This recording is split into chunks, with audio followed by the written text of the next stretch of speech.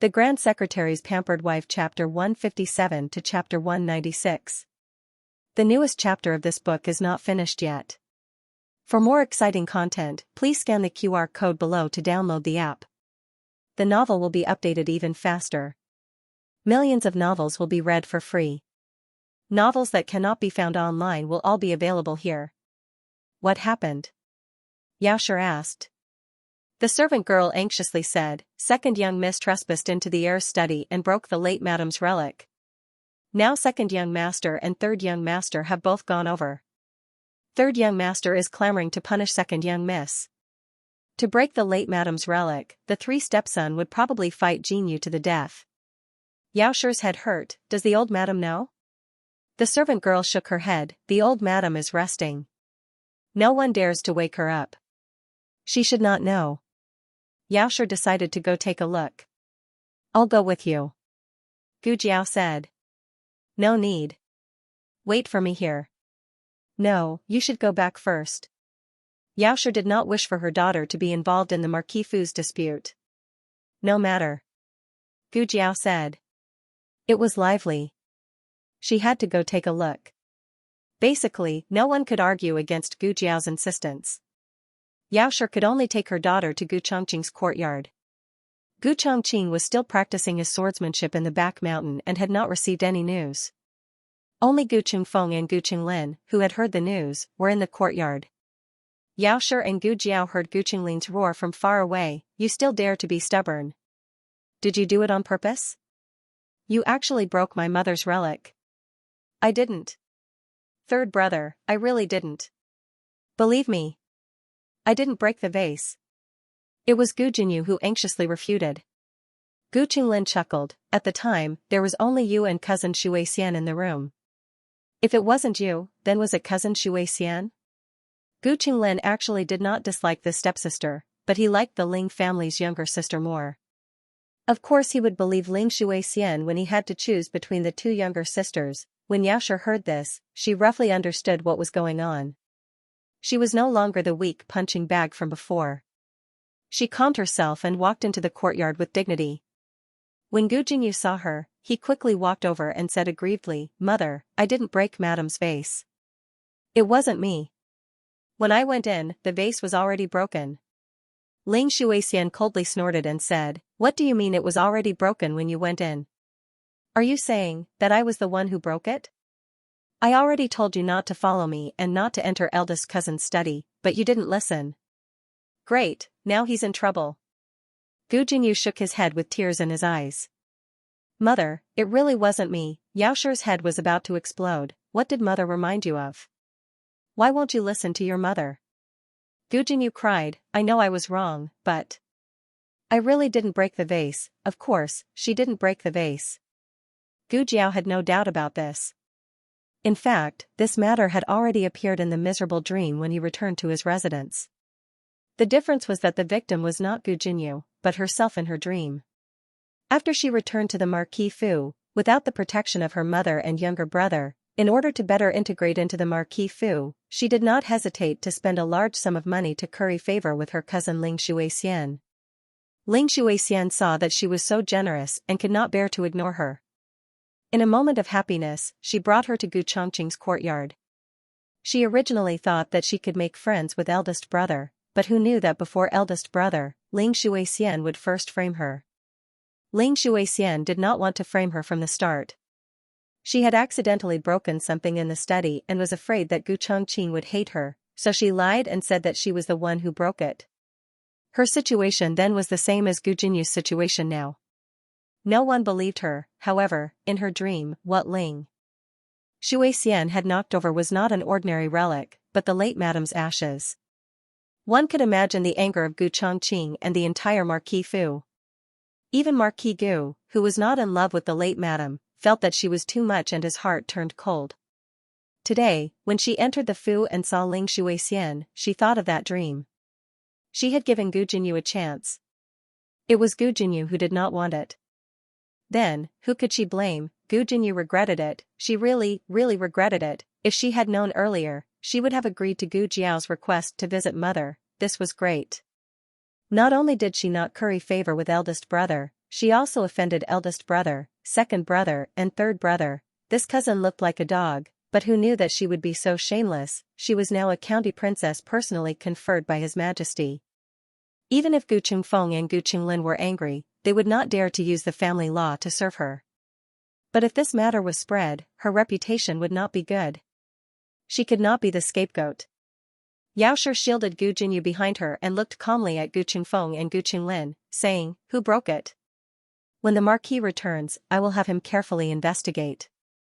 Jinyu is not only the daughter of Marquis Ding and Fu, she is also a county princess personally conferred by His Majesty. You cannot casually punish her. Gu Qinglin became unreasonable. He did not care if she was a county princess or not. He stood up from his wheelchair and rushed at Yaoshi with gritted teeth. Yaoshi protected Gu Jinyu in her arms. Gu Jiao calmly walked out and stood in front of Yaoshi. Gu Qinglin saw this familiar face and the fear of being controlled by the little black room surged to his head. His entire body froze. Gu Qingfeng calmly glanced at his younger brother and then looked at Gu Jiao. His gaze was deep. Gu Jiao calmly said, "Let's go." Gu Jinyu left with Yaoshi accompanying her. The Marquis Fu is not fun at all. Cousin even slandered me. I will never come again. Ling Shuixian felt extremely guilty. She was afraid that she would be exposed by Gu Chongqing's interrogation, so she quickly found an excuse to leave. Gu Chongqing returned to his courtyard an hour later. He was sick and covered in sweat. His face was still pale. But his bearing had not decreased and his aura was as sharp as ever. What happened? He looked at his two younger brothers who were silent. Gu Qinglin exaggerated the story of how Gu Jinyu had broken the vase and framed Ling Shuixian. He was truly heartbroken. That was his mother's favorite vase when she was alive. He heard that he had even peed in it when he was young. His mother could not stop laughing at him. She hugged him and kissed him. Actually, he did not remember any of this. But every time he heard someone mention it, he would desperately imagine the scene in his mind.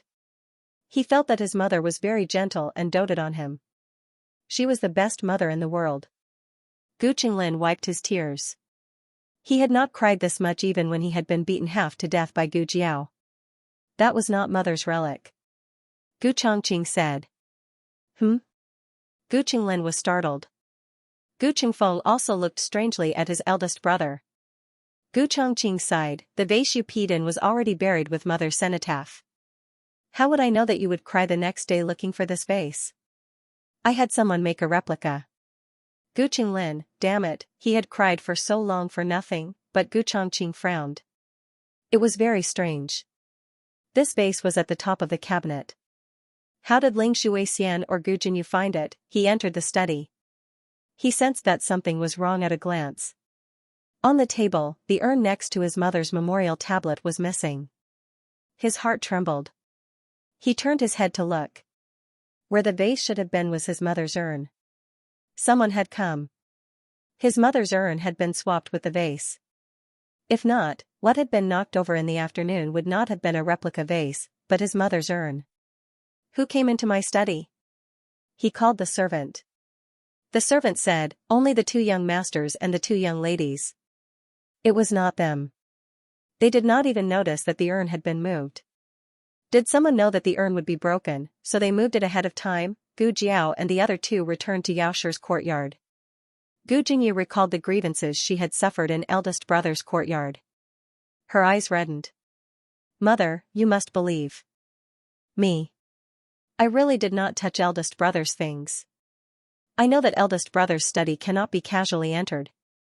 I only went in to take a look because I heard a strange sound. I was worried that something had happened to cousin. I did not expect that cousin would break the vase herself and then frame me. Yaoshi's expression was not good. What does it matter if you broke it or not? How many times have I told you not to go near your three brothers? Otherwise, you will have endless trouble.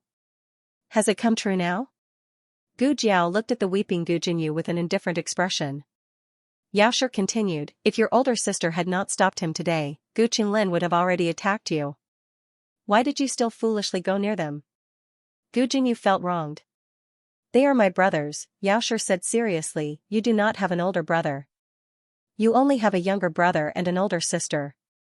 Although it was cruel to say this, how could those three not think the same? Xianxia continued, in the future, do not interact with the Ling family anymore. The Ling family was the previous madam's maternal family. They were also very prejudiced and dissatisfied with their branch. Gu Jinyu said with tears in her eyes, it was grandmother who told me to teach cousin. Today, she glanced at Gu Jiao. If only elder sister had been with us just now. Cousin would not have had a chance to slander me. Xianxia said, how could your elder sister have been with you? She just entered the manor and does not know the Ling family's young miss. Gu Jinyu sobbed as she said, cousin wanted me to invite elder sister to sit in the pavilion. I went to call elder sister, but elder sister did not agree. Gu Jiao was speechless. Did she blame the earth for not being able to poop? When she called her to pay respects to Xianxia, why did she not come with her? Also, why would Miss Ling be so kind as to call her? Gu Jiao could not be bothered to argue with her. She did not care what other people thought of her. She picked up her small basket and said, I'm leaving first. There were still 3 sick people at home. Xianxia could not keep her. After she left, Xianxia turned to look at Gu Jinyu. Her expression was very serious. How can you blame your elder sister for what happened today? What did your elder sister do wrong? Gu Jinyu was stunned. I did not, Xianxia said sternly, your elder sister has not used a single copper coin from the Marquise estate. She has not eaten a single mouthful of rice from the Marquise estate. It is not worthwhile for her to acknowledge any of the relatives in the Marquise estate. Miss Ling called her. Of course she could refuse. Mother, Xianxia had never used such a stern tone to speak to Gu Jinyu. In Gu Jinyu's eyes, Xianxia was gentle and understanding. She was even a little weak. But now, Xianxia was slowly becoming more unyielding. Xianxia said, in the future, don't let me hear these words again. I won't allow you to slander your elder sister. Gu Jinyu did not feel as aggrieved as being slandered by others. Besides her younger brother, mother doted on her the most, right? But the person mother doted on the most now, was her elder sister. Tell me, did she really do it? Xianxia asked Nanny Fong after Gu Jinyu left. Nanny Fong had already found out that Miss Ling had fled in panic. It was obvious that she was guilty. But Nanny Fong did not say anything. She only sighed and said, sigh, how would I dare to make wild guesses? Even if it was second miss, it should be unintentional. She did it to curry favor with the heir. Xianxia suddenly felt a little disappointed in this daughter of hers. Little Jing Kong finally realized that his hair had been shaved off. He burst into tears. He had kept his hair for more than half a year, and it was just about to be tied into a ponytail, but it was gone just like that. He had turned back into little bald head. He hugged his little bald head and sat on the threshold, crying his heart out. My hair is gone. Bad brother-in-law, compensate my hair. Bad brother-in-law. Bad brother-in-law. Bad brother-in-law. Compensate my hair, Xiao Luling said sternly, you were the one who wanted me to shave it. Little Jing Kong cried and kicked his legs. I didn't. I didn't. You're talking nonsense. Little Jing Kong was confused by the fever that night and did not have any memory of it. Therefore, he firmly believed that he would never give up his beloved little hair. Bad brother-in-law must have been jealous of him and shaved his hair while he had a fever. Xiao Luling spread his hands. If you don't believe me, you can ask Jiao Jiao later. Gu Jiao came back. An adult and a child were looking at her at the door. Xiao Luling leaned against the door frame helplessly, while little Jing Kong sat on the threshold, looking aggrieved. Gu Jiao could faintly feel the aura of a black cloud above her head. What happened? She asked. Jiao Jiao. Little Jing Kong looked at her sadly. Bad brother-in-law said that I was confused by the fever that night, and asked him to shave my hair. He also said that you were there, and you agreed, and you passed the razor to him. He was very sad, and his face was written all over. Jiao Jiao, how could you watch someone destroy my beloved little hair and even pass me a razor? Are you still my beloved Jiao Jiao? Gu Jiao took a deep breath and touched his poor little bald head. She turned to Xiao Luling and said, this is your fault.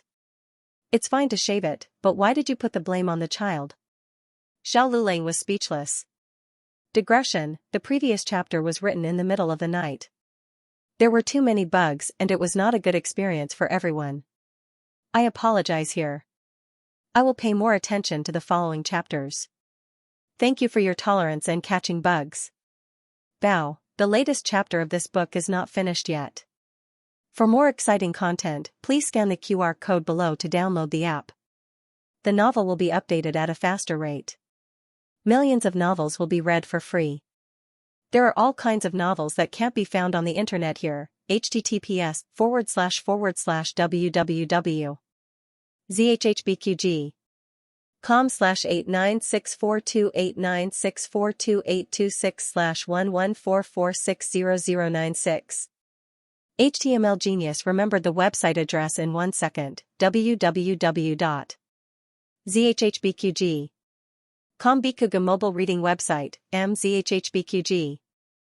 The latest chapter of this book is not finished yet. For more exciting content, please scan the QR code below to download the app. The novel will be updated faster. Millions of novels will be read for free. All the novels that can't be found on the internet will be available here. Xiao Lulang, I've learned bad things from my great-aunt. Identification complete. This incident ended with Gu Jiao planting 3 kisses on little Jing Kong's head. Little Jing Kong didn't have time to be angry with his bad brother-in-law. He covered the kisses on his head with his little hands and ran back to his room. He found a scarf and wrapped it around his head, waiting for the seeds to germinate. After the 3 of them completely recovered, they returned to Xianxia Academy and the Directorate of Education. Xiao Lulang and Gu Jiao had been on leave until now to take care of the 3 of them. Now, they could finally return to normal. The old lady also moved back. The old chancellor was so moved that he cried. They finally moved away. He wouldn't be chased by people with knives and robbed of his private stash anymore. The old chancellor was an honest official. He had been an official for decades, but he didn't save much money. He almost lost it all because of the evil empress. How could he reason with her? Xiao Lulang had been on leave for many days, so he missed a lot of homework. He didn't worry about his homework, but he still had to make up for it. Besides, he was going to take the imperial examination in spring next year, so he was more nervous about his studies. Feng Lin and Lin Qingye were also going to take the imperial examination in spring next year, so they weren't confident. In order to let Xiao Lulang spend more time on his studies, Gu Jiao said that from today onwards, she would take care of little Jing Kong. Several children in little Jing Kong's class were infected with the pox. After asking around, they found out that the first one who showed symptoms was the transfer student, Qin Chuyu. Little Jing Kong must have been infected by him and then passed it to his 2 older brothers. However, Qin Chuyu didn't recover as quickly as little Jing Kong. He was still on leave.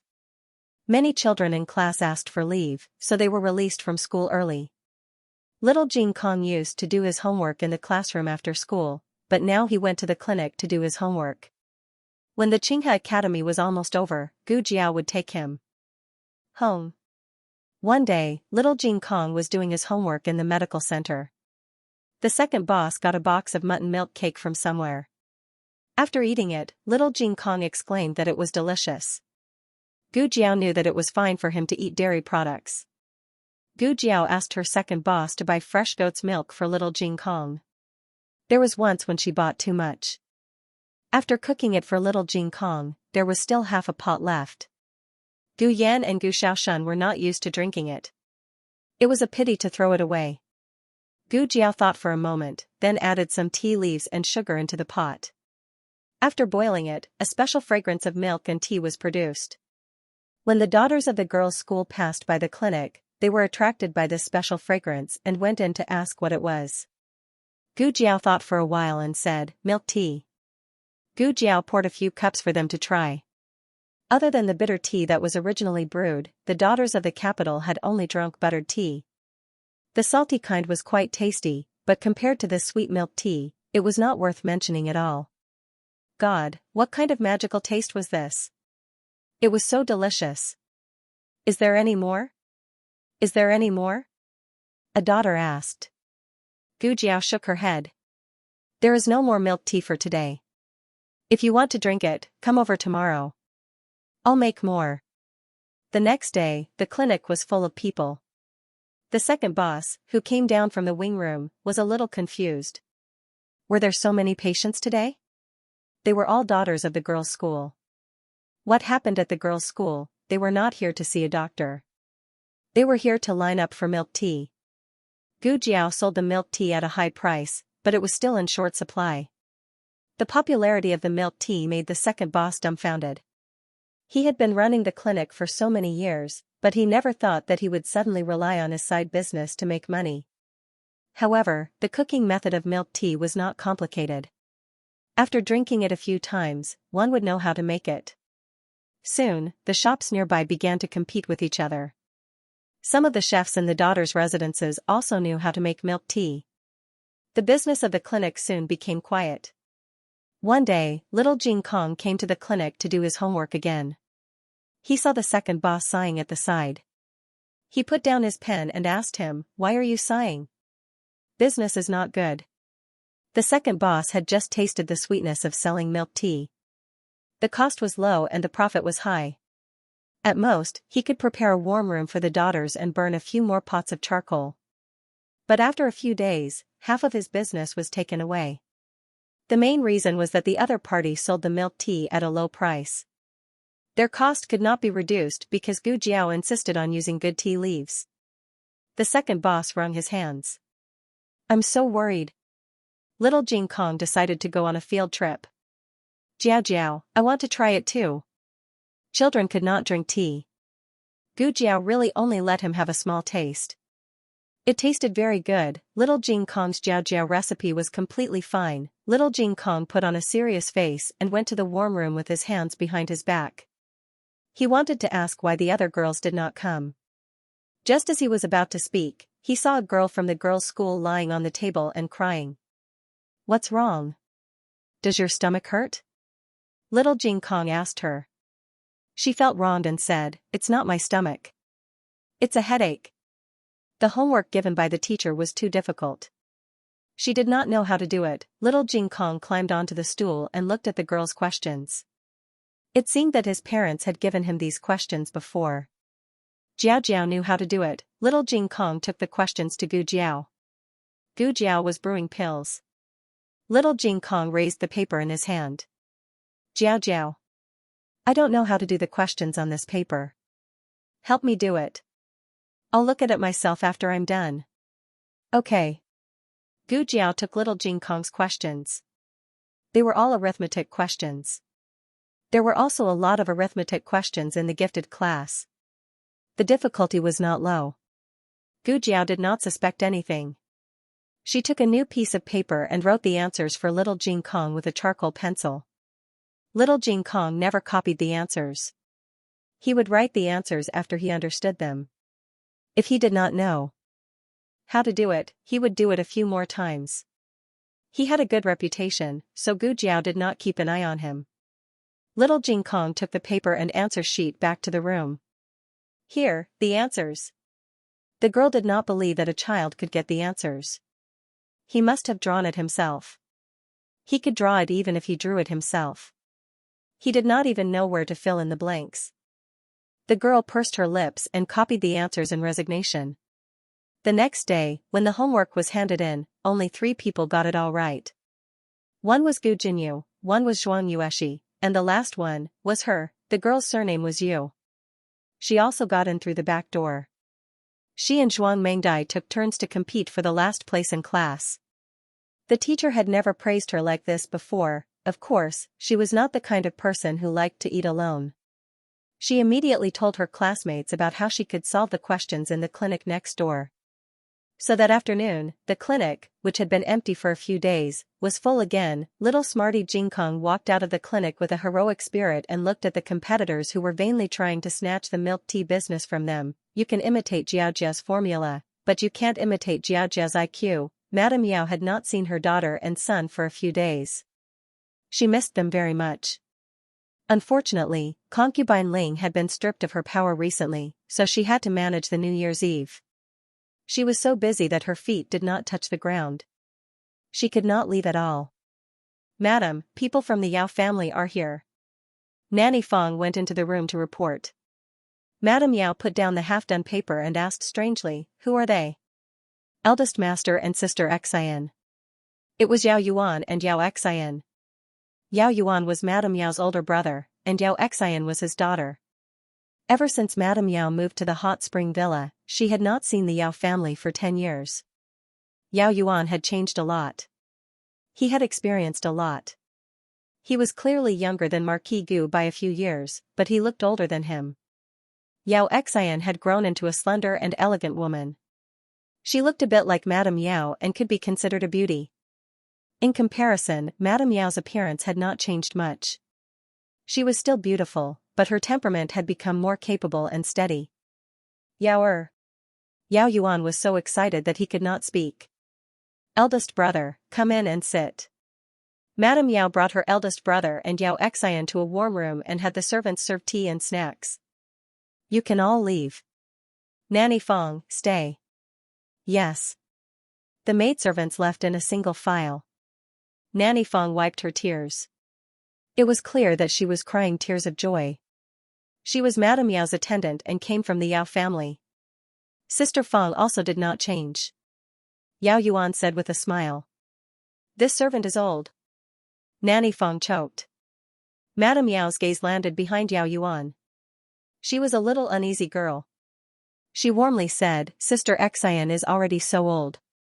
I remember that when I left, she was still a little girl. She should be of marriageable age soon, right?" Yao Xian did not dare to speak. Yuan turned around and tugged at her. "Aunt is asking you a question." Yao Xian said shyly, "She will be of marriageable age after spring." Madame Yao waved at her. "Come and sit. Eat something." Yao Xian turned around to look at her father. Seeing Yao Yuan nod, she carefully walked to Madame Yao's side. She sat down and picked up a snack that Madame Yao handed over and ate it carefully. It was Yao Xian's first time coming to the Marquis Fu. In the 10 years that Madame Yao was not in the Fu, the Yao family did not visit. They only sent some things to Gu Jinyu during festivals. Marquis Gu would have people send gifts to the Yao family in return. Yao Xian felt that the Marquis Fu was really big. Aunt's courtyard was really grand, the snacks were also exquisite. The Yao family's chef could not make them. "Aunt, is Sister Jinyu here?" Yao Xian asked. Madame Yao said, "She went to the girls' school and is not in the Fu." "Oh." Yao Xian was very envious. She also wanted to go to school, but her grandmother and parents only allowed her brother to go to school. Madame Yao looked at Granny Fong. "Granny Fong, bring Sister Xian to walk around the garden." Marquis Ding and Fu scenery was one of the best in the capital. Moreover, she understood that this eldest brother had something to say to her. "Yes. Madam. Young miss, please come with me." Granny Fong led Yao Xian out of the yard. There was no one else in the room.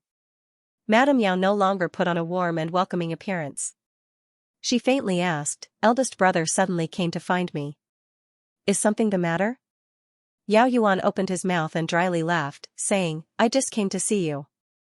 You returned to the capital and did not visit your maternal family. You did not send any news to your maternal family about Jinyu's marriageable age ceremony. They all said that you disliked the Yao family for losing face. I know that is not the case. Younger sister, are you still blaming us for what happened in the past?" Madame Yao drank a mouthful of tea. "Eldest brother should not bring up the matters of the past.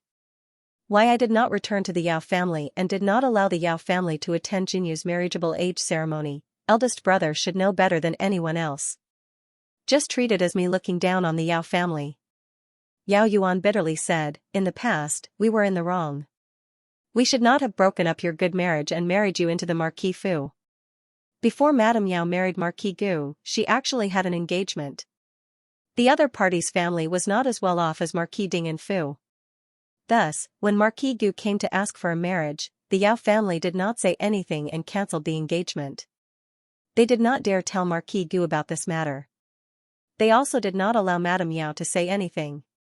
Yao Yuan knew that his younger sister had nearly eloped with that person. It was he who personally caught his younger sister. He even had someone break that man's leg. Yao Yuan, father and mother did it for the Yao family, Madam Yao. It's a pity that you did not expect that I would not help the Yao family. You married a daughter over for nothing. Yao Yuan choked. That's right. After his younger sister married, she immediately drew a clear line with her maternal family. Even father did not get to see his younger sister one last time before he died. However, this could not be blamed on his younger sister, who told his younger sister to be in the residence and not be able to rush back to the capital. He blamed himself and said, "Younger sister, everything that happened in the past was eldest brother's fault. Eldest brother did not protect you and did not stand on your side against father and mother. If you want to blame someone, blame eldest brother. If there was anyone in the Yao family that could speak with Madame Yao, it should be Yao Yuan." Yao Yuan doted on this younger sister very much. The reason he broke up the Mandarin ducks was not to extract any benefits from Madame Yao. It was just that he felt that man was not worthy of his younger sister. He thought that after his younger sister married into the Marquis Fu, she would become a person above others. However, he did not know that he had personally pushed his younger sister into the fire pit. He sadly said, "Father was filled with regret on his deathbed. He told me that if there was a day that I could see younger sister, I would definitely apologize on his behalf. There is also mother. She also knows that she was wrong in the past. She has already changed. Can you forgive her? Her body is not very good. I fear that she does not have much time left." Senior servant Feng took Yao Xian around the Marquis Fu. Yao Xian opened her eyes. She knew that her aunt had married into a large family, but she did not expect it to be so old. When Yao Xian returned to Madame Yao's courtyard, Yao Yuan got up and said goodbye. Madame Yao had people prepare gifts for them. She gave Yao Xian a pair of ruby stone noodles. Yao Xian liked it very much.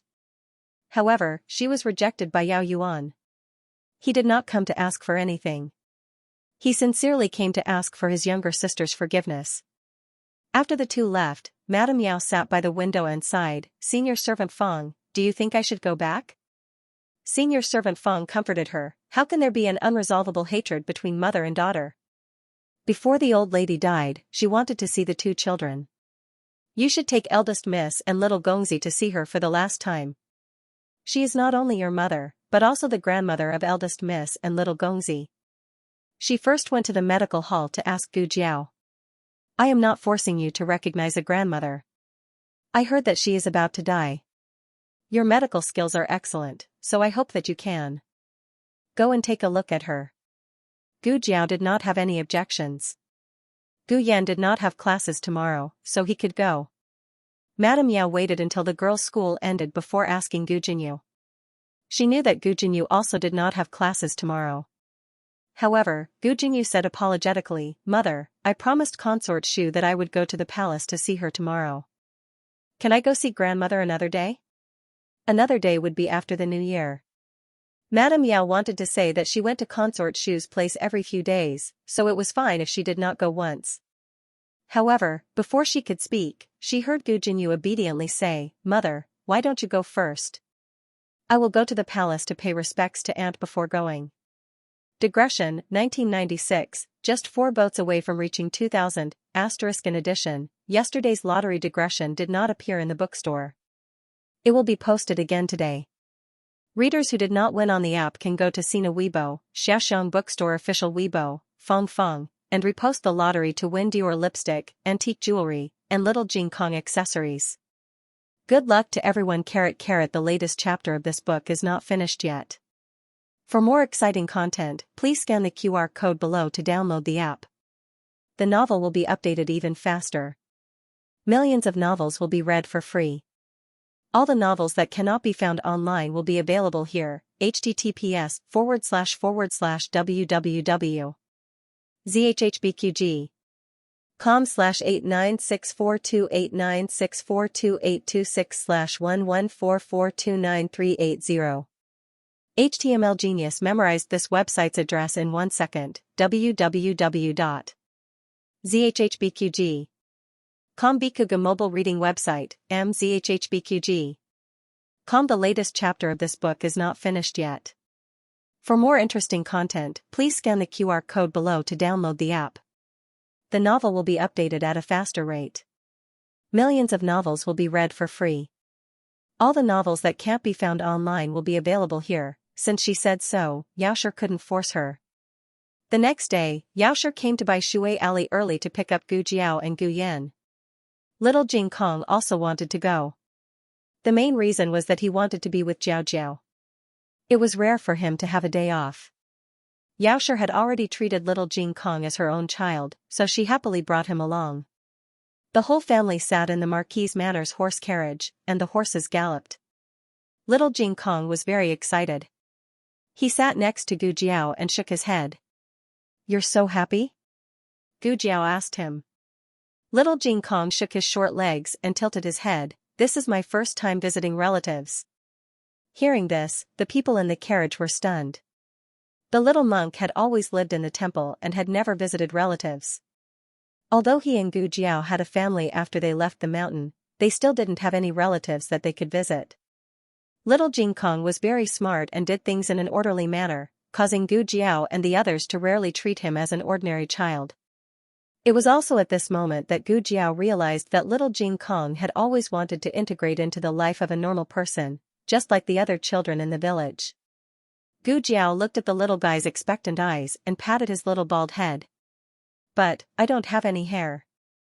Will grandmother not like me?" Little Jing Kong's way of addressing his family was similar to Gu Jiao's. As long as Gu Jiao acknowledged it, he would call them that. Although Gu Jiao had never called Xiaoxia mother, she was willing to be close to her. Little Jing Kong could feel it, so he was also very close to Xiaoxia. Xiaoxia said that when she went to visit her maternal grandmother today, little Jing Kong had specially observed Gu Jiao's expression. She did not have any taboos when addressing her maternal grandmother, so little Jing Kong guessed that he could address her as such. Xiaoxia warmly said, "No, little Jing Kong is just as cute without hair." Little Jing Kong said proudly, "I think I'm cute too." The corner of Gu Yan's mouth twitched. He took the tiger head hat and covered his little head. "Put on the hat. Aren't you afraid of the cold?" Little Jing Kong was furious. "You're just jealous that I'm younger and cuter than you." Gu Yan chuckled. "You're cute. I think you're just pitiful because no one loves you." Little Jing Kong put his hands on his hips and stomped his feet. "Of course not. I'm Kiki AI. The two of them bickered and soon arrived at Yao Manor. It was Gu Yan's first time visiting his maternal grandfather's home. Although Xiaoxia had disagreements with her maternal family, she had never shown it in front of Gu Yan. Therefore, Gu Yan's impression of the Yao family wasn't bad. Due to Little Clear Sky's encouragement, he even had a faint trace of anticipation for this trip to visit his relatives. Xiaoxia had sent someone to inform her maternal family last night. Early in the morning, Yao Yuan and his wife, Madame He, were waiting at the door. The weather was cold, and the two of them were shivering with hot water in their hands. When they finally saw the carriage coming, they hurriedly walked forward without waiting for the carriage to stop. Yao Yuan excitedly said, "Younger sister." After the carriage stopped, senior servant Feng came down first and helped Xiaoxia down. Xiaoxia greeted her older brother and sister-in-law, then looked at the carriage. In the carriage, a little bean jumped down first. Yao Yuan and Madame He were stunned.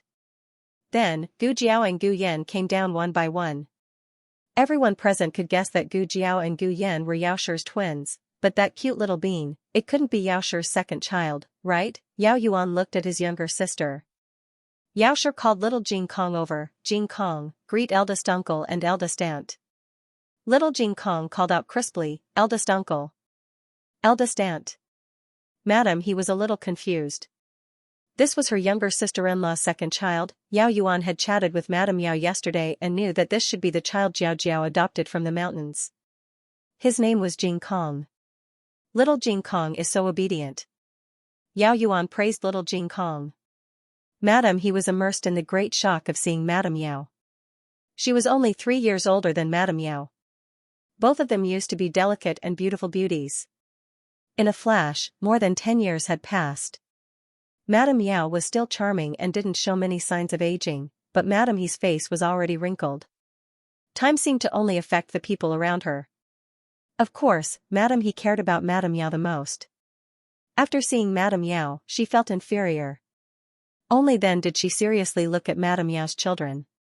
Little Jing Kong had already run to the front to look at the stone lion at the door. Madame He's gaze landed on Gu Yan and Gu Jiao. Gu Yan had inherited Marquis Gu's good looks and was as pure as jade. As for Gu Jiao, Madame He looked at the birthmark on her face and awkwardly opened her mouth. This is Jin Yu? Madame Yao said, it's Jiao Jiao. Yesterday, when Yao Yuan went to the Marquis Fu, he already knew that the two daughters were swapped. He also knew that Gu Jiao still hadn't returned to the manor and was still living in a small residence outside the manor. A trace of disappointment flashed across Madame He's eyes. She looked in the direction of the carriage. Jin Yu didn't come? Madame Yao's brows furrowed. Jin Yu, the one standing in front of her was Jiao Jiao. Couldn't she greet Jiao Jiao first? Gu Jiao was very calm. She didn't greet Madame He and directly walked past her to catch up with little Jing Kong, who was looking at the stone lion in front. Yao Yuan glared at Madame He. Madame He pursed her lips. What was wrong with asking? He didn't come, but she wasn't allowed to ask. Madame He looked at Gu Yan and smiled. This is Yen'er, right? Gu Yan, haha. Ignoring her older sister, he also ignored her. Gu Yan didn't even look at Madame He and strode forward to find Gu Jiao and little Jing Kong. Yao Yuan and Madame He were extremely embarrassed. Yao Yuan didn't care about the difference in treatment, but he didn't expect his wife to have such a reaction. He awkwardly cleared his throat and said to Madame Yao, Mother is in the room. Younger sister, quickly go in and see her. Madame Yao stepped into the house. Madame He walked beside her and didn't forget to ask her with a smile, Younger sister, why didn't Jin Yu come? Madame Yao stopped in her tracks. She entered the palace. Madame He was dumbfounded. Jin Yu is really amazing, he can enter the palace. Madame Yao didn't want to pay attention to this sister-in-law. But she didn't come to see her sister-in-law today. They went to old Madame Yao's courtyard. Old Madame Yao was sitting on the Kong in the east room. It was different from what Yao Yuan said. Her face was really pale, but it didn't look like she was dying. Madame Yao frowned again and turned to look at Yao Yuan. Yao. Yuan lowered his head. Old Madame Yao said in a deep voice, don't look at him. I asked him to call you over. If I didn't say that, would you come back? When you married into the Marquis's house, you didn't say anything and cut off all contact with the Yao family. I followed you. What? More than 10 years have passed. Isn't it enough to appease your anger? I'm already so old. I don't know how many days I have left. What's wrong with me wanting to see my two precious grandsons? Can't I see them? This matter made people uncomfortable. But when Madame Yao heard that she wanted to see the twins, she was not so angry.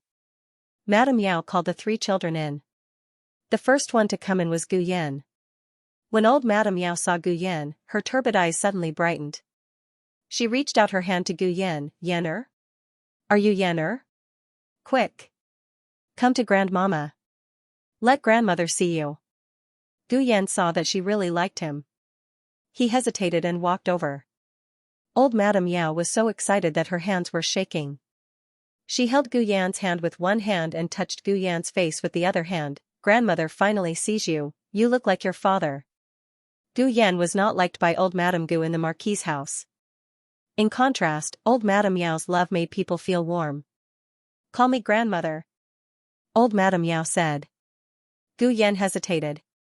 When he was about to call grandmother, Gu Jiao came in with little Jing Kong. Little Jing Kong tilted his head and looked at the old woman on the arhat bed. He asked cutely, is it grandmother? Old Madame Yao was stunned. Yao Yuan leaned over and explained in her ear, Jiao Jiao adopted a little monk on the mountain. His name is Jing Kong. I mentioned him to you yesterday. Old Madame Yao heard about the 2 children's background and Gu Jiao's situation from her son. Since this little guy was Jing Kong, then the one holding his hand should be Gu Jiao. After all, he was Madame Yao's biological child. Old Madame Yao didn't dislike him. But she also looked behind them like Madame He and asked, where is Jinyu? Why didn't she come? Jinyu came to the palace. Madame He came in with a smile and said proudly. Madame Yao said, she will come after greeting imperial concubine Shu. Gu Jiao noticed the disappointment in old Madame Yao's eyes. But old Madame Yao didn't neglect Gu Jiao and little Jing Kong. She looked at Gu Jiao and little Jing Kong kindly. You are good children. Come here. Little Jing Kong held Jiao Jiao's hand and walked over. Little Jing Kong called grandmother and stretched out his little head to allow grandmother to touch his little bald head. Gu Jiao didn't call anyone. Yao Yuan explained in a low voice. Jiao Jiao just recognized his little sister. He is introverted. It's okay. Old Madame Yao smiled gently. Yao Shi looked at her mother who was holding a bowl of water. She finally believed what her brother said to her yesterday. Her mother really repented. She wouldn't treat her son as a treasure like before. Her daughter was something that could be sacrificed for the family at any time. But Yao Shi didn't know that she was happy too early. Old Madame Yao's bowl of water was held for her to see. After several people went out, there was only Gu Yan left in the room. Old Madame Yao asked a maid to bring a big box. She opened it and took out a big and red persimmon. She handed it to Gu Yan and said, "This is the persimmon king that your uncle spent a lot of money to buy from someone. Grandmother specially kept it for you. Try it." Only one? Gu Yan asked. Old Madame Yao was stunned. Gu Yan said, "Then I will keep it for Jia Jia and little Jing Kong. They have it. It's yours." Old Madame Yao called a maid in the room and handed the box to her. The persimmons that De Yi brought yesterday. Pick 2 of the biggest persimmons and give them to Jiao Jiao and that child. When Gu Yan heard that grandmother didn't call little Jing Kong's name, he unconsciously frowned. I am going to find mother. He found an excuse to go out. But he didn't find Yao Shi. Instead, he went to the small garden where little Jing Kong played. Little Jing Kong was happily making snowmen on the ground. Gu Jiao was watching him. The maid in old Madame Yao's yard brought 2 persimmons. One for Gu Jiao and the other for little Jing Kong. Little Jing Kong was a sensible and contented child. Wow. What a big red persimmon. Jiao Jiao, can I eat it? Gu Jiao nodded. Little Jing Kong began to peel the persimmon in the snow. Gu Yan looked at the persimmon in his hand and then looked at little Jing Kong's and Gu Jiao's persimmons. His eyes suddenly became cold. In fact, he just saw that there was a big persimmon in the box. He thought that the maid would give it to little Jing Kong and Gu Jiao. But he didn't expect that she secretly put away the box and gave them 2 small persimmons. It went without saying who instructed her to do this. That persimmon must be left for Gu Jinyu. Grandmother didn't really love Yao Shi's child. It was reasonable that the people in the mansion favored Gu Jinyu. After all, they had raised him for so many years. But grandmother had never seen the 3 of them. She left the big persimmon for him and Gu Jinyu, who didn't come to the mansion today. Gu Yan was very angry. He walked over and took the persimmon that little Jing Kong had been peeling for a long time. He gave him the persimmon king in his hand. Little Jing Kong was stunned for a moment. He said, "Oh." He held the big persimmon king in his 2 small hands and peeled it with difficulty. After peeling it, he handed it to Gu Yan with both hands. Here. This time, Gu Yan was stunned. What are you doing? Little Jing Kong tilted his head. Don't you want me to peel the persimmon for you? I am giving you the big persimmon to eat. Gu Yan's chest seemed to be blocked by something. Little Jing Kong stuffed the peeled persimmon into his hands. Then he took his small, half-peeled persimmon and continued to peel it. He peeled it very carefully. But Gu Yan felt his heart hurt. He squatted down and looked at the little guy. This is the big one. Can't you see it? Don't you want to eat the big one? Little Jing Kong said seriously, I can't finish it. Little Jing Kong thought that it was reasonable to give the big one to the adults and the small one to the children. Yan. Gu Jiao smiled at Gu Yan. Gu Yan swallowed the words that he wanted to say to expose old Madame Yao. In fact, he knew what old Madame Yao was thinking. He was his father's favorite son and Gu Jinyu was his favorite daughter. Jiao Jiao didn't even live in the Lord Protector's mansion. It seemed that she was not favored. Old Madame Yao didn't care about Jiao Jiao and an adopted little monk. But she didn't want to offend Madame Yao, who had just returned to her mother's home. So, she acted one way in front of others and another way behind others' backs. The latest chapter of this book is not finished yet. For more exciting content, please scan the QR code below to download the app. The novel is more complete and updated faster. Millions of novels are free to read. All the novels that you can't find on the internet are available here. https://www.zhhbqg.com/896428964286/114425591. HTML Genius remembered the website address in a second. www.zhhbqg.com Bikuga mobile reading website, mzhhbqg.com. The latest chapter of this book is not finished yet. For more exciting content, please scan the QR code below to download the app. The novel will be updated even faster. Millions of novels will be read for free. All the novels that can't be found online will be available here. Gu Yan sat beside Gu Jiao with a dark face. Gu Jiao laughed. What are you angry about? Aren't you angry? Gu Yan looked at her with a puzzled expression. This question was equivalent to asking in vain. How could he not sense whether she was angry or not? Little Jing Kong was a child. He didn't understand these twists and turns, but she should know. Gu Yan didn't understand why she wasn't angry. Gu Jiao lazily leaned back in the chair. What's there to be angry about? She wasn't someone who lived under other people's eyes. Other people's opinions of her couldn't hurt her. She also didn't rely on other people's help to live. Because she was strong enough, she could ignore all the superficial things. Gu Yan couldn't reach his sister's level for the time being, but by Gu Jiao's side, his emotions were also affected by her strong heart and gradually calmed down. Little Jing Kong ate happily and his whole body was covered in food. Jiao Jiao, I'm dirty from eating. It's okay, I brought you clothes. Gu Jiao brought little Jing Kong into the side room and washed his face and hands. She also took a small cotton-padded jacket from the small basket and put it on him. Old Madame Yao had a son and a daughter. Yao Yuan also had a son and a daughter. The daughter was Xianxia and the son was called Yao Fengyi. Yao Weifeng was studying abroad and it was said that he wouldn't come back this year. The whole family sat at the table to eat. They were all family, so there was no division between men and women. Yao Shi first carried little Jing Kong to wash his hands. She found that his shoes were wet from stepping on the snow, so she carefully changed his footwear and tiger-headed shoes for him. In all fairness, little Jing Kong was really good-looking. Old Madame Yao had never seen a child more beautiful than him in her life. But no matter how beautiful he was still an orphan. In the future, he would have to rely on the Hou-fu.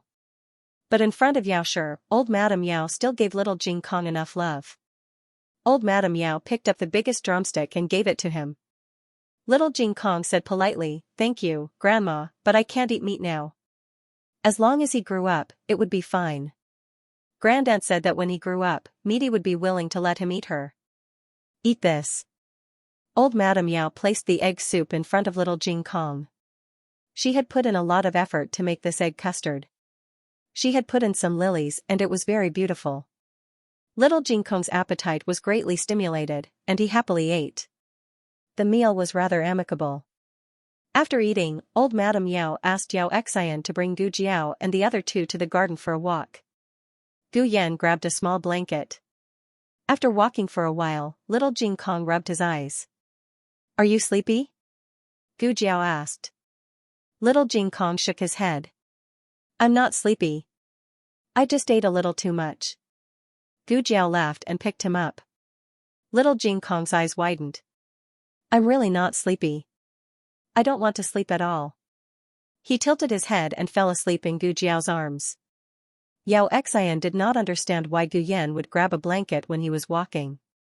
But when she saw Gu Yan draping the blanket over little Jing Kong, she understood everything. This cousin was quite attentive. "Cousin, when is Cousin Jinyu coming over?" She smiled and asked. Gu Yan said impatiently, "You can ask her." "How would I know?" Xianxia choked and felt a little awkward. She said, "I heard that Cousin Jinyu went to a girls' school." "Is that true?" Gu Yan was annoyed with Gu Jinyu, but this cousin kept asking him if he was blind when his biological sister was here. "I'm sleepy too. I'm going to sleep." After he said that, he pulled Gu Jiao and left without looking back. There was a reason why the Yao matriarch had sent the 3 children away. She gave Heisher a look, and Heisher said to Yaosher, "Younger sister, mother is tired. Let mother rest. Come to my room to talk." Yaosher did not like this sister-in-law, but she could not refuse. She could only go to Heisher's room. Heisher did not disappoint Yaosher. After exchanging a few pleasantries, she dug a hole for Yaosher. "Younger sister, has Jinyu's marriage been arranged?" Based on Yaosher's understanding of Heisher, she would not care about this for no reason. Yaosher was suspicious. Could it be that Heisher wanted to arrange a marriage between Jinyu and Yao Fingyi? Yaosher said calmly, "Not yet. Her marriage will be decided by the old madam and the marquis. I'm not worried about this." Heisher smiled. "Jinyu is promising. Her marriage will not be bad in the future. But no matter what, she is already of marriageable age. As her mother, you should be more careful." Yaosher was even more puzzled. If she was not having any ideas about Jinyu, then what was she doing? Heisher smiled and said, "Sister Xianxia is about to be of marriageable age. She's not as capable as Jinyu, so I'm thinking of settling her marriage early. Otherwise, when she gets older, it won't be easy to talk about marriage." Yaosher glanced at her.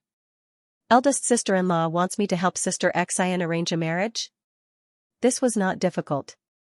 After concubine Ling's position was taken away, old Madame Gu was too busy and left many things to her to take care of.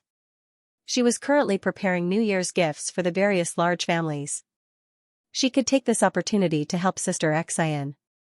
Heisher smiled but did not speak. Yaosher's heart skipped a beat.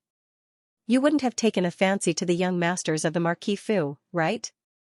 "There's no way." Heisher originally wanted to say the heir of the Marquis Fu, but seeing Yaosher's reaction, she smiled embarrassedly.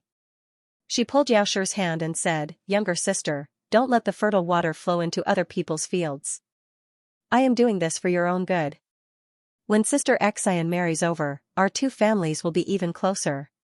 With Sister Xian going to the Marquis Fu to help you, you will be able to live more comfortably, right? It is better to resolve enmity than to keep it alive. When Sister Xian marries over, you will no longer be enemies. You will be mother and son." Yaosher did not know how Heisher could say such a thing. She and Yan'er were about to be bullied to death by those 3 stepsons, yet eldest sister-in-law wanted her to marry her niece over. Resolve what? She would never reconcile with the 3 of them in this lifetime. Yaosher said, "You feel that selling me is not enough, so you want to sell Sister Xian, right?" "Madam," he said, "Sister Xian is willing to do so." Yaosher laughed in anger. Her aunt has been bullied to this extent, yet she is rushing to marry the person who bullied her aunt. "Eldest sister-in-law, this is the kind of child you have raised." When Heisher heard this, her expression was not very good. "Younger sister, now that you have become rich, you no longer care about the life and death of your maternal family. If we had not married you into the Marquis Fu, how could you have the wealth you have today? You have not cared about your maternal family for over a decade, and we have not said a single bad word about you. Let me ask you, how could there be such a good maternal family in this world? Now that your own niece is about to be married, you would rather let an outsider benefit than marry her into the manor. What? Does younger sister not want to see your maternal family live better than you?" Yaosher sneered, "How does eldest sister-in-law know that she will live better than me after marrying into the manor?" Heisher raised her chin and said, "Our Sister Xian is obedient and sensible. She will definitely be able to make husband and the old madam like her." If this was in the past, Yaosher might have argued with her and explained the reasoning behind it, but later on, she gradually understood that some people were unreasonable. She only acknowledged her own reasoning. She did not care how much hardship Yaosher had suffered in the Marquis Fu over the years. To put it bluntly, she was just being selfish. Yaosher stood up and left. Heisher saw that Yaosher was angry and quickly pulled her back, apologizing. "Aya, eldest sister-in-law did not mean it that way. Don't misunderstand. Eldest sister-in-law said something wrong. You are a great person and do not lower yourself to her level." Yaosher said, "I cannot say anything about the Marquis Fu's marriage. Even if she said it, they would not like her. Heisher, in any case, you should bring Sister Xian to the manor to sit. Who knows which one of them would like her?"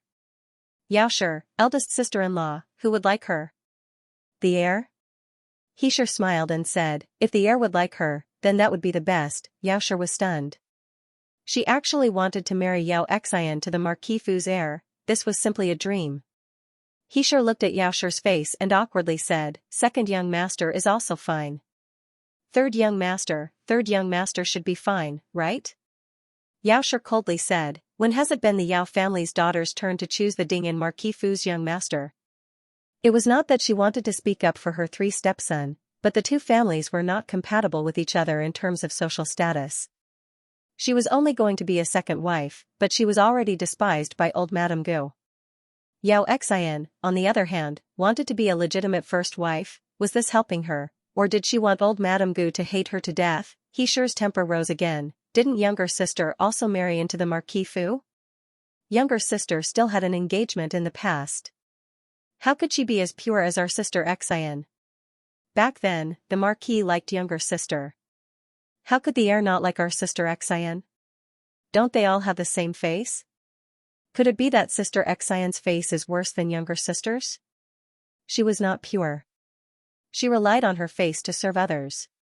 She willingly married into the Marquis Fu. Good, very good. Xiaoshi took a deep breath and asked, are these words eldest sister-in-law's meaning or mother's meaning?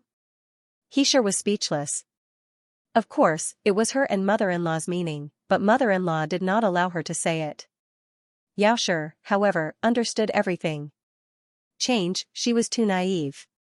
Originally, they were going to eat dinner before returning to the manor, but Xiaoshi could no longer stay. Jiao, let's return to the manor. Xiaoshi entered a side room and said to Gu Jiao. Good. Gu Jiao did not ask why. Gu Yan also did not ask.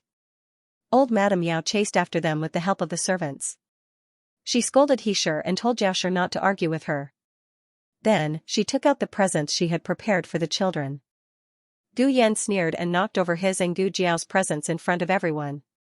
They saw that it was also a snack, but a red packet rolled out of Gu Yan's box. Gu Jiao's was nothing. Little Jing Kong's was also nothing. But the box that Xiaoshi brought to Gu Jinyu also had a red packet. Xiaoshi looked at the presents for the four children and was so angry that her face turned white. Little Jing Kong was asleep. Gu Yan was too lazy to pretend to be peaceful.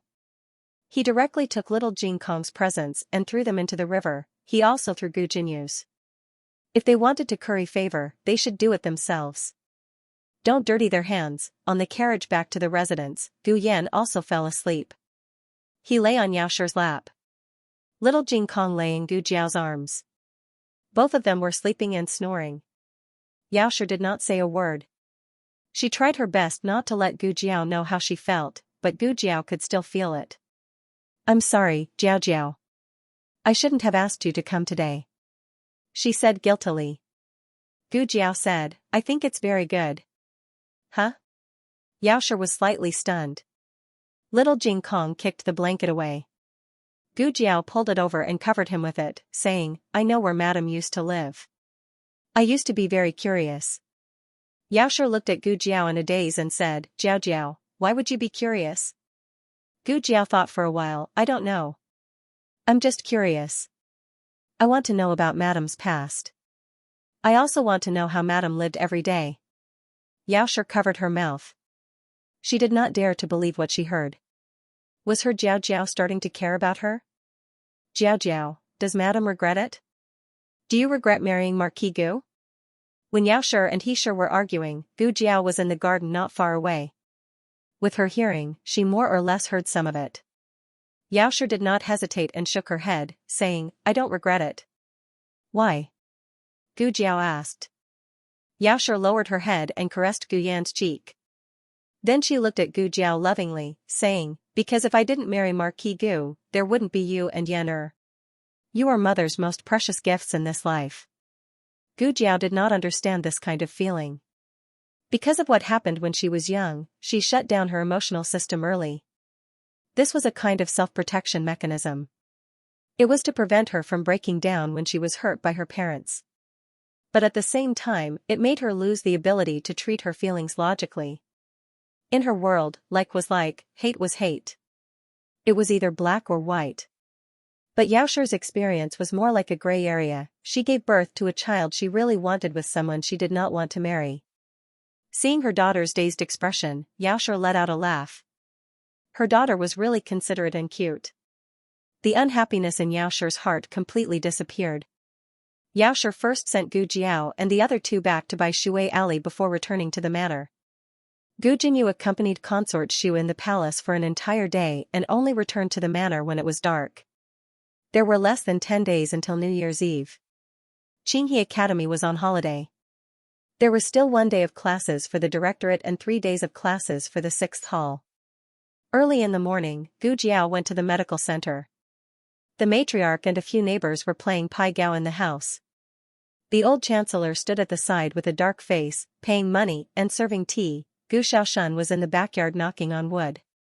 Gu Yan quietly came to the front yard. First, he looked around at the door. After a while, he came to the entrance of the alley and looked around. The end of the alley was connected to Chang'an Main Street.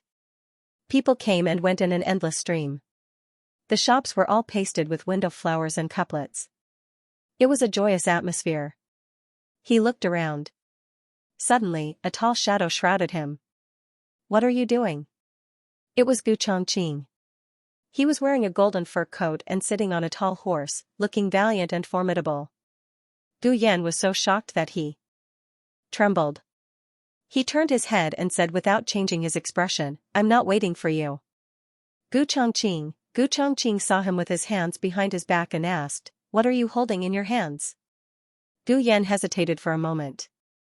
He still took his hands out from behind his back and handed it to him. "Here." Gu Chongqing took it. It was a wooden carving. The thing carved was a bit hard to explain. Gu Chongqing, a monkey? Gu Yan exploded, "What monkey? Open your eyes and look clearly. Is there such a handsome monkey in the world?" He had learned from Gu Shaoshan for a few days and nights.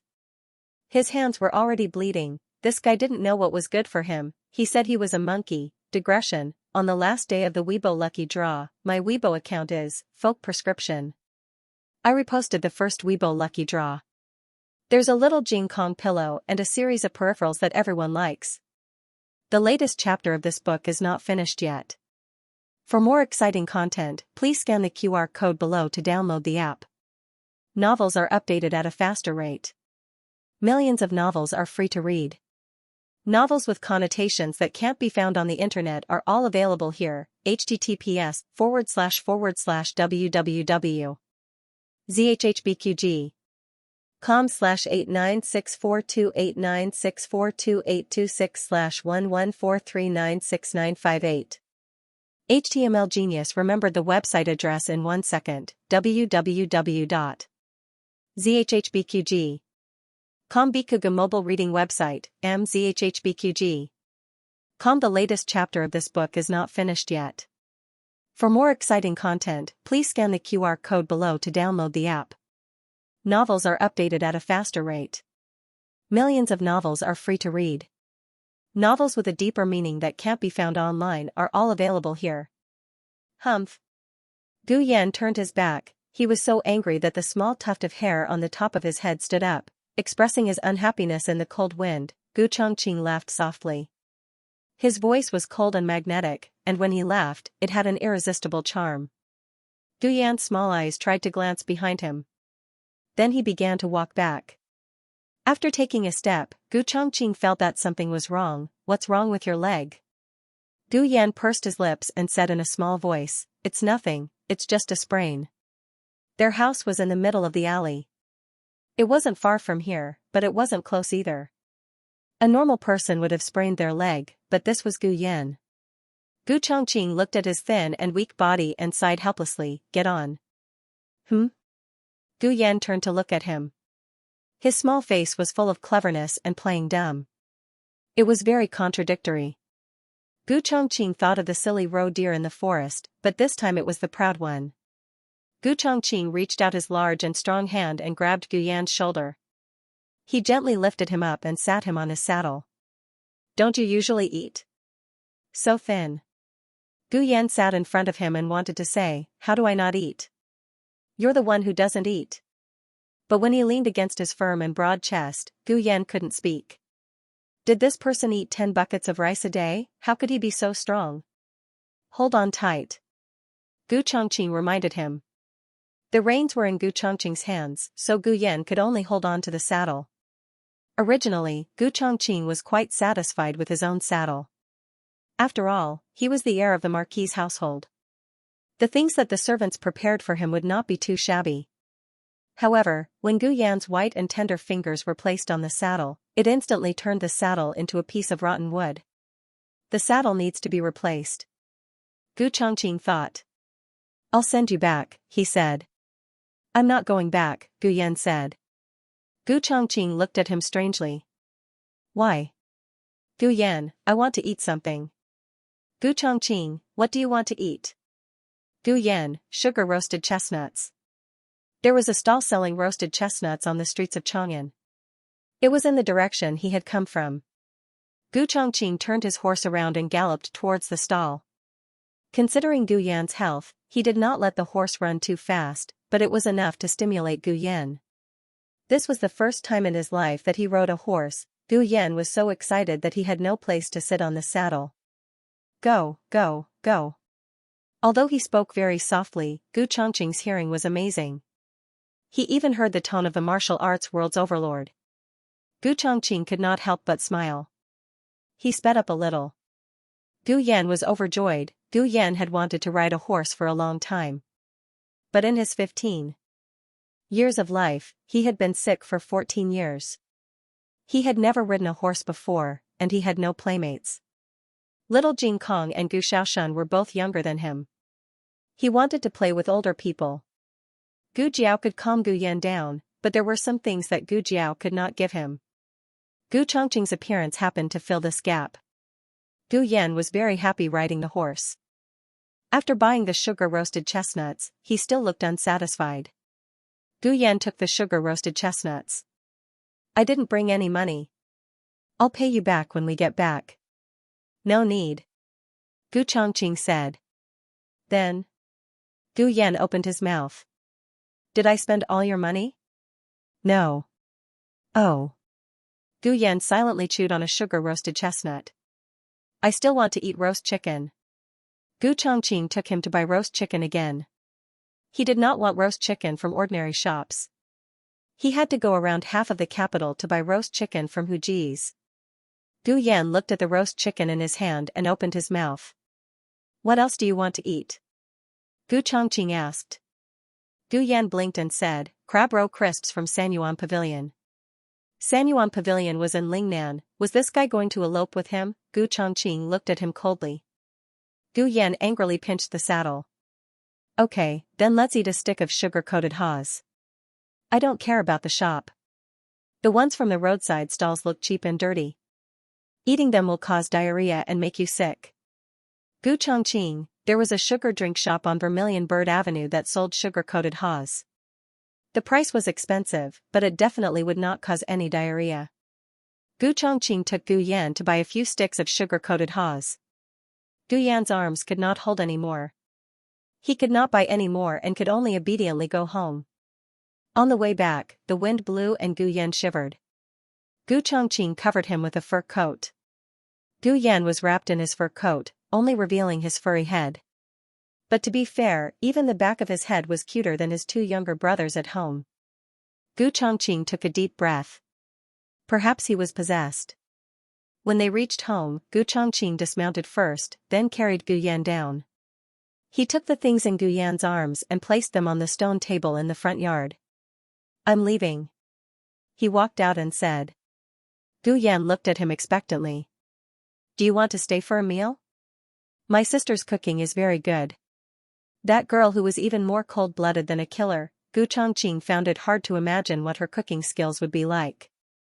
He looked at the kitchen behind the hall and a trace of desire flashed in his eyes. But in the end, he restrained himself.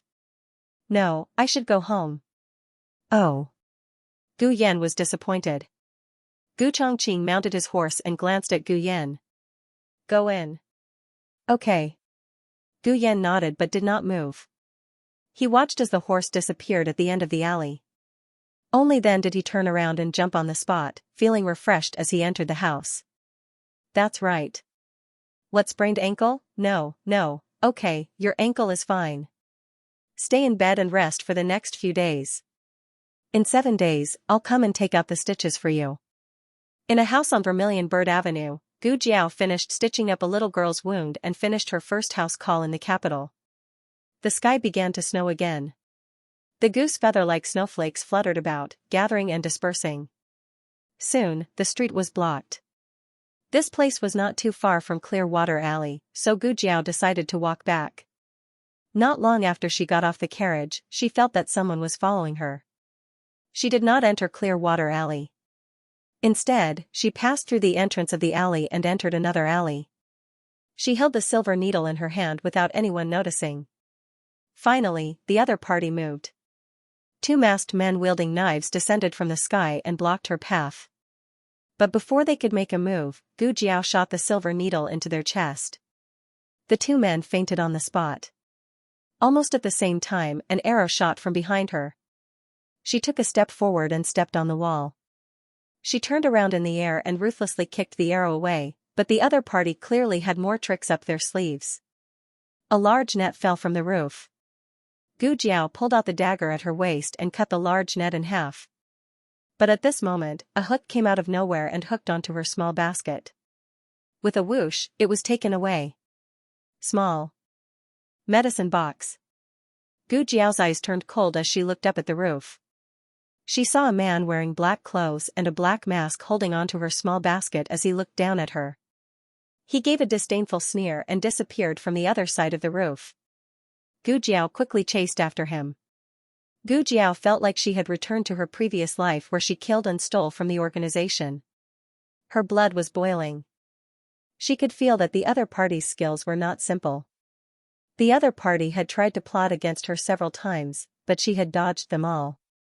In the end, Gu Jiao chased after the other party to a courtyard that seemed to have been abandoned for a long time. The other party had already hidden inside. The moment Gu Jiao stepped over the threshold, a row of sharp arrows flew towards her. She had dodged bullets in her previous life, so this kind of speed was not a problem for her. The arrows that seemed to be flying at high speed seemed to be in slow motion in Gu Jiao's eyes. Gu Jiao easily dodged them.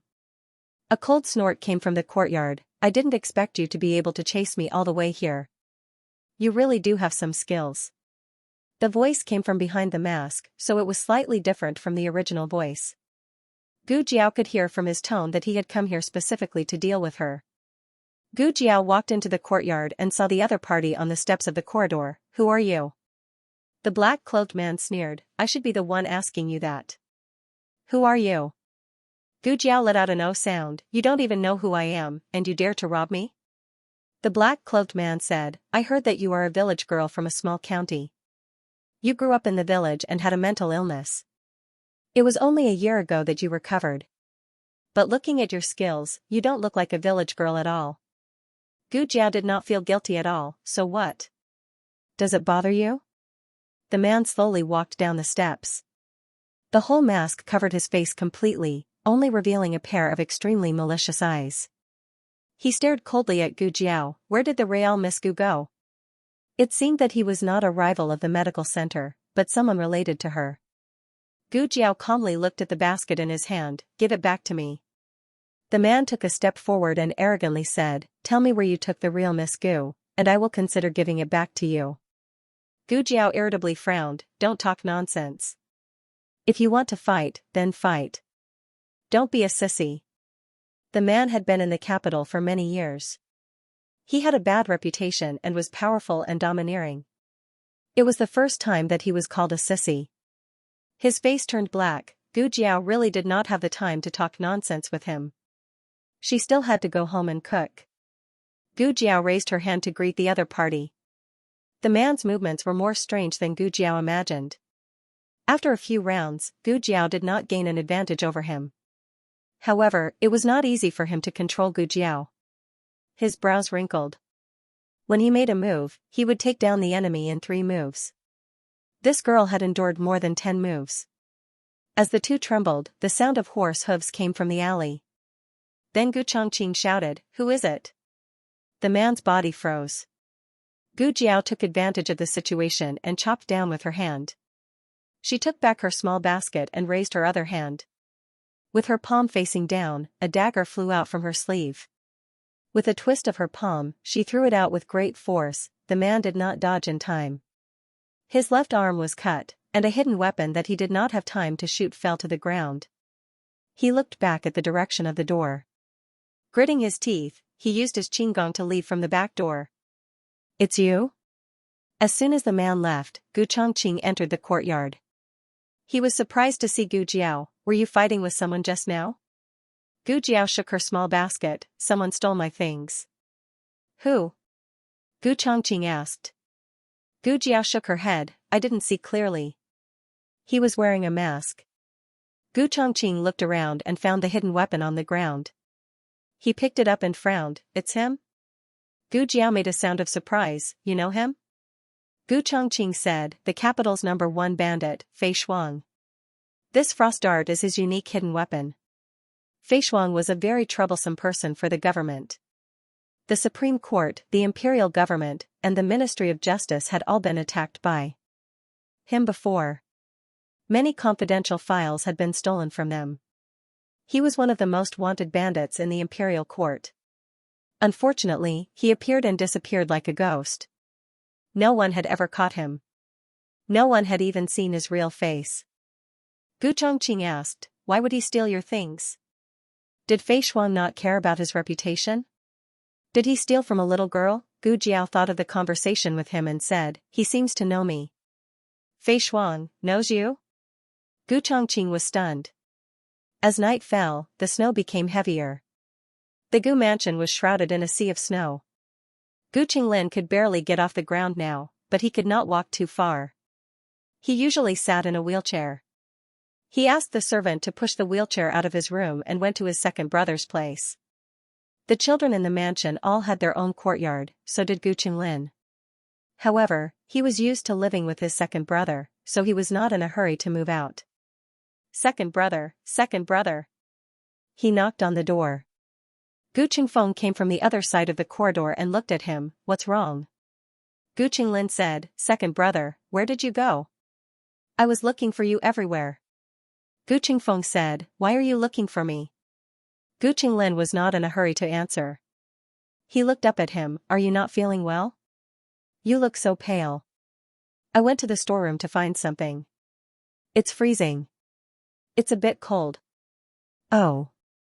Gu Qinglin did not suspect him. "Second brother, do you know where my spinning top went? The one that the fifth prince gave me. I can't find it."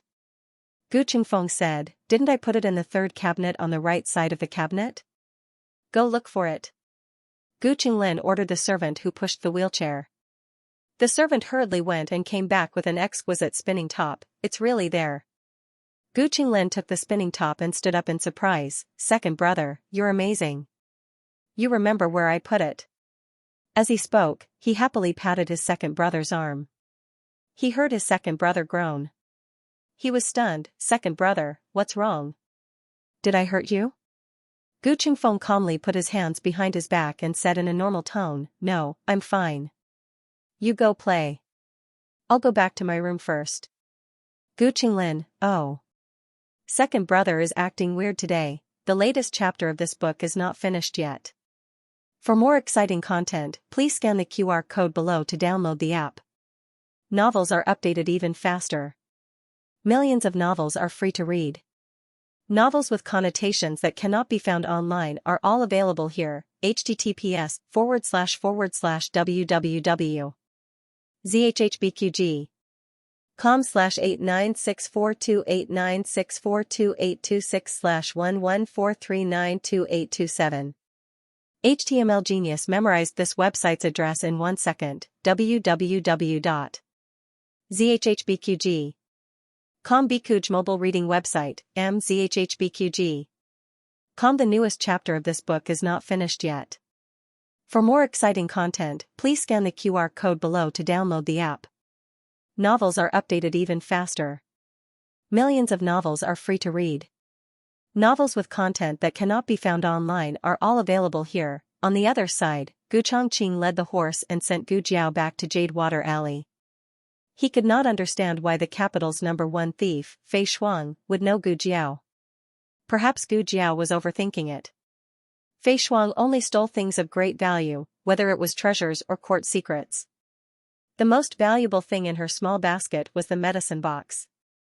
Even if it was a box of top-quality medicine, it would not be able to enter Fei Shuang's eyes.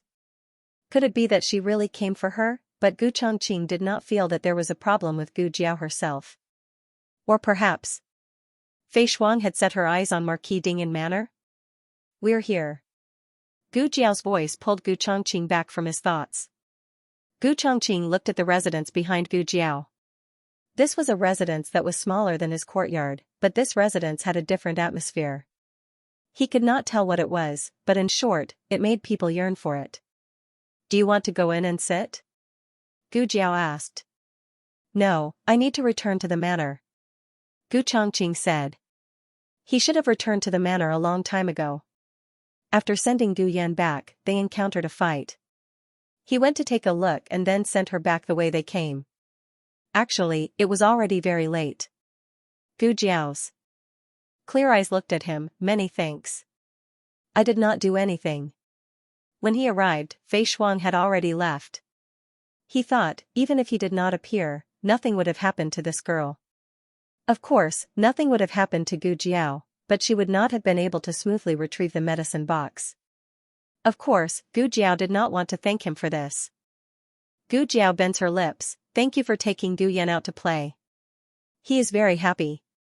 She had seen Gu Yan sitting on Gu Chongqing's horse when she was making a house call at Vermilion Bird Avenue. She was holding a few sticks of sparkling and translucent candied haws with a smug expression on her face. In fact, Gu Yan lacked the role of a father when he was growing up. What Marquis Gu couldn't give him, Gu Chongqing did. Gu Jiao had never seen Gu Yan so smug. Some stability could be given by Gu Jiao, but some courage could only be given by her father and brother. The little sickly girl who couldn't even lift a bucket of water was gradually growing her own wings. Ah, you saw it. Gu Chongqing cleared his throat. When I left, I didn't expect to go to so many places. I forgot to say goodbye to your family. I don't know if they were worried. Gu Jiao smiled. Great aunt knows what to do. Although the old lady did not do her job all day long, her eyes were fixed on the children. Gu Yan was waiting for them at the entrance of the alley. Little Jing Kong's 7 fat chicks, 1 baby eagle and Gu Yan's puppy were all lying motionlessly on the doorsill. They would bark if he really walked away with a stranger. That's good. Gu Chongqing was relieved. I'm going in. Gu Jiao said. Okay. Gu Chongqing nodded. He suddenly thought of something and called her. By the way, do you still have more of the golden sore medicine you gave me last time? What? Golden sore medicine? The next day, after hearing Gu Jiao's words, the Chinibu boss of the clinic was so shocked that his eyes widened. How much did you say they wanted? More than 1,000 bottles. Gu Jiao said lightly. The Chinibu boss fell on the chair and pinched his philtrum. Pinch, pinch, pinch. Finally, she managed to wake herself up this time.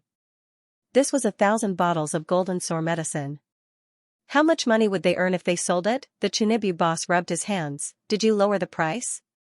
Gu Jiao said, Oh, I didn't lower the price. I sold it to them at the price I sold it to others. The Chinibu boss was confused. No, I sold it to others at the retail price. Why would they sell it at the same price for 1,000 bottles? Who is so arrogant? Gu Jiao, the military camp. The Chinibu boss finally fainted again after pinching his philtrum. How could a small clinic like theirs do business with the military camp? What kind of good fortune was this? The military camp had medical officials from the imperial court. All the medical supplies used were distributed by the imperial court. They had never done business with the people. If there was something that the imperial court could not get, they would find one of the biggest clinics in the capital. For example, the Hu family's Huichan Hall. This business was not urgent. The goods would be delivered after the new year. Right now, Gu Jiao asked the Chinibu boss to search for the herbs. Once they had the herbs, they would be able to make the medicine in batches. As soon as the business was good, the clinic was short on manpower. After the Chinibu boss woke up, he immediately sent people to contact the doctors in the capital to see if there was anyone who was willing to work in their Miracle Hands Hall. Gu Jiao and the Chinibu boss were busy with their own matters. When it was close to noon, an acquaintance came to the clinic. It was Du Xiaoyun, whom they had not seen for a long time. Du Xiaoyun was no longer dressed like a scholar. She had changed into a light blue dress. Others dressed elegantly, but she looked valiant and formidable. She strode into the clinic and came in front of Gu Jiao. She pointed at herself and said, "Miss Gu, do you still remember me?" That's right, she already knew that the other party's surname was Gu. Gu Jiao was in the middle of putting the medicine she bought into the medicine cabinet. Hearing this, she did not stop and lightly replied, "Today's consultation is with Dr. Song. I'm not here to see a doctor. I'm here to look for you," Du Xiaoyun said. "I wanted to come a long time ago, but I've been too busy with my homework recently." Originally, the girls' school was not so busy with their homework. But recently, for some reason, the students in the class had improved a lot. They were almost catching up with Xianxia and Gu Jinyu. Some of them were copied, but some of them really understood the questions. The teacher asked them to explain and they did not make a single mistake. The teacher thought that he was really good and increased the difficulty of the class. Du Xiaoyun's studies were not bad, but they were not the best. She was the type who would rather be scolded than copy other people's homework. So recently, she had been doing her homework until late at night. She had not gone out for a long time. If her sister had not asked her to come to the clinic, she would still be doing her homework in the classroom. "My sister said that you have medicine to remove scars. She's been busy recently and can't come over. She asked me to get the medicine for her." Gu Jiao had only mentioned the medicine to one person before, and that was the third princess consort. Yes, the third princess consort said that her surname was Du. There was already medicine in the small medicine box. Gu Jiao took out the scar ointment and scar plaster. The scar ointment was squeezed out and put into a well-sealed porcelain bottle. The scar plaster was unpacked. Gu Jiao told her how to use it and charged her 3 taels of silver. Du Xiaoyun was shocked. "So expensive? I'm afraid you're not running a shady shop, right?" This was the most effective scar ointment in the research institute. It cost more than 2,000 yuan, which was more than 2 taels of silver. The scar plaster was also very expensive. She did not make much money from it. "Forget it if you don't want to buy it." Gu Jiao reached out to take the medicine back. The medicine in the small medicine box was so precious that she could not bear to sell it. Du Xiaoyun protected the medicine with one hand and put the silver on the table with the other. Buy. If you don't buy it, my sister will chop me into pieces. There are so many imperial doctors in the palace. I don't know why my sister likes your medicine." The third princess consort's surgery was not made public. Even Du Xiaoyun did not know. Du Xiaoyun only thought that the third princess consort had bumped into something. Today was the last day of the Imperial College's elementary school. It was also the last day of the girls' school. The girls' school had gone through a series of exams. The only exam left was the Guqin. In the music hall, Xianxia finished playing the song that she learned this month. There was a round of applause. His performance was simply too spectacular. Xianxia came in first place in her poetry and literature exams. She was tied with Gu Jinyu for first place in her arithmetic exams. Her musical skills were her weakness. Everyone thought that her performance would not be satisfactory. Who would have thought that she would improve so quickly in just half a month? For this exam, the crown princess invited the palace musicians and teachers to invigilate it. The musician's surname was Xia. Musician Xia nodded with satisfaction. "Miss Zhuang's Guqin skills have improved greatly." The teachers gave her an A grade. Musician Xia was stricter and gave her a B grade. But this result was already very good. The next one was Gu Jinyu. Gu Jinyu held the lunar shadow Fushi Guqin and bowed to musician Xia and the teachers. The teachers also stood up and bowed back. She was the county princess. The etiquette could not be ignored. As a palace musician, musician Xia also had an official rank. His rank was higher than Gu Jinyu's. He calmly accepted Gu Jinyu's bow. Gu Jinyu's lunar shadow Fushi Guqin was more beautiful than Zhuang Yuexi's Guqin in terms of sound. Furthermore, she had put in more effort than Zhuang Yuexi to practice the Guqin. It was not like she had not practiced for a long time. She practiced every day. In the end, musician Xia gave her an A grade. Actually, I gave you an A grade not only because you played well. The better you changed the second half of the song. That's right. Gu Jinyu had changed the score. The song they learned was called Xiaoxia. It was an incomplete song passed down from the previous dynasty. Only the first half was left. The second half was compiled by later generations. There were many different versions on the market. The version composed by Lord Lunar Shadow was the most highly regarded. The girls' school taught this version. However, Gu Jinyu had made some slight changes on the basis of this version. She added a gentle and sad mood to it. It was more suitable for women to play. Lord Lunar Shadow was a man after all. His score was more like it was custom-made for male musicians. It was difficult for women to play with such a bold and unrestrained feeling. I'm crying. Miss Gu played so well. A soft-hearted girl wiped her tears and said. She was not the only one who cried. Gu Jinyu counted 4 or 5 girls who were wiping their tears. It was obvious that her arrangement was a huge success. Gu Jinyu was very happy and proud. With Gu Jinyu's performance, the other students could not perform well. They were all inferior. Finally, there was a little girl with a small round face. She was about 14 years old. The girl's school uniform was issued, but the jewelry was her own. She only had a red string on her head, and didn't even have the most common pearl hair clip. She got in through the exam, a teacher said to musician Xia. She was the daughter of a poor family. Her father had studied until he became a scholar. When her father taught her brothers, she listened and learned a little. She was very hardworking. She was passable in other aspects, but her zither skills were a little lacking. Because of her inferiority complex, she did not dare to practice in the brothel. She hid in the quiet pavilion every day. It was so cold that her poor face was frostbitten. The zither she used was the cheapest zither. The tone could not be compared to a good zither, but the pitch was good. She started to play. To be honest, she had improved a lot. If it were not for Zhuang Yuexi and Gu Jinyu, the teachers might have taken a second look at her. The first half of the song was ordinary. Musician Xia covered her face and yawned. The last student came. He picked up the D-grade board. The other teachers were also sleepy. But at this moment, she suddenly plucked the strings and the tune went up a notch. This was a song that poured out one's heart. On the night of the wedding, the lover was captured to the battlefield and did not return for 10 years. She played the grief of a young girl towards her lover to the extreme. The first half of the song was also a young girl's memories and grief.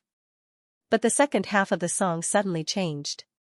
She seemed to know the truth of why her lover had not returned for 10 years. She looked at the entire battlefield.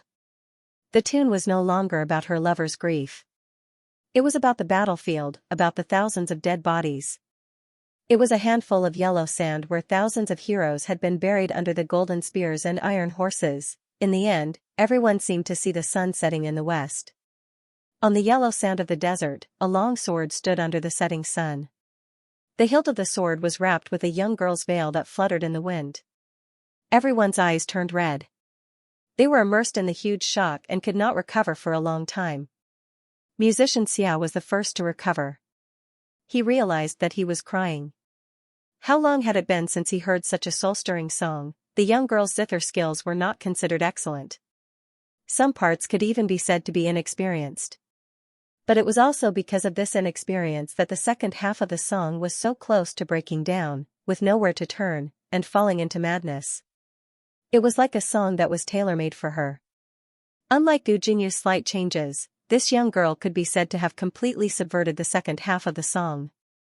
In comparison, Gu Jinyu's song seemed very petty and could not be brought to the stage. Musician Xia sighed inwardly.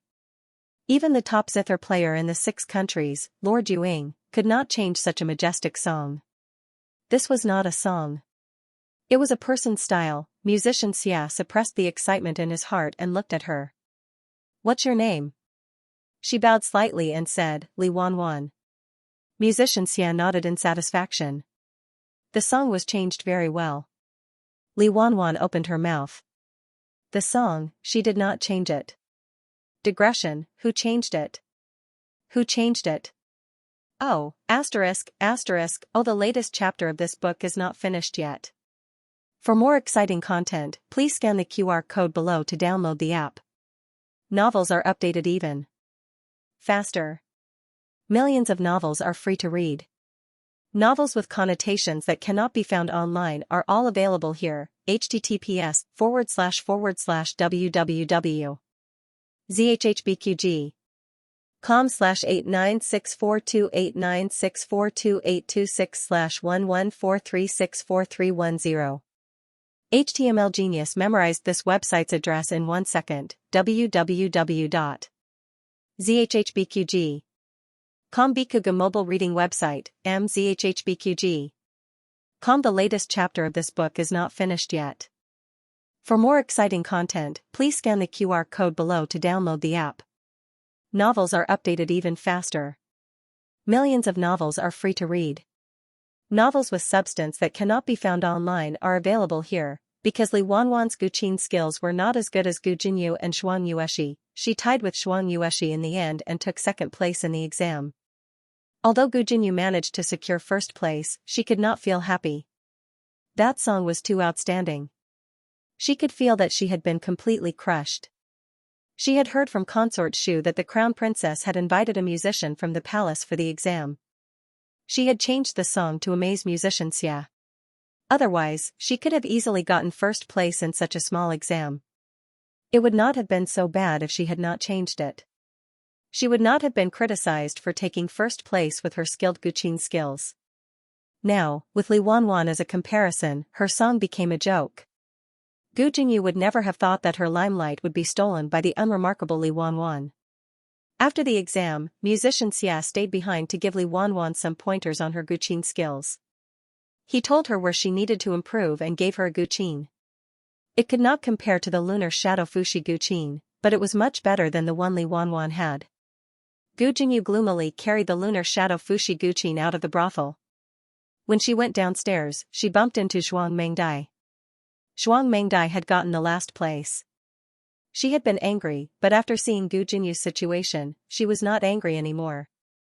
She glanced at the lunar shadow Fushi Guqin in Gu Jinyu's arms and mocked, "Aya, what's the use of having such a good Guqin? Didn't someone else steal the limelight? You changed the song with that bit of skill? What a joke." Was Gu Jinyu's song bad? Not at all. If not for Li Wanwan's song, she would have been the one to amaze musician Xia today. Gu Jinyu was not as arrogant as Gu Jiao.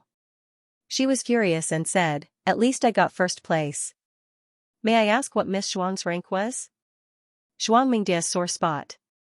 She could not outtalk Gu Jinyu and could only twist her words. "You dare to talk back to me?" Gu Jinyu scoffed. "Speaking of which, I'm a county princess. Miss Shuang should greet me when she sees me. However, this is a school and we're all schoolmates.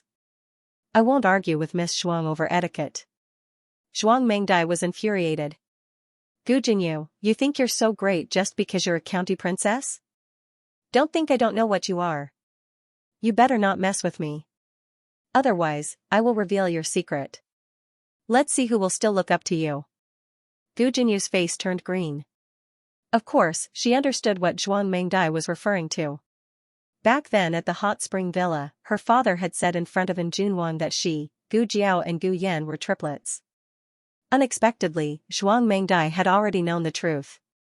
How did she know? And Commandery Prince An, does he know? The last time he came to look for her, did he not know about her background or did he not mind even if he knew? Gu Jinyu's heart was suddenly in a mess.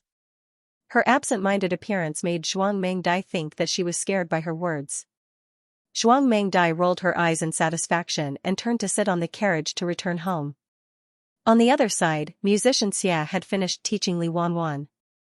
Li Wanwan was not in a hurry to go back. Instead, she carried the new Guqin to the pavilion where she usually practiced. This place was too secluded. Even the sweeping servants would not come here. Miss, are you there?" She looked at the wall and asked. There was no response from behind the wall. Usually, the other party would be there at this time. She thought for a moment and continued to look at the wall. "Miss, I passed the exam. Thank you for the song." After she finished speaking, she waited for a while. Only when the snow became heavier did she turn to leave with the Guqin. On the other side of the wall, the second boss was moving the chair that Gu Jiao had asked him to buy into the courtyard. He wondered, who was the person talking on the other side of the wall? What song was it? Gu Jiao lowered her eyes and flipped through the account book in her hand. Who knows? The second boss did not understand.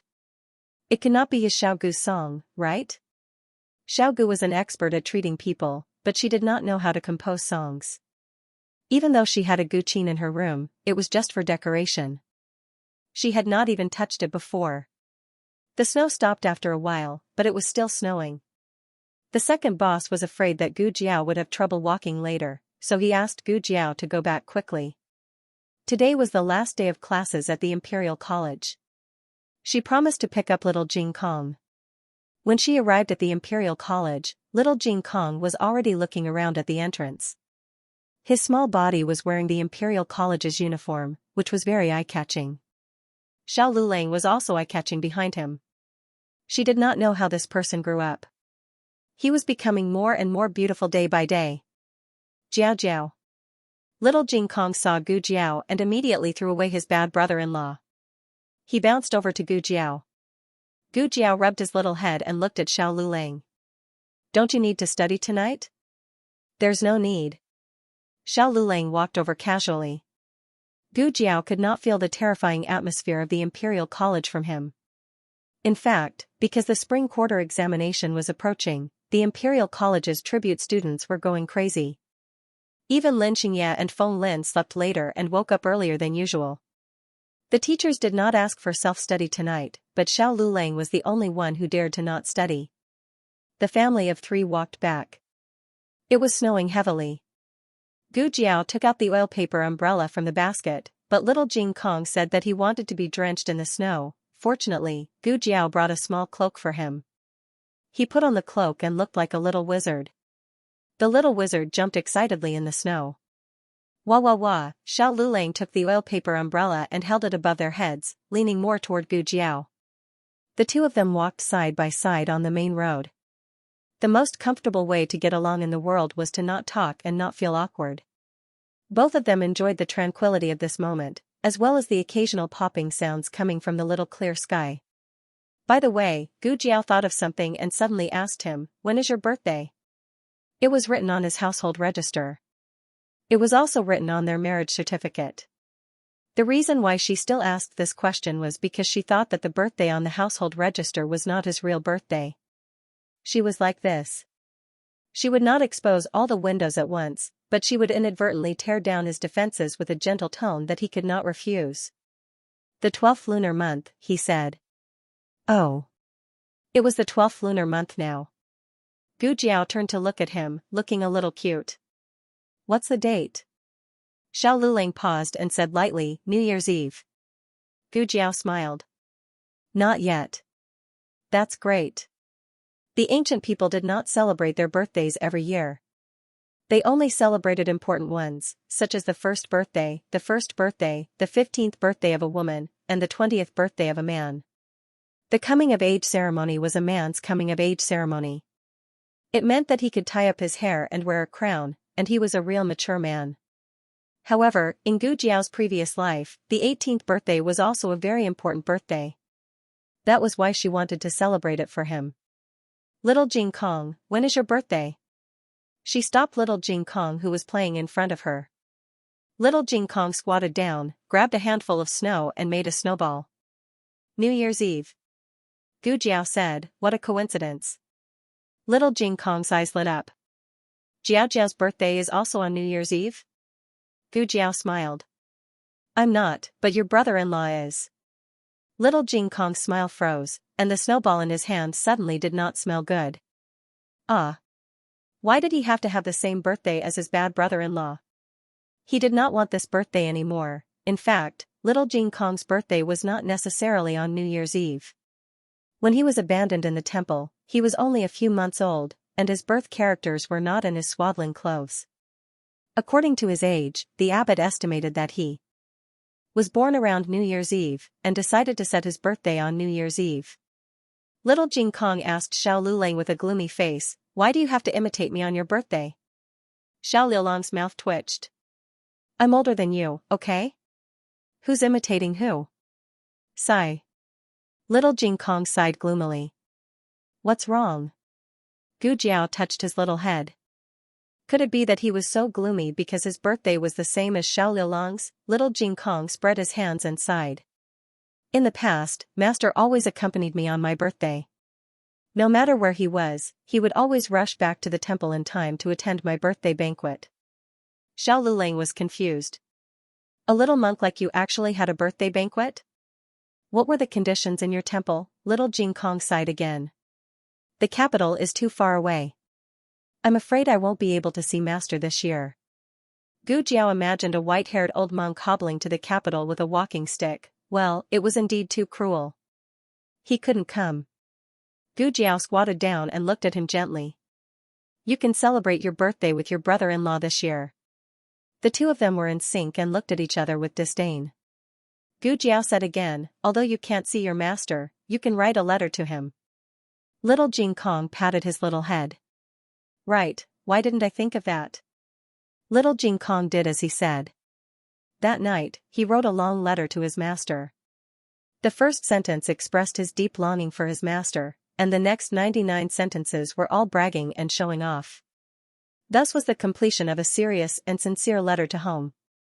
Xiao Lulang said that he would mail it to his master. He was still worried and insisted on sending it himself. Xiao Lulang had to skip the self-study class at the directorate the next day and took him to a distant post house to send the letter. The post house officer received the letter and was about to put it into the mailbox. Little Jing Kong asked, "Is it sent to Yuzhou?" The post house officer said, "Yes." Little Jing Kong asked again, "Can you tell me the address?" The post house officer was speechless. The post house officer read the address out loud. Baiyan Temple, Mount Damong, Qingchuan Town, Ping City. "Yes, that's right." Little Jing Kong nodded solemnly. "Is it urgent?" The post house officer said, "An ordinary letter can't be sent." "It's urgent." Little Jing Kong widened his eyes and said, "But it's not an ordinary letter." It was a letter to his master that was full of longing, only one sentence, life discussion, bragging about his height, an academic exchange, bragging about his many first places.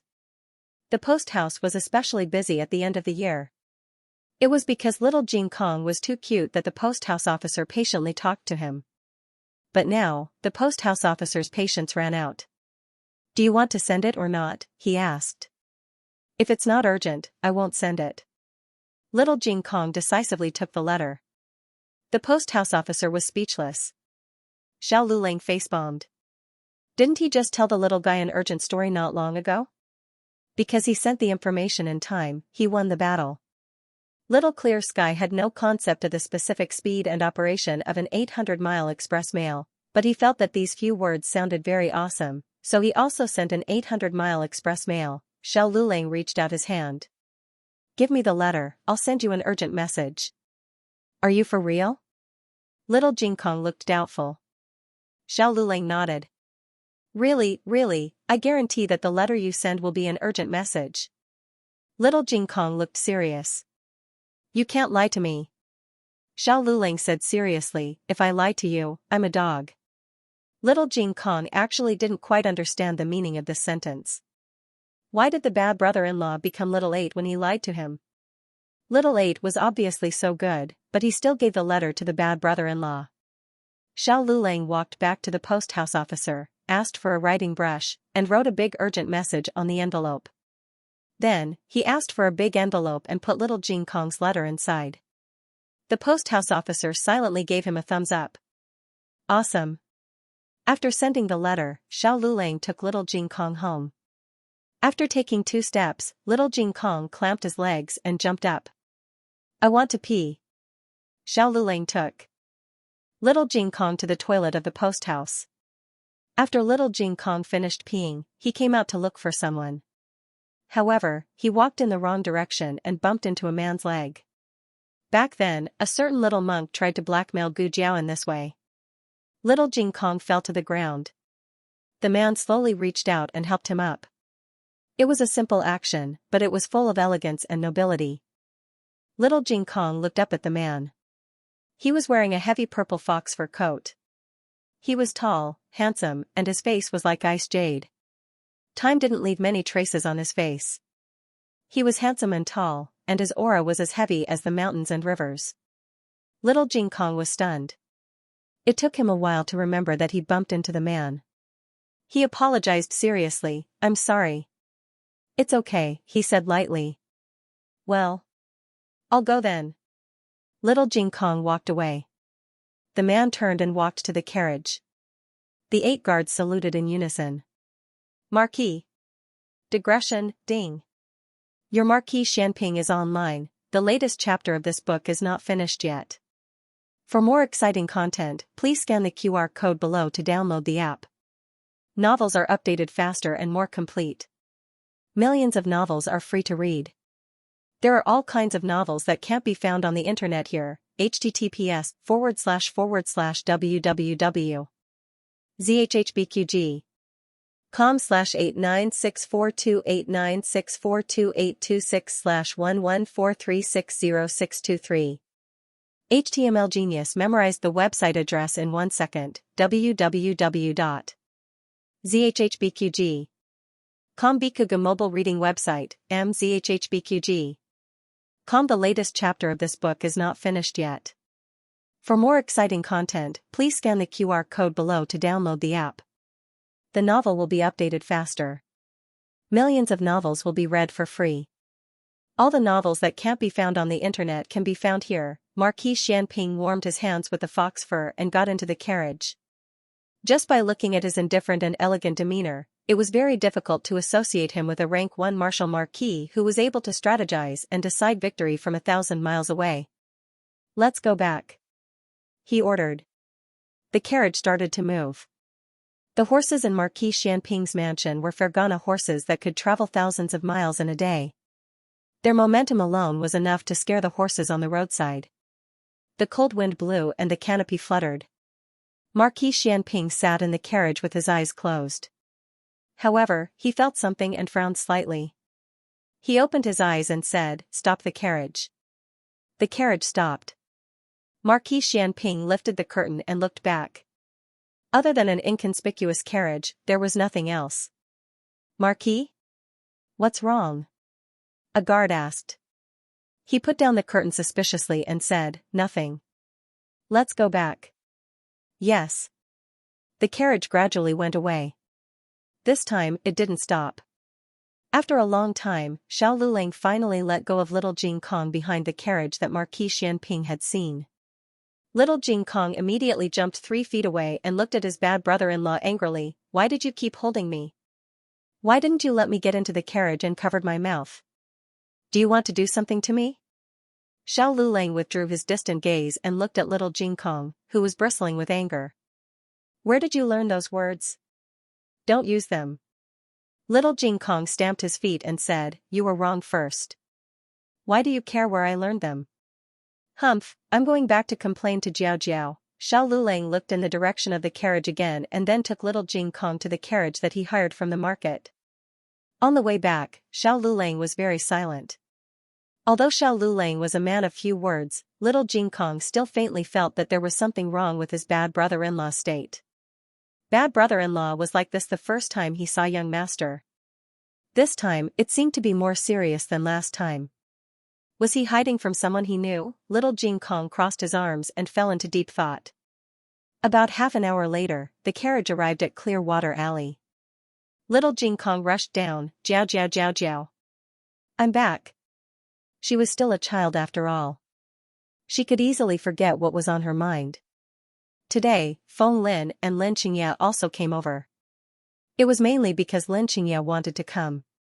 It's almost time for the spring imperial examination. "Steward, let me bribe mistress," Lin Xianxia said slowly to Gu Jiao as he hugged a few large boxes of local specialties. If Xiao Lulang was his teacher, then Gu Jiao was his teacher's wife. She was even younger than him. To prevent himself from stuttering, Lin Xianxia spoke very slowly. He was different from normal people. However, Gu Jiao did not show any surprise.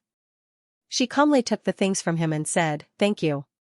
Come in and have a seat." Lin Xianxia felt that his teacher's wife was a good person. Very good. Gu Jiao brought the snacks she made. Lin Xianxia took a bite and stared at her. Delicious. Delicious. He was so excited that he stuttered. His face instantly flushed red, and he was so embarrassed that he wanted to crawl into a hole. Gu Jiao's expression did not change. She passed the plate forward and said, "There are more at home. I'll pack 2 boxes for you later." Lin Xianxia secretly breathed a sigh of relief. In fact, he could no longer hide the fact that he stuttered.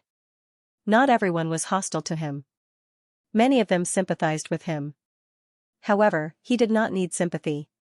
He hoped that he could be treated as a normal person. Gu Jiao's attitude made Lin Xianxia feel more comfortable than ever. Xiao Lulang was the same. However, Xiao Lulang was a strict teacher. Lin Xianxia was very afraid of him. He felt more comfortable in front of Gu Jiao. "You're not going back for the new year, right?" Gu Jiao asked. Lin Xianxia nodded. "The spring examination is coming soon. My father let me study in the capital." The Lin family was very generous. They bought a house near the Imperial College for him to spend the new year. It was not too far from Jadewater Lane. Feng Lin also stayed at the Imperial College. They usually stayed in the same dormitory. Seeing that the holidays were coming, Lin Xianxia did not want to leave Feng Lin alone in the cold Imperial College. Thus, he invited Feng Lin to stay at his place. "I'll go." "That's not a good idea. I have to tell Lulang." The main reason was that Feng Lin felt that Xiao Lulang would let him stay here and not trouble Lin Xianxia. Of course, he was more inclined to stay here. After all, Jiaonyang's cooking was better, Lin Xianxia said. "I've told Lulang. He agrees. You go." Feng Lin, who was suddenly abandoned by his brother, was speechless. Last year's New Year's Eve was a little sloppy. First, Gu Jiao had just arrived. She was still in a daze and had not completely adapted to her new identity. Well, actually, she was poor. Second, she was poor. This year, she was not so poor. She earned a lot from Lin Xianxia. What she earned in the county town was invested in her business. What she earned in the capital was invested in her medical center. However, Xiao Lulang did not only have one business with Lin Xianxia. Occasionally, he wrote articles and poems for others. Surprisingly, he earned 100 taels of silver. 100 taels of silver was not a small amount. It was enough to buy a house in the county town. He took out 30 taels of silver to pay little Jing Kong's rent for this month. The remaining 70 taels were given to Gu Jiao for her household expenses. After little Jing Kong received the rent, he stayed in the study and did not leave. Xiao Lulang looked at him indifferently. "What's wrong?" "The amount is wrong?" Little Jing Kong was very conflicted. On one hand, he did not want his bad brother-in-law to lie to him. After all, it was the first time he sent an urgent letter. He was looking forward to it. On the other hand, he hoped that his bad brother-in-law lied to him. That way, his bad brother-in-law would become Little Ba. Then, he would be able to squash his bad brother-in-law. Little Jing Kong looked at his bad brother-in-law with a complicated expression. He did not say anything and quietly went out. Little Jing Kong was not very clingy with Xiao Lulang. Usually, unless it was necessary, such as learning a foreign language, he would not come to Xiao Liulang's study. Today, little Jing Kong came to peek from time to time. Xiao Lulang was puzzled. Little Jing Kong was even more puzzled. Why hadn't his bad brother-in-law turned into Little Ba? Little Jing Kong's heart was tilting. For the first time, he hoped that his bad brother-in-law lied to him. He could not wait to squash his bad brother-in-law who had turned into Little Ba. After the last day of classes, the Imperial College was also on holiday. The next day, Xiao Lulang did not have to go to school. He decided to go to the market with Gu Jiao to buy some New Year goods. In order to buy New Year goods, the couple woke up earlier than usual. When little Jing Kong opened his eyes, Xiao Lulang was no longer in bed. He first went to the study to search. Then, he went to the front and back courtyards. After that, he went to Gu Jiao, Gu Xiaoshun, Gu Yan's rooms, and even the old lady's room. In the end, he concluded that his bad brother-in-law was really gone. Coincidentally, Little Ba ran over while wagging his tail. Little Jing Kong's eyes instantly lit up. They had already bought most of the groceries for the new year. This time, they mainly bought some snacks and things to pass the time. Do you want to buy firecrackers? Xiao Lulang asked. Do we still need to buy firecrackers? Gu Jiao was puzzled. They planted bamboo in the front courtyard. She could cut it down and make firecrackers herself, however, she had never thought about firecrackers before. She still had the mindset from her previous life. She thought that firecrackers were prohibited in the capital. Gu Jiao said, buy some red paper to write couplets and cut the window flowers. Xiao Lulang nodded, okay. The red paper in the capital looked better than the red paper in the county. Gu Jiao bought more. Xiao Lulang reminded her, you don't have to paste couplets for Xianxia's house this year. The red paper last year was given by Feng Lin. Gu Jiao asked Xiao Lulang to send a set of couplets and some window flowers to Xianxia's house after he finished writing them. Gu Jiao suddenly missed Xianxiang. She paused and said, but granduncle is here. Granduncle's house has to paste couplets. Xiao Lulang thought, are you addicted to having relatives? After they finished shopping, they went back to Qingshui Alley. As soon as they entered the backyard, Xiao Lulang saw little Jing Kong riding on a small bench in the backyard. Gu Yan's puppy was in front of him. Little Jing Kong put on his tiger head shoes and vest for little Eight. He even took a comb and a headband to tie little Eight's hair. Of course, he did not tie little Eight's hair very well. So, he went next door to ask his son-in-law to tie little Eight's hair. He was only in charge of little Eight now. Zao was very proud of himself. Little Jing Kong did not like playing with dogs so much in the past. However, he was still a kid. He had a different idea every day. It was not strange for him to be so imaginative. Xiao Lulang was about to leave when he heard little Jing Kong calling out to little Eight in a flirtatious tone. Aheng Xiao Lulan's body froze. In the end, little Jing Kong still saw Xiao Lulang. However, he had already determined that little Eight was his bad brother-in-law. So, was the bad brother-in-law who appeared at the door little Eight? Little Jing Kong hesitated for a while. He suddenly raised his head and barked at Xiao Lulang. Xiao Lulang, it's so early in the morning. What's wrong with you? Little Jing Kong sighed. He did not know how to bark. He was not little Eight. Sigh. He was quite disappointed. Little Jing Kong was forced to accept that his bad brother-in-law was still a human for the time being. Xiao Lulang was confused. What was going on? Just because he didn't bark with him early in the morning, he was disappointed in him. He didn't even blame him for changing the dog's name. Gu Jiao went to the kitchen to make breakfast. After breakfast, Gu Jiao went to clean up the dishes. Xiao Lulang said, I'll do it. The old lady said arrogantly, no need. You do what you need to do. Someone else will do it. That person was the old chancellor. After being robbed of his private money and his house seized, the old chancellor started his days of being ruthlessly exploited by the old lady. There were many things to do at home. Gu Jiao did not go to the clinic these days. However, there was a small patient who had been stitched up on Vermilion Bird Avenue. Today was the day for her to remove the stitches. Gu Jiao packed up the small basket and went out. Xiao Lulang looked at her. Are you going out? Gu Jiao nodded. A house call. Since she could no longer hide her medical skills, Gu Jiao decided not to hide it anymore. Is it far? Xiao Lulang asked. Vermilion Bird Avenue, Gu Jiao said. I'm going there to deliver something. Let's go together. Xiao Lulang wrote a few articles for a rich young master from the Imperial College. He promised to deliver them to the young master's house before New Year's Eve. Gu Jiao had no objection. Vermilion Bird Avenue was quite far. They hired a carriage. Xiao Lulang sent Gu Jiao to the clinic first. Then he went to deliver the articles.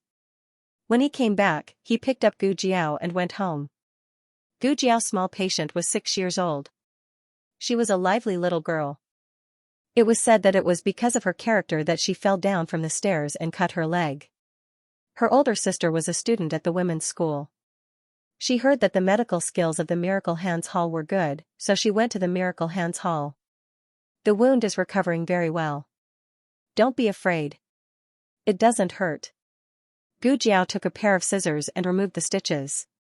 The little girl didn't say anything. The woman asked, "Does it hurt?" The little girl shook her head and looked at Gu Jiao with admiration. "It doesn't hurt. Older sister is very good. Mother, when I grow up, I also want to be a doctor." The woman was surprised. Doctors, in Zhao country, their status was actually very low. Needless to say, female doctors had the status of a servant. They lived in Vermilion Bird Avenue, so they weren't ordinary people. How could they be willing to let their daughter become a lowly female doctor, the little girl in front of her? Was it because her family was poor that she had to become a female doctor? Not every patient was like her daughter, who was injured on the leg. Some lesions occurred in unclean places. How could a person of noble status go to those places? Moreover, she heard that when the clinic was busy, the female doctor had to treat men. Wouldn't her innocence be gone? How could she get married in the future? Any family that paid attention to details wouldn't send their daughter to be a female doctor. Gu Jiao didn't look at the embarrassment on the woman's face. Instead, she pinched the little girl's face and said softly, "It's not easy to be a doctor. You have to be literate, study, diligent, and willing to endure hardships. If you make a bad dish, you just miss out on a meal. If you treat someone wrongly, you'll lose a life. The responsibility is very heavy." The little girl seemed to understand. She thought of something and lowered her head. She weakly asked, "But they say that female doctors are lowly." Gu Jiao said lightly, "Born as a human, how can there be lowly?" The woman suddenly blushed with shame. She looked down on female doctors. But at this moment, her heart was deeply shocked. She couldn't tell if it was because of the words that came out of the other's mouth, or the belief in the other's eyes. Digression: I've been frantically writing for the past few days. I'll reply in a few days. Good night. The latest chapter of this book is not finished yet. For more exciting content, please scan the QR code below to download the app. Novels are updated faster. Millions of novels are free to read. Novels with connotations that can't be found on the internet are all available here. https://www.zhhbqg.com/896428964286/114330463. HTML Genius remembers this site's address in 1 second. www.zhhbqg.com Bikuga mobile reading website, mzhhbqg.com. The latest chapter of this book is not finished yet. For more exciting content, please scan the QR code below to download the app. Novels are updated faster and more frequently. Millions of novels are free to read. Novels with content that can't be found on the internet are all available here. When Gu Jiao walked out of the house, Xiao Luling was not there yet. Coincidentally, diagonally across the street was a shop that sold sugar-coated haws. This was where she saw Gu Yan and Gu Chongqing last time. The sugar-coated haws they bought were beautiful, clean, and varied. Gu Jiao walked over and said, "Boss, give me 3 sticks of sugar-coated haws, 1 stick of sugar-coated tangerine, and 1 stick of sugar-coated yam eggs." Sugar-coated yam eggs were little Jing Kong's favorite. They were round, sticky, and did not require the core to be spat out. The boss smiled and said, "Okay, miss. That will be 100 copper coins." The prices in the capital were really high. In the county, a stick of sugar-coated haws only cost 3 to 4 copper coins. The roadside stalls in the capital cost 10 copper coins, but this shop doubled the price. However, there were more sugar-coated haws in the capital, and it was close to the end of the year. Gu Jiao felt relieved. She paid the money, wrapped the sugar-coated haws in paper, and put them in her basket. Gu Jiao felt that it was not a bad idea to wait for Xiao Luling here. Just as this thought flashed through her mind, she sensed that someone was watching her. In her previous life, if she could not discover that she was being watched, she would have died 800 times. Gu Jiao turned her head. The other party did not expect Gu Jiao's intuition to be so sharp. He did not have time to hide and could only quickly disappear into the crowd. Gu Jiao thought that he had left, so she ignored him. Xiao Luling could come over at any time and she did not want to miss him. Unexpectedly, the other party did not give up. After a while, he pushed open a window on the second floor of an inn, drew his bow, and aimed at Gu Jiao. He even used his bow. It seemed that he was really determined to die. Gu Jiao said to the owner of the Tonghulu shop, "Boss, if a good-looking young man comes to find me in a while, the best kind, ask him to wait for me here." The best-looking? The boss was a little confused. "Miss, your tone is a bit big. I've been running a shop here for more than 20 years, and I've seen the royal family. What kind of person is the most beautiful? Could he be prettier than a member of the royal family?" The royal bloodline of Zhao country was pretty good. First of all, the emperor was very good-looking. The concubines he married into the palace were all great beauties. How could the princes and princesses they gave birth to not be good-looking? The boss didn't take it to heart. After all, if someone came to ask about her later, he would just tell them the truth. Gu Jiao entered the inn opposite. "Miss, would you like to eat or stay?" A waiter came up to her. Gu Jiao ignored him and walked up to the second floor. The layout of this inn was a little complicated, with many twists and turns. But Gu Jiao's sense of space was very good. In an instant, she calculated that it was the third room on the left in the east corridor. Gu Jiao entered the room. That person slipped away quickly, and actually climbed up to the roof from the window. Gu Jiao leaned half of her body out of the window and looked up. She grabbed the window frame with one hand and jumped up to the roof. This time, she finally saw the person's appearance. It was a man. He was dressed in black. Gu Jiao tiptoed and picked up a tile. She lifted her leg and kicked the tile at the person. That person didn't expect that Gu Jiao could use such a move while chasing someone. He couldn't dodge in time and was knocked down to the roof by the huge impact of the tile. Gu Jiao heard a crisp sound of collision, as if something iron had hit the roof tiles. It was that person's face.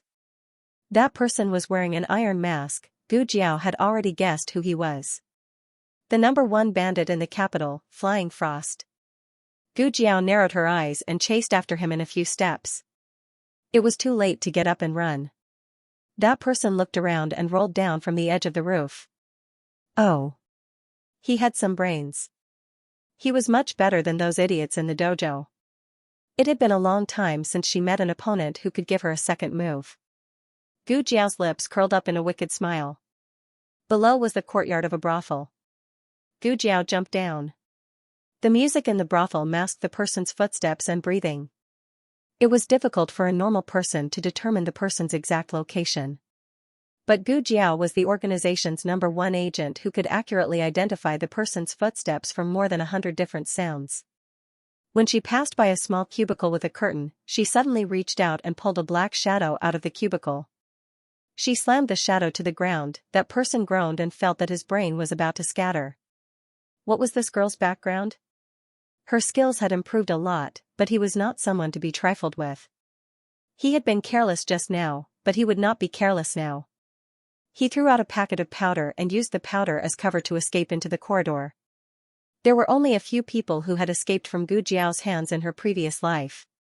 It seemed that he had not recovered his strength from his previous life. Gu Jiao chased after him and entered a dark basement.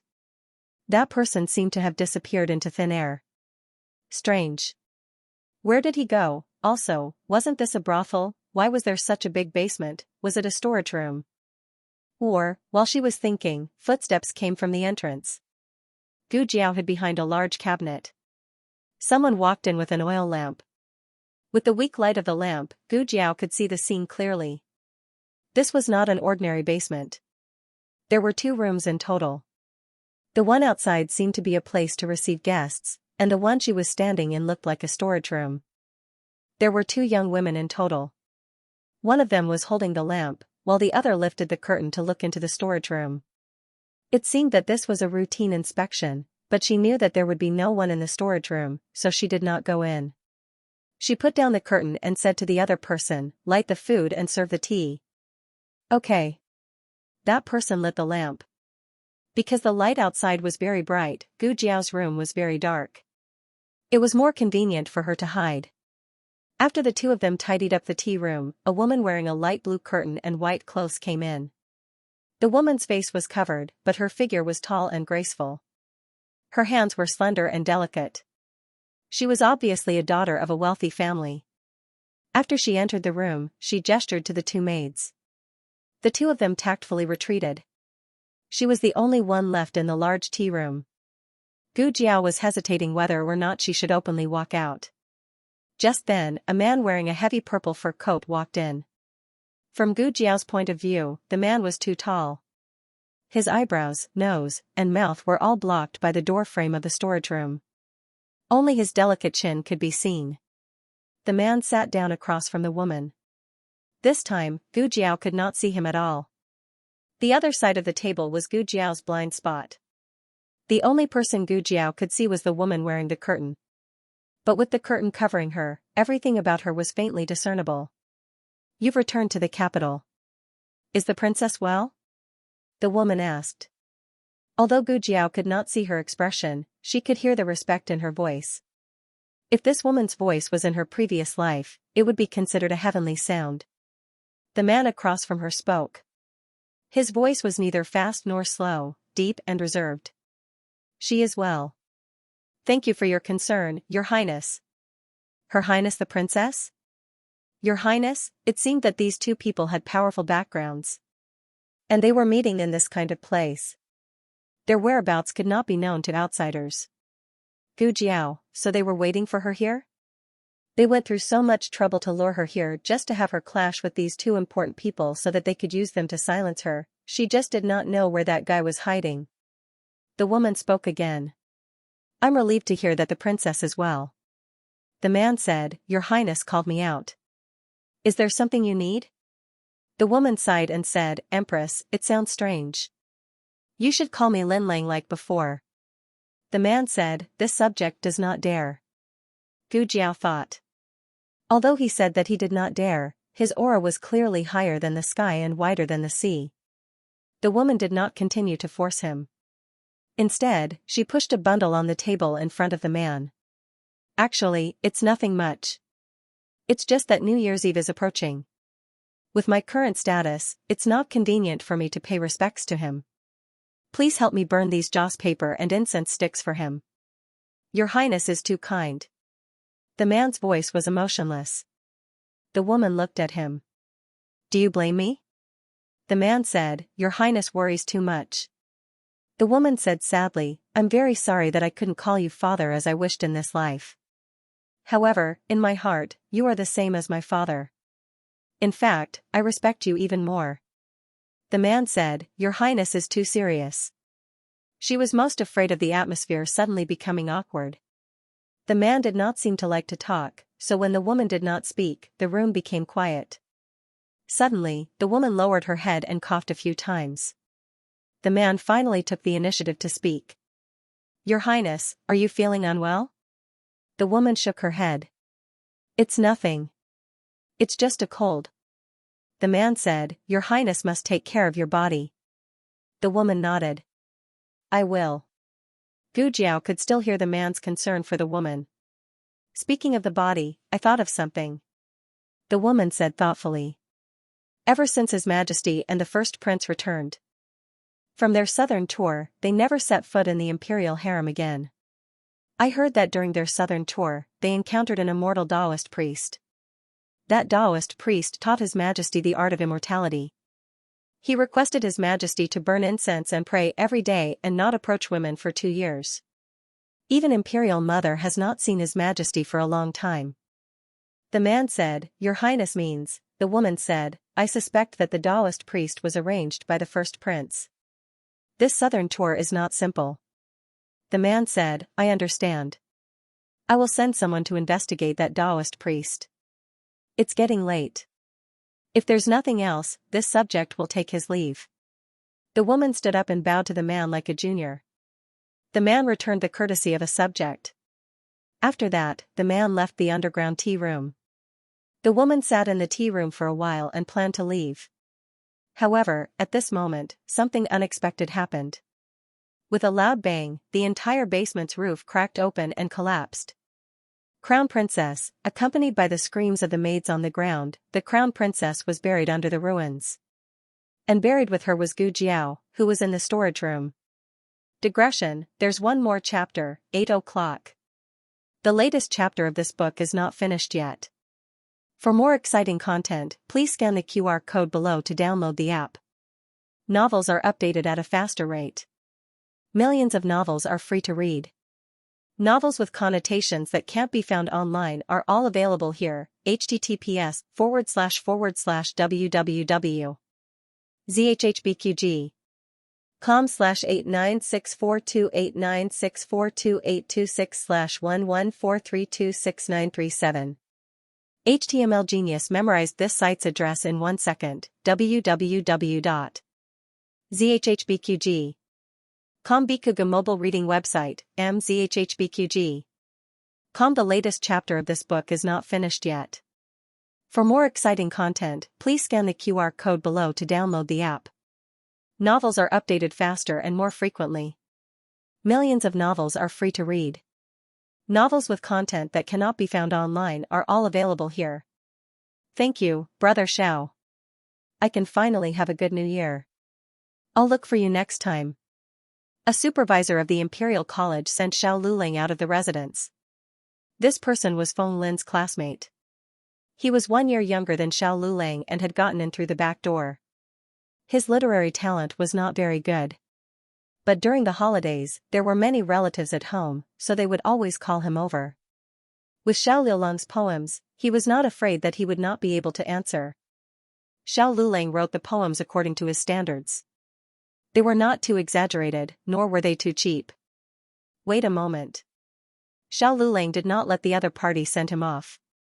He left the residence by himself. The sky was gloomy and seemed to be colder than before. Xiao Luling sat in the carriage and went to the house where Gu Jiao was visiting. When the woman saw him, she said to him, "That person has already left." She said she was going to buy candied haws across the street. As she spoke, she pointed at the sugar shop diagonally across the street. This was an old sugar shop. It was opened by people from Jiangnan. The business in the capital was unexpectedly good. Xiao Luling often came here when he was young, but at that time, their family did not sell candied haws. When Xiao Luling arrived at the shop, he found that the boss had changed. The original boss was old and enjoyed a comfortable life in the backyard. Now, the one who came out to do business was his son. "Boss." Xiao Luling greeted him. Just as he was about to ask if Gu Jiao had come, he heard the other party shout, "Are you looking for someone?" Xiao Luling was slightly startled. Was it written on his face that he was looking for someone? The boss hadn't taken Gu Jiao's words to heart, but when he saw Xiao Luling, he couldn't help but think of Gu Jiao's words, "If a good-looking young man comes to find me in a while, the best-looking kind, ask him to wait for me here." To put it in an arrogant way, this was what the scholars meant when they said, "A stranger like Jade, a young master unparalleled in the world." It was indeed too beautiful. He was so good-looking that people felt that this person should only exist in the heavens. "How do you know?" Xiao Luling asked. The boss chuckled and told him what Gu Jiao had said. Best looking, was that what she said about herself? Xiao Liulang's lips curled into a smile that even he himself didn't notice. After a while, he looked at the boss and asked, "Did she say what she was going to do?" The boss shook his head. "He didn't say that." "How long have they been gone?" Xiao Luling asked. The boss thought for a bit. "It's been a while. My candied haws are almost sold out." Xiao Liulang's brows slightly knit. The two of them had known each other for so long, but she had never made him wait. Xiao Luling couldn't think of where she would go or what she would be doing. Why wouldn't she come back at this late hour? There was a faint trace of uneasiness in his heart. He looked at the boss. "Did you see which direction she went?" The boss pointed. "It seems to be that inn." Xiao Luling went to the inn. As soon as he entered the lobby, he heard two diners talking. "Did you hear?" Something happened at the Breeze Entertainment House. You mean that newly opened entertainment house? What happened? It seems like the house collapsed. It used to be a wine cellar. There were too many holes dug in the ground. I knew it would collapse sooner or later. The uneasiness in Xiao Lulang's heart became more and more obvious. Was someone trapped inside?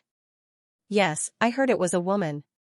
Xiao Lulang had never heard of the Breeze Entertainment House before, but when they mentioned the wine cellar, he understood. There used to be a wine cellar on this street. It had changed hands many times and had always been selling wine. After not seeing it for a few years, it had become an entertainment house. Xiao Lulang walked towards the Breeze Entertainment House. From far away, he could see that the entertainment house was surrounded by commoners. It seemed that something had happened, and it was a major matter. Even the yamen had come. The yamen had sealed off the scene, so the commoners could only stand on their tiptoes to look. The entertainment house was in chaos. All the guests had been driven out, leaving only the Crown Prince Consort's two maids, the yamen's owner, and the entertainment house's owner. The owner knew that the person buried below was the Crown Prince Consort, but the yamen did not. After all, the Crown Prince Consort was traveling incognito today. If people knew that she had come to an inconspicuous entertainment house, it would be hard to avoid speculation. If people saw that person, the Crown Prince Consort would not be able to explain herself.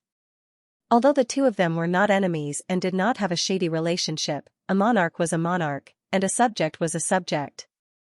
They should not have a private relationship. Mayday said, "Hurry and save her. It's too dangerous down there. We can't let our madam keep burying her head down there." The yamen called the owner over. "What's down there?" The owner said, "It was originally a wine cellar, but I changed it into a basement. It's usually used for storage." The yamen asked, "There's only one basement? What's over there?" The owner answered, "There's also a basement over there. It's very small and is used to store miscellaneous items." The yamen looked at the messy scene. "Is there anyone in the small storage room?" Mayday said impatiently, "Why would there be anyone there?" She had checked it. Okay, Maybe pulled on her sleeve, indicating that she had spilled the beans. She coughed lightly and said, "Stop dilly-dallying. My madam is feeling terrible down there. She can't even speak. Didn't you hear?" She was almost unable to speak, which meant that she could speak. That's right, although she was buried underground, she was not injured. She could even move a little. Gu Jiao's situation in the small storage room was much worse than hers. There were two stone slabs that formed a horn sandwiching her in the middle. The large stone slab was on top of the horn. Due to the weight of the stone slab, the two small stone slabs were pressing to the side. The horn was growing bigger. When it became flat, the large stone slab on top would completely press down on her, causing her brain to splatter all over the floor. This large stone slab had one end on Gu Jiao's side and the other end on the Crown Prince Consort's side. It was too difficult and time-consuming to lift them all up. The best method was to lift one end and rescue the Crown Prince Consort. But this way, the small storage room over there would be completely crushed. The yamen said, "If you're sure there's no one there, you can start lifting the stone slab." "Wait." Xiao Lulang walked in with his walking stick. The yamen's brows creased. Who let him in? The guards guarding the door were helpless. They did not pay much attention to him because he was a cripple. Who knew that he would come in by himself in the blink of an eye? Xiao Lulang said seriously, "There's someone down there." Mayday said, "You're talking nonsense. There's clearly no one." Xiao Lulang said coldly, "Listen if you don't believe me." The yamen indicated for everyone to be quiet. He squatted down and put his ear to the ground to listen. There really was a tinkling sound. It sounded like small stones were being knocked against the wall. It was very weak. The yamen was hesitant. Since there was someone down there, this method was exchanging a life for a life. It was too cruel. Mayday said, "What are you waiting for? Hurry and save her." It was getting late. If they delayed any longer, not only would the Crown Prince Consort be injured, the palace would also become suspicious. The yaman said with a sigh, "Miss, it's not that we don't want to save her, but there are two people down there. If we rashly try to save her, we might crush one of them to death." The two maids exchanged glances. That small storage room was so secretive that there shouldn't be anyone there. If there was, then it had to be a spy waiting there to deal with the crown prince consort. It would be best to crush this kind of person to death. It would save them from ruining the crown prince consort's reputation, Mayday said, who said that there's definitely someone down there. Maybe it's some random cat or dog? If you don't believe me, you can ask the hall master if anyone has been to that small storage room. The hall master naturally said no. The yaman was troubled. Judging from the rhythmic knocking sound, it was unlikely that it was a random cat or dog. It was most likely a person, and a person in a rather dangerous situation. Then do you have a better idea? Mayday asked. The yaman was even more troubled. Of course, he didn't. Mayday pinched her fingers and quietly discussed with her companion. In the end, she decided to reveal her identity as someone from the Eastern Palace. She took out her token. When the yaman saw the Eastern Palace token, he was so frightened that he fell to his knees. Mayday said, "I'll tell you the truth. The person down there is someone from the Eastern Palace. If you dare to let anything happen to her in your hands, I promise you that the Crown Prince will have all of you buried with her." From her tone, the other party's status in the Eastern Palace was not low. She could be a favored concubine, or a lover, or even, the yaman didn't dare to think any further. One was the young mistress of the Eastern Palace, the other was a commoner. It went without saying who should be saved. The yaman ordered people to prepare a rope to hang the crown prince consort from the stone slab. Xiao Liulang's eyes turned cold. "What do you want to do? Do you not care about the other person's life or death?" In reality, he wasn't sure if the person down there was Gu Jiao. What if it was? He didn't dare to gamble on that what if. The yaman said sincerely, "Little brother, I know you have a good heart, but the person down there is someone from the imperial family. We can't afford to pay for the lives of people from the imperial family." Xiao Lulang had heard similar words more than once, but it was only at this moment that he truly understood the importance of status. Sometimes, even if you don't fight for it, you won't be able to live peacefully. Because he was not standing tall enough, no one heard what little Jing Kong said. Because he did not stand high enough, Gu Jiao's life was not as important as the people of the Eastern Palace. Xiao Lulang clenched his fists bit by bit. His eyes turned red, and his heart turned cold. The other side had already tied the rope and was ready to lift the stone slab. Xiao Lulang suddenly threw away his walking stick, jumped, and slid down through the gap between the stone slabs. The officer was shocked. "What are you doing? You're crazy. It was very dangerous down there. Get up here. Stop, stop, stop. Stop." The yaman runners who were carrying the stone slab stopped. Mayday was furious. "What are you stopping for? Who told you to stop? He was courting death. Why do you care about him? Didn't he know it was dangerous? They were in cahoots. They wanted to murder the crown prince's people. Are you all in cahoots with them?" With such a big accusation, who would care about the life and death of two ordinary people? However, Xiao Lulang turned his head to glance at the officers through the gap and said coldly. Everyone froze.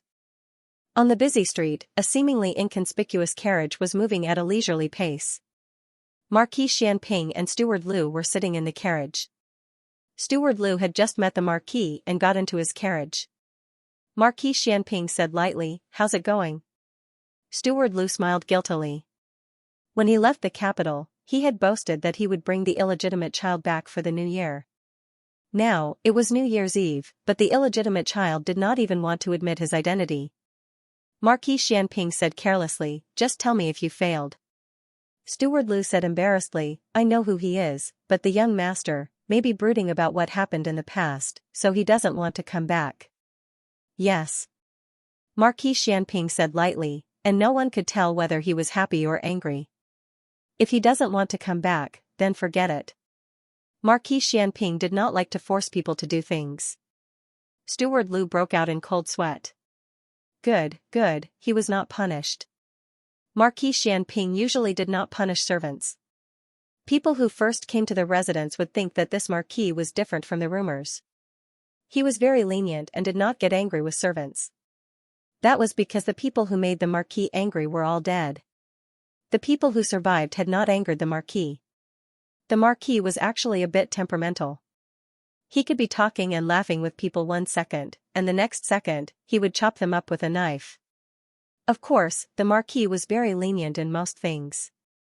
After all, if he did not have that tolerance, he would not be in his current position. Marquis. A personal guard came over on horseback. Marquis Xianping looked up. Steward Lu understood and had the carriage stop. Marquis Xianping opened the curtain. What is it? Something happened to the crown princess. Not long after you left, the basement of the brothel collapsed. The crown princess was buried below. In addition, there was another person buried in the storage room. There was someone in the storage room. This was a very important piece of information. It meant that the meeting between Marquis Xianping and the crown princess was likely to have been discovered by the other party. Marquis Xianping's expression did not change. Steward Lu, on the other hand, became worried. The personal guard continued. The two people were pressed down by the same large stone slab. The officials could not lift them and could only choose to lift the stone slab.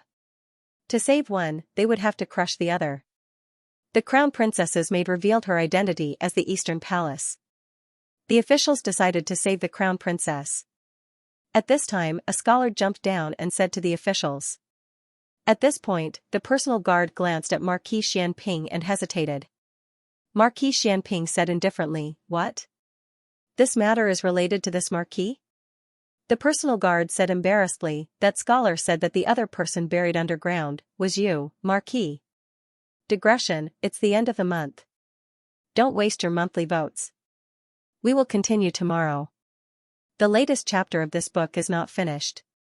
For more exciting content, please scan the QR code below to download the app. Novels are updated even faster. Millions of novels are free to read. Novels with connotations that can't be found online are all available here. https://www.zhhbqg.com/896428964286/114326480. HTML Genius memorized this website's address in a second. www.zhhbqg.com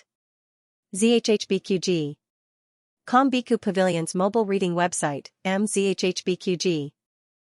The latest chapter of this book is not finished yet. For more exciting content, please scan the QR code below to download the app. Novels are updated even faster. Millions of novels are free to read. Novels with connotations that can't be found online are all available here. The officials don't dare to move now. They sent someone to our residence to verify with you. Steward Lu was dumbfounded. Did this scammer run into Marquis Xianping? Which student was so daring?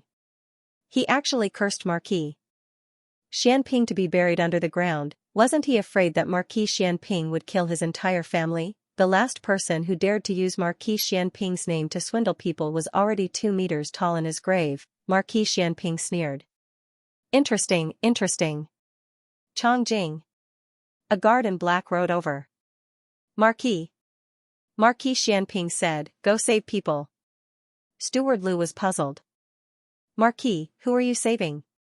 Marquis Xianping couldn't help but laugh. Isn't this marquis buried under the ruins? Why aren't you saving me? Chongjing solemnly replied, "Yes."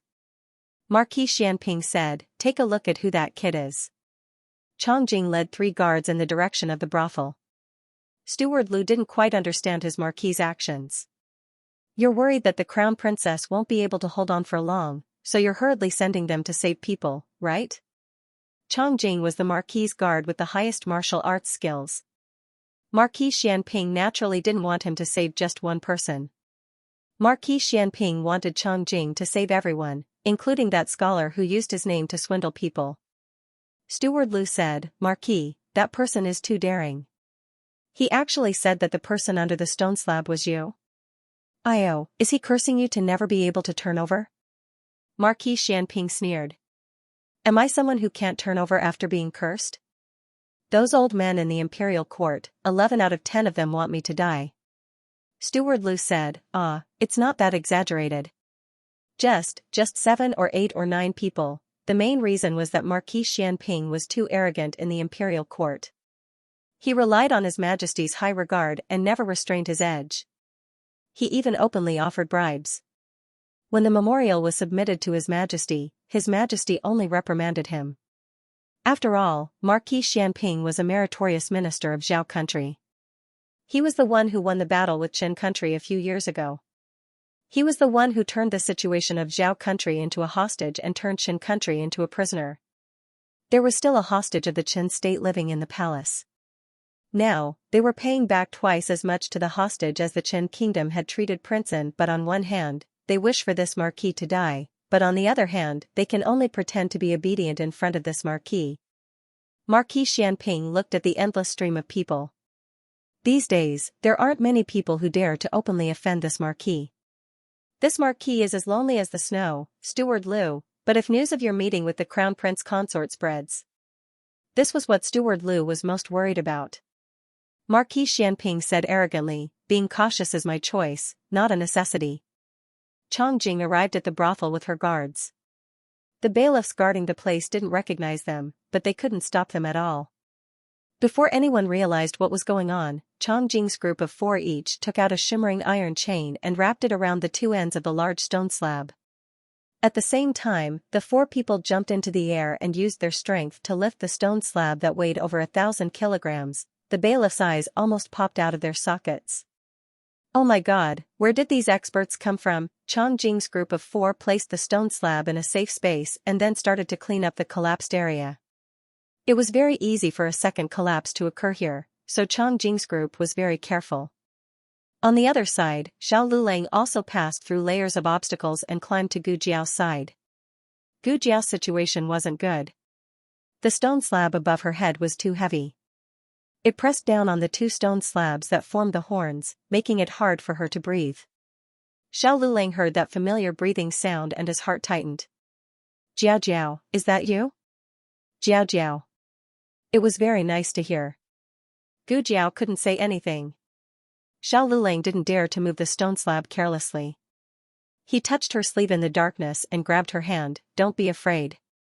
I'm not afraid. Gu Jiao held his hand back. She was lying under the stone slab. He was kneeling outside the stone slab, holding her hand the entire time. In the darkness, someone was holding her hand. This feeling wasn't bad at all. After an unknown amount of time, the large stone slab above her head was finally moved away and a dazzling light shined down. Xiao Lulang found the right angle. He held the small stone slab on the left with one hand and moved the stone slab on the right with the other. Gu Jiao was finally able to breathe smoothly. She began to gasp for air. Seeing her gasping for air, Xiao Lulang's heart, which was in his throat, finally settled down. Chongjing and the others quickly removed the obstacles. Xiao Lulang helped Gu Jiao up and planned to take her away. However, she suddenly turned her head and looked at the collapsed wall behind her. She gasped and said, "Wait, there's another person." Because of Chongjing and the others' intervention, the injured were quickly rescued. There were 2 girls and 2 men. One of the men was the scholar who shouted that Marquis Xianping was crushed. The other man who was rescued had already been dirted by the ruins. Therefore, the officers and the bailiffs weren't sure whether he was Marquis Xianping or not. In short, it was quite confusing. The officers wanted to record their statements, but in the end, all the parties involved had left. The terrifying masters were also gone. The officers were speechless. What kind of day was this? When Fei Shuang woke up, he was lying on a clean and soft bed. The light in the room was very dim, but there was a faint medicinal fragrance. After feeling dizzy for a while, he was sure that he wasn't dreaming. A trace of vigilance flashed through his eyes. He quickly searched for the hidden weapons on his body, but he found that none of them were left. His body was empty, and even his clothes had been cut apart by someone. He moved his body, and a tearing pain came from the left side of his abdomen. He gasped. He looked down and saw that his abdomen was wrapped in a circle of gauze. Medicine was applied to the wound. The medicinal fragrance came from there. He touched his face again. The mask was still there. Creak, the door was pushed open. He frowned warily, his whole body on the alert. The second boss walked in and looked at the bed. He raised his eyebrows and said, "Oh, you're awake? You woke up quickly. That's good. Drink the medicine. Xianxia, go get the medicine." The servant, who was originally called Xiaoliuzi but was forcibly changed by Gu Jiao to Xianxia, went to get the medicine. The medicine was already boiled and kept warm on the stove. "Here you go, second boss." Xianxia walked into the room with a bowl of steaming medicine. The second boss pointed at the cabinet at the head of the bed. "Just put it there. You can go out." "Okay." Xianxia put down the bowl of medicine and went out. He closed the door on his way out. The second boss sat down on the stool opposite the bed. He put one hand on the table and looked at him leisurely. "Why? Do you want me to feed you?" Fei Shuang looked at the medicine on the short cabinet and did not immediately take it. The second boss sighed. "Don't worry. There's no poison. I won't ruin my own reputation." Fei Shuang looked at him cautiously. "Who are you? Where is this?" The second boss said, "This is the Miracle Hall. I'm the second boss of the Miracle Hall. Next door is the girls' school." The Miracle Hall was newly opened and was not well known. The second boss would ride on the girls' school's popularity from time to time. When the girls' school was mentioned, Fei Shuang understood. He thought for a moment and said, "Why am I here?" If he remembered correctly, he was crushed under the ruins of the brothel. He also heard the officials and maids say that to save the crown princess, they sacrificed the people in the storage room. After that, he fainted. He thought that he was going to die. The second boss said proudly, "Of course, it was my Xiao Gu who saved you." Because of their deep cooperation, calling her Miss Gu was too distant, but calling her little sister Gu was too cheap. Therefore, the second boss had an idea and called her Xiao Gu. Fei Shuang frowned. "Xiao Gu? Gu what?" "Gu Jiao, yes." He heard from the people in the residence that the girl was working as a medicine boy in the clinic next door to the girls' school. Wasn't she also crushed under the big stone slab? How did she save him? Also, why would she save him? Why did she save me? Fei Shuang asked. "I want to know too." The second boss weighed the bag on the table. The bag was filled with Fei Shuang's hidden weapons. "There are so many hidden weapons on you. I can tell that they're not anything good." Fei Shuang did not deny it. He was indeed not a good person. If he was, he would not be the #1 thief in the capital. So why did she save him? Regardless of whether she knew his identity or not, he had schemed against her today. He was the one who lured her to the basement of Qingfeng Pleasure House and let her discover the secret of the crown princess. However, he did not expect that the pleasure house would collapse. He was hiding in the dark wall of the storage room and was also crushed under the ruins. He did not expect that she actually guessed that he did not leave the storage room and even saved him in the end. Did she not know that he had schemed against her? No. If she could guess that he did not leave the storage room, how stupid could she be? Fei Shuang hesitated. "My injury was also caused by her," the second boss laughed. "Forget it. You're not qualified for my Xiao Gu to treat your injury. It was Dr. Song who treated you. He was also the one who stitched up the wound." It was the first time Dr. Song stitched up someone. Gu Jiao strongly encouraged him. Since the person was unconscious, he could do whatever he wanted. In the end, Dr. Song made a mistake the first time. He quickly took it apart and stitched it up again. The stitching was quite ugly. Cough, the second boss did not reveal this to the patient. The second boss waved his hand and walked over to pick up the medicine. "All right, don't think about it. I've already asked Xiao Gu for you." Fei Shuang took the medicine in a daze. "Ask, about what?" The second boss said, "Ask her why she saved you. Does she know you or does she like you?" Fei Shuang choked. "What nonsense are you talking about?" The second boss reminded him. "You know that I'm talking nonsense. I'm warning you, don't have any improper thoughts about her just because my Xiaogu saved you. She's not someone you can climb up to. Fei Shuang sneered. Climb up to that girl? He would never do that in his life. Fei Shuang looked at the second boss coldly. Why did she save me? The second boss recalled. I asked her why she saved you. She looked at you and said 2 words. Fei Shuang asked, what? The second boss said, you can take a beating. Fei Shuang was speechless. The sky gradually darkened, and the lanterns in the mansion were gradually lit. Gu Qinglin sat in the corridor and looked at the door. The servant beside him advised, Third young master, it's windy outside. You should go in first. Gu Qinglin said stubbornly, no, I want to wait for second brother. The servant sighed. I'll wait. Please go in and have a seat. I'll call you when second young master returns. Gu Qinglin was unwilling. He was the little tyrant of the mansion. Other than the old duke and crown prince Gu Chongqing, no one could really control him. The servant had no choice but to get a cloak for his young master. Quickly go to the door and see if second brother is back or not. Gu Qinglin urged. Yes, yes, yes, yes. I'll go now. The servant shook his head. He had lost count of how many times he had run to the door. What could he do? He was in despair too. Fortunately, he did not let the servant fail this time. He had just walked out of the courtyard when he saw second young master Gu Qingfeng. He bowed excitedly and said, Second young master, you're finally back. Third young master has been waiting for you the whole afternoon. Understood. Gu Qingfeng answered in a low voice and stepped into the courtyard. The servant scratched his head. Second young master was not very happy today? Why did he have a cold face?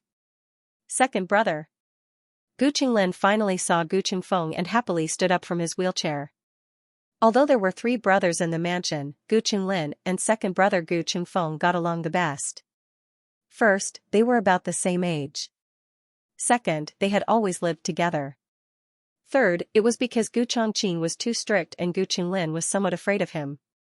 Why are you sitting here in the cold wind? Gu Qingfeng's brows furrowed. Isn't that because I'm waiting for you? Gu Qinglin pursed his lips. Speaking of which, where have you been all day? You disappeared the moment the holidays started. Did you sneak out of the mansion to play? You didn't even bring me along. I had something to do. Gu Qingfeng said casually. What is it? Gu Qinglin asked seriously. Gu Qingfeng opened his mouth, thinking about how to smooth things over when he heard Gu Qinglin shout, Second brother. Why is your head so dirty? Ah. And your clothes. Your collar is full of dirt. Where did you go? Did you fight with someone? Gu Qingfeng's outer clothes were not dirty. After all, he had changed them. However, his inner clothes were at home and he did not have time to change. Who would have thought that this younger brother of his was not good at anything and had sharp eyes? No. Gu Qingfeng denied and pushed open the door to enter the room. Gu Qinglin wanted to follow him in, but Gu Qingfeng blocked the door. I'll change my clothes. Go ahead. Gu Qinglin said. Gu Qingfeng frowned. Wait for me outside. Gu Qinglin looked at him strangely. What? He was not allowed to enter the room just to change his clothes. Gu Qingfeng had always been patient with this younger brother.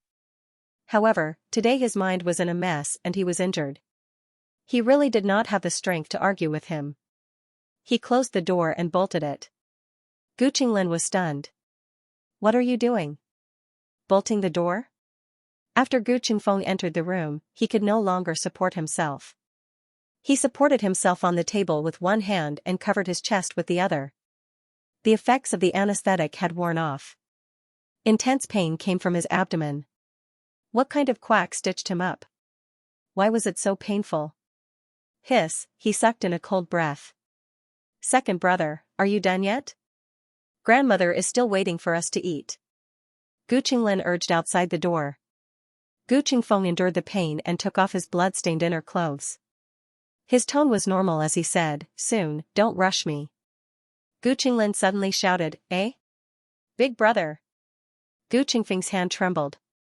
The latest chapter of this book is not finished yet. For more exciting content, please scan the QR code below to download the app. Novels are updated even faster. Millions of novels are free to read. Novels with connotations that cannot be found online are all available here. https://www.zhbqg.com/89642896428626/114300309. HTML Genius remembered the website address in 1 second. www.zhbqg.com Bikuga mobile reading website, mzhbqg.com. The latest chapter of this book is not finished yet. For more exciting content, please scan the QR code below to download the app. The novel is more complete and updated faster. Millions of novels are free to read. There are all kinds of novels that can't be found online. Gu Chongqing came to the door, looked at the closed door, and then looked at Gu Qinglin. "What's wrong?" Gu Qinglin said, "Oh, I'm waiting for second brother to go to grandmother's place for dinner. Second brother is changing his clothes." Gu Chongqing said calmly, "I'm going to the Ling family tomorrow morning. You guys should get ready." "Got it." Gu Qinglin replied. Gu Chongqing looked at the closed door again. "Qingfeng, are you okay?" Gu Qingfeng gritted his teeth and put on his clothes. "I'm fine." "Big brother, are you going to grandmother's place for dinner tonight?"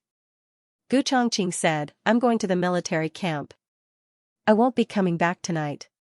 "Are you coming back on New Year's Eve?" Gu Qingfeng asked. The day after tomorrow was New Year's Eve. Gu Chongqing paused and said, "I should be back." Gu Qingfeng waited quietly in the room. After making sure that Gu Chongqing's footsteps were far away, he threw the blood-stained clothes into the charcoal basin and burned them. Clear Water Alley. Gu Jiao also came home. There were many scratches and bruises on her body.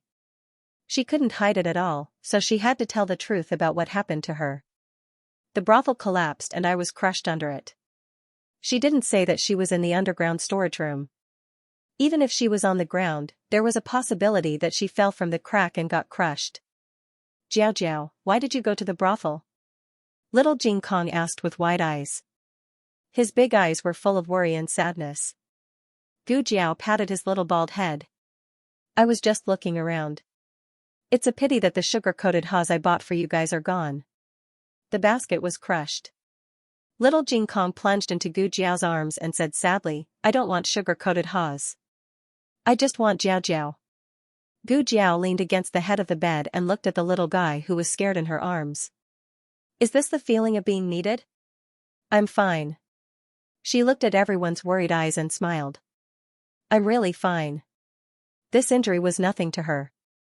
But in the eyes of her family, she was seriously injured and was not even allowed to get out of bed. The old lady asked Gu Jiao to stay in bed and rest. She didn't want her to worry about any of the household chores. "It's just cooking." The whole family sat in the main room, looking at each other. Xiao Lulang cleared his throat and said, "I'll cook." The entire family, "You're not allowed to go." Didn't she know how bad her cooking was? The old madam had never done any household chores. Gu Yan and little Jing Kong did not know how to cook either. The only one left was Gu Shaoshun, but his cooking skills were only slightly better than Xiao Liulang's. At this moment, the old lady missed Xiang dearly. Xiang's cooking was delicious. Little Jing Kong, +1. Gu Shaoshun, +1. Gu Yan, +1. Xiao Lulang. Finally, the old lady sighed and went next door. The old chancellor was writing couplets in the room when the door was kicked open. The old chancellor trembled in fear. "I don't have any money left." The old lady put the kitchen knife on his table. "Cook." The old chancellor. A quarter of an hour later, the old chancellor appeared in the kitchen next door with a black face. The chancellor of a country had actually fallen to the point of being a cook for his old enemy? Forget it, he just couldn't bear to see his beloved disciple and little benefactor go without food. He didn't compromise with the demon empress, but why were the vegetables so green today? Garlic sprouts, celery, cabbage, mung bean sprouts. The old chancellor chopped on the chopping board with the kitchen knife while saying silently in his heart, "Don't worry, the former emperor, I will never let your head be green." Granduncle. Little Jing Kong shouted in the courtyard. The old chancellor put down the kitchen knife. Coming. The former emperor who almost couldn't hold back his coffin. The old chancellor made 6 dishes and 1 soup, which was more luxurious than Gu Jiao's cooking. Little Jing Kong couldn't eat meat, so he made Little Jing Kong besieging way to save Zhao, tofu bun with vegetarian meat, taking Chen Sung with wisdom, sesame mung bean soup, brocade plan, fried tofu bun, and tripod stand, mixed vegetables. Little Jing Kong ate heartily. Even the most annoying carrot wasn't left. He didn't eat vegetables, but knowledge, only he had knowledge. Little Jing Kong shook his head proudly. The old chancellor not only named the dishes well, but the taste was also really good. The old lady pondered. I might have taken a fancy to your cooking back then. The old chancellor panicked. No, we didn't. The old chancellor also made a tonic soup for Gu Jiao. Xiao Lulang sent the tonic soup and food to Gu Jiao. Gu Jiao sat on the bed and looked at him with bright eyes. Xiao Lulang was dazed by her undisguised gaze. He lowered his eyes and put the food on the table, then moved the small desk he usually used to do his homework on the bed. He put the table in front of her and set the bowls, chopsticks, and soup. Because she needed to recover, her diet was very bland. Xiao Lulang looked at the colorless dishes on the table, paused, and said, "If you really can't get used to it, I'll bring you some pickled vegetables." Gu Jiao didn't say anything, just opened her eyes wide and looked at him. "What's wrong?" Xiao Lulang asked. Gu Jiao said, "Aren't you afraid?" "What's there to be afraid of?" Xiao Lulang didn't understand. Gu Jiao stared at him. "Aren't you afraid of being pressed down and never being able to get out?" The situation at that time was really dangerous. It wasn't the kind of danger where she would be sacrificed, but the place could really collapse at any time. However, he jumped down without hesitation and crawled towards her in the darkness and danger. Xiao Lulang didn't think so much at that time. After he rescued her, he didn't think too much. It was as if this was something he should do, and he didn't realize there was anything special about it. But when she asked, it made him speechless. Gu Jiao curved her lips. "You looked so handsome when you jumped down." She used to think that he was good-looking, his face, his figure, everything was good-looking. But the moment he jumped down, he was a really brave man. Her little husband had grown up. Xiao Liulang's ears turned red from the praise. He handed the spoon and soup bowl to her. "Eat it while it's hot. It'll get cold soon." Gu Jiao took the spoon and drank small mouthfuls. Suddenly thinking of something, Xiao Lulang said to Gu Jiao, "The scene was too chaotic. Your basket was crushed and some things weren't found." Gu Jiao didn't care. "It's okay. If you lose the candied haws, you can buy them again." "It's not candied haws, it's..." Xiao Lulang was halfway through his words when he saw the small medicine box beside her. He made a sound and frowned in confusion. Perhaps he had remembered wrongly. "Marquis." Chongjing returned to the matter. "Why did it take so long? Was it difficult to save people?" Marquis Xianping was having Steward Lu play chess with him. Steward Lu played the game and he played 2 people by himself. Chongjing said, "It's not difficult to save people, but it's difficult to find out their identities. Those people left as soon as they were rescued. The Yamen couldn't record their statements even if they wanted to. However, the Yamen was the Yamen and Chongjing was Chongjing." A commoner who was watching the show happened to see Xiao Lulang. He was the one who sold tea eggs across from the Imperial College. "They're students from the Imperial College," Chongjing said. "Their names?" Marquis Xianping asked. "I didn't find out." Chongjing shook her head. The one who sold tea eggs had only seen Xiao Lulang and hadn't spoken to Xiao Lulang. Steward Lu, however, furrowed his brows thoughtfully. "Students from the Imperial College? Could it be the young master of his family? No, it's impossible. This is too deceptive, it must be someone else." For the next 2 days, Gu Jiao was recuperating at home. New Year's Eve was coming. Not only were the Academy and the Imperial College on holiday, but the shops on the street were also closing. The day before New Year's Eve, all the Yamens and political departments were also on holiday. Marquis Gu happily went to his superior's library and waited to receive his results for this year's political performance evaluation. After sending so many gifts, it should be an outstanding one, right? Marquis Gu walked with the wind. Minister Zhao coldly threw the document in front of him. He picked it up and opened it. He suspected that he had read it wrong and read it carefully again. He wondered, Lord Zhao, did you make a mistake? Did you mistake someone else's evaluation results as mine? He had sent out such valuable gifts and received a bad evaluation. If this was brought to the emperor, he would be scolded again. Minister Zhao's eyes were cold. If it wasn't for the old marquis, he would have executed this guy on the spot. He actually dared to instigate his daughter to beat up his son. How rebellious. Marquis Gu was confused. How did I offend Lord Zhao? Minister Zhao, oh, you didn't offend him. It's just that your daughter almost beat up my son to the point where he can meet his ancestors. Marquis Gu didn't know that he had been tricked by Gu Jiao again and thought that the gifts he sent weren't valuable enough. Lord Zhao, if there's anything, we can slowly discuss it. Discuss my ass. Minister Zhao directly swore and threw Marquis Gu out. Marquis Gu received the first bad evaluation in his official career and felt stifled and wronged. On the other side, Marquis Xianping also suffered his first blow after returning to the capital. Everyone knew that transporting salt was a lucrative job and mining was the same. Marquis Xianping's subordinates had taken down a mine with great difficulty. In the end, when they were about to start mining, there was a report that accused one of Marquis Xianping's retainers of improper conduct. He had abused the local people and bullied innocent women.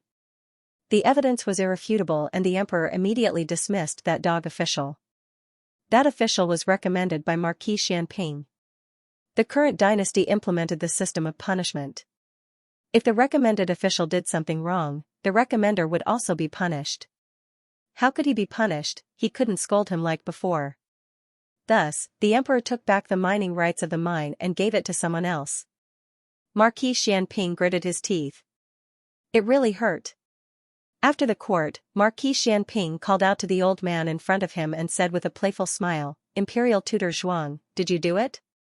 Imperial Tutor Zhuang turned around and coldly glanced at him, mocking, if you don't want people to know, don't do it in the first place. Besides, am I the only one in the world who doesn't like Marquis Xiao? Marquis Xiao has offended too many people. It's better to go back and reflect on it. Marquis Xianping's hands were warm. Why don't you dare to admit it? I can't stand scholarly people like you the most. You have the guts to do it but don't admit it. Marquis Xianping. Imperial Tutor Zhuang's hair stood on end from the indescribable obscenities. This is the imperial palace, the throne room. Please be careful with your words. Marquis Xianping looked at him indifferently and walked away with a cold smile. Marquis Xianping got on the carriage. What's the situation? This marquis has just returned and he's rushing to make things difficult for this marquis? The guard said, it seems, it's because of the matter with Xianxia not long ago. Xianxia had originally been about to become the chancellor of the Imperial College. However, there was suddenly news of his misconduct and disrespect for his teachers. Furthermore, there was a bribery account book from a few years ago that circulated wildly in the Imperial College. In the end, it fell into the emperor's hands. His Majesty temporarily put aside the matter of appointing him as the Chancellor of the Imperial College. Marquis Xianping narrowed his eyes, so he thinks that this marquis did it? The guard was silent. Does this marquis need to deal with a small sigh? Marquis Xianping took his hands out of the warm and picked up a snack from the table. Chongjing, this marquis has been tricked. Outside the carriage, Chongjing cupped his fists. This subordinate will go and kill him. Marquis Xianping threw the snack back onto the plate. Boring. Chongjing felt wronged. Marquis Xianping softened his tone and coaxed him like a child. You should at least investigate who that person is first. Who is tricking this marquis behind my back? Oh. Chongjing went to investigate. The result was that the biggest suspect was a student of the Imperial College. Marquis Xianping was puzzled. Why is it the Imperial College again? Is this marquis at odds with the Imperial College? Actually. Steward Lu cleared his throat. There is something I haven't told you. What is it? Marquis Xianping asked. Steward Lu said, the young master who doesn't want to acknowledge you is also a student of the Imperial College. Marquis Xianping, on New Year's Eve, Gu Jiao woke up early. The medicine in the small medicine box was very effective. In just 2 days, all the abrasions and bruises on her body had disappeared. She was already able to move her muscles and bones. This was their first New Year's Eve in the capital. It was also the birthday of Xiao Lulang and little Jing Kong. She took it very seriously. She first went to the front yard to choose 2 thick and strong bamboos and cut them down to make firecrackers. There was no gunpowder in this dynasty. The so-called firecrackers were actually just bamboo thrown into a fire and burned. The bamboo would make crackling sounds, which was very festive. After making the firecrackers, she prepared to make breakfast. There were dumplings made by the old chancellor last night in the cupboard. There were mutton dumplings, cabbage and pork dumplings, as well as chives and corn dumplings. She cooked some of them. Little Jing Kong also had dumplings made with plum vegetables and meat. The whole family woke up one after another. Little Jing Kong was the first to come to the kitchen to look for Gu Jiao. Jiao Jiao. Little Jing Kong hugged her legs and rubbed his head against her soft belly. Gu Jiao was amused by his rubbing. She endured the itch and said, "Go and call the young master over to eat dumplings." Okay. Little Jing Kong was a filial child. He quickly went next door to call the old chancellor over. Not long after, Feng Lin and Lin Xianxia also arrived. Gu Jiao had already informed them that they would come to Bishui Alley to celebrate the new year. Feng Lin and Lin Xianxia also came. This was their first new year in the capital, so they were not used to it. Fortunately, Gu Jiao called them over.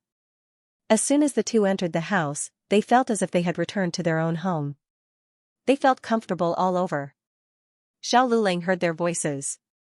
When he was about to come out and greet them, he saw Feng Lin scurrying past him. "Jiaonyang. I'm coming." Lin Xianxia, "Me too, coming." Xiao Lulang, who was ignored by the two, was speechless. The latest chapter of this book is not finished yet.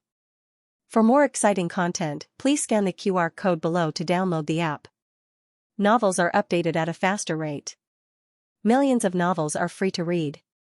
Novels with connotations that can't be found on the internet are all available here. https://www.zhbqg.com/89642896428226/114296583. HTML Genius remembered the website address in 1 second. www.zhhbqg. Bikuga mobile reading website, mzhhbqg. The latest chapter of this book is not finished yet. For more exciting content, please scan the QR code below to download the app. The novel will be updated even faster. Millions of novels will be read for free. Novels with content that can't be found online will be available here. When Lin Xianxia and Feng Lin arrived at home, they found out that there was a son-in-law in the house. Feng Lin was puzzled. Wasn't the old lady a leper who fainted in front of Jiaonyang and Liulang's house? How come there was a son-in-law? He didn't suspect that this great-uncle was fake and thought that the two of them were separated. How did he find the capital? Feng Lin asked. The place where the old lady fainted was in the county town, which was thousands of miles away from the capital. Gu Jiao scooped out the fried meatballs from the pot. Maybe he went to the village to inquire about it. Feng Lin nodded. That's true. No matter what, it's good to be able to reunite. Last year, there were Xue Ningxiang and Go Hua in the countryside for the new year. This year, there were Lin Xianxia, Gu Yan, and the old chancellor. There was only one more person, but it felt more lively. It was mainly because Feng Lin and Gu Jiao were familiar with each other and became the second loudspeaker spirit in the house after little Jing Kong. Xiao Lulang was annoyed by him and regretted that he eased the relationship between him and Gu Jiao. Because today was Xiao Lulang and little Jing Kong's birthday, the family prepared gifts for them. Gu Yan gave a small clay figurine that he made himself.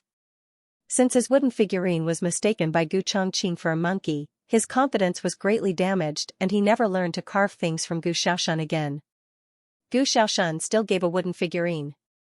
He carved a Buddhist scripture for little Jing Kong and a poetry book for Xiao Lulang. His skills had improved since Gu Jiao's birthday 2 months ago. Gu Jiao deeply felt that her brother's talent couldn't be delayed any longer. After the new year, she would find a reliable carpenter master for him to tutor him after class. The old lady also gave him a purse, and her purse was better than the last time. "Great aunt, you're amazing," Gu Xiaoshan praised. The old lady raised her chin proudly. Then, she heard little Jing Kong say, "Granduncle embroidered it. I saw everything." Great aunt only cut the end of the thread. "Old lady, little monk, can't you just shut up?" Old chancellor, "Exactly. Do you think I don't care about my reputation?" For the first time in his life, the old enemy that he had been fighting with for half his life finally let out a sigh of relief. The old chancellor gave Xiao Lulang a set of 4 treasures of the study. Gu Jiao didn't understand this, but from the look of surprise in Xiao Liulang's eyes, this set of things obviously had a great history. Even though the old chancellor was an honest official and didn't leave behind much money, he was favored by his majesty and had a lot of royal gifts in his hands. Any one of them would be of extraordinary value. "Great-uncle. Granduncle." Little Jing Kong looked at him cutely. The old chancellor's heart almost melted because of his adorableness. Naturally, the old chancellor also prepared a gift for little Jing Kong. He knew that little Jing Kong was learning foreign languages, so he translated a few folk stories into 6 languages, one of which was Sanskrit.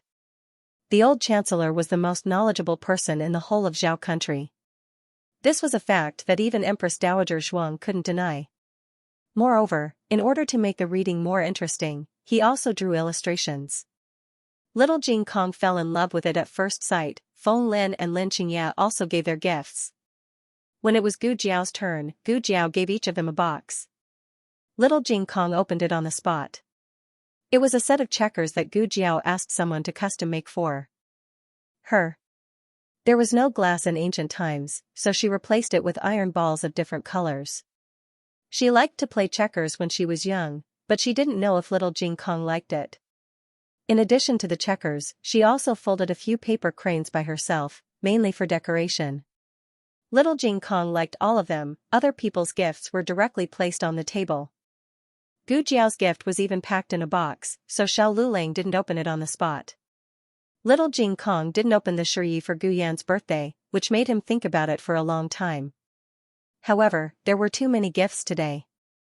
Little Jing Kong's attention was completely attracted by the gifts, so he didn't have time to think about his brother-in-law's gift.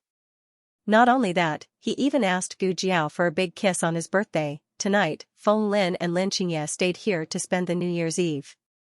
Xiao Lulang and little Jing Kong gave up their room for the 2 of them to stay the night. Little Jing Kong was almost caught by his grandaunt and brought to her room. Fortunately, he was quick-witted and shamelessly stayed in Jiao Jiao's room with the excuse that he was the birthday boy and that he was the most important. He would never know. As soon as he started to snore, his grandmother took him back to her room and used him as a pillow. They didn't really stay up for the whole night. When it was almost midnight, everyone went back to their rooms to rest. Xiao Lulang and Gu Jiao also went back to the east room. The room was not too cold because of the silver charcoal.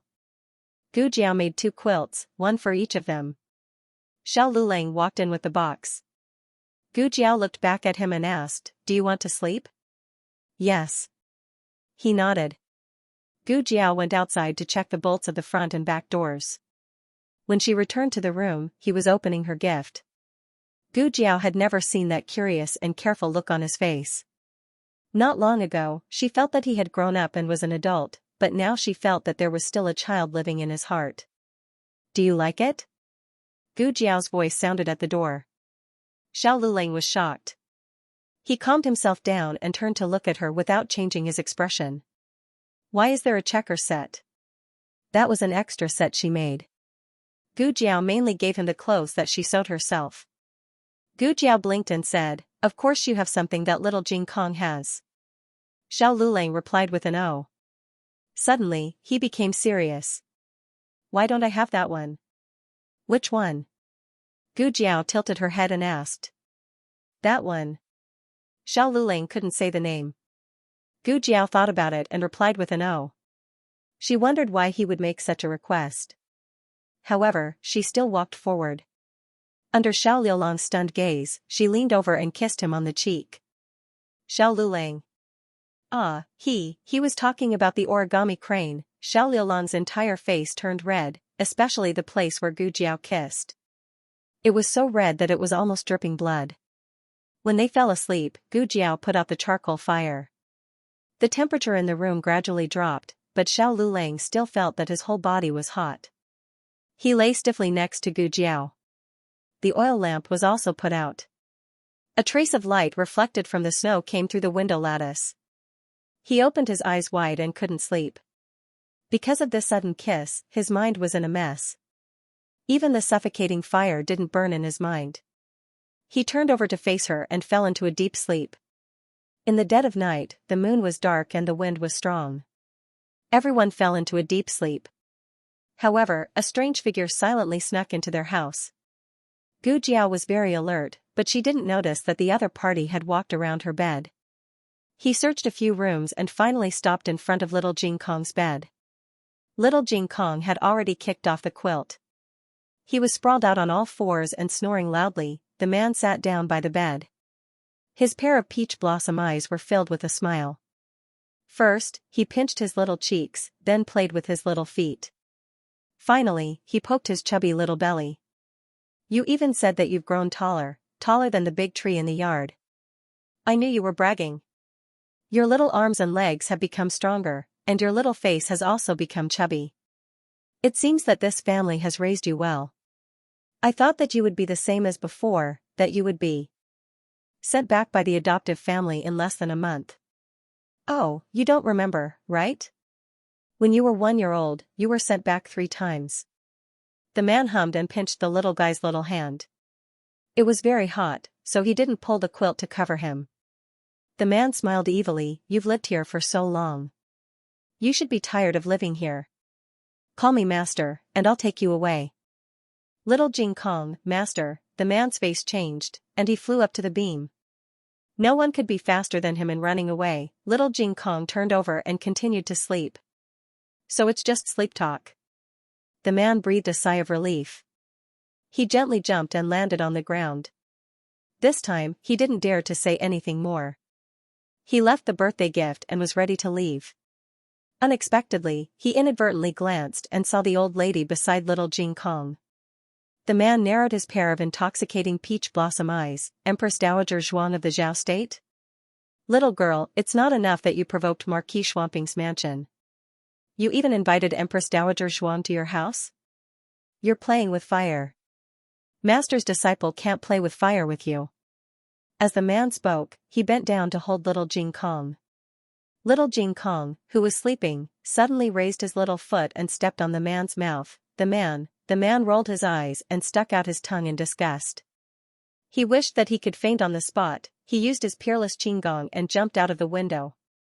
However, the moment he landed, he fell flat on his face. Little Jing Kong was so good at wrestling because he learned it from Master. The latest chapter of this book is not finished yet. For more exciting content, please scan the QR code below to download the app. The novel will be updated at a faster rate. Millions of novels will be read for free. You can find all the novels that you can't find on the internet. https://www.zhbqg.com/8964289642826/114296142. HTML Genius memorized the website address in 1 second. www.zhbqg.com Bikuga mobile reading website, mzhbqg.com. The latest chapter of this book is not finished yet. For more exciting content, please scan the QR code below to download the app. Novels are updated faster and more frequently. Millions of novels are free to read. Novels that cannot be found on the internet are all available here. Before dawn, Fenglin woke Lin Xianxia up. "Stop sleeping, it's time to burn incense." Lin Xianxia was in a daze for a while. Burn incense for what? Fenglin quickly jumped out of bed and put on his clothes. "Did you forget that today is the first day of the new year? We agreed to go to Puji Temple to grab the first incense." Puji Temple was a very famous temple in the capital. Other temples were famous for praying for marriage or children, but Puji Temple in the capital was different. It was famous for praying for Jinshi. There was a rumor in the capital that the scholars who managed to grab the first incense at Puji Temple all became Jinshi. Feng Lin did not expect to become a Xianxia. He prayed that he could pass the metropolitan examination. If he could become a tribute scholar, he would be praying for Buddha. Lin Xianxia seemed to have forgotten about this matter.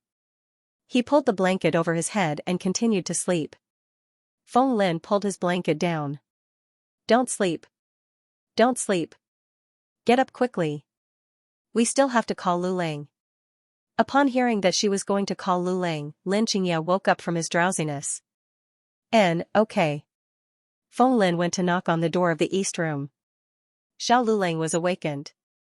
He looked at Gu Jiao who was sleeping soundly beside him and frowned impatiently. He did not want to get out of bed, but he was afraid that if he did not go out, Feng Lin would keep knocking on the door. He got out of bed and opened the door for Feng Lin. A gust of cold wind blew in. He quickly went out and closed the door behind him. What's wrong? Feng Lin rubbed his hands and said angrily, Go burn incense. Hurry up. It will be too late if we don't leave now. We are going to grab the first incense. Even if we can't grab the first incense, we will still be able to do it within 100 incense sticks. But, Liulang's leg, is it okay? Lin Xianxia walked over and asked. Feng Lin said, It's okay. We can't walk much. The carriage can go straight to the river. We just need to cross a bridge to reach the temple. Moreover, Xiao Liulang's surgery was very successful. Jianyang said. That his foot didn't hurt anymore. He just needed to exercise more. The matter of offering incense was something that Xiao Lulang had promised Feng Lin on New Year's Eve last year. At that time, Feng Lin had said that if he had the opportunity to go to the capital in the future to take the imperial examinations, he would definitely go to Puji Temple to pray. How could Xiao Lulang have expected that he would really come to the capital? How did he get to where he was today, step by step, after swearing that he would never step foot in the capital again? Alright, stop arguing. I'm going to change my clothes, Xiao Lulang said as he entered the room. He glanced at Gu Jiao, who was sleeping soundly. He pulled the blanket over her and dressed her neatly. He then went to the backyard to wash up before leaving with the other two. Steward Zhou knew that they were going to snatch the first incense, so he had been waiting outside the door early. Breakfast had also been laid out, and it was all in the carriage. The few of them boarded the carriage and rushed towards Puji Temple. Not long after they left, Gu Jiao had a dream. This time, she dreamt of Xiao Lulang. The last time she dreamt of him was when he went to take the imperial examinations in June. In the blink of an eye, half a year had passed. He did not have any bad luck, so she thought that nothing bad would happen to him. On New Year's Day, Xiao Lulang and the other two went to a temple called Puji Temple to snatch the first incense. The saying of snatching the first incense did not only exist in ancient times, it was also quite popular in her previous life. Originally, it was nothing much, just offering incense. If they could snatch the first incense, it would be a good sign. If they could not snatch the first incense, it would also be good to pray to the Bodhisattva. Moreover, Xiao Lulang himself did not place his hopes on the Bodhisattva. He came here to accompany Feng Lin. Unfortunately, there was a nobleman among the people who went to offer incense on New Year's Day. In order to make it easier for the nobleman to pass, the imperial bodyguards had already occupied the stone arch bridge. If the rest of the pilgrims wanted to cross the river, they had to take a longer route and walk on another cable bridge. The cable bridge led to the back door of the temple. That cable bridge had not been repaired for many years. Usually, not many people used it, so it was safe and sound. However, on New Year's Day, many pilgrims squeezed onto that wooden cable bridge. The huge weight broke the broken rope of the cable bridge, and the pilgrims on the bridge fell into the bone-chilling river. In the cold winter, everyone was wearing a lot of clothes, so not many people swam up. Most of the pilgrims who died were examinees for next year's spring examinations. Losing so many examinees at once, the imperial court suffered a great loss. This year's spring examinations had the fewest examinees since the founding of the country. Xiao Lulang was one of the many people who fell into the river. The person in front of him had just gone up when the cable bridge broke. He was just one step away, just one step. This situation was the most regrettable. Although so many people fell into the river, it made people feel that he was the unluckiest one. When Gu Jiao woke up, she looked at the sky. It was already dawn. Xiao Lulang and the other two should have reached the foot of the mountain and discovered that the stone arch bridge was impassable. In that case, they would go to the cable bridge. Because there were many people, the road was congested and they walked especially slowly. She might still be able to catch up. No, she had to catch up. The market wasn't open on New Year's Day, so she couldn't rent a carriage. However, the old man next door had one. Gu Jiao went to knock on the door and said she wanted to offer incense. Old Chancellor nodded and hurriedly let Lu Quan drive the carriage to send Gu Jiao to the temple. It was still okay in front, but the road near the temple was impassable. It wasn't spacious to begin with, and half of it was sealed to make a special passage for that noble. Gu Jiao opened the curtain. Uncle Lu, you go back first. I'll walk over myself. Will it work? Lu Quan looked at the vast sea of people and was slightly worried. It's not far. Gu Jiao jumped down from the carriage. She squeezed into the crowd and came to the riverbank. From here, she could clearly see the temple on the other side of the river. However, there was only one bridge in front of her and that bridge was guarded by guards. The pilgrims all walked towards the east side of the riverbank. This detour would take at least 5 to 6 miles. It was too late. By the time she detoured, Xiao Lulang would have already gone on the bridge.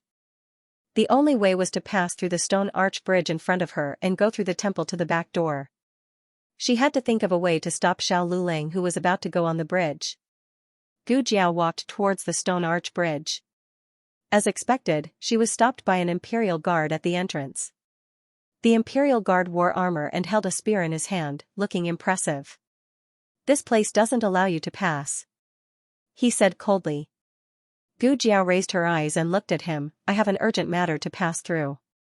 The imperial guard said coldly, who isn't in a hurry to grab the first incense. There's another bridge over there, pass through there. Gu Jiao's gaze was indifferent, but it inexplicably made the imperial guard feel pressured. He said again, it's an order from above, we can't do anything about it. Gu Jiao said, there are too many people over there, the cable bridge will collapse. The imperial guard smiled coldly, I just walked on that bridge a few days ago, it's very good, how can it collapse? Originally, Gu Jiao thought that if she didn't go over, they would send people to stop her from going on the bridge. But now it seemed that it didn't make sense at all. Gu Jiao's gaze turned cold, what if I have to pass through here? Her gaze suddenly became sharp, the imperial guard was startled. But in the end, she was still a little girl, so the imperial guard became firm again, then I can only arrest you. There were a total of 8 imperial guards at the entrance, and there were 2 imperial guards every 10 steps on the bridge. The bridge was 30 meters long, and there were imperial guards standing at the end all the way to the entrance of the temple. There were a total of 100 people. There were probably hidden places in the temple. Breaking through the encirclement of 100 imperial guards was not an easy thing to do. But this bridge, she had to walk on it today. Gu Jiao took a step forward. The imperial guard raised his hand to grab her, but Gu Jiao pressed down on his arm with one hand and used the force to spin on his back. She flew up and used the other hand to pull out the sword at his waist. She landed on one knee and used the sword to support her body. Her eyes were as sharp as ice blades. The imperial guard was stunned for a moment. He didn't expect such an ordinary-looking little girl to have such skills. After he came back to his senses, he shouted, what are you all standing there for? Arrest her. The imperial guards on the bridge swarmed forward. Originally, there was no need to mobilize so many people to deal with a little girl, but Gu Jiao's move had shocked them, so they all pulled out their swords. Gu Jiao's body suddenly released a sharp killing intent. But she didn't want to kill anyone. One of the imperial guards stabbed at her. Gu Jiao's sword slashed at the edge of his sword. The huge force made half of the imperial guard's arm go numb. But this was only one imperial guard. Soon, the rest of the imperial guards rushed forward. If they didn't kill anyone, their speed would be slower. Xiao Lulang was about to reach the bridge. 3 more imperial guards rushed at her. Killing them with one slash was only a matter of seconds, but taking them down one by one would take a lot of time. Don't force me, Gu Jiao gripped the long sword in her hand. She had never been a kind person. The organization in her previous life was not some kind of compassion alliance. It was just a group of people who lived on the edge of the world. If you can pay the price, I will dare to kill you, Gu Jiao gritted her teeth and shouted. She kicked off the stone railing of the bridge and jumped into the air. She swung her long sword and the cold light of the sword flashed across her eyes. A powerful murderous aura came from all directions. Seeing that her sword was about to draw blood, a familiar shout came from not far away, "Stop!" Gu Jiao's waist and abdomen tightened. She suddenly stopped in the air and turned her long sword, cutting open the armors of the 3 Imperial Guards. The 3 Imperial Guards were so scared that their faces turned pale. This move was so fierce that they couldn't fight back at all. If it wasn't for the voice just now, this sword wouldn't have just cut open their armors. Third Princess Consort. Some Imperial Guards recognized the woman in luxurious clothes at the entrance. He cupped his hands and bowed to her respectfully. The rest of the Imperial Guards also bowed to her. Gu Jiao turned around indifferently. The third Princess Consort ignored the Imperial Guards who bowed to her and walked quickly to Gu Jiao. "Are you okay? Miss Gu? Did they hurt you?" "No," Gu Jiao said. The third Princess Consort looked her up and down. Seeing that there was no blood on her body, she believed her. But wasn't she a doctor? How could she use a sword? The third Princess Consort was frightened by her skills just now. "Miss Gu, are you also here to offer incense?" The third Princess Consort looked at her and asked. In fact, the third Princess Consort was also here to offer incense. But she didn't want to come. It was her family who urged her to come. Seeing that there were so many people, she didn't want to join in the fun. So she asked someone to stop the carriage in the nearby forest to rest. She planned to go when there were fewer people. But she didn't expect that she would hear the noise on the arch bridge. Gu Jiao nodded. "I have something urgent to do. I need to cross the bridge." The third Princess Consort said, "Then go ahead." Third Princess Consort. An Imperial Guard said, "This bridge." The third Princess Consort arrogantly interrupted him. "What? I'm the third Princess Consort. Can't I walk on this bridge?" The Imperial Guard said, "Of course you can." The third Princess Consort waved her sleeves coldly. "Then get out of the way." The Imperial Guards looked at each other in dismay and finally made a path for him. The third Princess Consort said to Gu Jiao, "You walk faster than me. You go ahead. I'll be right behind you." "Thank you." Gu Jiao thanked her and was about to leave. Then she thought of something and turned to the third Princess Consort. "Did you bring the Imperial Guards?" "Yes," the third Princess Consort said. Gu Jiao said, "Call all the Imperial Guards who can swim and go to the cable bridge at the back of the temple." Why? The third Princess Consort wanted to ask the reason, but Gu Jiao didn't have time to explain. She ran across the bridge with the sword in her hand until she reached the other side. Then she threw away the long sword in her hand and quickly walked into the temple. The third Princess Consort watched her silently and guarded her to cross the bridge. She wanted to chase after her. However, it took 100 days to recover from a serious injury. She had just finished the operation a month ago. Although she had recovered well, she didn't dare to use too much strength. Thinking of Gu Jiao's words, she frowned suspiciously. "Why do you need Imperial Guards who can swim? What does Miss Gu want to do?" After Gu Jiao entered the temple, she quickly asked a monk, "Where's the back door?" "Over there. Go around the Heavenly King Hall. You'll see a small garden at the end. Go to the left." The monk didn't finish his words before Gu Jiao disappeared. Gu Jiao climbed onto the roof and jumped all the way to the back door from a straight line. The monk was stunned. Bah, there were many people at the back door. Gu Jiao went against the flow and came to the cable bridge. She looked at the rope hanging on the bridge. It was really about to break. She moved a few steps to the side and saw the figure in the crowd. He was about to walk onto the bridge. Gu Jiao shouted, "Don't come over." The cable bridge was full of people. The other end of the bridge was not to be outdone. It was a boiling cauldron of voices. In an instant, the shout from the other side of the bridge was drowned out. However, Xiao Luling seemed to have sensed something. His heart skipped a beat and he subconsciously raised his head. One of his feet was already on the bridge. He stared blankly at the other side of the bridge. He saw Gu Jiao looking at him anxiously across the mountains and rivers. Gu Jiao was not expressionless, but she rarely had any emotional changes. It was the first time he saw such an anxious look in her eyes. "Don't come over," she said. "Digression, it's the last day of the month. It's time to clear out the monthly votes. Can I vote for Jiao Jiao and Little Jing Kong? Little Jing Kong will send you a flying kiss." Continue reading today. The latest chapter of this book is not finished yet. For more exciting content, please scan the QR code below to download the app. Novels are updated faster and more fully. Millions of novels are free to read. Novels with connotations that can't be found online are all available here. https://www.zhhbqg.com/89642896428226/1142692726. HTML Genius memorized the website address in 1 second. www.zhhbqg.com Bikuga mobile reading website, mzhhbqg.com. The latest chapter of the book is not finished yet. For more exciting content, please scan the QR code below to download the app. Novels are updated at a faster rate. Millions of novels are free to read.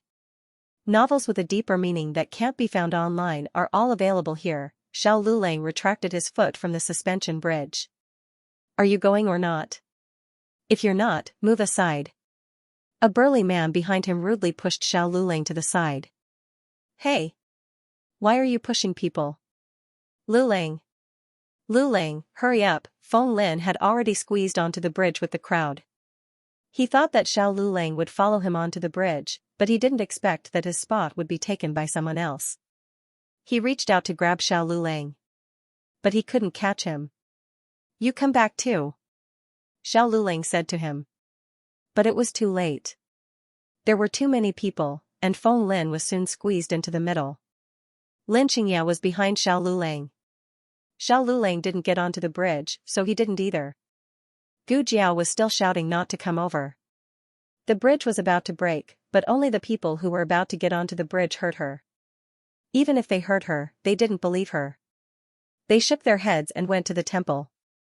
Ouch! Feng Lin was pushed across the bridge. He lost his balance and stumbled 2 steps before falling. He rubbed his aching knee and got up. Before he could see Gu Jiao, who was not far away, he heard a scream behind him. Feng Lin looked back. Oh my god, the bridge broke. The bridge didn't break in the middle. It broke from the end near the temple. Everyone on the bridge fell into the bone-chilling water. Xiao Lulang saw clearly that the burly man who pushed him away just now fell from the sky the moment he got onto the bridge. He fell the worst because he was standing the highest. If Gu Jiao hadn't stopped him, he would have been the one who fell into the water. There was also Lin Xianxia, who was behind him. He would not be able to avoid this disaster either. Those who fell into the water were like dumplings, struggling desperately in the cold river water. Those who didn't get on the bridge were so scared that their legs went soft. The holy land that was illuminated by the Buddha's aura suddenly became a purgatory on earth. Xiao Lulang looked at the slender figure on the other side of the river. How many times had she helped him avoid disaster? The cold wind was biting cold. Her green clothes fluttered in the wind, her fine black hair fluttering in the wind. In this pure white world, she was like a little fairy that had descended to the mortal world. Gu Jiao came back from the stone arch bridge. Feng Lin followed behind her with a pale face. Really, he was scared to death. If he had been a step late, he would have been the one to fall. Also, he was extremely glad that Lulang and Lin Xianxia did not get on the bridge. Otherwise, how could the two of them escape? Thinking of this, Feng Lin's legs felt as though he had done many bad things. He couldn't even walk. Hurry up, Gu Jiao urged. Feng Lin hugged his arms tightly, his voice trembling.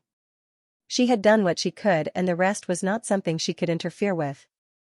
Moreover, what did the common people of the world have to do with her? She only cared about that one person. The 4 of them met up and came to Lin Xianxia's carriage. When Steward Zhou saw that the 4 of them came out safely, he let out a long sigh of relief. Oh my god, I was scared to death. I was scared to death.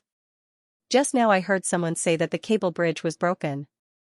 I was wondering if sixth young master and you were also on the bridge. I. Lin Xianxia patted Steward Zhou's back to comfort him. It was also at this time that Lin Xianxia realized how difficult it was for Steward Zhou. Perhaps people who had survived a disaster were especially fragile. In his heart, he had always treated Steward Zhou as a servant. At this moment, he inexplicably saw some of his old father's shadow in Steward Zhou. Lin Xianxia's nose turned sour. Get on the carriage, Steward Zhou said with a choked smile. The four of them got on the carriage. Although Xiao Lulang and Lin Xianxia were saved, the people in the carriage still seemed to be in a daze. Feng Lin and Lin Xianxia did not hear Gu Jiao's words.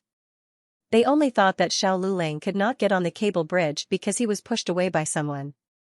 The two of them were too shocked by the incident and forgot to ask Gu Jiao how she came to be here.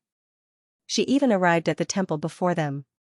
The carriage quickly arrived at Lin Xianxia's house. Steward Zhou lifted the curtain and smiled at Lin Xianxia and Feng Lin. Sixth young master Feng, please get off the carriage first. I will send top scorer Xiao and Lady Xiao back. Oh. Lin Xianxia replied and got off the carriage with Feng Lin. The two of them needed to calm down. The carriage continued to move towards Jade Water Alley.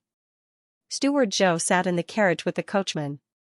Only Xiao Lulang and Gu Jiao were left in the carriage. Xiao Lulang glanced at Gu Jiao. She always carried a basket with her medicine box inside. Today, she did not bring anything. It was obvious that she was in a hurry. He looked at her without blinking. How did you know that the cable bridge would break? Gu Jiao said without changing her expression. Oh, a few days ago, a patient came to the clinic. He just came back from Puji Temple. He said that the cable bridge had not been repaired for a long time. He was afraid that it would not last long. Today is the first day of the new year. With so many people fighting for the first incense, the cable bridge would not be able to withstand your weight. In her previous life, she had undergone lie detection training. She could even control her facial expressions. Xiao Lulang looked at her deeply, but there are two bridges there. How did you know that we would take the longer route and use the cable bridge?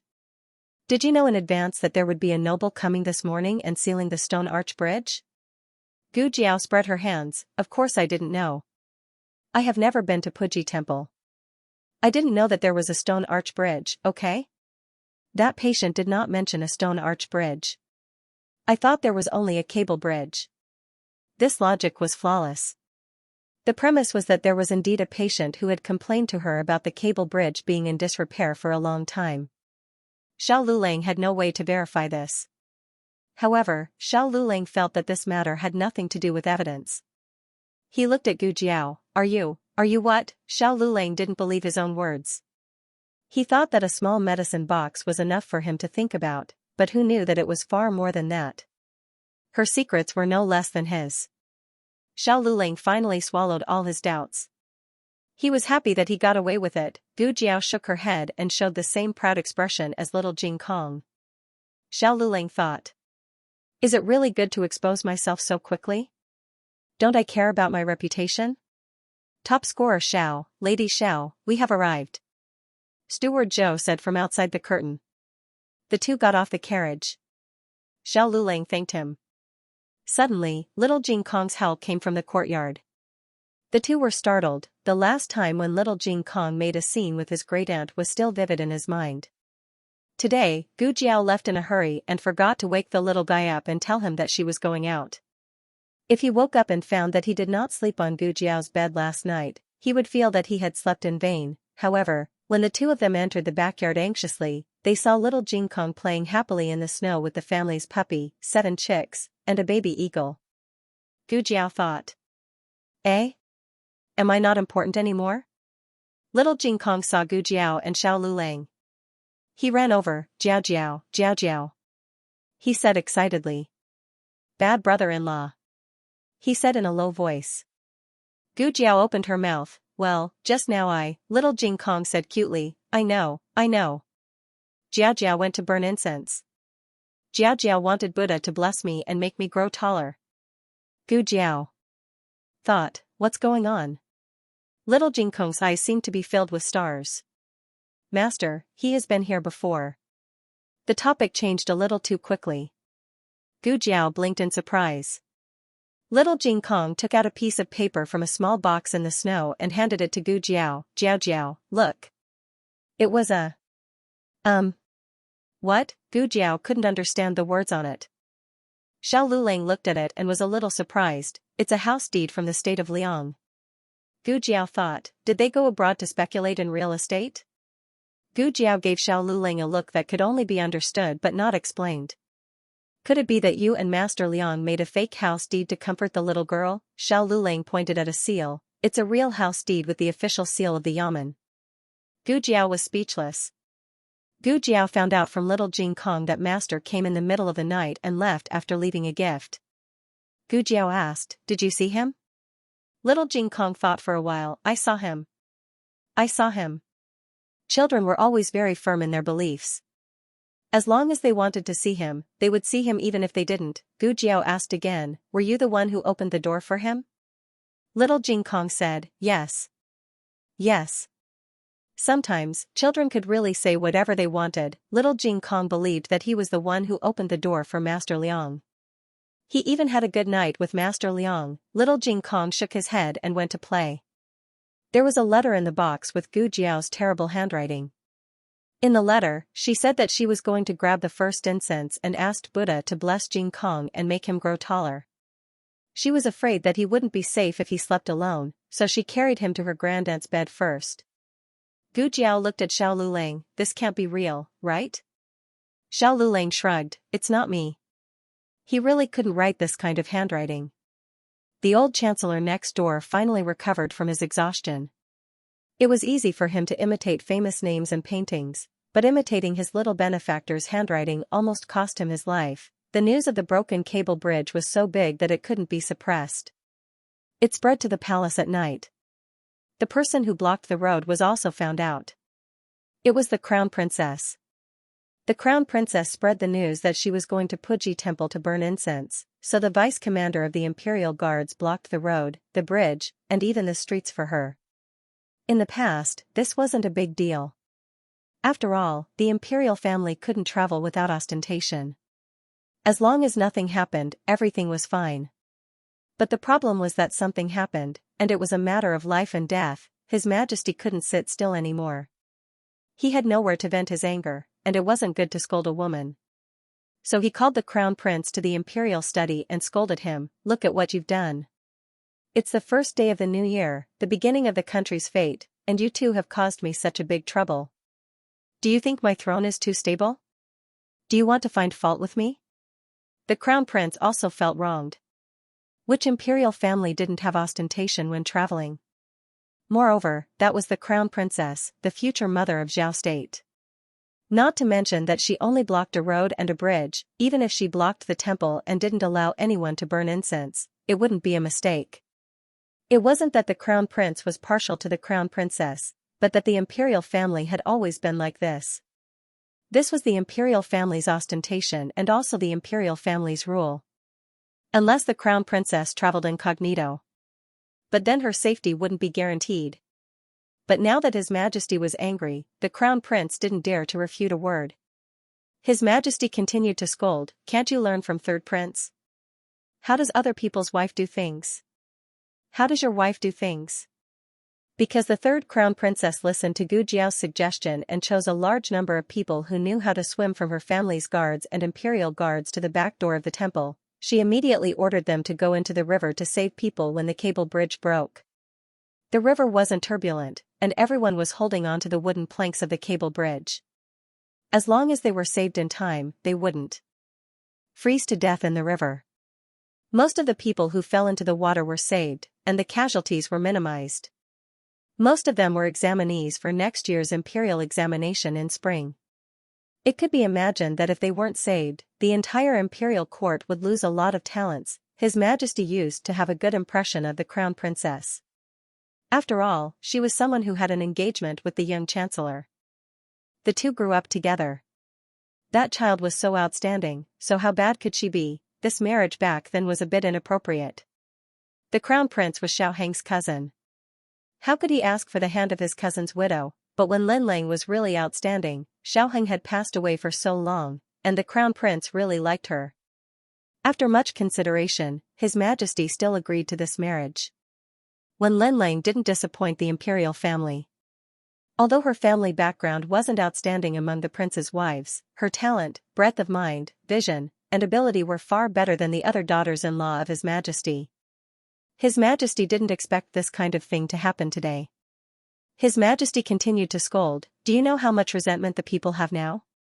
If it wasn't for third prince's wife who saved everyone in time, your imperial father, I, would have written an edict of self-condemnation tomorrow." The emperor of a country would only write an edict of self-condemnation to the world when he made a huge mistake. This was no different from slapping the imperial family's face. No emperor was willing to write an edict of self-condemnation. This would be recorded in the annals of history and be infamous for 10,000 years. The crown prince was scolded badly. After a full 2 hours, he held his sore knees and returned to the eastern palace. The third prince's wife had made a great contribution. His Majesty rewarded her with 1,000 taels of gold and issued an imperial edict, conferring the third prince the title of Rui Wang and the third prince's wife the title of consort Rui Wang. This was the first prince to be conferred the title of king after the crown prince. Logically speaking, the title should start with the eldest prince. But none of the civil and military officials objected. There was no other way. There were so many lives, so many future pillars of the imperial court, even the censorate, who had the most poisonous mouth, was silent. The third prince should be called Rui Wang now. Rui Wang brought his wife into the palace and kowtowed to His Majesty to thank him for his kindness. His Majesty was very happy. He used to think that this son wasn't very promising, but his wife was so capable. At least he and consort Yu had good taste in choosing people. His Majesty asked Rui Wang to play 2 games of chess. Consort Rui Wang went to pay her respects to the empress, then to noble consort Zhuang and consort Yu. After that, she wandered around the imperial garden. After a while, she arrived at the entrance of the eastern palace. "You." She pointed at Maid Su. "Go in and report that this Wang Fei requests an audience with the crown prince consort." "Yes." Maid Su braced herself and went in. Not long after, female official Su walked out, followed by a granny with a smile on her face. The granny said, "So it's consort Rui Wang. Apologies for not going out to meet you, but it's not convenient for the crown prince consort to receive guests right now." Consort Rui Wang smiled and said, "Isn't it just being grounded by imperial father? It's not like you want her to come out. I'll go in and see her." After saying this, she didn't care whether the granny invited her in or not. She lifted her skirt and crossed the threshold, heading towards the crown prince consort's eastern courtyard. The crown prince consort was sitting on a cushion in the warm room, copying Buddhist scriptures. "Oh, what are you doing, sister-in-law?" Consort Rui Wang walked in with raised brows. Consort Rui Wang. "Withdraw." A palace maid wanted to go forward to stop consort Rui Wang but was stopped by the crown prince consort. The palace maid retreated obediently. Consort Rui Wang sat down on the cushion across from her. However, Maid Su didn't dare to follow in and waited outside the door with the Eastern Palace's granny and palace maid. The crown prince consort gently put down her brush and looked at consort Rui Wang with a composed expression. "May I ask why consort Rui Wang has come to find me today?" "Consort." Rui Wang said with a smile, "I heard that you were grounded. I was afraid that you would be bored, so I came to relieve your boredom. Don't blame me for coming late. I also only heard this morning that you were grounded." The crown prince consort didn't respond. She picked up her brush and continued to copy Buddhist scriptures. Consort Rui Wang wouldn't feel bored just because she ignored her. She had lived in Wen Linlang's shadow for 20 years. Finally, she didn't have to be suppressed by Wen Linlang. Consort Rui Wang said with a smile, "If you're uncomfortable, just say it. There's no need to pretend that you don't care." "I'm not uncomfortable," the crown prince consort said calmly. Consort Rui Wang smiled. "I heard that it wasn't you who wanted to travel. It was your maternal family who used your name. Why didn't you explain clearly to imperial father?" This was where consort Rui Wang was stronger than the crown prince consort. Consort Rui Wang's maternal family never dragged her down because her maternal family had the backing of Duke Luo's estate. It was already powerful enough. However, Wen Linlang was different. The Wen family had already declined. Her father was seriously ill at home, and her elder brother was only a minor registrar of the Supreme Court. Consort Rui Wang naturally understood that the Crown Prince consort couldn't explain. Some things would only make things worse the more they were explained. It would also give His Majesty the impression that she could only shirk responsibility if something happened. The Crown Prince consort said carelessly, "I heard that before the cable bridge broke, Consort Rui Wang was already gathering people. I don't have any other intentions. I just want to ask how Consort Rui Wang could predict the future." Consort Rui Wang glared at her. "What do you mean? Are you suspecting that I purposely broke that bridge?" "I'm not that black-hearted." The Crown Prince consort asked, "Then how did you know?" The third prince consort choked. Actually, she also didn't understand how Miss Gu knew. She had already left after saving people. She was also worried that Miss Gu had something to do with the broken cable bridge, so she had never mentioned her to anyone out of caution. The medical center hadn't opened yet, and she didn't know where Miss Gu lived. The Crown Prince consort pursed her lips and continued to copy Buddhist scriptures. Consort Rui Wang realized that she had been led by the nose and flew into a rage out of humiliation. She quickly regained her senses and said, "Do you think that Imperial Father didn't investigate? That bridge looks like it hasn't been repaired for a long time. You also drove all the pilgrims there. It would be strange if nothing happened." His Majesty did investigate, and there were no traces of tampering. However, the Crown Prince consort still didn't show the frustration that Consort Rui Wang wanted. Consort Rui Wang narrowed her eyes. It wasn't easy for her to suppress her.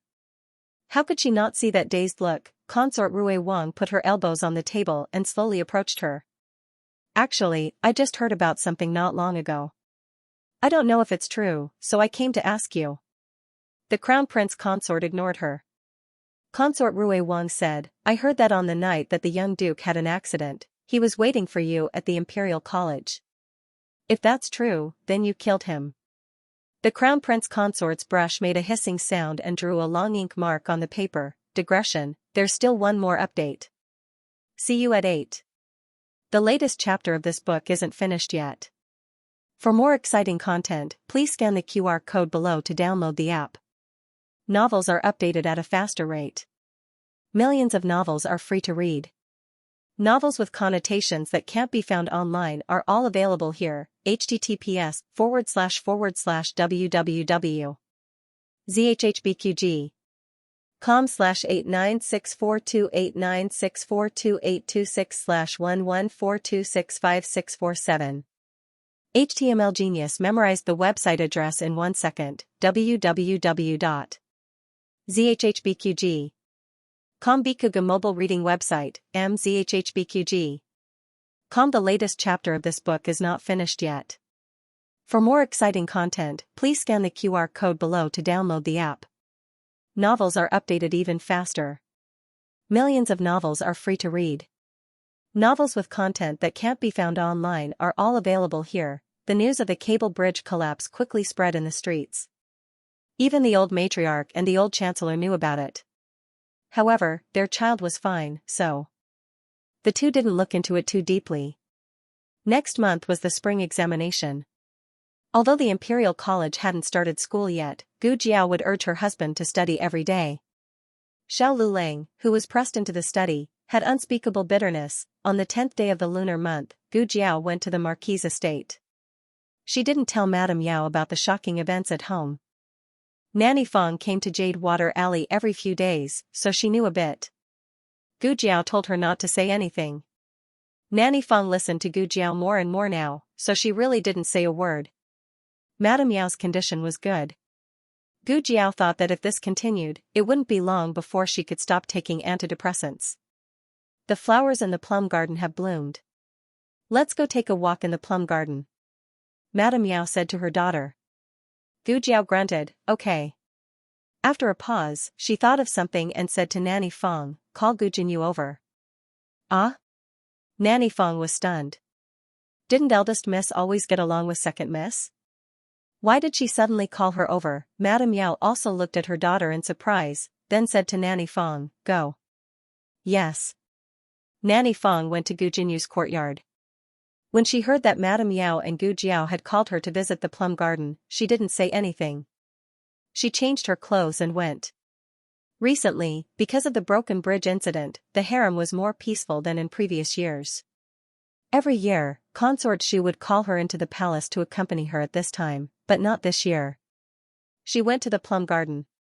Seeing Madame Yao and Gu Jiao sitting intimately together, her heart ached, but she smiled and walked over. "Mother, older sister."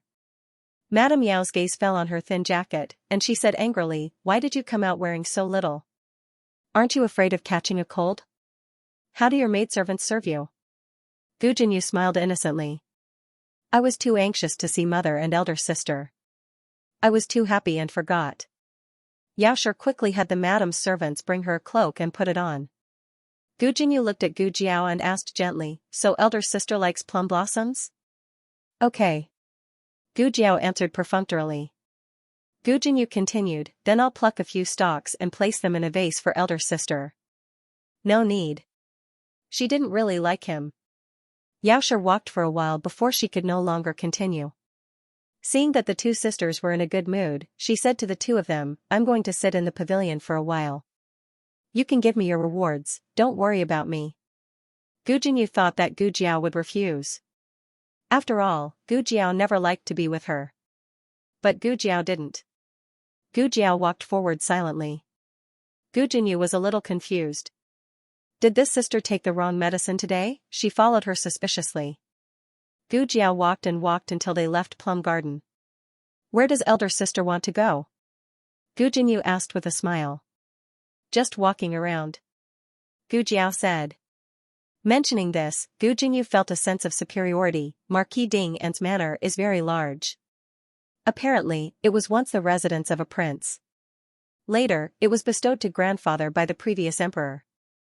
Grandfather likes the fish pond in front the most. Does elder sister want to go take a look? Yes. Gu Jiao was surprisingly cooperative. Gu Jinyu was shocked again. She brought Gu Jiao to the pavilion next to the fish pond. There was fish food there all year round. When the masters of the manor came here, they could use it to feed the small fish. But now that the lake had frozen over, it was not easy to feed them. "Gu Jinyu, if elder sister likes the manor, you can consider moving back. I can give Xianxia yuan to elder sister. What's over there?"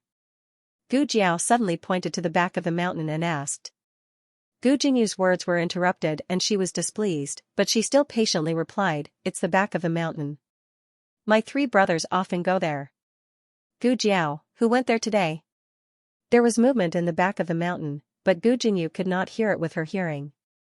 It seems to be second brother. Gu Jinyu remembered that when she came over from her courtyard, she saw second brother go in the direction of the back of the mountain. "Madam is calling for you," Gu Jiao said. "Ah?" Gu Jinyu looked back. "How come I didn't hear it?" Gu Jiao's expression did not change. "I think I heard it." Gu Jinyu, then, does elder sister want to go back? Gu Jiao, I don't want to. Gu Jinyu, talking to this person was always enough to anger her to death, even if the other party was not insulting her. Gu Jinyu pinched her fingers and said, "Then elder sister, wait for me here. I'll be right back." After Gu Jinyu left, Gu Jiao turned around and went to the back of the mountain. Gu Qingfeng was picking fruits in the back of the mountain. For some reason, Gu Qinglin insisted on eating the wild fruits in the back of the mountain. This kind of fruit was red and slightly smaller than hawthorn. It could be grown in the snow and did not taste good, but Gu Qinglin was a child and loved to eat this kind of strange thing. Gu Qingfeng was picking when he suddenly felt a murderous aura coming towards him. His figure dodged the attack. Then, he tapped the ground with the tip of his foot and quickly turned around. When he saw that the person who came was Gu Jiao, his expression instantly froze.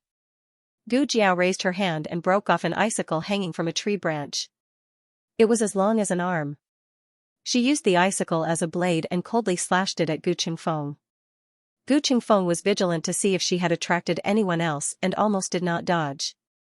Gu Jiao did not show any mercy. If not for his good reflexes, his throat would have been pierced by the icicle. What are you doing? Gu Qingfeng gritted his teeth and asked. Gu Jiao weighed the icicle in her hand and fiercely swung it at the other party. Gu Qingfeng finally took out his hidden weapons. One of the hidden weapons smashed the icicle and the other two flew towards Gu Jiao. Gu Jiao's waist bent backward at an incredible angle. The hidden weapon flew past her flat waist and abdomen and nailed into the parasol tree behind her with 2 thuds. She could dodge that? Gu Qingfeng narrowed his eyes. That day, you secretly took off my mask? You're wrong. Gu Jiao straightened up and looked at him. I didn't do it secretly, I did it openly. Gu Qingfeng, footsteps came from the other side. Gu Qingfeng thought of the hidden weapons he left on the tree and hurriedly flew over to retrieve them, but Gu Jiao kicked them away. Gu Qingfeng knelt on one knee and slid back a dozen steps in the snow, but he was not injured. Gu Jiao was very satisfied. You can really take a beating. Gu Qingfeng. The footsteps were approaching. Gu Qingfeng was not in the mood to continue fighting and quickly left. However, Gu Jiao took a step forward and pulled him down from the sky. Gu Qingfeng had too many scruples and could not use his fists and feet. He was pulled into a small wooden house by Gu Jiao. Yaoshi had poisoned concubine Mother Ling in this room. The person who came was Gu Chongqing. He heard the noise at the back of the mountain and came to check it out. But there was no one. But there were footprints on the snow and traces of a fight. He did not find the hidden weapons on the Chinese parasol tree for the time being. Gu Qingfeng looked at him nervously and cold sweat appeared on his forehead. I'll give you a chance. Gu Jiao crossed her arms. Answer my question. Otherwise, I can save you and bury you again. If you had the ability, why didn't you do it earlier? I dare to do it, but do you? Gu Qingfeng choked. He looked at Gu Chongqing who was investigating in the snow. What do you want to know? Gu Jiao asked. There's a person called a Heng in the Xianping Marquis residence. If he's not a servant, who is he? Gu Qingfeng looked at her warily. Who are you? Why are you inquiring about the Xianping Marquis residence? Gu Jiao said calmly, just answer. Gu Chongqing came under the Chinese parasol tree and only needed to turn around to find the hidden weapons on the tree. Gu Qingfeng clenched his fists and said coldly, the only one with the word Heng in his name is the young Marquis of Zhaodu who has already passed away. His name is Xiao Heng. Gu Jiao, which one is Heng? Gu Qingfeng, Mei Yu Heng. Oh. Gu Jiao touched her chin and was very satisfied with the word Heng. She tilted her little head. She looked a bit cute. Gu Qingfeng turned his face away. Crazy, this girl was an assassin. How was she cute? Gu Jiao reached out her hand to him again. What are you doing? Gu Qingfeng asked. Gu Jiao glanced at Gu Chongqing outside the room. 1,000 taels and I won't tell anyone about you. Gu Qingfeng's eyelids jumped. 1,000 taels. Why don't you go rob someone? Gu Jiao moved to open the door. Gu Qingfeng's breathing stopped. I don't have that much banknotes on me. Gu Jiao, write an IOU. Gu Qingfeng, there's no pen and paper here. Gu Jiao took out a charcoal pencil and a small notebook from the small pouch her great-aunt made for her. She opened it to a blank page and handed it to him. Here. Gu Qingfeng, if looks could kill, Gu Qingfeng would have already killed Gu Jiao 100 times. Gu Qingfeng gritted his teeth and wrote the IOU. Is this okay? Gu Jiao finished reading the IOU and made sure there were no word traps. She nodded with satisfaction and put away the charcoal pencil and notebook. Gu Qingfeng secretly let out a sigh of relief and continued to observe his brother's movements. The next second, Gu Jiao raised her foot and aimed it at his butt. She kicked him out. I only promised not to tell anyone about you. I didn't say I wouldn't kick you out, right? Digression, countdown to the end of the month. Don't waste the monthly votes. The latest chapter of this book is not finished yet. For more exciting content, please scan the QR code below to download the app. Novels are updated at a faster rate. Millions of novels are free to read. Novels with connotations that can't be found online are all available here. https://www.zhhbqg com/8964289642826/114265113.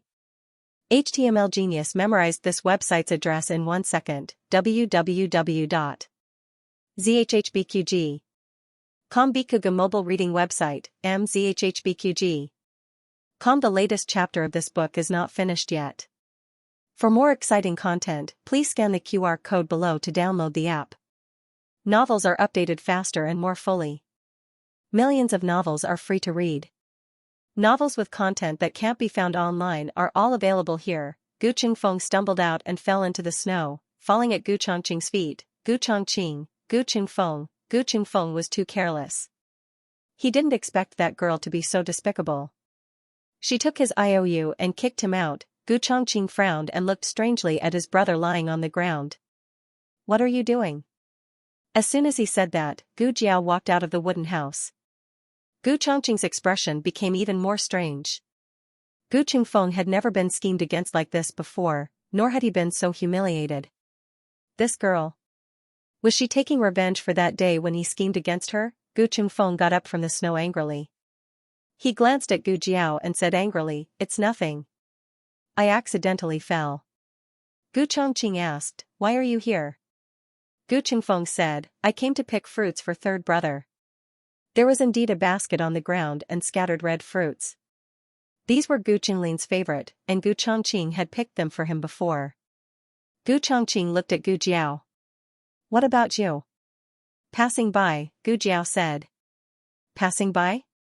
Gu Chongqing looked at the traces of a fight in the snow and thought that the two of them might have fought before.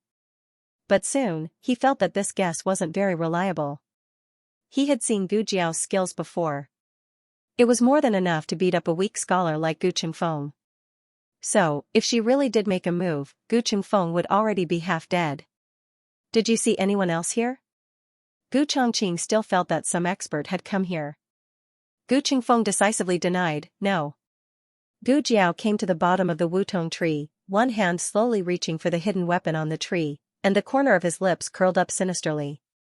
Gu Qingfeng's eyebrows jumped. 1,000 taels. Gu Chongqing frowned and looked at his younger brother. "What did you say?" "What 1,000 taels?" Cold sweat broke out all over Gu Qingfeng's body. He retracted his gaze, composed himself, and said to his eldest brother, I've taken a fancy to something. I want 1,000 taels." "What's so expensive?" Gu Chongqing asked. Their family didn't lack money, and he never mistreated his two younger brothers in terms of basic necessities. However, there was a limit to everything, and they couldn't be too extravagant. Gu Qingfeng opened his mouth and said with a calm expression, "It's an antique painting." Gu Jiao pulled out the hidden weapon and put it in his pocket. Soon, she looked at the second hidden weapon and smiled evilly. Gu Qingfeng's entire body felt unwell. Add another 1,000 taels. This brother of hers must have taken the wrong medicine. Gu Chongqing raised his hand and touched his forehead. He didn't have a fever. He was just sweating. "I remembered wrong. The other party said 2,000 taels." Gu Qingfeng tried his best to cover up his lie. "I was just wondering if you have any money to lend me." Gu Chongqing sternly refused. "No, you're not allowed to buy such expensive things." Gu Qingfeng, "Oh." Gu Jiao pulled out the second hidden weapon and put it in her pocket. She took out her small notebook and charcoal pencil and went in front of Gu Qingfeng. "I didn't study much, and there are a few words that I don't know how to write. I'll have to trouble second young master to write them for me." Gu Qingfeng gritted his teeth and took the small notebook. Gu Chongqing's brows furrowed. Gu Qingfeng quickly finished writing the IOU and returned the notebook and charcoal pencil to Gu Jiao. Gu Jiao put it away with satisfaction. At this moment, Gu Jinyu came over. "Elder sister. Elder brother? Second brother?" She bowed to the two with a surprised expression, as if she hadn't seen them before. The two brothers weren't very happy at the moment. Gu Qingfeng was unhappy because he had been extorted of 3,000 taels. Gu Chongqing didn't know why. The two didn't speak to Gu Jinyu and left with cold expressions. Gu Chongqing had clearly brushed past Gu Jiao, but he seemed to have thought of something and paused in his steps. He turned back and said to Gu Jiao, I also studied. Gu Jiao. After the two brothers left, Gu Jinyu walked forward. His eyes shifted as he asked, Elder sister, why are you here? What did eldest brother and second brother say to you just now? I think second brother even wrote some words for you. What did he write? Nothing. Gu Jiao tied the ribbon of the embroidered pouch. Gu Jinyu clenched her fingers. Ever since the broken porcelain vase incident, the three brothers in the residence hadn't spoken to her for a long time. But just now, she had seen eldest brother, second brother and Gu Jiao talking here for a long time. She tightened her grip on her handkerchief and said gently to Gu Jiao, elder sister, mother doesn't like us interacting with the three brothers. Don't talk to them in the future, and don't go near them. Mother will be unhappy. Let's go back. Gu Jiao didn't reply and turned to walk back to the plum garden. Gu Jinyu's face darkened with jealousy as she looked at her dashing back. Big brother. Gu Qingfeng, who had been walking halfway, suddenly spoke, have you seen that girl? You didn't ask who she was just now. Although that girl had come to the residence a few times, she had only visited Madame Yao and had never paid respects to the old madam or her brothers. He had seen her because Gu Jinyu and Ling Shuixian had broken eldest brother's porcelain vase. She had accompanied Madame Yao to the courtyard to pick up Gu Jinyu. But at that time, eldest brother had been practicing swordplay at the back of the mountain. By the time eldest brother had returned to the courtyard, she had already left the residence. Could it be that the two of them had acknowledged each other at that time?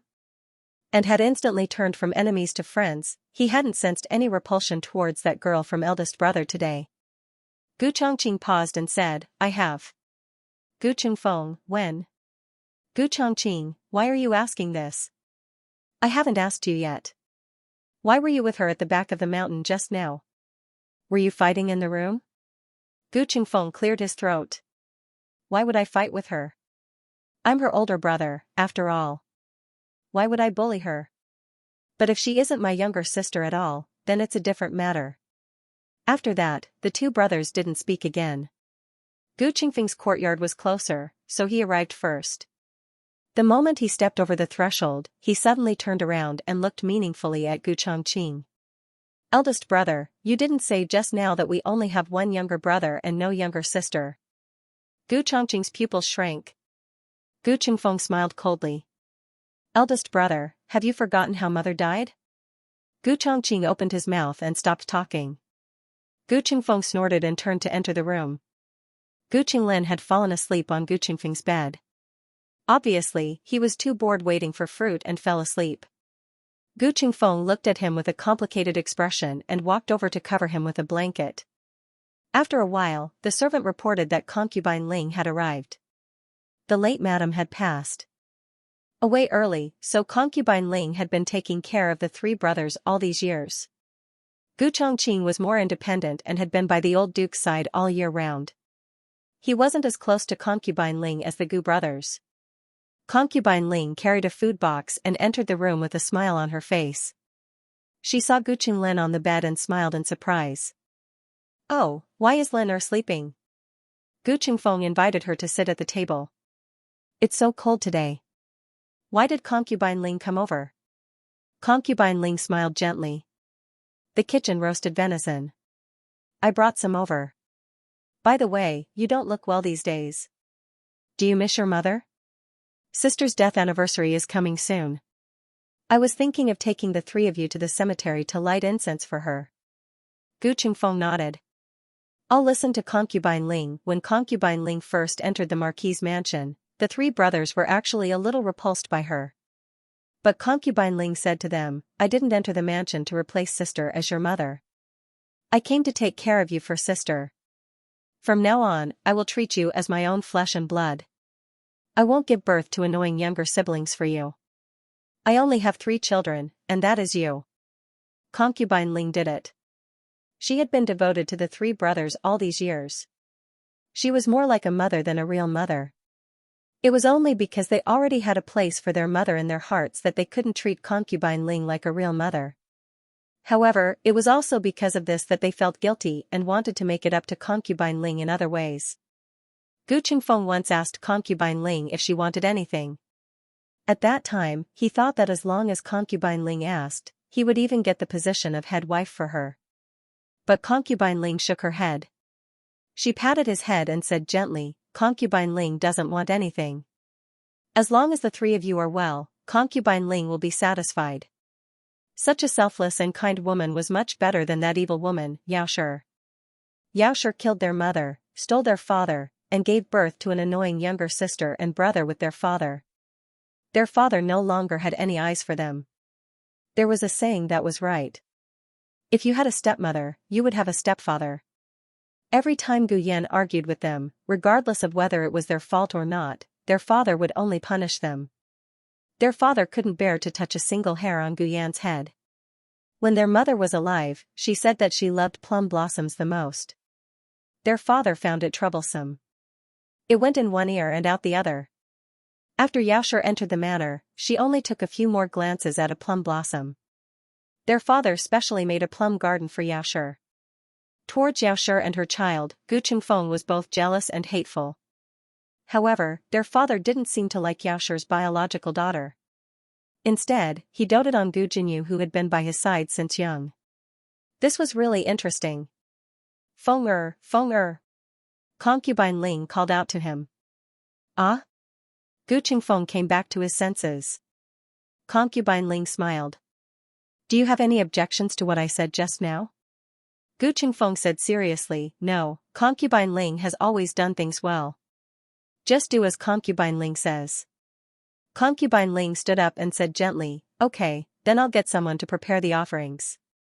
This was a great opportunity to take back her position.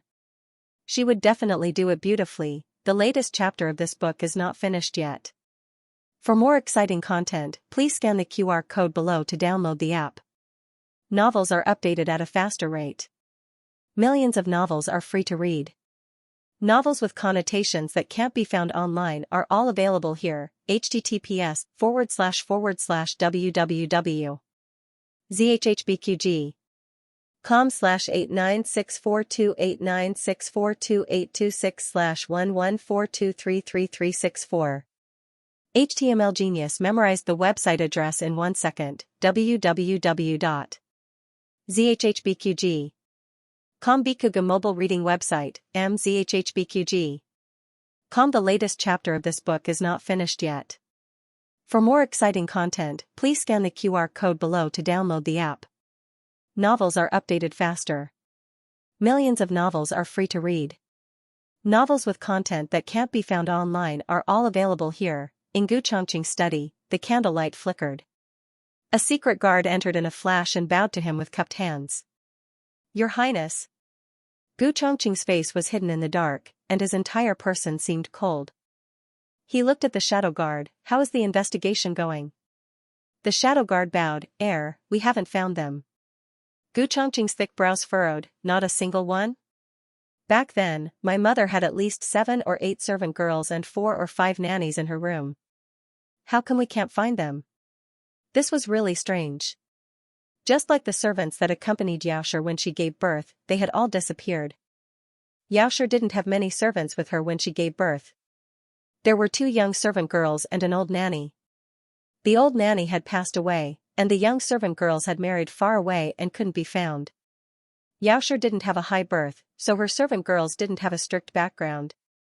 However, Madame Ling Ling's servants had all been carefully selected and could be traced back to the previous 3 generations.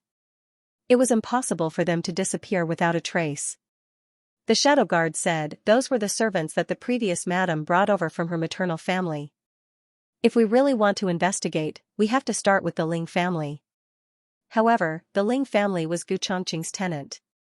He had always trusted them. If he really wanted to investigate, he couldn't get over it. "Investigate," he said. The shadow guard was startled. Gu Chongqing said seriously, "I need the truth." The shadow guard looked deeply at the air and bowed. "Yes." After the shadow guard left, Gu Chongqing took out the evidence from that year, the letter that Xiaoxia had written to Marquis Gu. The letter said that Madame Ling Ling's illness wouldn't last much longer. When would Marquis Gu marry her? She didn't have a high birth. If this marriage wasn't settled early, there might be changes in the future. The meaning of the letter was that the two already had an affair, and it was taking advantage of Madame Ling Ling's illness and Xiaoxia coming to take care of her. If a person really did that, then she must be a scheming and vicious woman. But if she wasn't, then what kind of terrifying existence was the person who forged this letter? Moreover, it was not just the letter. Someone had personally seen Xiaoxia enter Marquis Gu's study. Did the witness make a mistake, or was he instructed by someone who could order the servants around Madame Ling Jr.? Gu Chongqing's heart was in a mess. He got up and put the letter back into the box. He opened the door of the study and walked out. Light Shui floated outside. He mounted his steed and left the Marquis estate, galloping in the wind and snow. He didn't deliberately think about where to go, but the horse stopped in front of the house in Jadewater Alley. The gate of the house was open, and lanterns were lit in the hall and in the courtyard. From his point of view, he could see several children sitting in the snow, unafraid of the cold. They seemed to be playing cards of leaves. Gu Yan's face was covered with drawings of turtles and tortoises, and there were also quite a few stickers. Little Jing Kong's face was very clean, and there was nothing on it. There was also a young boy of 13 or 14 years old. Gu Chongqing had been here before, and he had taken care of Gu Yan for a night. But at that time, Gu Xiaoshan also had a pox and was recuperating in the room. So they didn't meet each other. But this didn't prevent Gu Chongqing from guessing his identity. Gu Xiaoshan had also lost many times when playing cards of leaves, so his face was also covered with drawings of turtles and tortoises. The old lady held the jar of candied plums and walked over while eating. She touched the three children's heads one by one to make sure they weren't frozen. Then she continued to eat her candied plums. Gu Chongqing looked at this scene, but he didn't understand. Gu Xiaoshan was the child of Gu Jiao's adoptive parents, and little Jing Kong was a little monk adopted from the mountain. Neither of them had any blood relationship with Gu Jiao. But their status in the family was the same as Gu Jiao and Gu Yan. Could it be that they could get along so well even if they weren't their own children? Aya, brother Yan, you cheated again. Gu Yan stole a card and was caught red-handed by little Jing Kong. I didn't. Gu Yan denied seriously. Then what's this? Little Jing Kong decisively found the leaf card that Gu Yan had stuffed in the snow. Gu Yan acted shamelessly. How would I know? I didn't hide it. It's you. It's you. I saw it. The little boy was so angry that he climbed up the stool, put his hands on his waist and stomped his feet. He even jumped up. The two of them quarreled fiercely. Their pets also started to quarrel, and the yard was in a mess. Suddenly, Gu Xiaoshan looked at the door. Is there someone here? The two of them stopped quarreling and looked at the door together. Gu Chongqing was originally watching quietly from the side, but he was so engrossed that he actually stood at the door. It was too late to avoid him. The two of them saw him. Wow. Big brother. Little Jing Kong instantly forgot about his unhappiness just now. He jumped down from the stool and ran towards Gu Chongqing. Gu Yan wanted to go over too, but he suddenly thought of something. He threw away the leaf card in his hand and pulled the paper off his face in a flurry. After that, he remembered that he had drawn a turtle on his face. He pasted the paper on his face again in despair. Big brother. Make a fortune. Make a fortune. Little Jing Kong cupped his hands and politely wished him a happy new year. Since all the neighbors said that when they came to visit, he learned how to do it. Gu Chongqing's gaze softened. What are you doing? Little Jing Kong said, playing the leaf card. Great aunt taught him, old Madame Yang said. Little Jing Kong, who is it? Little Jing Kong turned around and said, it's Big Brother. Old Madame Yang knew who it was and said, come in and have dinner with us. Her voice was not loud, and her tone was not harsh, but there was an irresistible aura about her. Gu Chongqing hesitated for a moment. He did not think of visiting, so he did not bring any gifts. It did not seem appropriate to do so during the new year. Why are you still standing there? Come in. Old Madame Yang said. Yes. Gu Chongqing walked in. He first greeted old Madame Yang. Strangely, he greeted her as a ruler and his minister. Even he himself was stunned by his own subconscious action. Fortunately, old Madame Yang and the others did not mind. Gu Yan lowered his head so that old Madame Yang could not see the turtle on his face. Gu Chongqing looked at Gu Yan's timid look and could not help but chuckle. Hearing his laughter, Gu Yan's entire body felt unwell. She decisively turned around in the snow and turned her back to him, giving him a big look at the back of her head. The old chancellor took Xiao Lulang to visit his critically ill old friend. Dinner was prepared by Gu Jiao. It was not as lavish as the Lord Protector's mansion, but it tasted different from when they were young. The atmosphere at the dinner table was not so serious, and the family ate happily. Gu Chongqing even regretted not staying the previous 2 times. After dinner, little Jing Kong asked him, "Big brother, do you want to play cards?" I don't know how to play." Gu Chongqing grew up under the strong pressure of old Marquis Gu. The path of growth was very strict, and playing had nothing to do with him. In his mind, he should not play, and could not play. Otherwise, he would not be a qualified successor. Little Jing Kong tilted his head and said, "It's okay, Great Aunt can teach you." Great Aunt is awesome. The 3 of them were all taught by Great Aunt. Little Jing Kong was the smartest one. He could learn as soon as Great Aunt taught him. He often defeated Gu Yan and Gu Xiaoshun. Gu Chongqing hesitated. Gu Jiao curved her lips and said, "You can play during the new year." Gu Yan also nodded. In fact, even old Madame Gu, who loved her grandson so much, did not tell him that it was okay, he could play. Gu Chongqing seemed to finally break the shackles on his back. He took a deep breath and said, well. Gu Jiao said, "Let's play in Great Aunt's room. It's warm there. I'll get something to eat." Old Madame Gu rolled her eyes. Gu Chongqing's clothes and temperament were extraordinary, and his face was full of righteousness. At the table, one could see that he was a silly man with a lot of money. Old Madame Gu said, It's too embarrassing to draw a turtle in front of the guests. Give me 10 copper coins, the smallest one." Little Tycoon Jing Kong had just received the rent.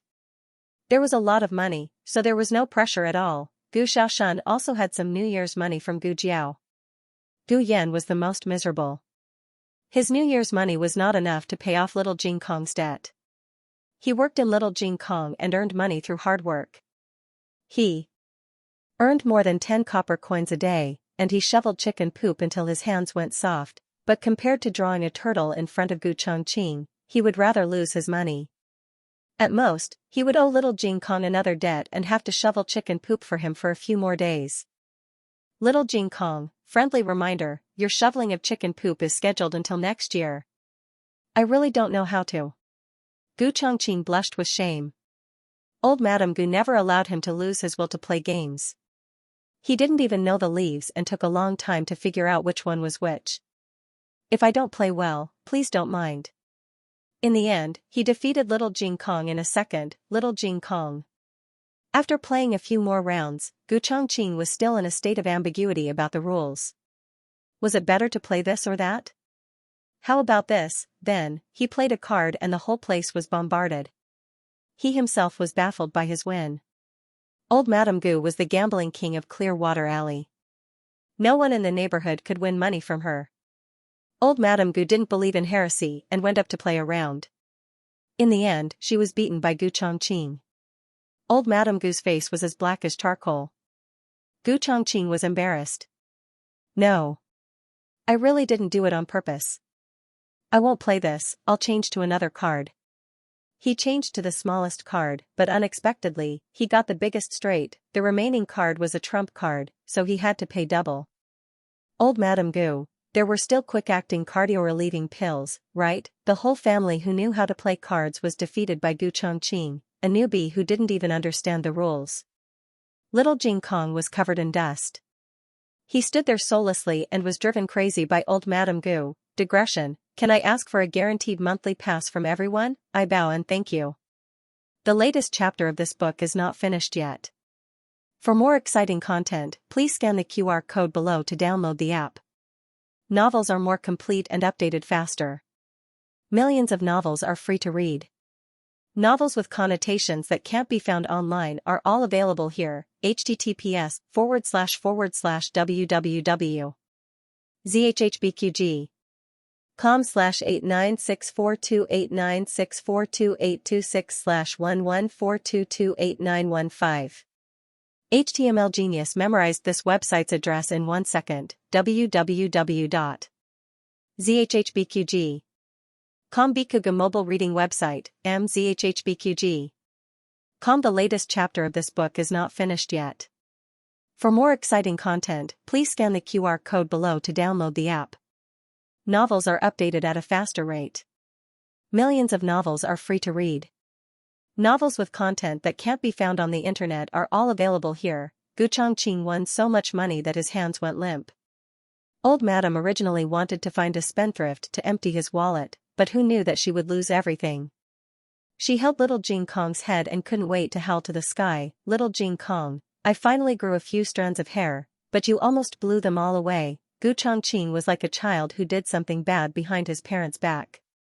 His cold handsome face was flushed with excitement. No wonder his younger brothers liked to play so much. It was really interesting. Of course, he enjoyed the process, not the money he won. It was already embarrassing to come empty-handed. How could he take away the money? But old Madam was a gambler. She could afford to win and lose, so she was determined not to accept Gu Chongqing's returned bet. Gu Chongqing thought for a while and wrapped the money as New Year's money for the children. Gu Jiao looked at the crushed money in her hand and asked doubtfully, I have one too? Yes.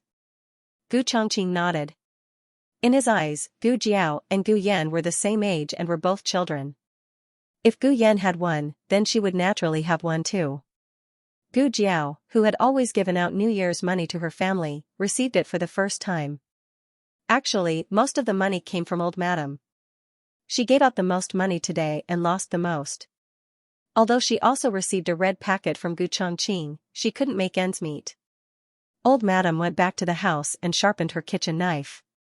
It was time to rob the private stash again. Old Chancellor in the carriage suddenly shivered and felt a chill down his spine. The old friend that the old Chancellor brought Xiao Luling to visit was surnamed Feng. He was once a third-rank Honglu Temple official, which was on par with the Chancellor of the Imperial College. Of course, the old Chancellor was the one who was more respected in front of His Majesty. The old Chancellor was more proficient in the study of the dark side of officialdom. He was good at suppressing his opponents and pleasing His Majesty. He even made His Majesty feel that he was a scholar. He really hid it well. Elder Feng was a scholar who was truly devoted to academics. Honglu Temple was the Foreign Affairs Department of Zhao country. Old Feng had become the minister of Honglu Temple with his absolute strength. He was proficient in 6 languages and more than 30 minority dialects. He was a treasure in the language field. His achievements were far more than that. If one were to count them in detail, it would take more than 3 days and 3 nights to finish. It was just that he was too straightforward and simple-minded. He was not suitable for the treacherous officialdom. There was a year when he was framed and was almost charged with treason. It was the old Chancellor who thought of ways to protect him, but both he and the old Chancellor were deeply aware that the officialdom wasn't suitable for him. Thus, he resigned from his position and devoted himself to academics at home. He had traveled to the great rivers and mountains of the 6 countries. He had been to the farthest desert and climbed the most dangerous Gobi Desert. He was very poor all his life. In order to make a living, his wife had pawned her dowry. To Zhao country, it was a blessing and a fortune for him. But to his wife, marrying such a husband was a lifetime of sorrow. Elder Feng had 3 sons, but they were all mediocre. Of course, it was also possible that Elder Feng only cared about his academics and neglected to nurture his children. Elder Feng felt that he didn't have much time left, so he wrote a letter to the old Chancellor. He wanted to ask him to help find a suitable successor. After thinking about it, the old Chancellor brought along Xiao Luling. Elder Feng was paralyzed on the bed. When he heard the footsteps, he said with a hoarse voice, "Brother, you're here?" The old Chancellor said to Xiao Luling, "Wait for me outside for a while." Xiao Luling agreed. The old Chancellor stepped into the room. I'm here. How do you feel today?" Elder Feng's speech was actually not very smooth. He had difficulty pronouncing the words, but his complexion was very rosy, much better. The old Chancellor sat down on the chair in front of the bed. "I think so too." In another 2 days, you will be able to get out of bed. Elder Feng shook his head slightly. My lifespan is coming to an end. I know what to do. The old chancellor sighed secretly. A person who couldn't even speak much suddenly became so energetic. Who wouldn't understand what was going on? Did you bring the person? Elder Feng asked. Yes, he's my disciple. The old chancellor took a look at him and said, this time, I had to bear the pain and give up my disciple. That one with the surname Li? Elder Feng shook his head. No, he's too old. The old chancellor, no, you're picking him? Which one of you is older? Headmaster Li wasn't considered old. He wasn't even 40 years old and was in the prime of his life. Although the old chancellor brought along his youngest disciple, his eldest disciple was despised by Elder Feng. He couldn't help but mock. Why, are you looking for someone so young that you can squeeze water out of it? Elder Feng snorted. The old chancellor actually understood what he meant. The younger a person was, the more time he had. The knowledge he had in his lifetime wasn't something that could be studied in 10 or 20 years. Come in, the old chancellor said to the door. Xiao Lulang walked in. Elder Feng's gaze landed on Xiao Lilong's face and his body stiffened.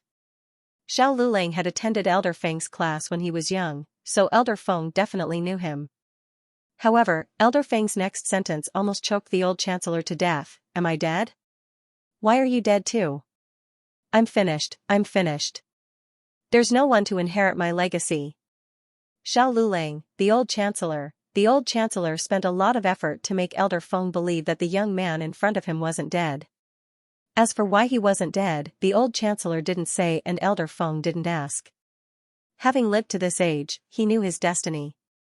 There were some things that he was well aware of but couldn't investigate further. Elder Feng was like that and so was the old chancellor. The old chancellor asked, are you satisfied with this successor? Satisfied. Elder Feng was grinning from ear to ear. Back then, he had also taken a liking to this child. If the old chancellor didn't have the advantage of being close to him, he would have snatched him to be his disciple. The biggest regret in his life was that he wasn't able to take in a disciple that was as ambitious as he wanted. Now, everything was perfect. Since things happened in a hurry, everything was simple. Under the old chancellor's guidance, Xiao Lulang performed a simple apprenticeship ceremony. Elder Feng was paralyzed from the neck down, so it was difficult for him to eat. The old chancellor symbolically let him touch his cup, which was considered as drinking the apprenticeship tea. From then on, Xiao Lulang was his successor. Elder Feng asked his wife to bring his lifetime collection of literature and moved it all to the old chancellor's carriage. The old chancellor saw that the study room was empty and felt embarrassed. Sister-in-law, do you want to keep some for yourselves? Old Madame Feng waved her hand. Hurry up and move it away. I beg you. I have been burdened by these things for my whole life. Please don't torture me anymore. The old chancellor bowed with his hands folded in front. Okay, I will visit sister-in-law again when I have the chance. Xiao Lulang also bowed to old Madame Feng like a junior. That night, Elder Feng passed away. Probably because he had fulfilled his wish, he passed away peacefully. This matter was a huge blow to the old chancellor. He suddenly realized that he was also a person who had half of his body buried in the soil. Actually, if it wasn't for his little benefactor, he would have died that time on the mountain. Why did God arrange for him to live? The old chancellor looked up at the starry sky in the courtyard and pondered about life. The old lady came over with a knife to rob him. Before she opened her mouth, the old chancellor handed over the money bag. The old lady said weirdly, "Did you take the wrong medicine?" The old chancellor didn't look at her. He still looked up at the endless starry sky. Zhuang Jints, what do you think people live for?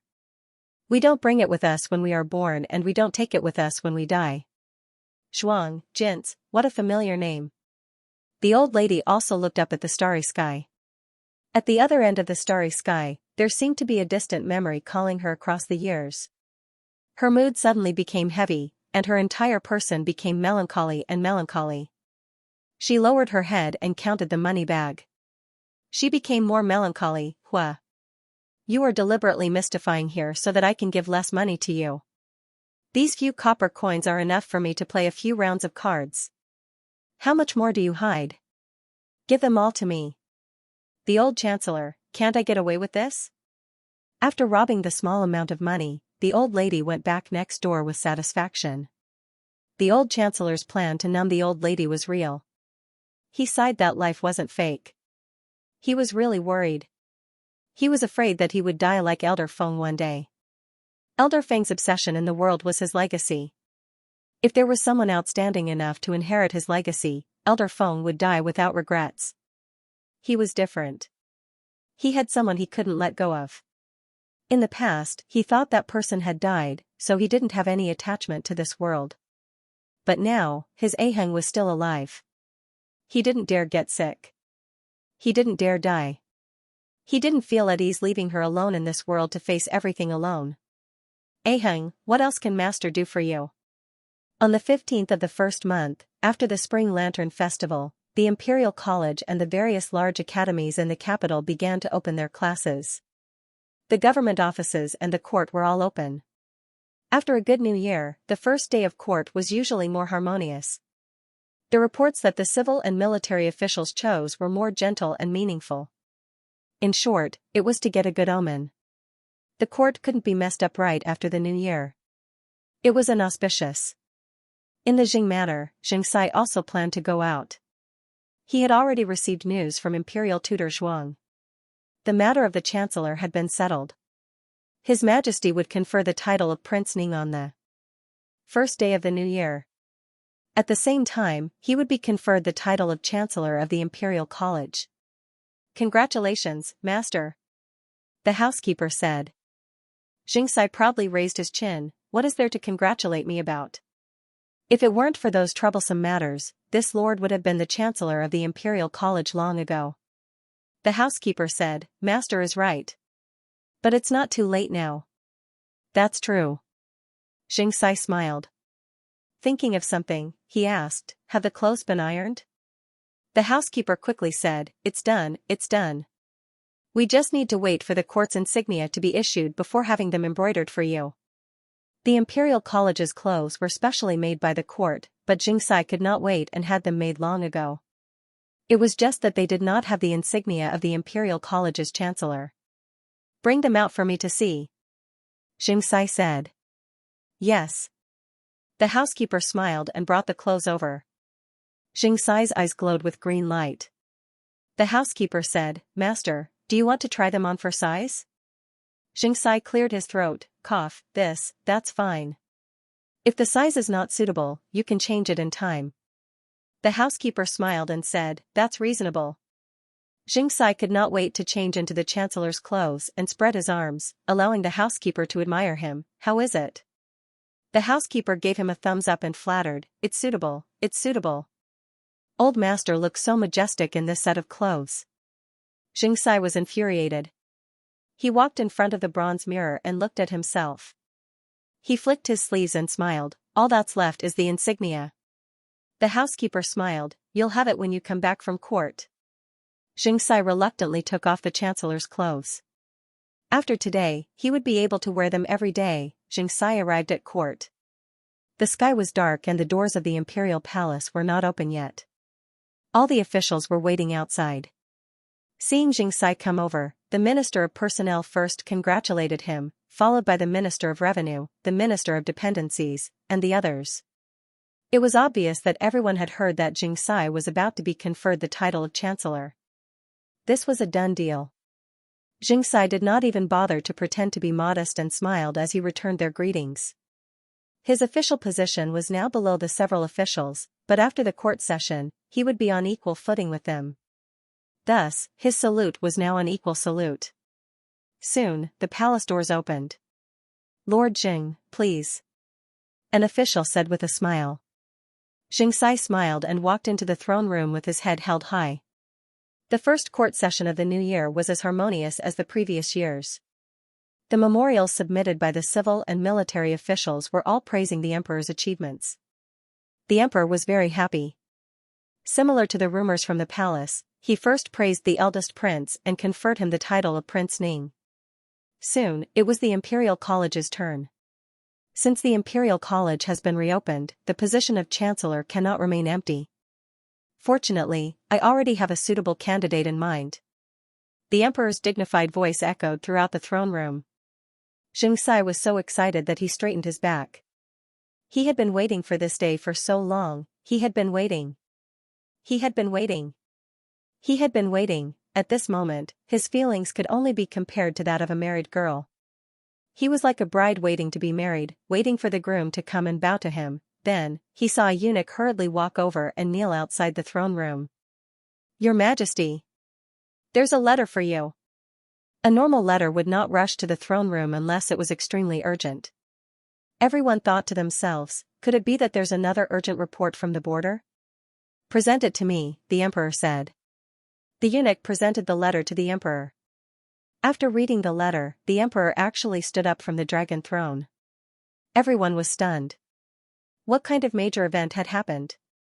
Did the border fall? The next second, everyone heard the emperor say excitedly, "The old chancellor has returned to the capital. He sent me a letter and asked if I was well." Xianxia's heart cursed. Didn't the old chancellor retire and return to his hometown 800 years ago? What did he mean by writing a letter to seduce the emperor at this juncture? It was an affectionate letter with very particular words and sentences. Roughly translated, it was, "Your Majesty, I haven't seen you for many years. Are you well? Please forgive me for my willfulness. Every time I think of how much Your Majesty loved me, I feel guilty. Now that I'm back, may I ask Your Majesty, is your heart still the same?" A proper green TX, the emperor was so moved that tears filled his eyes. "Let's talk about the chancellor later. Court is dismissed." Xianxia was like a bolt from the blue. Scumbag. Digression, the T is still the old chancellor's T23333. The latest chapter of this book is not finished yet. For more exciting content, please scan the QR code below to download the app. Novels are updated faster. Millions of novels are free to read. Novels with connotations that can't be found on the internet are all available here. https://www.zhhbqg.com/89642896428226/1141983007. HTML Genius memorized this site's address in 1 second. www.zhhbqg.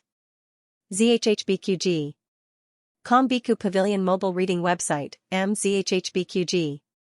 The latest chapter of this book isn't finished yet. For more exciting content, please scan the QR code below to download the app. Novels are updated even faster. Millions of novels are free to read. Novels with connotations that can't be found on the internet are all available here. His Majesty left the incumbent who was about to take office and left without looking back. He went to find the old chancellor. The old chancellor didn't indicate his address on the letter, but His Majesty wouldn't be incapable of this. The person who delivered the letter said that a guest of East arrival and asked him to run an errand. East arrival in, very good. His Majesty went to East arrival in personally, but when he arrived, the old chancellor had already left. When did he leave? The chamberlain beside His Majesty asked. The shopkeeper said, he left for a while. He goes out every day during the day and comes back very late. How many days did he stay here? The chamberlain asked again. The shopkeeper flipped through the account book and said, 5 nights. East arrival in was a very inconspicuous inn. It belonged to the kind that would be despised even if it was used as a toilet for the emperor. Thinking that the old chancellor actually stayed in this kind of place for so many days, His Majesty felt deeply pained. The first essential skill of a green tea, act pitiful. The old chancellor grasped the green tea very well. His Majesty patiently waited for half a day at East arrival inn, but he still didn't see the old chancellor come back. He couldn't really keep waiting. After all, there were still a lot of memorials to deal with in the imperial study. His Majesty could only leave regretfully. It would be fine if he saw the old chancellor, but he didn't see him. His Majesty always felt that one thing wasn't completed, so he kept muttering in his heart. This was another essential skill of a green tea, to whet the appetite. In the field of thick black tea in the officialdom, the old chancellor had never disappointed anyone.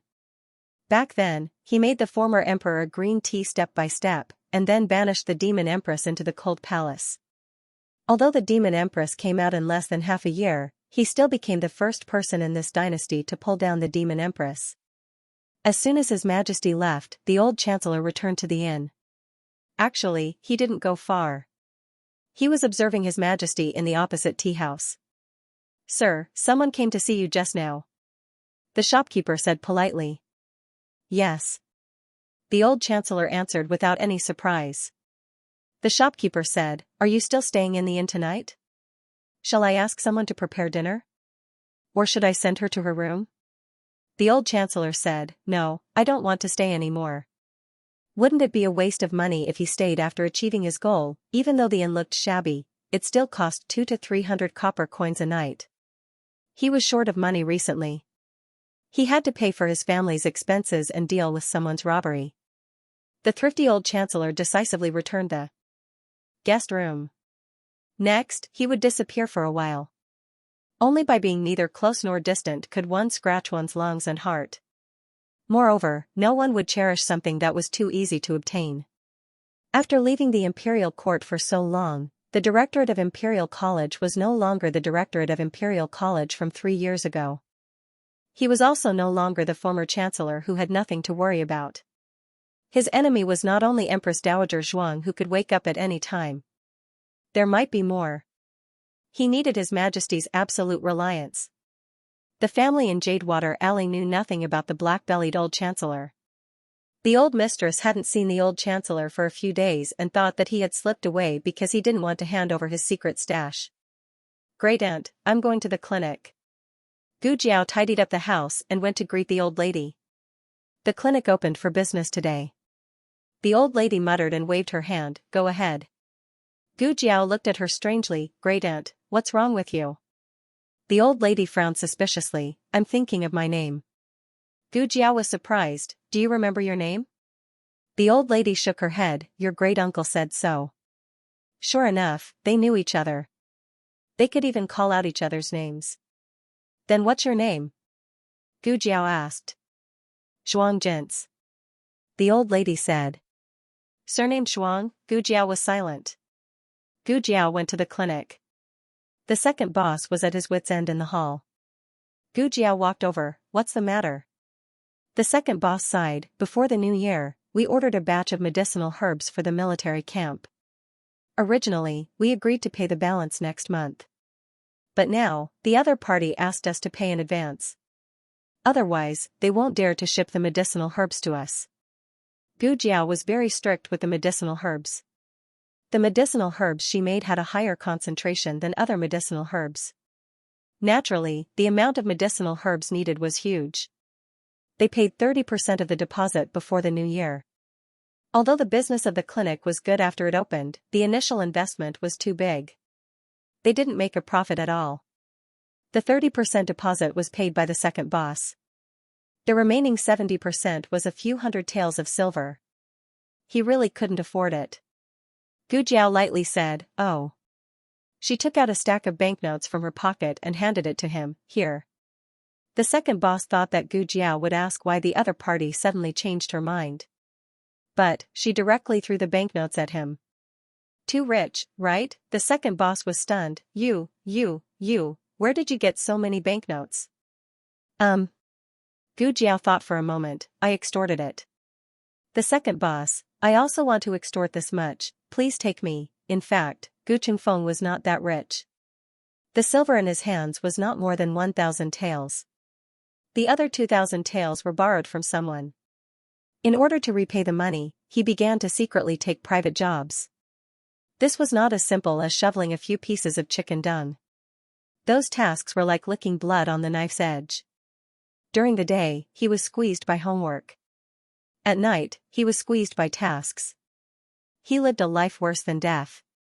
It can be said that he was miserable. On the first day of the new year, there were a lot of things to deal with in the clinic. Gu Jiao and Dr. Song took out some of the medicinal herbs in the cabinet to dry.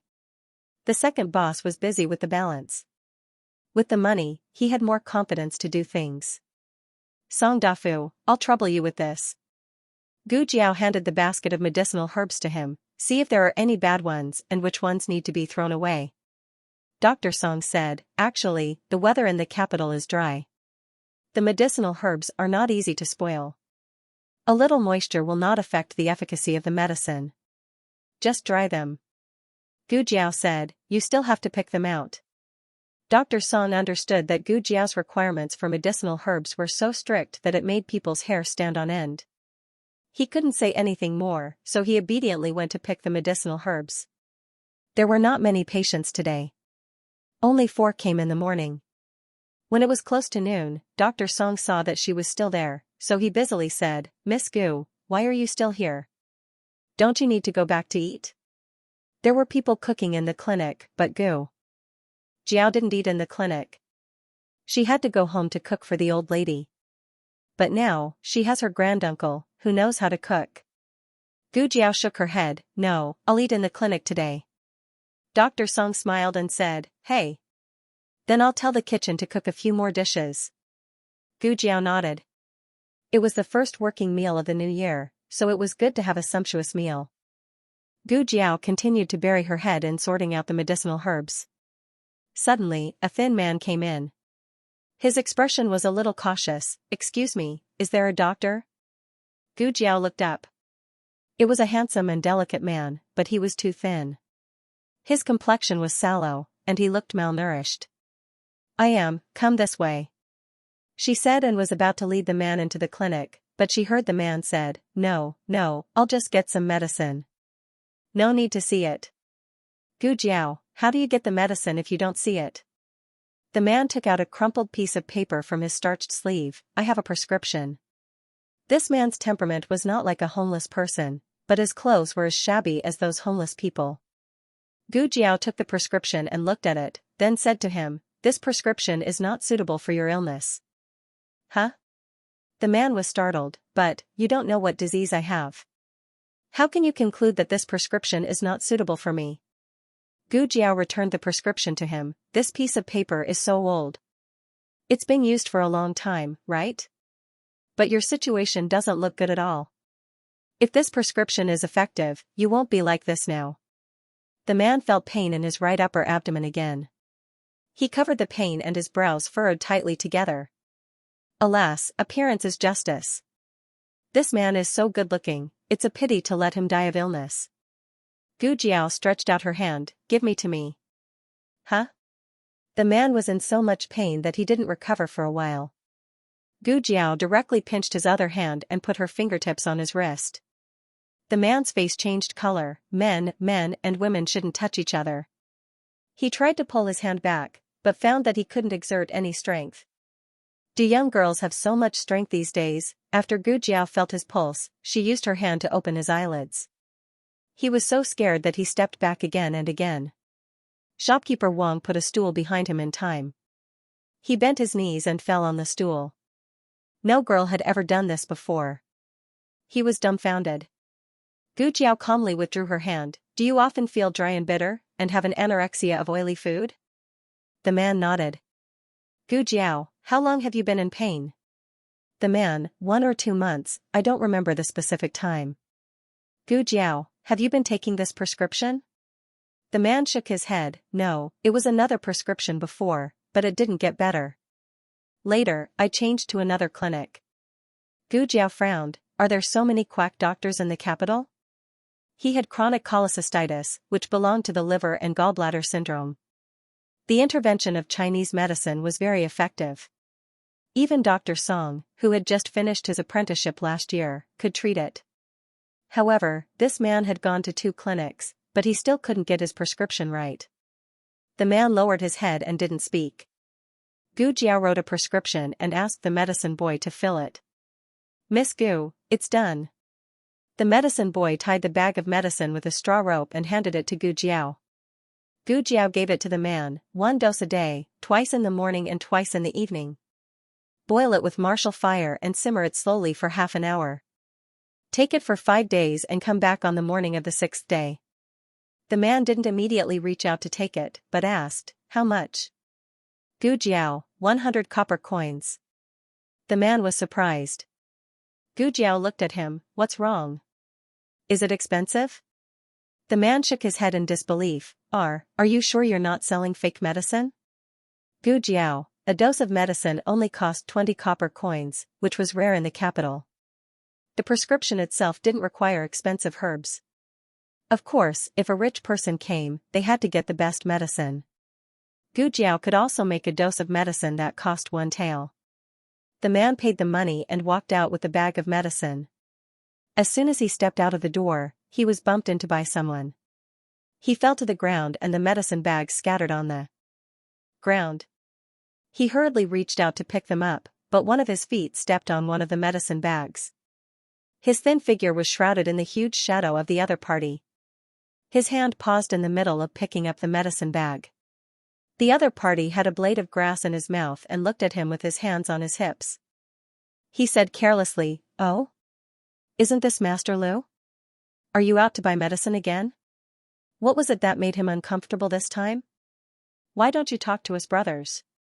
Can we help you treat it? The kind that doesn't cost money. The man behind him roared with laughter. The man's face turned red in humiliation. He pressed his fingers on the ground, his knuckles faintly turning white. The big man spread his legs and said to the man, "Crawl under my crotch, and I'll buy medicine for you." Ha ha ha ha. Crawl. Crawl. Crawl. The men fiercely jeered. The man's eyes revealed endless humiliation and fierceness. All of a sudden, a small figure walked out and sent that burly man flying with a kick. "Who are you?" One of the men rushed over. Gu Jiao didn't want to dirty her hands by touching him, so she picked up the stick at the door and hit him away. The rest of the men weren't too troublesome to deal with. In the blink of an eye, everyone was beaten down. The big man was the best, but he didn't have the strength to fight back. He could only barely stand up with his legs trembling. He looked at Gu Jiao with fear and hatred. Where did this bitch come from? Gu Jiao casually waved her hand and swung the stick at the big man. 4 teeth in the big man's mouth were smashed. The big man was in so much pain that his whole body twisted. He covered his mouth full of blood and roared incoherently, "Do you know who we are?" Gu Jiao said indifferently, "I don't care who you are.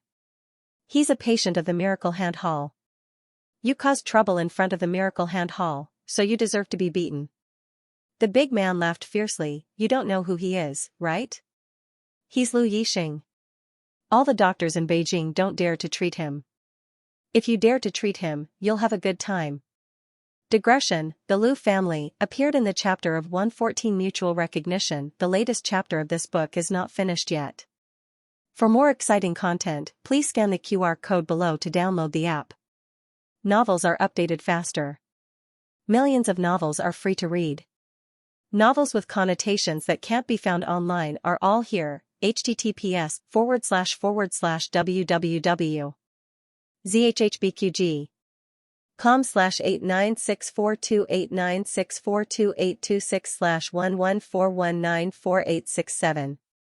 HTML Genius remembered this site's address in 1 second. www.zhhbqg.com Bikuga mobile reading website, mzhhbqg. The latest chapter of this book is not finished yet. For more exciting content, please scan the QR code below to download the app. Novels are updated faster. Millions of novels are free to read.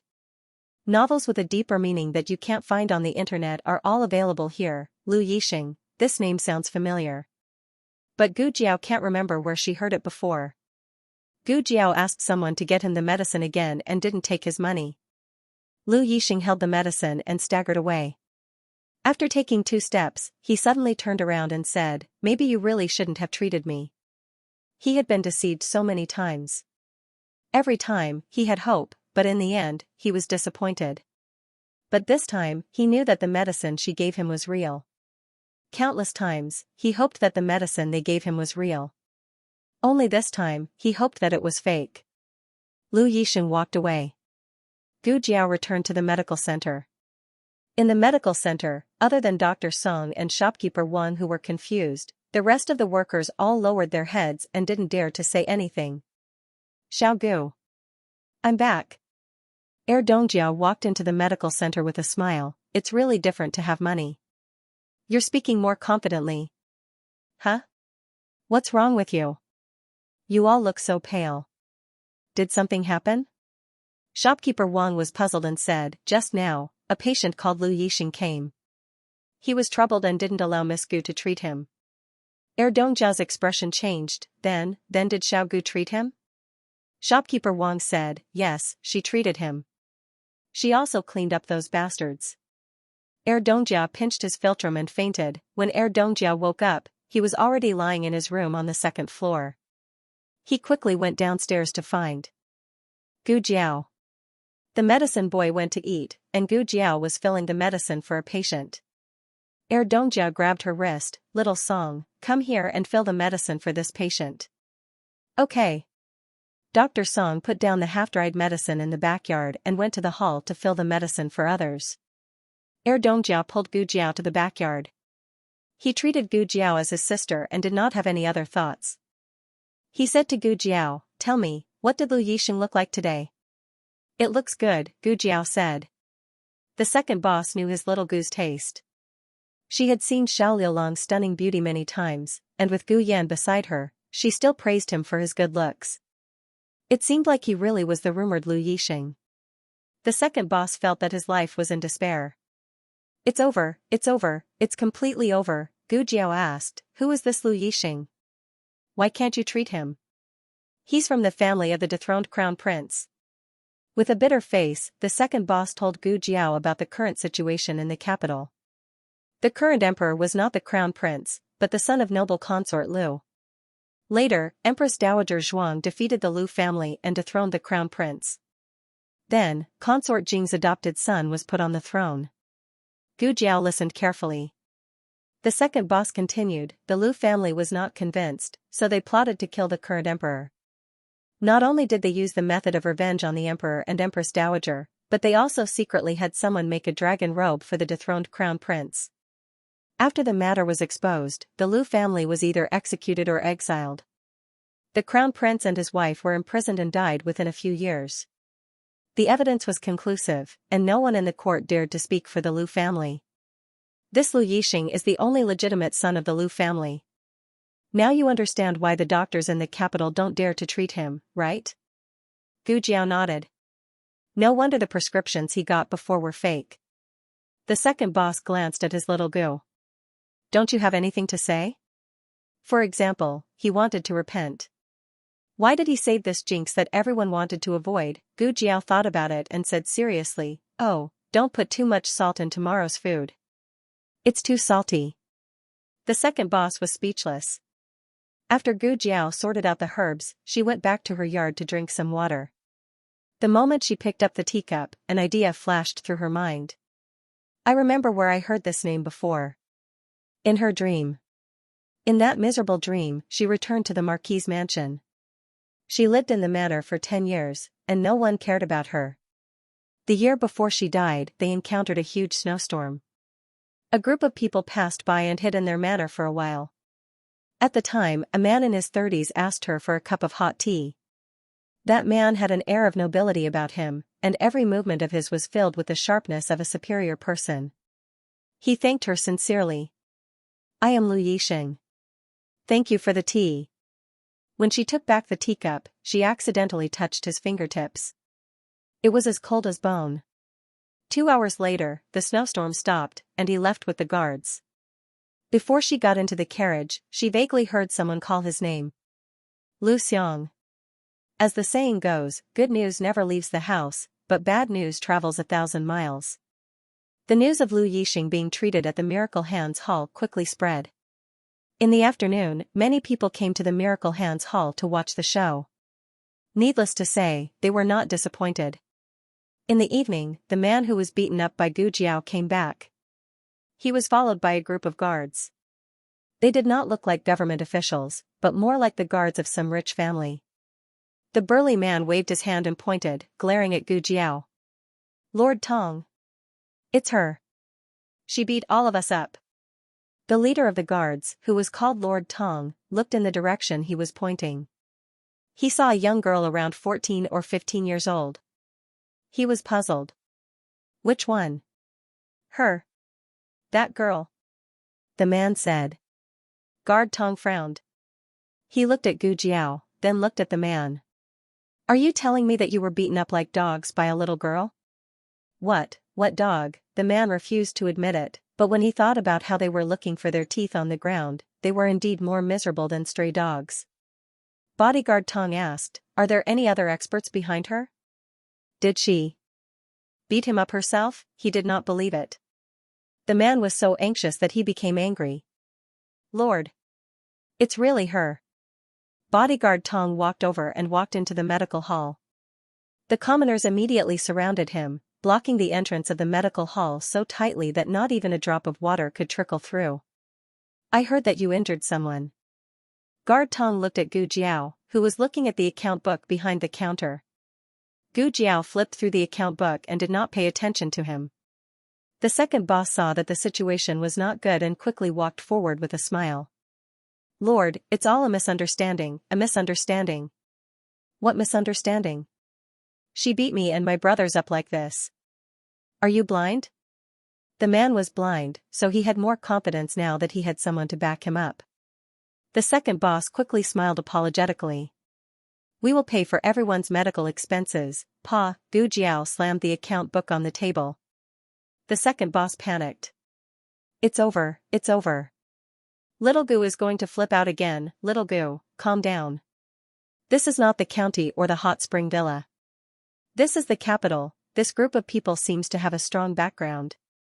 We can't afford to offend them." Gu Jiao stood up and rubbed her ears impatiently. "One by one, or all at once?" She then said, "All at once." Annoying. The second boss, "No, little Gu, don't, you're wrong." Guard Tong was shocked by Gu Jiao's words for a while before he realized what she was referring to. She was just a little girl. How could she be so arrogant? Guard Tong said coldly, "I'm a man. I don't bully women. Call out the person in charge." Before he could finish, Gu Jiao had already dashed out of the counter, grabbed him by the collar, and dragged him all the way out of the medical center. Guard Tong was not an ordinary guard. He did not want to expose his identity, so he wore the clothes of an ordinary person. However, his identity was enough to let him do whatever he wanted in the capital. There was no need to talk about his martial arts. He had never been treated like this before. Before he could react, he had already crashed into the stone lion at the door. He flew into a rage out of humiliation and pulled out his sword. However, before he could unsheath his sword, Gu Jiao kicked it back into the scabbard. A stick rolled in front of Gu Jiao's feet. Gu Jiao tiptoed and stepped on the end of the stick. The stick immediately stood up. Gu Jiao grabbed it with her hand and performed a dog-beating stick technique on the spot. The man quickly rushed out of the room. When he saw that bodyguard Tong was being suppressed by the maidservant to the point that he was unable to retaliate, he shouted loudly, "Stop! Official Tong is from the prince's residence. If you dare to touch him, I think you don't want to live anymore." Speak of the devil. A man dressed in brocade robes rode over on a horse. Behind him were several martial arts experts of the imperial palace. He was unrestrained, elegant, and elegant. He was the epitome of the royal family's good looks. He also had a pair of bewitching eyes. Gu Jiao couldn't help but think of the beautiful monk she had met in the forest. The only difference was that the beautiful monk was more beautiful than him. Guard Tong also saw him and quickly knelt down on one knee. He cupped his hands and greeted, "Fourth Master." There were more and more people watching the show. The man who was called His Highness didn't seem to care about being watched. On the contrary, he seemed to be enjoying it. He looked at Guard Tong with a smile that wasn't a smile. "What happened?" Guard Tong glanced at the man from the corner of his eyes. The man was already scared out of his wits the moment Guard Tong knelt down and called him Fourth Master. Others didn't know who Fourth Master was? How could he not be clear? This was the dignified prince of Zhao country. Guard Tong frowned. This person was a distant relative of his. Usually, he bullied others, but he didn't go too far. More importantly, there were many things that he couldn't do, so he had him take care of. Guard Tong said to the fourth prince, reporting to Fourth Master, "A servant girl committed a crime on the street. I came to question her, and she also fought with me." The fourth prince's gaze fell on Guard Tong's swollen left cheek. "So, your face was beaten up by a servant girl?" Guard Tong lowered his head in shame. At this time, the second boss still hadn't guessed the fourth prince's identity.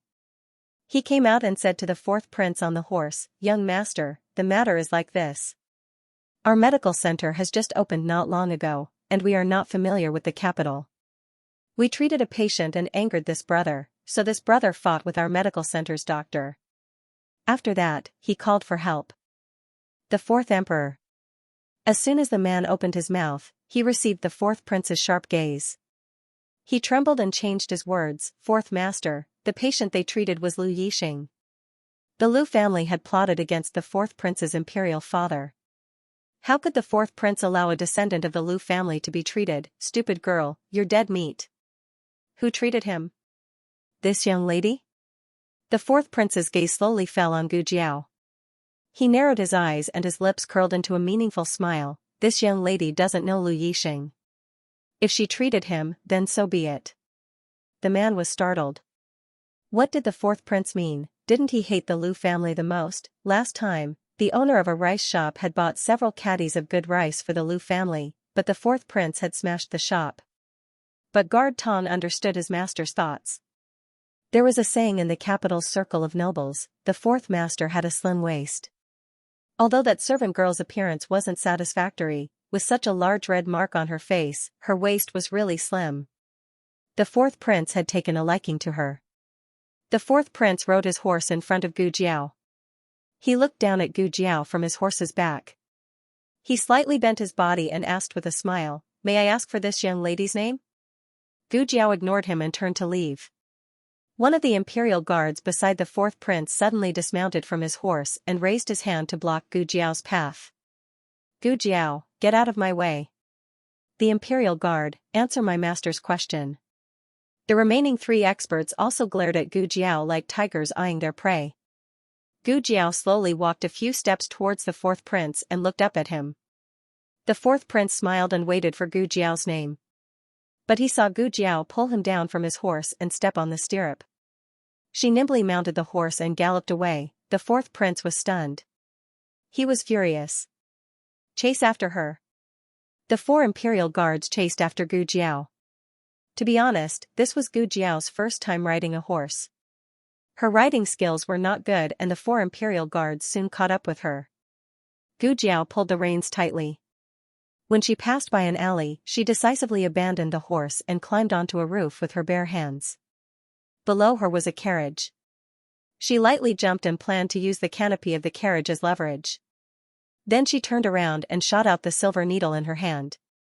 Gu Jiao would never have thought that this was Marquis Xianping's carriage. At this time, Marquis Xianping was lying on his side on the luxurious couch with one hand supporting his head.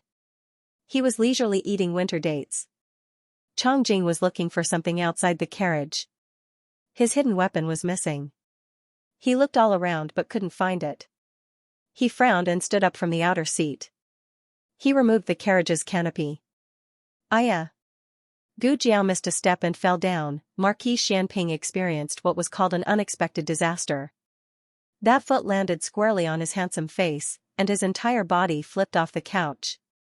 For the first time in his life, he was used as a human cushion by someone. Gu Jiao was a little confused. She tilted her head. It doesn't hurt." But Marquis Xianping was in so much pain, his old waist, the old waist that he had taken care of for so many years, Chongjing. "How many times have I told you, don't casually tear apart the carriage?" Unfortunately, he couldn't say these words. He choked on the dates. Digression, Jiao Jiao, it's not my fault. Begging for monthly votes, bowing and thanking. The latest chapter of this book is not finished yet. For more exciting content, please scan the QR code below to download the app. Novels are updated at a faster rate. Millions of novels are free to read. Novels that can't be found online are all available here. https://www. zhbqg.com/8964289642826/1141666806. HTML Genius memorized this website's address in a second. www.zhhbqg.com. Bikuga mobile reading website, mzhhbqg. The latest chapter of this book is not finished yet.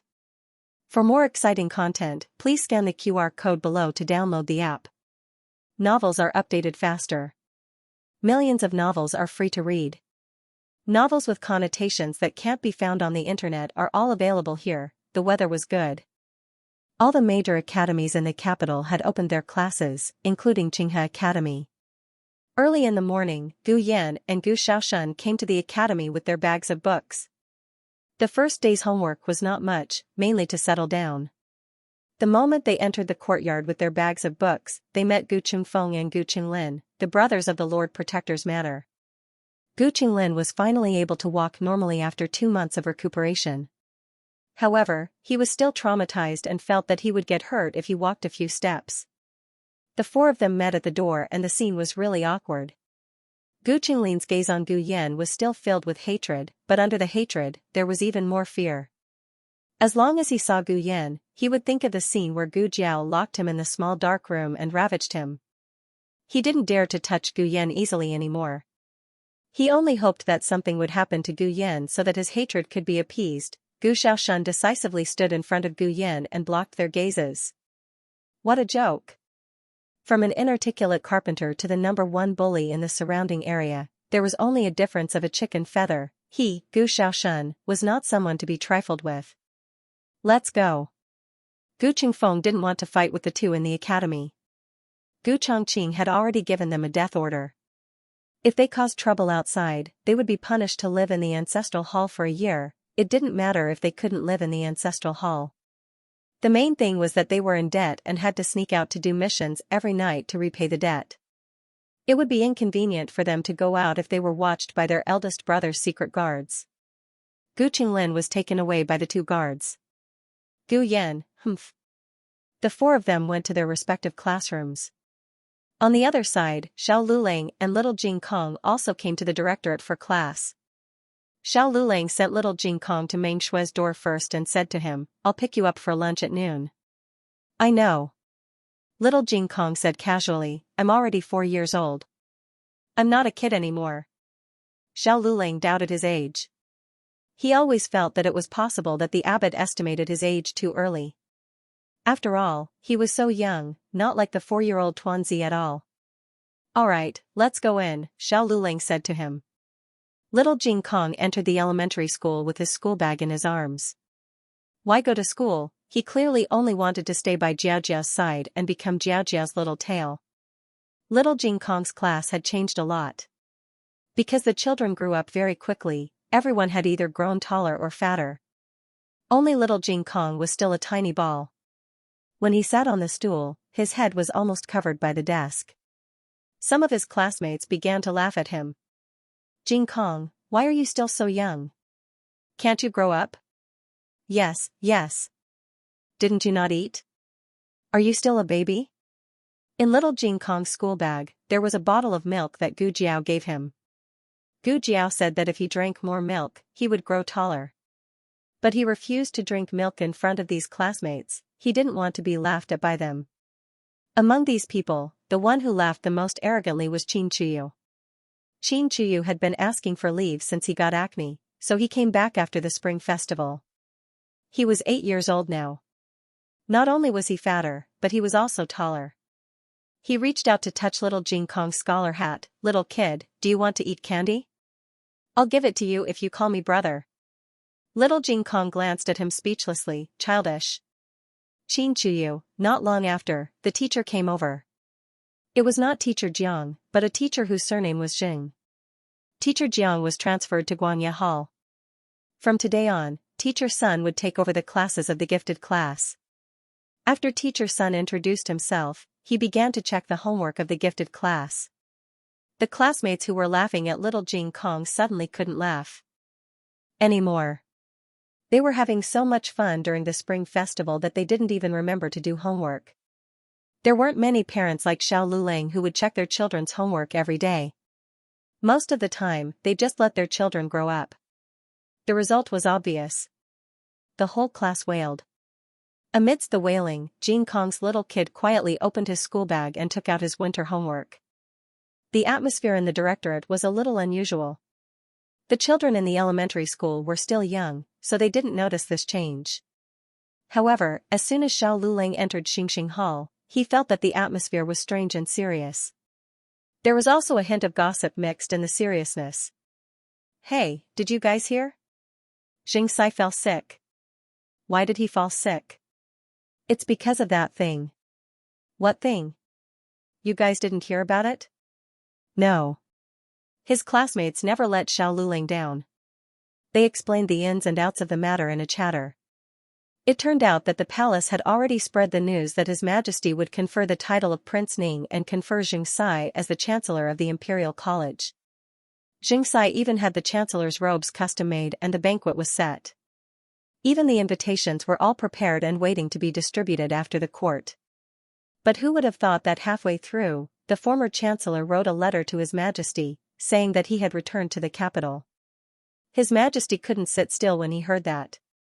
Since the old Chancellor was back, why would he need a new Chancellor? His Majesty threw away his responsibilities on the spot. Xianxia was so angry that his face turned green. Before the morning court session, Xianxia's back was as straight as his head was lowered after the morning court session. He lost all his face and became the laughingstock of the entire imperial court. Such important news spread to the Imperial College in less than an hour. "Xianxia won't be coming today. He even said that he's here to teach us." A classmate said.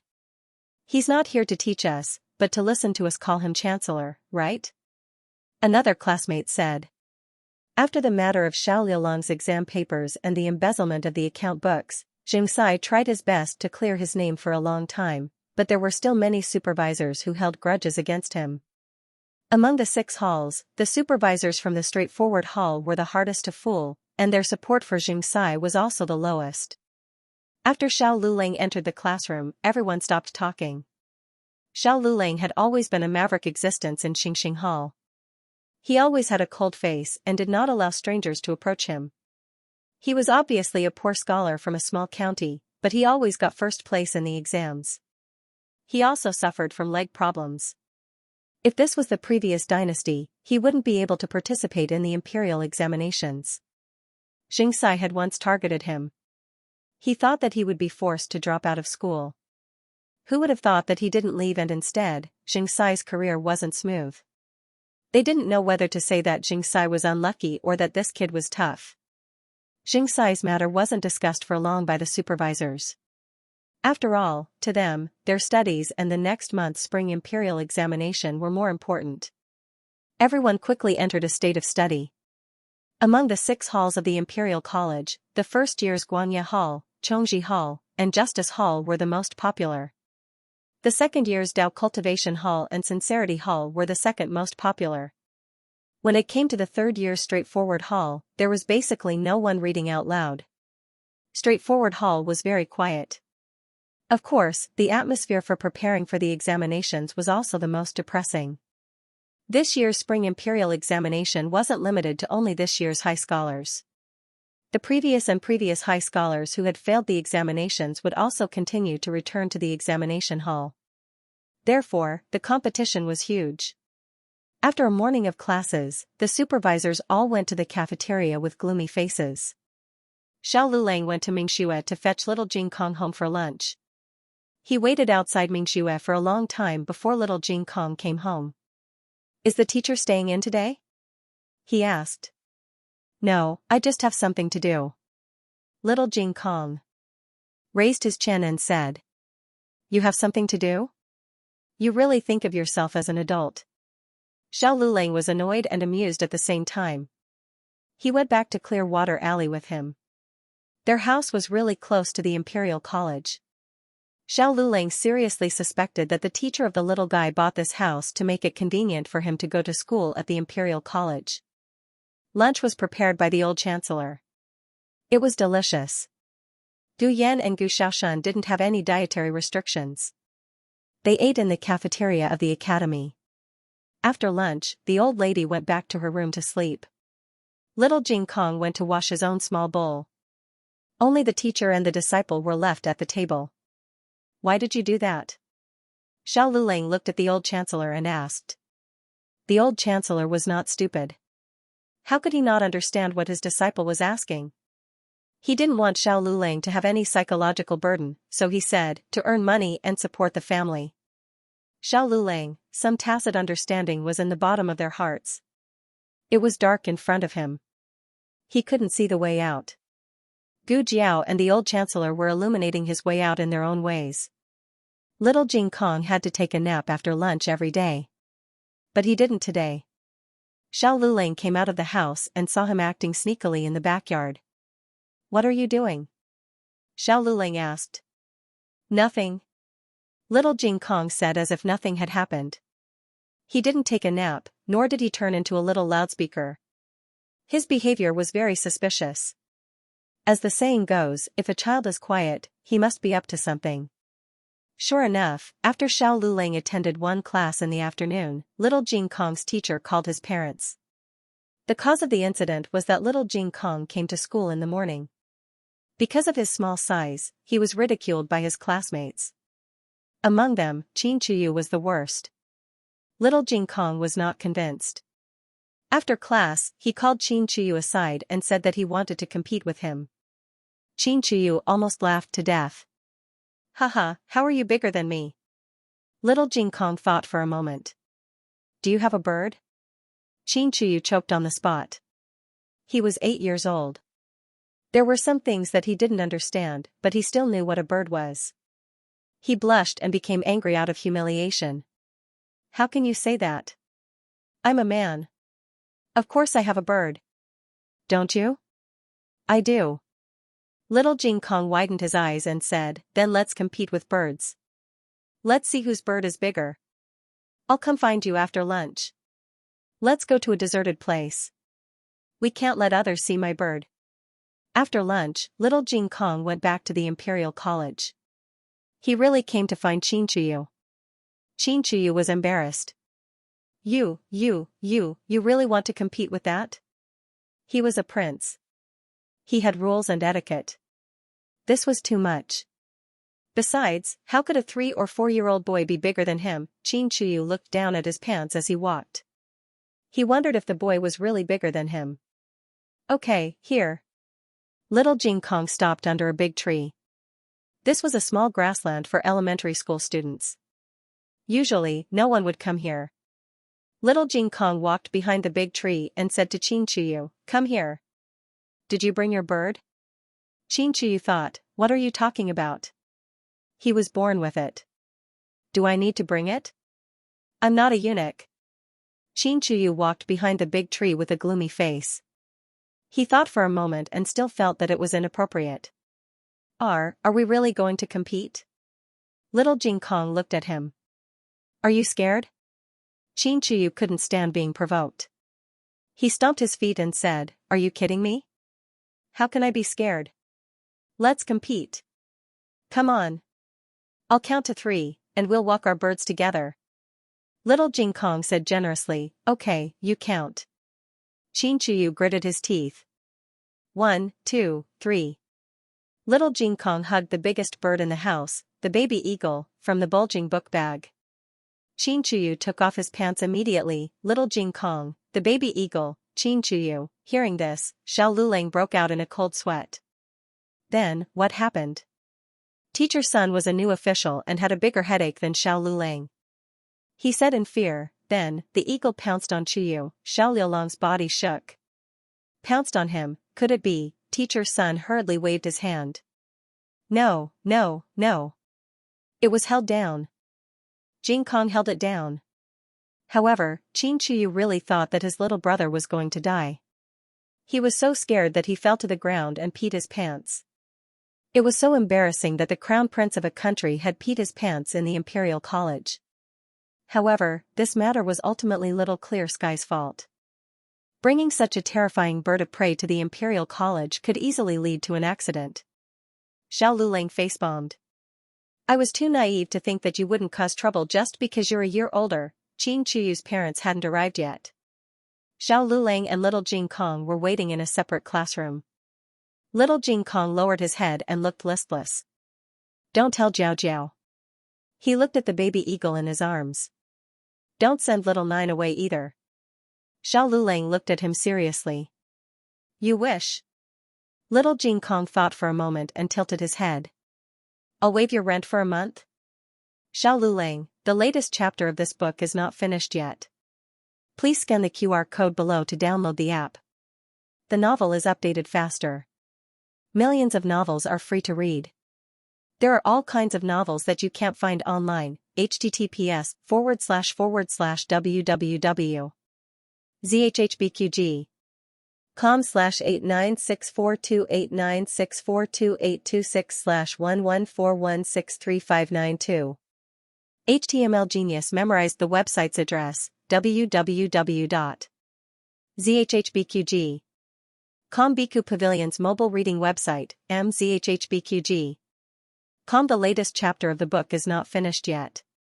For more exciting content, please scan the QR code below to download the app. Novels are updated faster. Millions of novels are free to read. Novels with content that can't be found on the internet are all available here. Xiao Lulang was not so easily fooled by the little guy.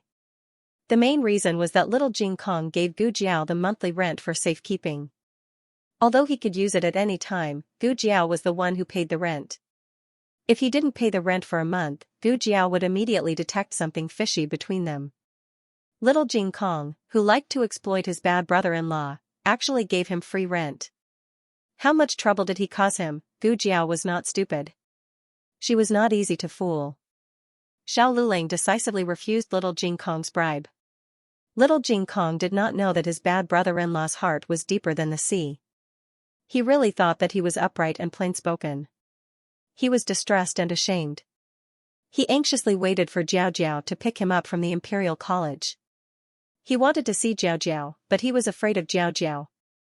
He had never been so conflicted before. Gu Jiao was in big trouble. She fell from the sky, missed a step and fell into the carriage. She even crushed someone. She was stunned for a while before she finally recovered. She quickly got up from his back and looked at him seriously. Uncle, are you okay? How could Marquis Xianping be okay? He was about to choke to death. He was a Marquis of Zhao country. He fought countless battles in his life, killed countless enemies, and made outstanding contributions. He didn't want to die honorably, but at least he didn't want to die in such a cowardly way. He thought about how the history books would record his death. Xiao Ji, a first-grade marquis, choked to death. How old was he? *CK, Xianping Ho cursed Chongjing 100 times in his heart for tearing down the carriage. Soon after, he felt a light little hand coming from his back. It passed under his arms and lifted him up. The two arms clamped down on his abdomen and pressed upwards. He felt a burst of breath in his chest and spat out the winter dates that were stuck in his throat. At the same time, Chongjing finally squatted on the ground and searched the roof of the carriage. She found his hidden weapon marbles. Chongjing put away the marbles, grabbed the roof and turned around. When she was about to put it on the carriage, she saw Marquis Xianping looking at her with a pale face. There was a little girl beside Marquis Xianping. Chongjing, well. What happened, Marquis Xianping? Chongjing blinked and realized that he might have made Master Ho angry again. He said, I'm looking for marbles. Marquis Xianping, I'm not even comparable to a pearl in your heart. Chongjing slowly and carefully put the canopy back on the carriage. She didn't forget to remind him, be careful of your head. Marquis Xianping, now you know how to care for others. Did you digest? Now, on the other side, the 4 imperial guards were chasing after them. Marquis Xianping was asked by his sister, Empress Xiao, to go to the Imperial College to pick up his little nephew, Qin Chuyu. It was said that something happened to Qin Chuyu in the Imperial College. Empress Xiao couldn't leave the palace and Crown Princess was grounded, so she asked her brother for help. Marquis Xianping didn't show off. He just sat in an inconspicuous carriage and the coachman was Chongjing. So none of the 4 recognized that it was Marquis Xianping's carriage. They chased all the way, but the girl suddenly disappeared. She was probably hiding in the carriage. The 4 didn't ask if there was anyone else in the carriage. They directly went to catch her. Chongjing's eyes flashed with murderous intent. She jumped up and kicked the 4 people out. Gu Jiao, Oh, she was so good at fighting. Wait a minute, this guy looks a little familiar. Gu Jiao had seen Chang Jing before. It was when she was buried under the ruins of the brothel. At that time, it was Chang Jing who led the guards of Marquis Xianping's estate to move the big stone slab. Unfortunately, Gu Jiao only glanced at her and didn't see her face. Not long after the 4 imperial guards were beaten down, the 4th prince rushed over. Others didn't recognize the carriage of Marquis Xianping's estate, but he recognized it. Especially when Marquis Xianping's #1 expert, Chang Jing, was standing in front of the carriage. Chang Jing didn't often appear in public. He was originally a secret guard, but recently he didn't hide his identity. The 4th prince immediately guessed who was sitting in the carriage. He jumped off his horse and came to the front of the carriage. He cupped his hands and said with a smile, "Uncle." Marquis Xianping was the empress' older brother and the empress was the mother of all the princes. So it wasn't wrong for the 4th prince to call him uncle. As for whether Marquis Xianping wanted to recognize him as his nephew, that was another matter. There was no response from the carriage. The 4th prince was the monarch and Marquis Xianping was the subject. Even if the 4th prince's uncle saw him, he would have to bow to him.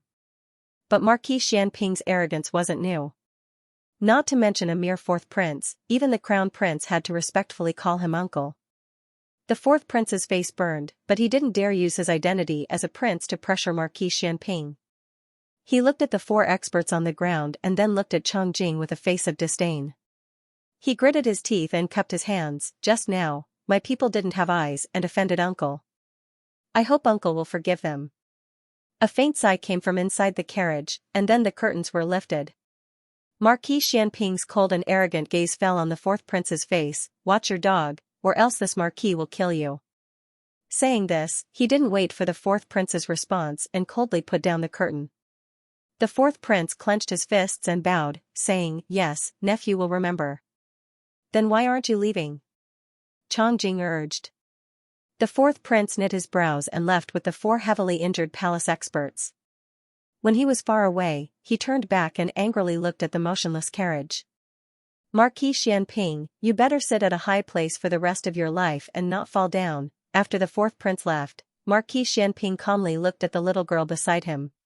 Her appearance was quite unexpected. He first saw the right side of her face. She was as beautiful as a fairy. Then when she turned her left face, he almost ascended to immortality. "Marquis Xianping, you often walk on the roof of the carriage?" "Gu Jiao, occasionally." Every wrong had its perpetrator and every debt had its debtor. The main culprit today was Chang Jing, so Marquis Xianping wouldn't vent his anger on her. Moreover, he could guess why she could fly. "Female doctor?" Marquis Xianping asked. "Doctor." Gu Jiao corrected him. Marquis Xianping sneered, "Then you are a female doctor." "No." Gu Jiao said seriously, "Female doctors only treat women, but I just treated you." "So, are you a woman or not, Marquis Xianping?" Marquis Xianping had a toothache. She didn't look very good, but she was very eloquent. Marquis Xianping took out his money bag and rummaged through it for a long time. He pulled out the smallest silver coin, but he was still not satisfied and said with a pained expression, "Here, the consultation fee." This time, it was Gu Jiao's turn to have a toothache. After being in the capital for so long, it was the first time she saw a member of the imperial family being so stingy with the consultation fee. Gu Jiao suddenly felt that the 4th prince calling him uncle was not fake. Marquis Xianping chuckled, "What? You think it's too little? Aren't you a doctor? You're not a bandit. How much do you want to charge for that?" Gu Jiao was successfully rebuked and was speechless. She silently put away the silver. She looked a little bitter. Gu Jiao got off the carriage. Marquis Xianping suddenly lifted the curtain. "Is it too little?" Gu Jiao nodded. Marquis Xianping proudly raised his eyebrows. "Then it's not too much." "Gu Jiao," the little girl stepped on his foot. His face was still hurting and his waist was almost broken by her. Marquis Xianping would not treat Gu Jiao as his savior because of this matter. Since she was a doctor, it was her duty to save lives and heal the injured. She just did her duty as a doctor, and he also paid the consultation fee that a patient should pay. The money and the goods were settled, and they did not owe each other anything. Marquis Xianping said carelessly, "Well, let's go to the Imperial College." "Didn't something happen to my little nephew? Don't let him cry to death." The Imperial College. Steward Liu had been waiting outside for a long time. Eunuch Su, who served Empress Xiao, was also waiting with him. Eunuch Su held his horsetail whisk and looked anxious. "Steward Liu, why hasn't the Marquis come yet?" Steward Liu said embarrassedly, "He must have been delayed by something." When Eunuch Su went to find Marquis Xianping was not at home. Steward Liu asked a guard to inform the Marquis, and he and Eunuch Su came to the Imperial College first. Eunuch Su was a little anxious. This matter is not a small matter, but it is also not a big matter. It is mainly because Her Majesty is worried about the safety of the seventh prince.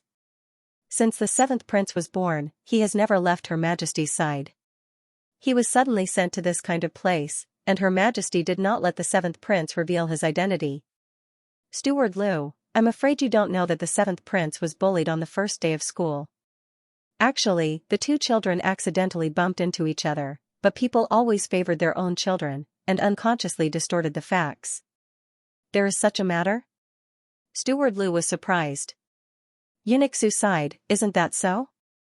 Her Majesty said that His Majesty is hard-hearted, and so what if the seventh prince goes to school as a prince? But His Majesty said that everyone knows that he is a prince, so what is the point of him going to the Imperial College? It is not like there are no teachers in the Imperial Palace's upper study room." Steward Liu was a shrewd person. He could tell that Eunuch Su was dissatisfied with Marquis Xianping's late arrival, but he did not have the courage to complain, so he could only nag in other ways. He added a few words of agreement. Marquis Xianping had not arrived yet, so Eunuch Su said anxiously, "Sigh, the seventh prince's school is not going well at all. He was bumped into when he entered the school, and then he got acne a few days later. He has been on leave until now. But I didn't expect that on the first day of school, something would happen again. Wasn't the seventh prince the one who got acne first?" Then he spread it to the children in the class. Steward Liu knew about this matter. The prince's illness was a big matter, and Marquis Xianping even went to the palace to visit the seventh prince. Eunuch Su said, I will go and take a look first. I will have to trouble Steward Liu to wait for the Marquis here for me." Steward Liu hurriedly cupped his hands and said politely, "What are you saying, Eunuch Su? If you have anything to say, you can go first. When the Marquis arrives, I will tell him that you have been waiting for him here." Eunuch Su entered the Imperial College. His Highness the Seventh Prince had already been helped by two little palace maids to change his clothes. He was waiting in a classroom in the elementary school. Next door were Xiao Lulang and little Jing Kong. The palace maids tried to calm Qin Chuyu's emotions, but Qin Chuyu did not listen. His cries were louder than thunder. Teacher Sun had just taken office and encountered such a troublesome incident. He was extremely flustered and could not control the situation, so he sent someone to inform Xianxia. Xianxia was originally lying in his room, sulking. After hearing about this incident, he suddenly sat up from his bed. "Master, what happened?" asked the steward. Xianxia's eyes rolled. "Something happened to the seventh prince again." The steward was puzzled. "Then, what are you happy about?" Xianxia smiled in surprise. "The seventh prince is the son of the emperor and the nephew of Marquis Xianping. What do you think will happen if I do Marquis Xianping and the empress a favor now?" The steward hesitated. "Grand Tutor Zhuang will be unhappy, right?" Xianxia said sarcastically, "What does it matter to me whether he is happy or not? He can't even help me get the position of libation. I think a grand tutor is nothing more than this. Why don't I take this opportunity to join Marquis Xianping's faction? Who knows, I might be able to get out of this hopeless situation." The steward, Xianxia sneered. "Also, the one causing trouble is Xiao Liulang's child. Didn't Grand Tutor Zhuang and Royal Prince want to protect him? I will cripple him. First, I can join Marquis Xianping's faction. Second, I can vent the hatred in my heart." The thorn in his side was Xiao Lulang. The seventh prince's thorn in his side was Xiao Liulang's child. They even had the same thorn in their side.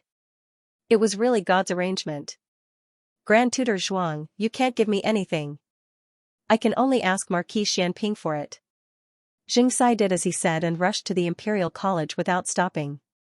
Although he hadn't been conferred the position of libation, His Majesty hadn't had time to confer the position of libation on others. Therefore, he was still the highest official in the Imperial College. Moreover, he had a good reason to act this time.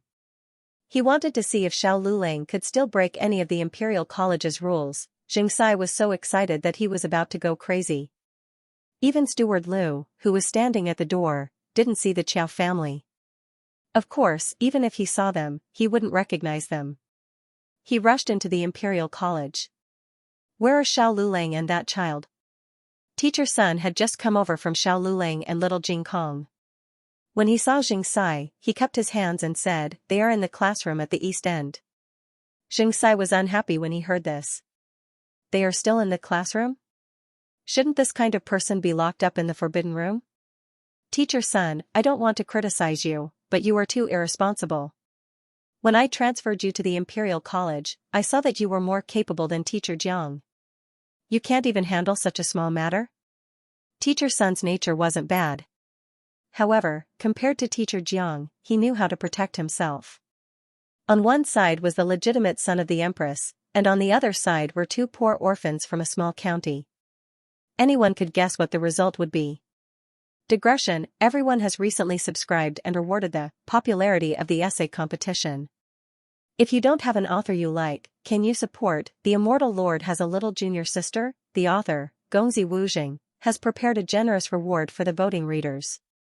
For the specific rules and methods of receiving the reward, please check the comments section of The Immortal Lord has a little junior sister.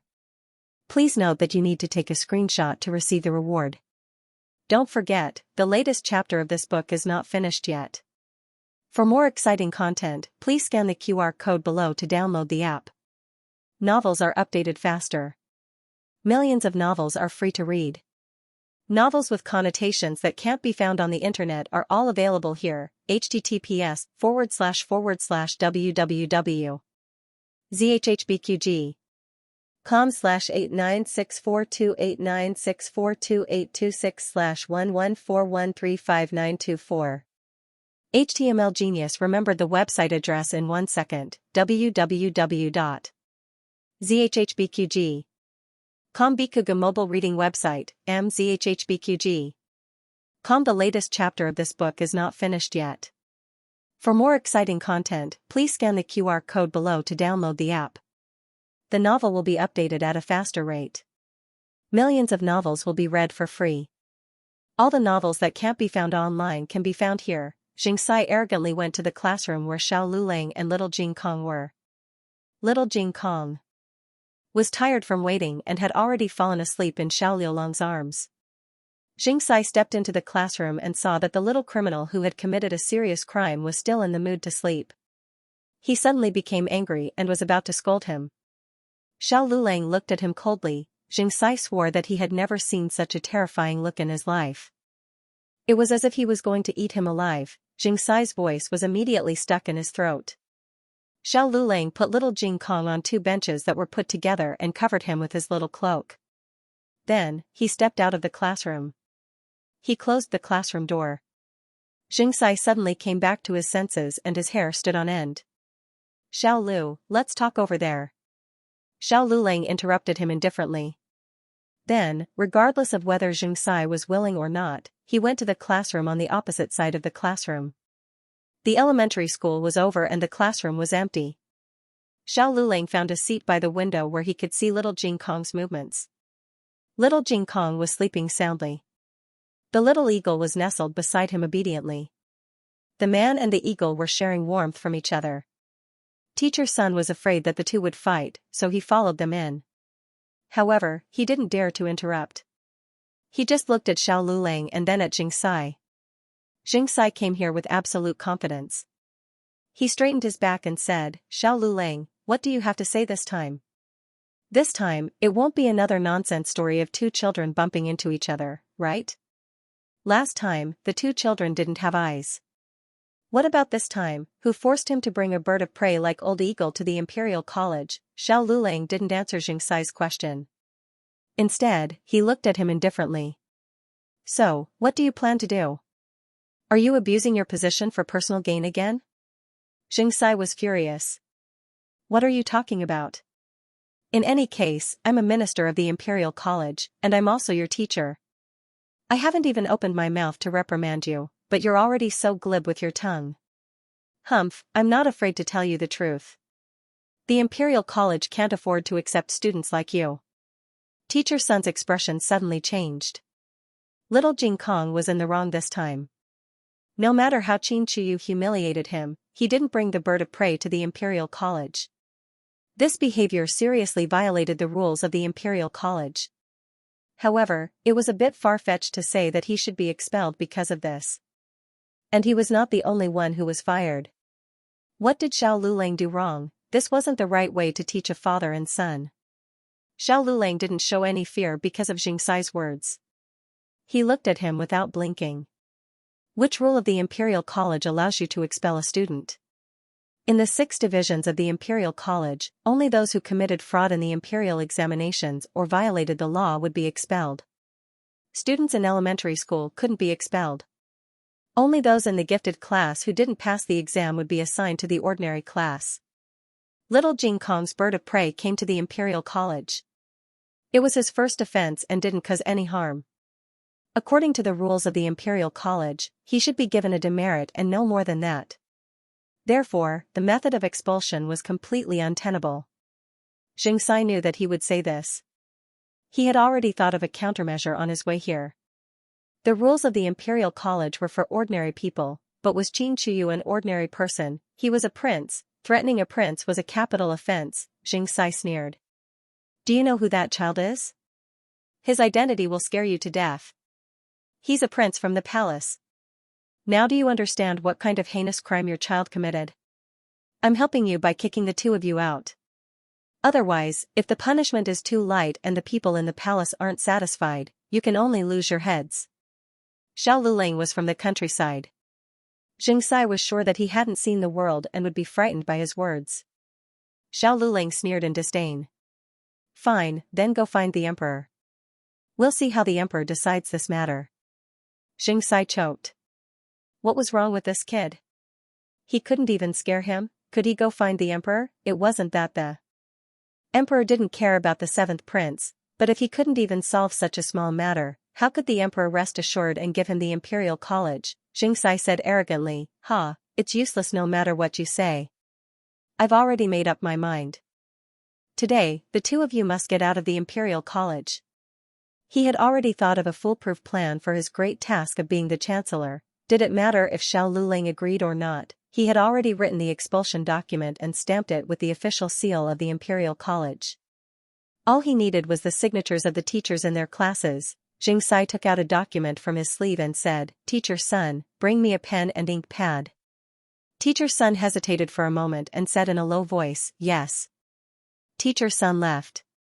Not long after, he had a set of ink and ink pad in his hands. Sign it and make your mark. Xianxia handed the expulsion document to him.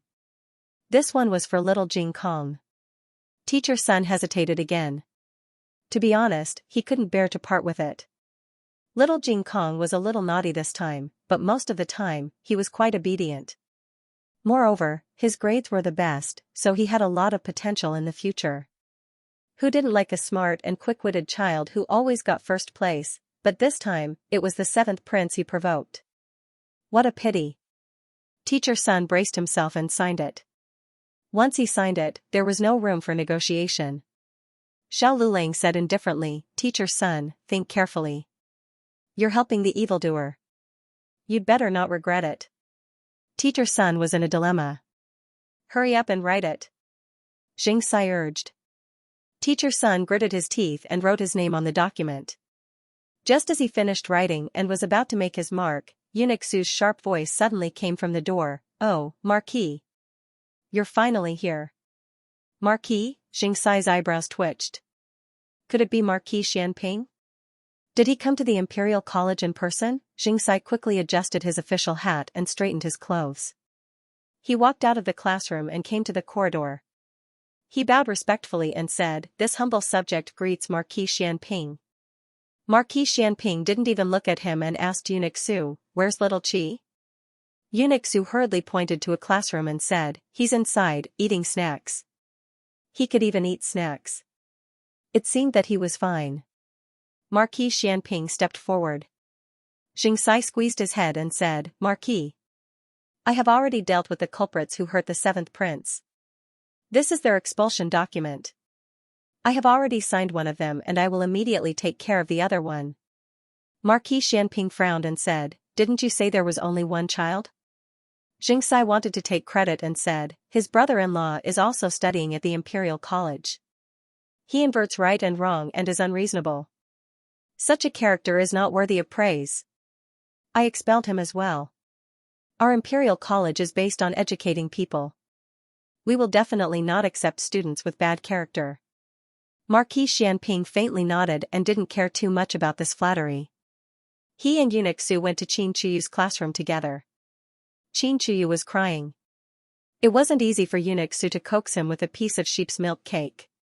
He was now eating happily. When he saw Marquis Xianping, his little fatty trembled and the sheep's milk cake in his hand almost fell out of shock. Marquis Xianping looked at him and narrowed his eyes slightly. "This is what you meant by something big happened?" From head to toe, not a single strand of hair was missing. The two palace maids bowed to him. There were two people Qin Chuyu was most afraid of. One was his father, the emperor, and the other was his uncle, Marquis Xianping. Marquis Xianping had never been fierce to him, but for some reason, he was afraid when he saw him. He didn't even dare to eat the sheep's milk cake. He threw it to the palace maid beside him and stood up straight. He called out politely, "Uncle." Marquis Xianping looked at him with disdain. "I heard you peed your pants." Qin Chuyu lowered his head with a red face. I changed it." Eunuch Su hurriedly tried to smooth things over. He smiled and said, "Your Highness is still young. That child released an eagle too." "Peck your Highness." Marquis Xianping scolded, "An eagle scared you to this extent. Shame on you." Qin Chuyu's little fatty body trembled. Eunuch Su also stopped talking. Marquis Xianping turned around and walked out of the classroom. He looked back at him and said, "Why aren't you leaving?" Qin Chuyu walked out unwillingly. Marquis Xianping walked slowly. His eyes were red as he said in a deep voice, "Are you feeling wronged?" Qin Chuyu's nose twitched and tears fell down. "You didn't help me when I was bullied. Are you still my uncle or not? I almost became Eunuch 7 today." Marquis Xianping said coldly, "You still have the face to say that? Don't you know how to bully others back? Why did the Empress give birth to a coward like you?" Marquis Xianping grew up in a military camp. He didn't study much and spent all his time with a group of rough men. He was an elegant and refined person when he didn't speak, but when he spoke, it was hard to listen to him. Qin Chuyu was called a coward and felt even more wronged. He began to cry loudly. Marquis Xianping was speechless. F***ck, he hated children the most when they cried. Eunuch Su was so scared that he immediately squatted down and comforted him. Qin Chuyu cried even harder. "I don't want my uncle anymore. I want my mother." Sob, sob. "I want my mother." Marquis Xianping's head hurt. "Chongjing!" he shouted. Chongjing descended from the sky and grabbed the little fatty, Qin Chuyu, and ran out of the Imperial College. Marquis Xianping also planned to leave. However, when he passed by the classroom that Xiao Lulang was in, he suddenly frowned. Xianxia, on the other hand, came over with 2 signed expelling documents. Panting, he said, "Master Ho, you." After he finished speaking, Marquis Xianping turned around and pushed open the classroom door. The classroom was empty. There was no one in it. The window on the other side was wide open. Outside the window was the dean's courtyard filled with green bamboos. "Marquis, are you looking for that kid? That's strange. He was here just now. Where did he go? Why did he run away so quickly?" Xianxia murmured in confusion. Marquis Xianping frowned. He closed the classroom door and walked away with a cold expression. "Marquis, do you still want to look at the expelling documents?" "Marquis, Marquis." Xianxia's voice and Marquis Xianping's footsteps gradually faded away. After making sure that they were gone, Xiao Lulang walked out from behind a few green bamboos. The windowsill wasn't high. Although it wasn't easy to walk, he could still climb in. He walked towards the door with the help of his cane. He had just opened the classroom door when he saw Marquis Xianping blocking the door. The latest chapter of this book is not finished yet. For more exciting content, please scan the QR code below to download the app. Novels are updated faster. Millions of novels are free to read. There are all kinds of novels that you can't find online. https://www.zhhbqg.com/8964289642826/114132570. HTML Genius memorized the website address in 1 second. www.zhhbqg.com Bikuga mobile reading website, mzhhbqg.com. The latest chapter of this book is not finished yet. For more exciting content, please scan the QR code below to download the app. Novels are updated faster. Millions of novels are free to read. Novels with content that can't be found online are available here. Xiao Lulang looked at Marquis Xianping, and Marquis Xianping also looked at Xiao Lulang. Shock flashed through the eyes of the two of them. Xiao Lulang didn't expect him to turn back and wait for him here. Marquis Xianping didn't expect that the person he was waiting for would be the youth in front of him. He just had the same feeling as when he was at the relay station. The difference was that this time it was stronger. He was sure that the other person was hiding nearby. He deliberately walked far away to make the other person lower his guard, and then quietly turned back. It was a common move on the battlefield. He knew martial arts, so it wasn't difficult to execute. What was difficult was now. He looked at that face, and the disbelief in his eyes couldn't be hidden. Marquis, Lord Marquis, you left too quickly. Steward Lu hurried over only when the daylily was about to turn cold. Eh? Where's the 7th prince? Isn't he with you? He took a different path and missed Eunuch Su's group. After he finished speaking, he found that his marquis didn't respond. It was as if someone had cast a spell on him, standing motionless at the door of the classroom, looking inside. He walked over strangely and also looked inside the classroom. He didn't know if he didn't look, but when he looked, he was shocked. His eyes widened. Young master? Xianxia had just chased after Marquis Xianping, but Marquis Xianping quickly turned back. He was so fast that Xianxia almost couldn't catch up. He was a bit confused by this young master. What's the situation? Not only did Marquis Xianping come, but his young master also came. And he even entered their classroom. Marquis Xianping looked at Steward Lu. What did you call him? Steward Lu said, young master. Which young master? Marquis Xianping asked Steward Lu, but his gaze fell on Xiao Liulang's face. Xiao Liulang's expression was very calm. Steward Lu said, it's the young master that this servant told you about. He's Lady Yun's son. Xiao Liulang's mother's surname was Qin Yun's mother. Everyone in the neighborhood called her Lady 13. Really? It's him? Marquis Xianping stared at Xiao Lulang without blinking. His eyes looked calm, but there were endless undercurrents. Suddenly, he took out a warm hand and touched Xiao Liulang's face. His thumb vigorously rubbed the area under Xiao Liulang's right eye, but even after rubbing for a long time, nothing came out. His aura began to turn violent. Where's your mole? Where did this mole go? Steward Lu was confused. What mole? Has the Marquis seen this son of his? Before Xiao Lulang was born, the Marquis left Lady Yun and returned to the capital. In the winter 4 years ago, Xiao Lulang came to the capital with his brother. Unfortunately, they didn't see the Marquis. So why did the Marquis have such a reaction? Xiao Lulang didn't move. He let Marquis Xianping rub the cheek under his right eye until it was red and swollen. Finally, he looked at Marquis Xianping coldly, as if there was a trace of anger that he didn't know how to vent. You've got the wrong person. He said calmly and coldly, I've never had a mole here.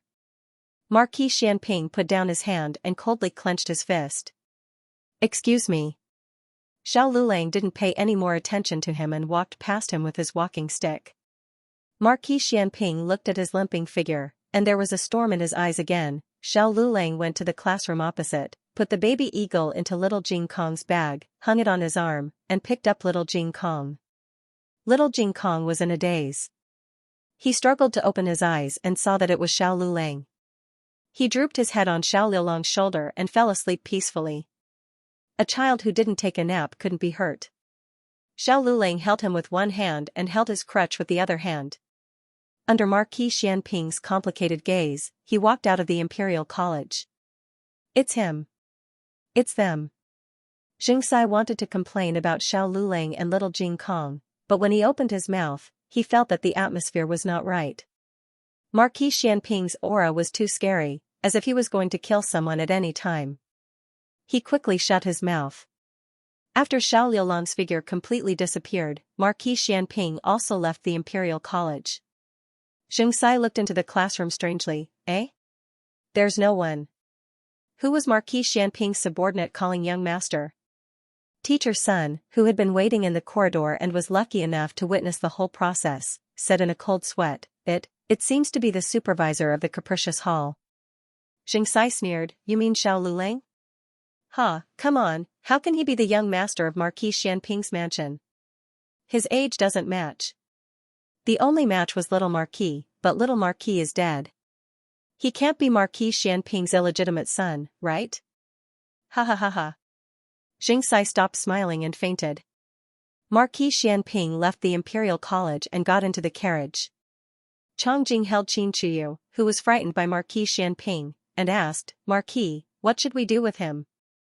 Marquis Xianping's mind was in a mess, send him back to the palace. Changjing thought for a moment, okay. Marquis Xianping didn't say how to send him back, so Changjing held Qin Chuyu and started another round of Xianping. Qin Chuyu couldn't even cry, uncle's punishment was too terrible, he would never get into trouble again. After Marquis Xianping got into the carriage, he couldn't calm down for a long time. His eyes were cold and his fingers were trembling. What happened? He asked Steward Lu. Steward Lu lifted the curtain and got into the carriage, saying embarrassedly, Marquis, what do you want to know? Is he Yun's son? Yes. How did you find him? Tell me in detail. Yes. Steward Lu recounted his experience of searching for Xiao Lulang in full detail. The earliest I'll have to start from 4 years ago. Xiao Lulang and his brother came to the capital to meet Marquis Xianping. At first, he didn't say who he was. He only said that he was an old friend of Marquis Xianping and had something to give to Marquis Xianping. There were too many people like this. Xiao Lulang was dressed shabbily and didn't look like a noble, so the gatekeeper didn't take it seriously. Coincidentally, there were several murders in the capital during that time. The Ministry of Justice and the Supreme Court couldn't solve the case together, so His Majesty handed the case to Marquis Xianping. Marquis Xianping was very busy. After he solved the case with great difficulty, something happened to the young Marquis. In short, when Marquis Xianping received the news, Xiao Lulang had already left the capital. Marquis Xianping said in a deep voice, This Marquis knows. This Marquis is the one who told you. This Marquis is asking about how you went to the county to find him. Steward Lu was transferred back in the last 2 years. Steward Lu said, I went to the county first and found out that he was a student of Tianxiang Academy. So I went to the academy to find him, but he didn't admit it. I didn't give up. After that, I thought of another way. I used both soft and hard methods, but this young master is worthy of being Marquis' son. His bones are really hard. Of course, it's true that he studied well. He became the top scorer in Yuzhou and was recommended to enter the Imperial College. Marquis Xianping's eyes were filled with countless storms. What happened to his leg? Steward Lu said, I asked around. I heard that it was more than a year ago. He was injured while saving a classmate. After that, he became a cripple. Marquis Xianping asked, was it not cured? Steward Lu said, it was cured, but I don't know why it didn't get better. After returning to the mansion, Marquis Xianping went into the study and took out a portrait from a secret drawer. The portrait was of a young boy of 13 or 14 years old. He was as gentle as jade and had an outstanding appearance. There was a mole under his right eye. If he survived and grew to 18 years old, Xiao Liulong's face flashed in Marquis Xianping's mind. Little Jing Kong slept all the way and woke up when he got home. He was the lively little trumpet spirit again. The first thing he did was to find little Jiao. Seeing little Jiao in the birdcage, he breathed a sigh of relief. "Don't be happy too early," Xiao Lulang said behind him. "Do you want to confess or do you want me to tell Jiao Jiao?" Little Jing Kong became listless in an instant. In the end, little Jing Kong chose to confess. Jiao Jiao said that if he confessed, he would be lenient, but if he resisted, he would be strict. As soon as Gu Jiao came back, little Jing Kong took the initiative to tell her about how he brought his baby eagle to the Imperial College to compete with his classmate. His classmate was so scared that he peed in his pants. Gu Jiao didn't blame him immediately. Instead, she asked him why he did that. Little Jing Kong was very sad, because they always laugh at me for being small, for not growing up, and for being a baby. He wasn't as tall as them, but his bird must be the biggest. He often walked the chickens in the alley. Of course, now he also walked the dogs and the baby eagles. He had seen many grandpas who walked their birds. Their birds weren't even as big as his little Jiao. It turned out that he did it for the bird competition. He didn't mean to scare his classmate. But why did he pee in his pants? Little Jing Kong was puzzled. Following the adult's confusing behavior, there was another child's confusing behavior in Little Clear Sky's knowledge blind spot. Gu Jiao almost choked. This? Even a 1.5-year-old Gowa knew this. Little Jing Kong grew up in the mountains, so he had never heard of such a down-to-earth term. Gu Jiao didn't explain this term to him in the end. She touched his little head and said, "How are the results of those who laugh at you? Can they get an A grade every time?" Little Jing Kong curled his lips and said proudly, "Of course not. They always make mistakes. I'm the only one who gets everything right." Gu Jiao said softly, "Isn't that right? They can make mistakes when answering questions, so what they say might not be right. They said that you won't grow tall, but they were wrong. You're still young now. When you grow up, you'll definitely grow tall, taller than them." Little Jing Kong thought about it seriously and was successfully convinced by Gu Jiao. If he could study so well, there was no reason that he couldn't grow tall. Little Jing Kong regained his confidence in life. He was a little Jing Kong full of fighting spirit again. Gu Jiao said again, "Did you do anything wrong?" "Yes," little Jing Kong said honestly, "I shouldn't have brought little Nine to the Imperial College. I won't do it again." Gu Jiao nodded with relief. "Go ahead." "Okay." Little Jing Kong turned around and left with the baby eagle in his arms. As soon as he entered the hall, he poked his head out again, but why did he take off his pants? Gu Jiao was speechless. The old chancellor went out. Gu Jiao made dinner. Xiao Lulang came in to add firewood as usual. Gu Jiao felt that something was wrong with him. Gu Jiao made his favorite crispy meat recently, but he ate half a bowl of rice less than usual. After dinner, he checked little Jing Kong's homework as usual. Little Jing Kong went to check his two brothers' homework. He went back to his room to study, but he didn't open his book for a long time. Gu Jiao knocked on the door. "It's me." The door was ajar. Xiao Lulang paused, turned the book upside down on the table, and said to the door, "Come in." Gu Jiao pushed the door open and came in with a bowl of lotus seed soup. She put it on the table. "I just made it. Try it while it's still hot." Xiao Lulang looked at her little hands that shouldn't have suffered so much. He sighed. "Why did you make food again?" "You didn't eat much for dinner," Gu Jiao said. Xiao Lulang looked down.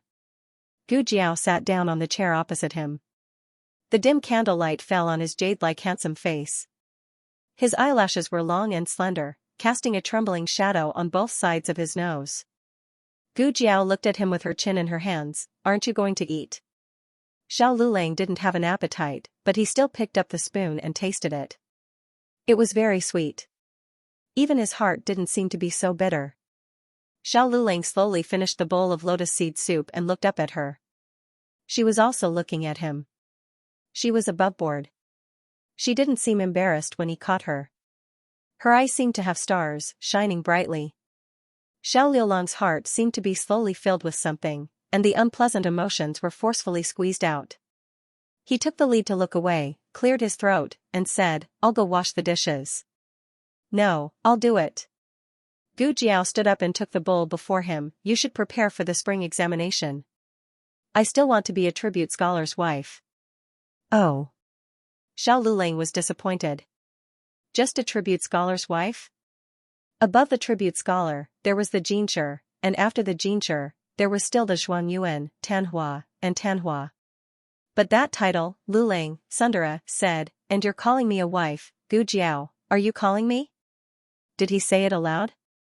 Xiao Lulang was flustered. "No, Gu Jiao looked back and smiled. "Hey. The latest chapter of this book is not finished yet. For more exciting content, please scan the QR code below to download the app. Novels are updated at a faster rate. Millions of novels are free to read. Novels with connotations that can't be found online are all available here. https://www.zhhbqg.com/896428964286/114104477. HTML Genius remembered the website address in 1 second. www.zhhbqg.com Bikuga mobile reading website, mzhhbqg.com. The latest chapter of this book is not finished yet. For more exciting content, please scan the QR code below to download the app. The novel was updated at a faster rate. Millions of novels were free to read. All the novels that could not be found online were available here. Xiao Lulang wished he could find a hole to hide in. Gu Jiao left in a good mood and hummed a tune while washing the dishes. The next day, Xiao Lulang and little Jing Kong went to the Imperial College. Gu Xiaoshan ate quickly while Gu Yan ate very little. They had already taken their school bags and left. Xiao Lulang didn't take the expulsion document written by Xianxia to heart at all. He was too familiar with the rules of the directorate. Xianxia's method could fool others, but not him. A real expulsion document must have the chancellor's signature and seal. It was worth mentioning that after Xianxia bullied students and bribed the account books, his chancellor's signature was taken away by the emperor. Xianxia's real plan was to scare Xiao Lulang and let Xiao Lulang and little Jing Kong leave on their own. Then, he would report that they had voluntarily withdrawn from school.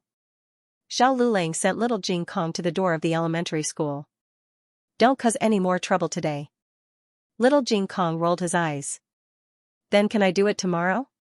Xiao Lulang, the older he got, the more troublesome he became, right? "Go to class," Xiao Lulang said sternly. "Oh." Little Jing Kong hugged his bag of books and walked away slowly. "Wait." Xiao Lulang stopped him. "Hand over the stone in your pocket." Little Jing Kong said seriously. "Little stone said it wants to go to class today." Xiao Lulang was expressionless. "Do you want to use the slingshot too?" Little Jing Kong choked. "How did you know I brought the slingshot?" "I hid it so well." Xiao Lulang, he, if you can fool me once, do you think I'll let you fool me again? In the end, little Jing Kong's equipment was successfully taken away by Xiao Lulang. Little Jing Kong carried his school bag and walked forward with his head drooping. He sighed as he walked. Sigh. It was quite difficult. Xiao Lulang looked at the slingshot in his hand, and the corner of his mouth twitched. The older this little guy got, the more crafty ideas he had. First, he was angered by His Majesty, this big scumbag. Then, he was scared by Marquis Xianping, this big killing god. Xianxia was really sick. For at least a month, he would not be able to come out and cause trouble. There was less snow in the first month than in the 12th month, but the weather had not completely warmed up. Yaoshi sat in a warm room to make clothes for Gu Jiao. Gu Jiao had grown taller again. Who knew if it was because she had been malnourished in the past, but she had only begun to grow properly now. Yaoshi did not like to make clothes that were too big for her daughter. She would only make clothes that were just right for her daughter. This way, the clothes would not be able to be worn in a month or two. Where did the gold thread that old madam sent over go? Yaoshi asked Nanny Fong. Recently, Yaoshi had been very popular in front of old Madame Gu, and old Madame Gu gave her a lot of good things. Old Madame Gu did this not because she liked Yaoshi, but because she enjoyed the way Yaoshi served her obediently. Yaosher's massage skills were really good, and the snacks she made were delicious. Eh? I remember putting it in the basket. Nanny Fong looked in the embroidery basket. Yaosher said, if you can't find it, then use the silver thread first. I will embroider the cloud pattern first. She was old, and her memory was not very good. Recently, Nanny Fong had been a little forgetful. Nanny Fong handed the silver thread to Yaosher. Yaosher threaded the needle and was about to insert the needle when the young maidservant outside the door opened the curtain. Madam, old madam wants you to go to Pine Crane Courtyard. Yaosher put down the needle and thread in her hand. I know. Go and tell her that I will be there immediately. Yes. The young maidservant left. Nanny Fong felt sorry for her. You just came from Pine Crane Courtyard. It's too tiring. Yaosher smiled faintly. What's so tiring about it? I am just being a filial daughter-in-law in front of her. Which daughter-in-law doesn't do this? Speaking of tiring, how can it be as tiring as Jiao Jiao? Nanny Fong was powerless to refute. Eldest Miss had indeed suffered. In the early years, she had a mental illness and was bullied by the bastard Gu family in her hometown. Later on, although her mental illness was cured, her husband had to study. Now, all four of them were studying. She didn't take a single copper coin from the Marquise estate. Everything was earned by herself. Alright, let's go to Pine Crane Courtyard. Don't let old madam wait for too long. Yaosher tidied up the clothes she had made for her daughter, put on a cloak, and went to Pine Crane Courtyard. When she arrived at Pine Crane Courtyard, she found that Concubine Ling was also there. Concubine Ling's complexion was not very good. Mother. Yaosher bowed to old Madame Gu. Concubine Ling stood up with a smile and bowed to Yaosher. Madam. Yaosher nodded. Seeing that Yaosher was giving Concubine Ling face, old Madame Gu was very pleased and had someone serve Yaosher tea. Yaosher sat down and a servant served hot tea. Yaosher took a sip and asked old Madame Gu, Mother, why did you call me over? Old Madame Gu looked at Concubine Ling. Concubine Ling smiled and said, Actually, I am looking for Madam. I have something to ask of you. Yaosher looked at her suspiciously. What is it? Concubine Ling pinched her handkerchief and covered her mouth and nose as she coughed a few times, panting, Isn't it the first month of the lunar month? The day after tomorrow is the death anniversary of the late Madam. Originally, I was in charge of this, but I caught a cold a few days ago and it hasn't improved. It's fine if I am sick, but I am afraid that I will ruin the late Madam's memorial. Yaosher said, So you want me to go? Concubine Ling coughed a few times and said, Madam was good friends with sister before she married into the manor. I think that if I let you do it, sister will not blame you in the underworld. Yaosher almost laughed. Did Concubine Ling not know what kind of reputation she had been carrying all these years? The late Madam probably thought that she was the one who caused her death, right? If she went to pay respects to the late Madam, wasn't she afraid that the late Madam's coffin would suddenly flip over? Old Madam actually agreed. She really didn't know what she was thinking. Concubine Ling said with a surprised expression, Madam, don't tell me that you are unwilling to pay respects to sister? Yaosher said, How can that be? I am just worried that the late Madam doesn't want to see me. The three young masters must have gone to her grave to complain about my vicious stepmother, right? She must be very angry with me. I am afraid that if I go, she will not be able to rest in peace in the underworld. Old Madame Gu frowned. Concubine Ling looked at old Madame Gu and said to Yaosher with a smile, It is precisely because of the misunderstanding that Madam wants to go to sister's grave to explain it clearly to sister. She said it as if the late Madam could really hear her. Old Madame Gu did not say a word of disapproval from the beginning to the end.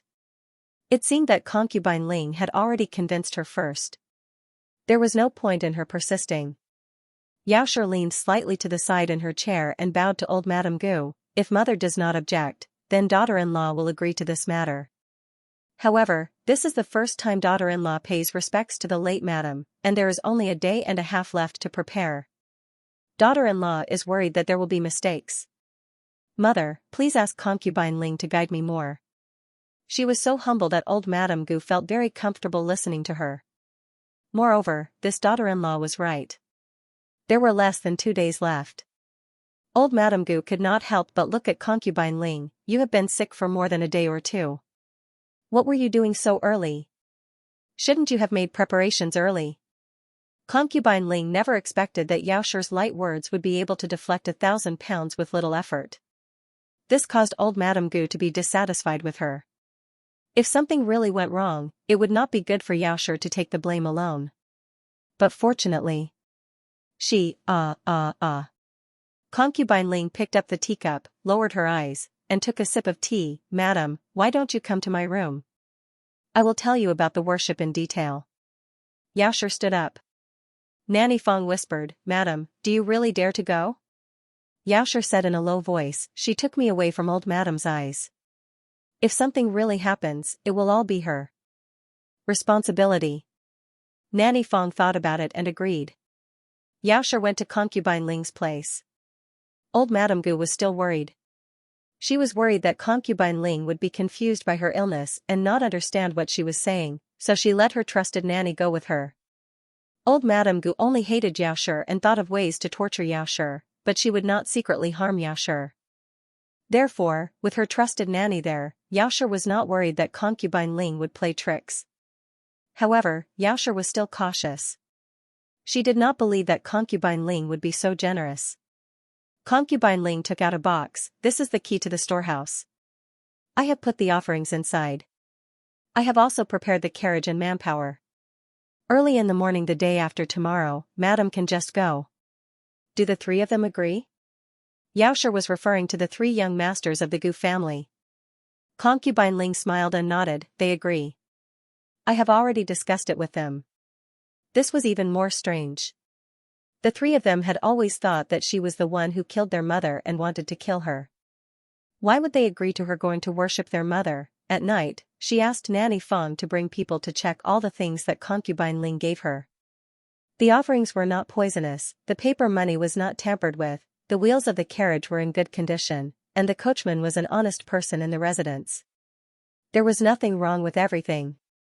Was she thinking too much? Was Concubine Ling really so kind? The latest chapter of this book is not finished yet. For more exciting content, please scan the QR code below to download the app. The novel will be updated even faster. Millions of novels can be read for free. There are all the novels that can't be found online here. https://www.zhhbqg.com/89642896428226/114101192. HTML Genius memorized the address of this website, www.zhhbqg.com. Bikuga mobile reading website, mzhhbqg.com. The latest chapter of this book is not finished yet. For more exciting content, please scan the QR code below to download the app.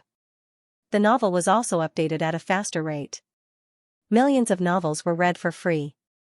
There are all kinds of novels that can't be found online here. The Gu family's graveyard was located in a piece of land with good feng shui in the south of the capital. It was said that the grandfather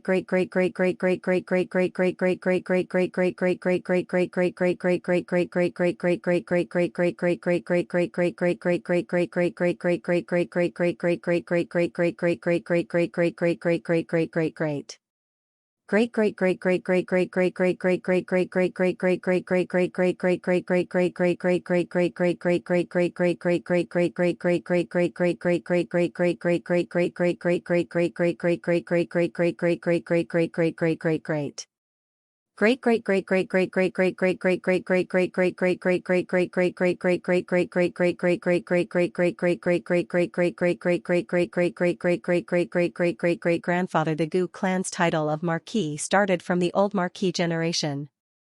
After 3 generations, the Gu clan's title would be demoted. To put it simply, Gu Chongqing would be the last Marquis of the Marquis household. If he did not make a great contribution, then his son would become an earl, his grandson a viscount, his great-grandson a baron, and when it came to his great-grandson, he would become a commoner again. Of course, in Zhao country, there were also families like the Ding General Manor and the Zhuang family that had been prosperous for hundreds of years. Yao Shi had woken up very early.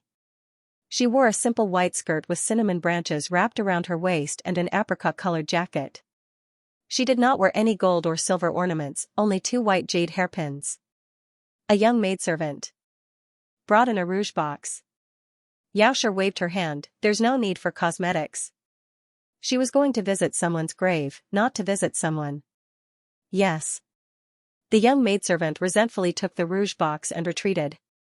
The sky is gloomy, I'm afraid it's going to snow again. Nanny Fong came in from the outside and rubbed her old hands that were stiff from the cold. Madam's clothes are too thin. Put on the cloak. Xianxia nodded and put on a white satin cloak. It was impossible to pick out anything wrong with the way she was dressed. In the end, Nanny Fong was afraid that she would catch a cold, so she had the servants prepare a few more hot water bowls and hand warmers for her.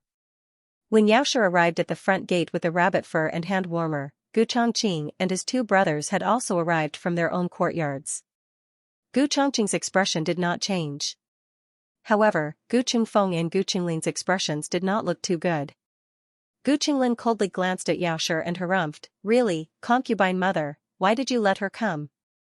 Isn't it better for us to worship mother ourselves?" Gu Chongqing looked at him seriously. "Get in the car." Gu Qinglin said unhappily, "I didn't say anything wrong.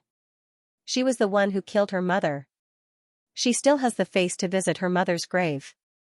Gu Qinglin thought so too, but his elder brother was here.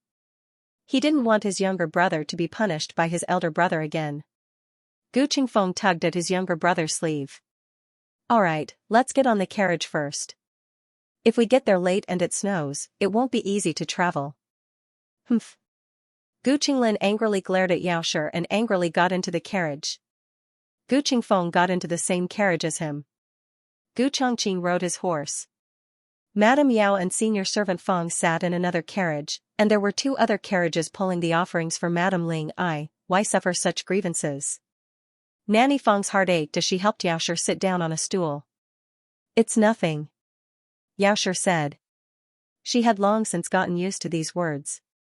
At first, she would feel hurt and aggrieved, but now, she was already numb to it. She wasn't the one who killed the late madam. She knew that she was innocent. More than 2 hours later, the group arrived at Eastern Moon Village. The graveyard was in a forest behind the village. Gu Chongqing and the other two got out of the carriage. Madame Yao also got out of the carriage.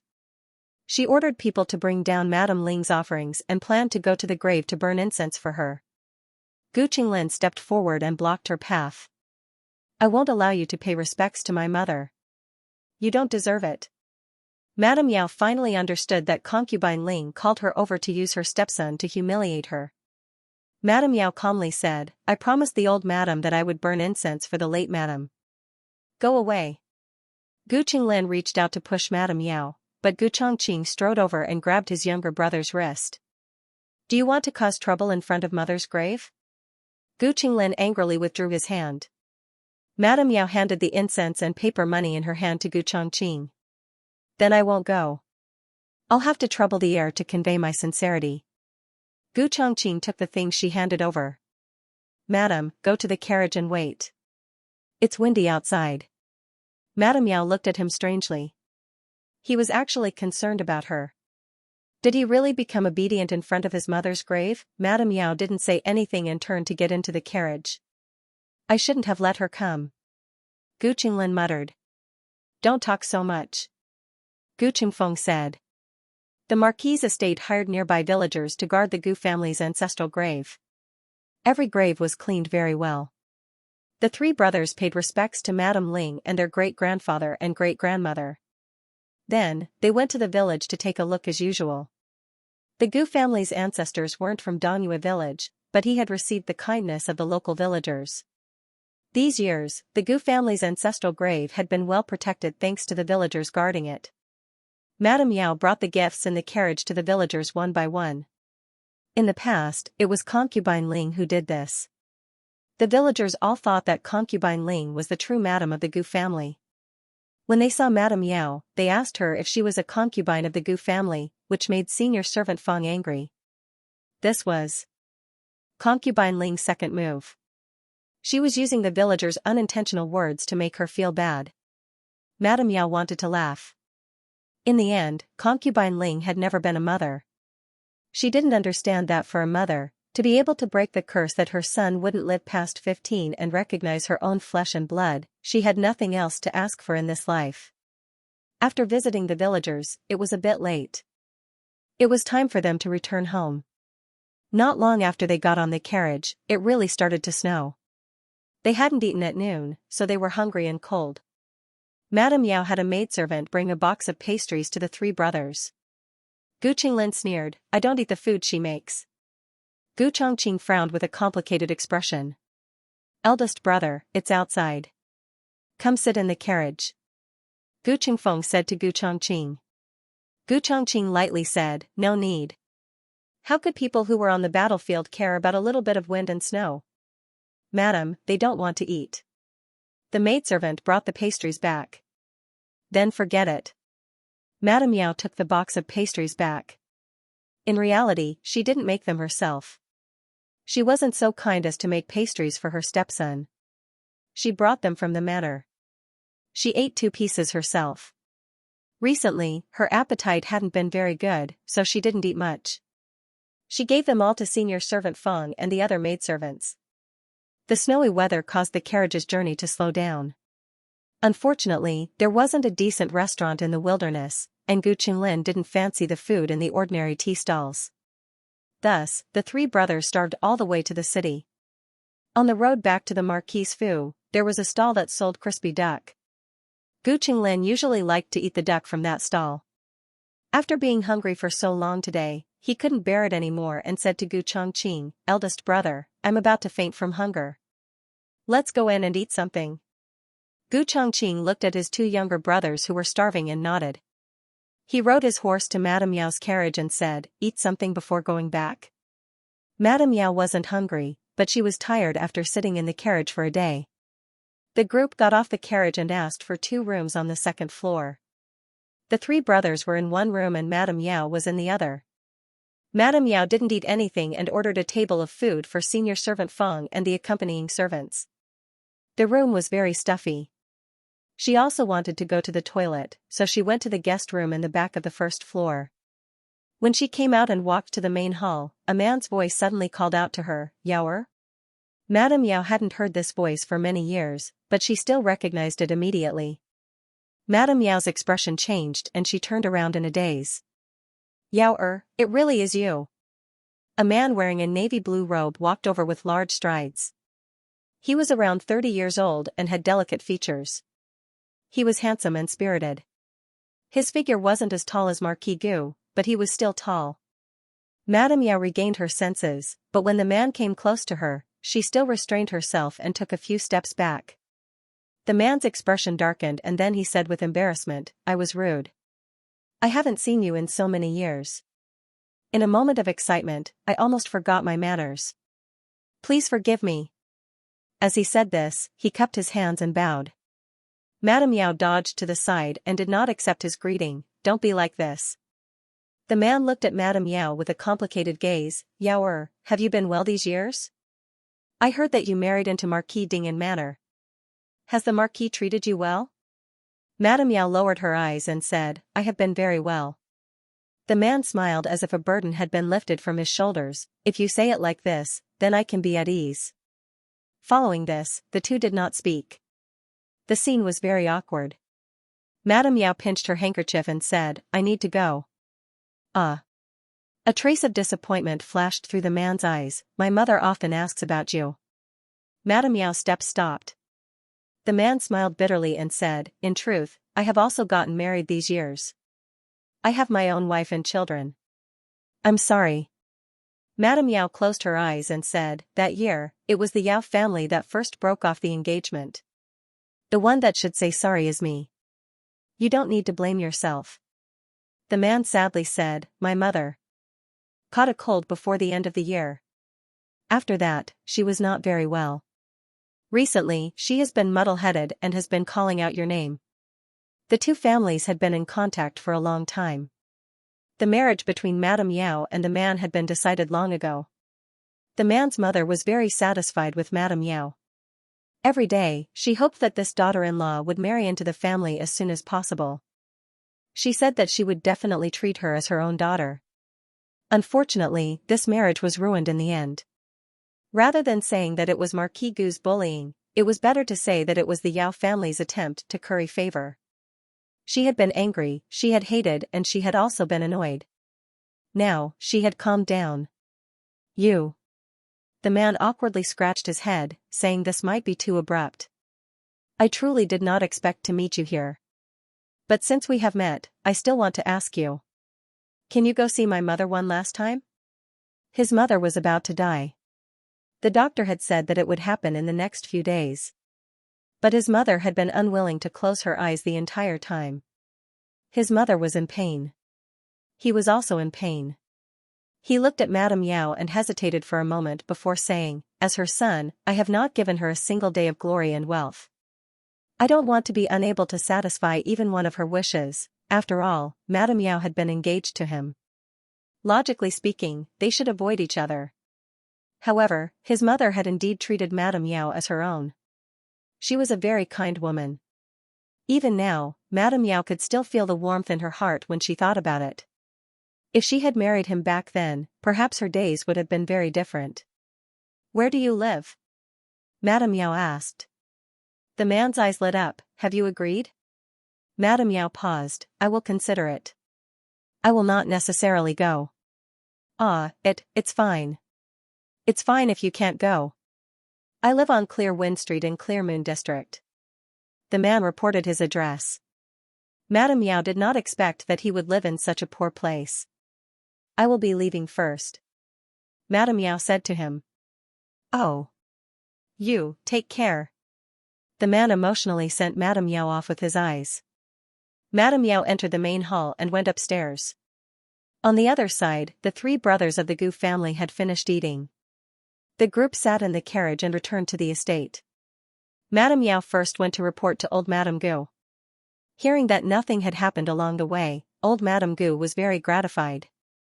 Marquis Gu had Huang Zhong return to the estate to pass on a message to Madame Yao. The Ministry of Works and the Ministry of War had some conflict.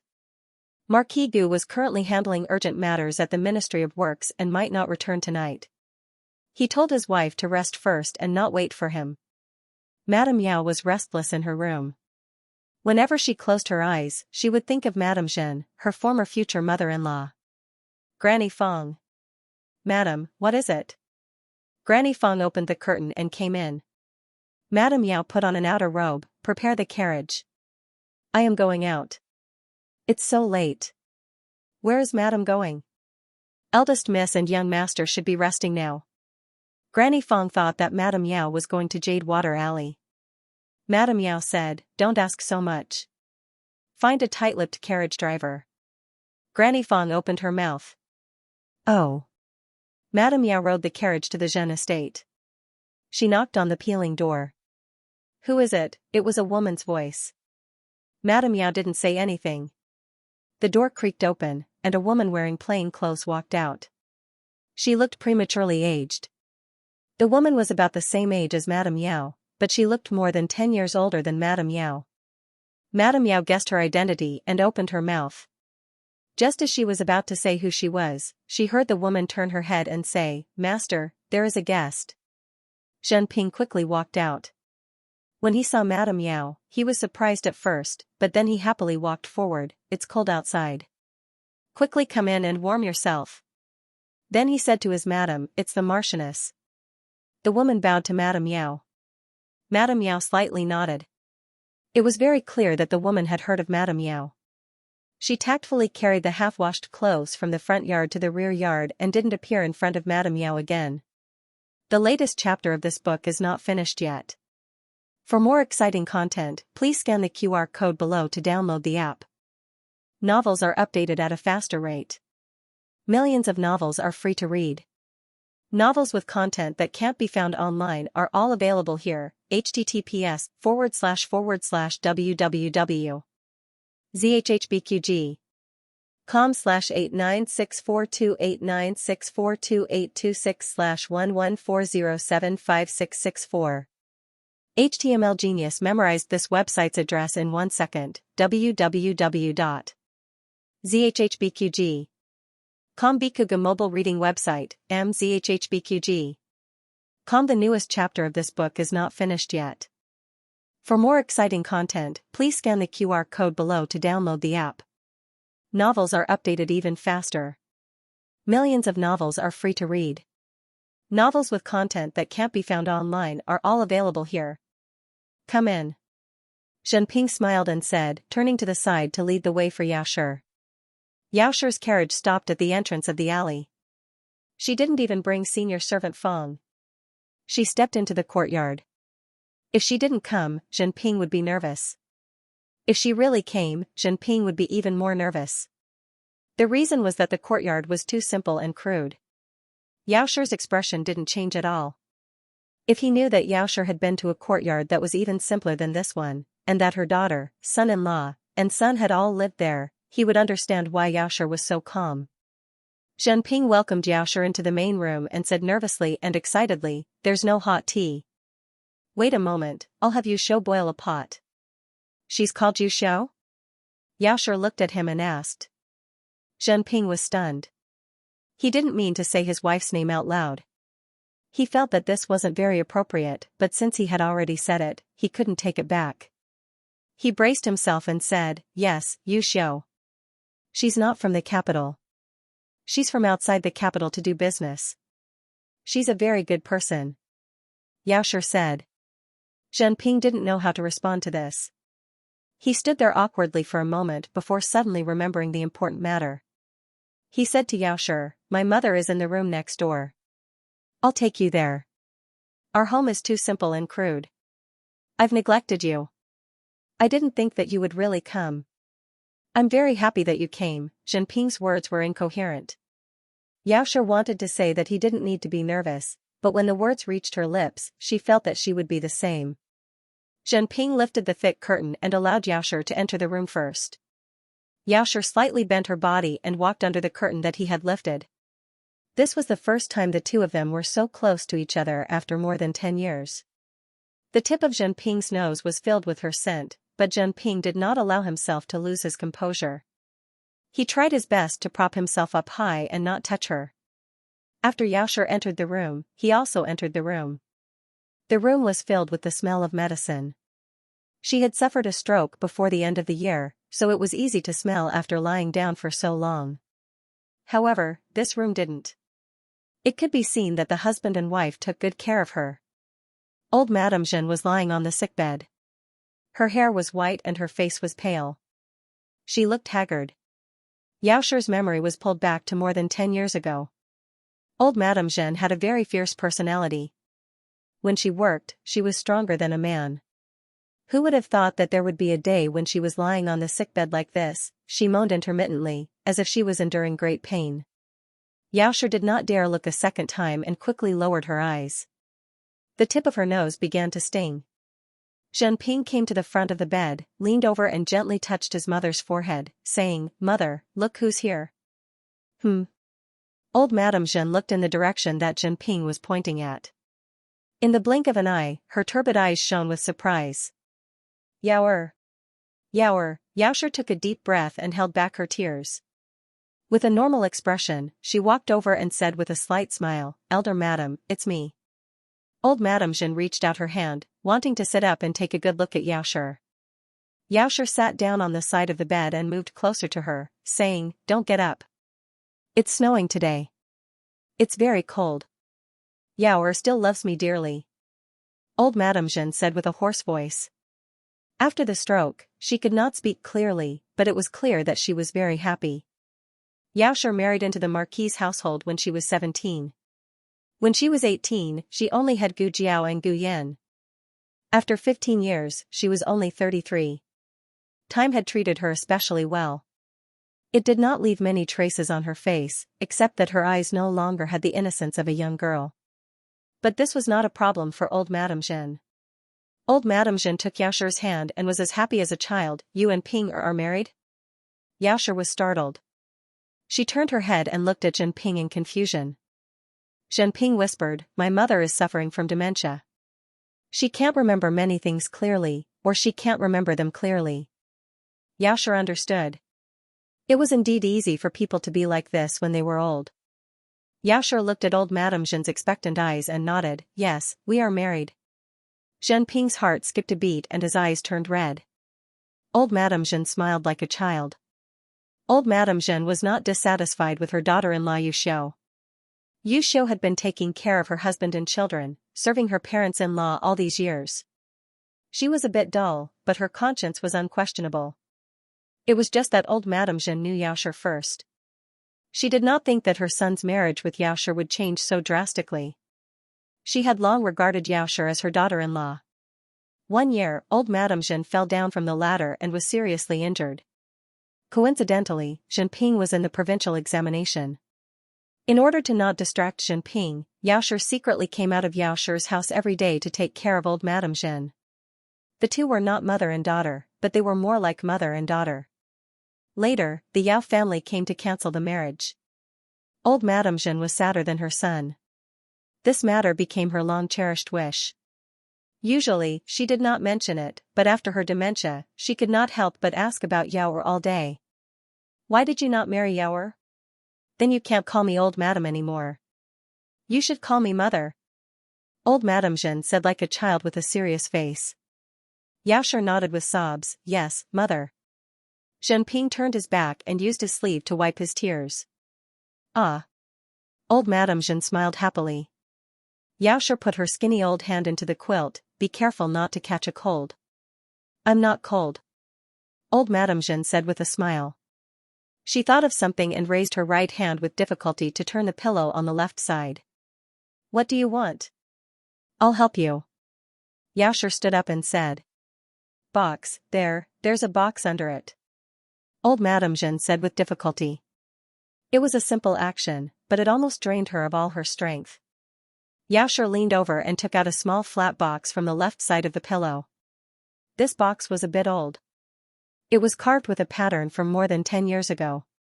The paint on it had also faded. It could be seen that old Madame Zhen often took it out to look at it. Old Madame Zhen took the box. Her hands were trembling, but even so, she still insisted on opening it. Inside was a pair of gold bracelets. The quality was excellent. The style was very old. Old Madame Zhen picked up the bracelets with trembling hands and pulled Yaoshi's hand. Because of her trembling hands, she did not put it on for a long time. Yaoshi saw that beads of sweat had appeared on her forehead. Mother, let me do it. She said. It's done. Old Madame Zhen finally put the bracelets on Yaoshi. I said that I'll give it to you when we get married. Our family is not well off, so you have to suffer. Zhen Ping failed the provincial examination and could not recover from the setback. He did not pass the examination for many years. Later, he thought it through and gave up the imperial examination. Old Madame Zhen had prepared this set of head ornaments more than 10 years ago. She took all her dowry and melted it in the shop. A pair of gold bracelets was made. Yaoshi's name was engraved on it, Yaoshi. This pair of bracelets had been lying beside old Madame Zhen's pillow for more than 10 years. Old Madame Zhen would take it out and touch it when she was bored. Zhen Ping always knew that his mother had a very precious box, but he did not know that it was a wedding gift for Yaoshi. Of course, when Yu Xiu married into the family, old Madame Zhen did not treat her badly. She lent money to buy a pair of gold head ornaments for Yu Xiu. But the meaning was different.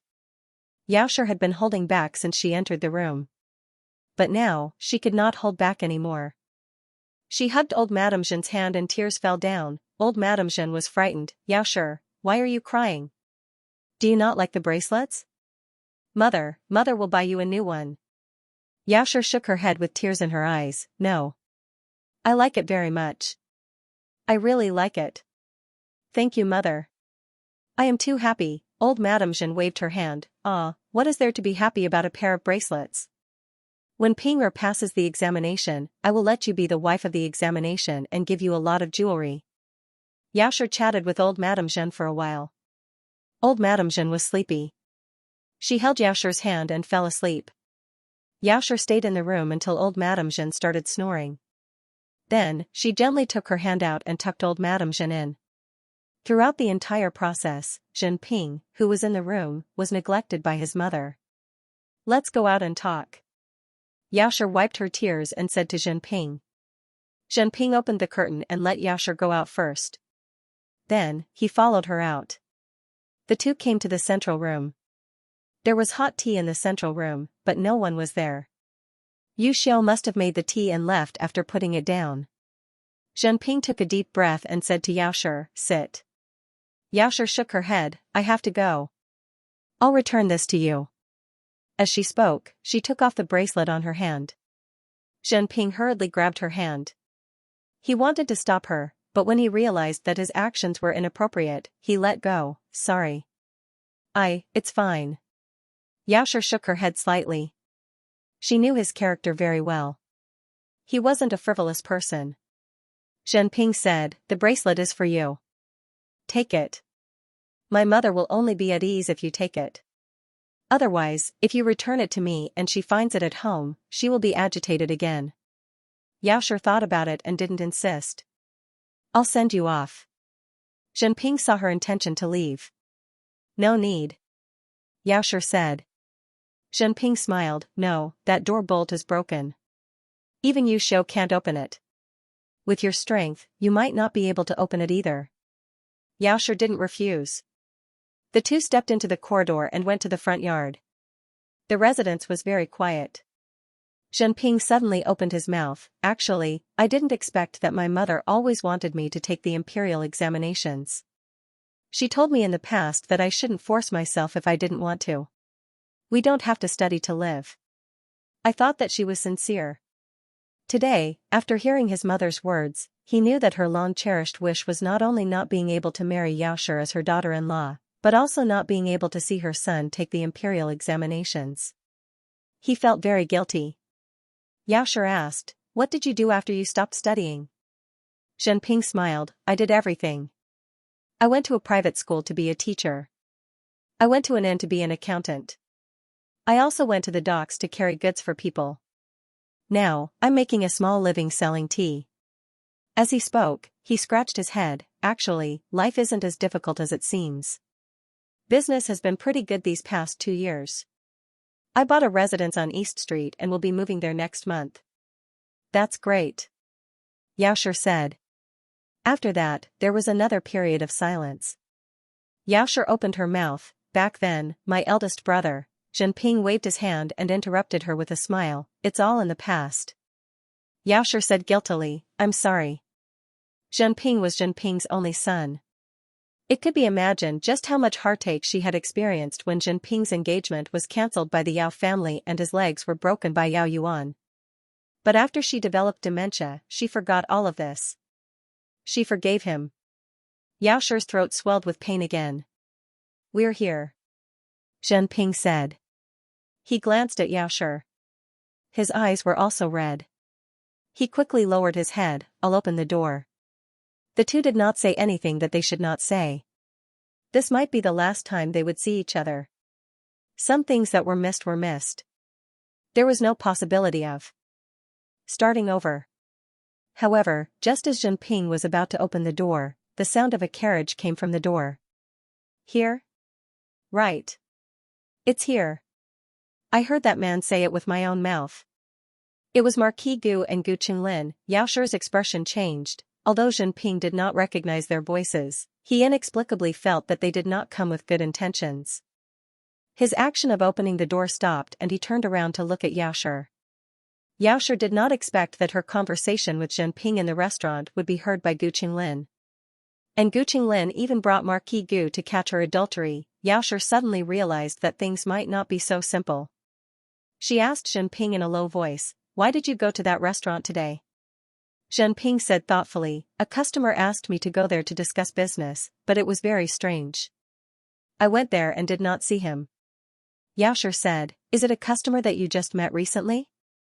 Zhenping said, "That's right." "What about it? Could it be that there is a problem with that customer?" Now that things had developed to this point, if Xiaoshi still could not guess that it was concubine Mother Ling's doing, then it would not make sense. "I don't have time to explain right now." "Is there a back door?" she asked. She could not let Marquis Gu see her here. Marquis Gu would kill Zhenping. Zhenping said awkwardly, "There is, but there are piles of firewood. I need to move the firewood away before I can open the door." Hey. Open the door. You inside, quickly open the door. Gu Qinglin began to slam the door. Huang Zhong, kick the door open. Yao Shi's expression changed. Just as she was about to find a room to hide, the door was kicked open with a bang. Digression, do you have a monthly ticket, the kind that can summon miracles? The newest chapter of this book is not finished yet. For more exciting content, please scan the QR code below to download the app. The novel will be updated even faster. Millions of novels will be read for free. Novels with content that cannot be found online will be available here. https://www.zhhbqg.com/89642896428226/114072401. HTML Genius will remember this website's address in 1 second. www.zhhbqg. Bikuga mobile reading website, mzhhbqg. The newest chapter of this book is not finished yet. For more exciting content, please scan the QR code below to download the app. Novels are updated even faster. Millions of novels are free to read. Novels with content that cannot be found online are all available here. Zhenping looked at the three people who had barged in with a panicked expression. He had never seen Marquis Gu before and Yao Shi did not have a chance to tell him. Who are you? He asked. Gu Qinglin ignored him and stepped in. He looked around. Where is the person? Where did you hide the person? Zhenping calmed himself down and looked at him. Who is it? Who are you looking for? Marquis Gu and Huang Zhong also walked in. Marquis Gu's gaze fell on Zhenping's face. His cold gaze revealed a trace of ill will. Of course he recognized the person in front of him. Although he had never seen him before, he had investigated him. When Gu Qinglin had told him that Yao Shi had met with a man in a restaurant and that man had invited Yao Shi to his address, he had instantly guessed that person's identity. In reality, Marquis Gu did not know that Yao Shi had an engagement. He never thought that the Yao family would be so shameless as to hide the fact that Yao Shi had an engagement with someone else and marry Yao Shi to him afterwards. He had accidentally heard concubine mother Ling mention that little Ling Shi had told her that Yao Shi seemed to have been engaged to someone else. He did not know if this was true or false. Thus, he went to investigate and followed the vine to find the melon. A poor scholar who could not lift a hand or carry a shoulder. His family was not wealthy and his appearance was not as good as his. Marquis Gu felt that the other person was not a threat at all. In addition, Zhenping had already married someone else and did not have any private contact with Yao Shi, so he did not do anything to Zhenping. If it were not for today's matter, he would have already forgotten about Zhenping. Has my wife, Yao Shi, ever come here? He faintly asked. The words wife, Yao Shi caused Zhenping to freeze. He never would have thought that this tall and mighty man was Yao Yao's husband. Marquis Dingen wore a black brocade robe and a silver fox cloak. His features were resolute and he was handsome. Although he had entered middle age, he was still tall and sturdy. His presence had not decreased. Never. Zhenping said. How could she not be here? I saw her leave with my own eyes. Gu Qinglin said domineeringly. Although Gu Qinglin did not resemble Marquis Gu as much as Gu Yan, it was not difficult to tell that he was Marquis Gu's son. When he mentioned Yao Shi, he did not call her mother or madam. Zhenping could guess what kind of life Yao Shi was living in the Marquis manor. Zhenping felt terrible in his heart, but he tried his best not to show it on his face. He said, could it be that the madam of your residence must come to my place when she goes out? Gu Qinglin said disdainfully, I saw the two of you talking in the restaurant this afternoon, and you even asked her to come to your house. Don't try to quibble, my two brothers and I heard it. The one blocking the back door should be the other young master of the Marquis estate. Since things had already reached this point, Zhenping's stomach was filled with bitterness, as well as a trace of anger. What kind of stepson would do such a thing, bringing his own father to catch his own stepmother's adultery? Zhenping clenched his fists and said, that's right. I met the Marchioness by chance this afternoon and chatted with her for a bit. That's all, nothing else. Gu Qinglin, you clearly asked her to come to your house to see your mother. Zhenping, I did say that, but the Marchioness rejected me. She said that it was not suitable for us to have any more contact. Gu Qinglin, how come I didn't hear that? Zhen Ping, that's not clear. Gu Qinglin still wanted to argue with him, but Huang Zhong had already looked around the residence. When he returned to the courtyard, he shook his head at Marquis Gu. Marquis Gu frowned and said to Zhen Ping, I've disturbed you. Gu Qinglin, father, look again, I heard it with my own ears. Marquis Gu shot daggers at him, and Gu Qinglin resentfully shut his mouth. Marquis Gu said in a bad mood, why haven't you returned to the carriage yet? Oh. Gu Qinglin unwillingly returned to the carriage. He kept feeling that something was wrong. Yaoshi must have been hiding somewhere. He really did hear that man ask Yaoshi to come to his house to visit his mother. Yaoshi's appearance did not seem like she had firmly rejected him at all. Marquis Gu also planned to leave. Zhen Ping called out to him, Marquis Gu, Madam and I no longer have any relationship. I hope that Marquis Gu will not misunderstand her. Marquis Gu coldly said, this Marquis knows his own matters. There is no need for you to tell me what to do. Zhen Ping lowered his eyes. Marquis Gu flicked his sleeves and left the courtyard, getting into the carriage. Only after the carriage was far away did Zhen Ping dare to close the courtyard door. He turned around and looked at the boundless night sky. His eyes were filled with endless worry. Yaoshi was indeed not in the residence. Otherwise, with Huang Zhong's abilities, there was no way that he could not find her. Just now, when the door had been kicked open, a tall figure had descended from the sky, carrying Yaoshi and leaving by leaping onto the walls. Yaoshi had never experienced something like this before. She was like a kite flying through the cold wind. She did not know if it was because of the cold or because she was scared. When she finally landed on the ground, her legs were so weak that she almost collapsed. A large, strong hand supported her arm just in time. Yaoshi looked at the other person in shock. Her mouth gaped open in disbelief. Gu Chongqing's expression was as he said, quickly return to the residence. Father is about to return. The shock in Yaoshi's heart could not be any greater. She never expected that the person who took her away at such a critical moment would be her stepson Gu Chongqing. How did you, madam? Madam. Nanny Fong ran over from the other end of the alley and bowed to Gu Chongqing, heir. Then she said to Yaoshi, Madam, get in the carriage. Her carriage was originally parked near the Zhen residence, but now it was here. Yaoshi had many doubts in her heart, but Gu Chongqing did not say anything.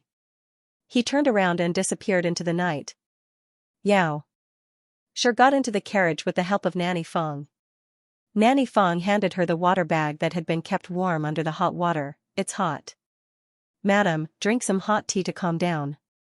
Yaoshi took the water bag, pulled out the cork, and gulped down a few mouthfuls. Finally, she felt her breathing return little by little. Nanny Fong, what's going on? Nanny Fong slapped her thigh and said, Aya, this servant also doesn't know. Just now, the carriage was parked over there. Suddenly, the heir came over and told this servant to come to this alley to pick you up. At that time, this servant thought, it's over, the heir found out. This servant didn't care too much and did as the heir said. Madam, where did you go just now? Why were you with the heir? Will the heir tell the Marquis and make him suspicious of you? Yaoshi was silent. So Gu Chongqing specially came to save her. He also heard her conversation with Zhen Ping and knew that if she went out, she must have gone to the Zhen residence. But, didn't he hate her the most? Why did he help her? Yaoshi was puzzled. Yaoshi did not immediately return to the estate. Instead, she went to Jadewater Alley. Marquis Gu waited for Yaoshi at the estate for a long time. When he did not see her return, he also went to Jadewater Alley. Have you been here the whole time? Marquis Gu asked. Yaoshi's expression did not change, otherwise? Where does the Marquis think I went? Marquis Gu returned to the estate and violently beat Gu Qinglin. Don't learn bad things and slander your mother. Who gave you the guts? Gu Qinglin was whipped by his own father's leather whip. Gu Qinglin cried out in grievance, I didn't slander her. I saw her leave the estate with my own eyes. She was sneaking around. With one look, I could tell she wasn't going to do anything proper. You still dare to quibble? Marquis Gu raised his hand and whipped him again. Gu Qinglin exploded, if you don't believe me, go ask eldest brother and second brother. They also heard it. Xiaoxia made an appointment with that man. She went to meet that wild man in secret. Coincidentally, at this time, Gu Chongqing passed by the door. Gu Qinglin felt as if he had been pardoned and cried out, "Eldest brother is here. Ask him." "What is it?" Gu Chongqing walked over. Marquis Gu said, "This brat said that when you were in the restaurant, you heard Madame discussing a private meeting with a strange man." Gu Chongqing said, "I didn't hear it." Gu Qinglin was incredulous, "Eldest brother, you're lying." "I heard it all." "Your hearing is better than mine. How could you not have heard it?" "You heard wrong." Gu Chongqing finished speaking and bowed to Marquis Gu. He turned and returned to his own courtyard. Marquis Gu really did not show any mercy this time. Gu Qinglin was beaten very badly. Actually, Gu Qingfeng also heard it. It was just that Gu Qingfeng had gone to take on a mission to pay off a debt and was not in the estate. This time, although there was no danger, it allowed Xiaoxia to once again see concubine Ling's methods. She was more and more certain that this concubine was not simple. Of course, she was vicious enough. It was not strange for her to deal with Xiaoxia, but for her to use Gu Qinglin, who she had raised single-handedly, it could be seen that this woman did not have a heart. What loving mother, what pampering, it was all a facade. Gu Qinglin being raised into a cripple, half of it was because of the old madam, and the other half was because of this concubine. On the other side, the news that Gu Chongqing had the hidden guard investigate finally made progress. "Study." The hidden guard bowed to Gu Chongqing. Gu Chongqing said calmly, "What happened? Did you find those people from back then?" The hidden guard said, "Madam has a servant girl called Gu Aiji. She married far away and her whereabouts are unknown. However, this subordinate found that her younger brother was guarding the ancestral grave in the Ling family. This subordinate asked him about Madam and concubine Ling." Gu Chongqing said, "Get to the main point." Hidden guard said, "Xiaoxia had not seen Marquis before she married into the family. Xiaoxia and Marquis are innocent. Xiaoxia had an engagement before." This point, Gu Chongqing had already confirmed it when he saw Zhenping and Xiaoxia interact last night. Xiaoxia and Zhenping had not only had an engagement before, they had truly fallen in love with each other. The two had been forced to separate, and the Yao family had done bad things to Zhenping. The hidden guard said, "Madam had indeed asked Xiaoxia more than once to let her be Marquis' second wife. Madam did not know that Xiaoxia was already engaged. Seeing that she could not refuse, Xiaoxia confessed to Madam that she was about to get married. That day, concubine Ling was also there." Gu Chongqing frowned. So concubine Ling knew that Xiaoxia was engaged. The reason why she did not say it in time was probably because she did not think that the marriage would succeed. "There is one more thing." The hidden guard said, "Marquis saved concubine Ling before." "When did this happen?" Gu Chongqing asked. The hidden guard said, "Many years ago." Even old Madam Ling did not know about this. This subordinate only found out after investigating concubine Ling's birth mother. It was after Madam and third young master's 1-month birthday. Madam was carrying third young master back home. Concubine Ling accidentally fell from the attic. It was Marquis who caught her. Concubine Ling might have been thinking about her brother-in-law at that time. Gu Chongqing's eyes became colder and colder. "Continue."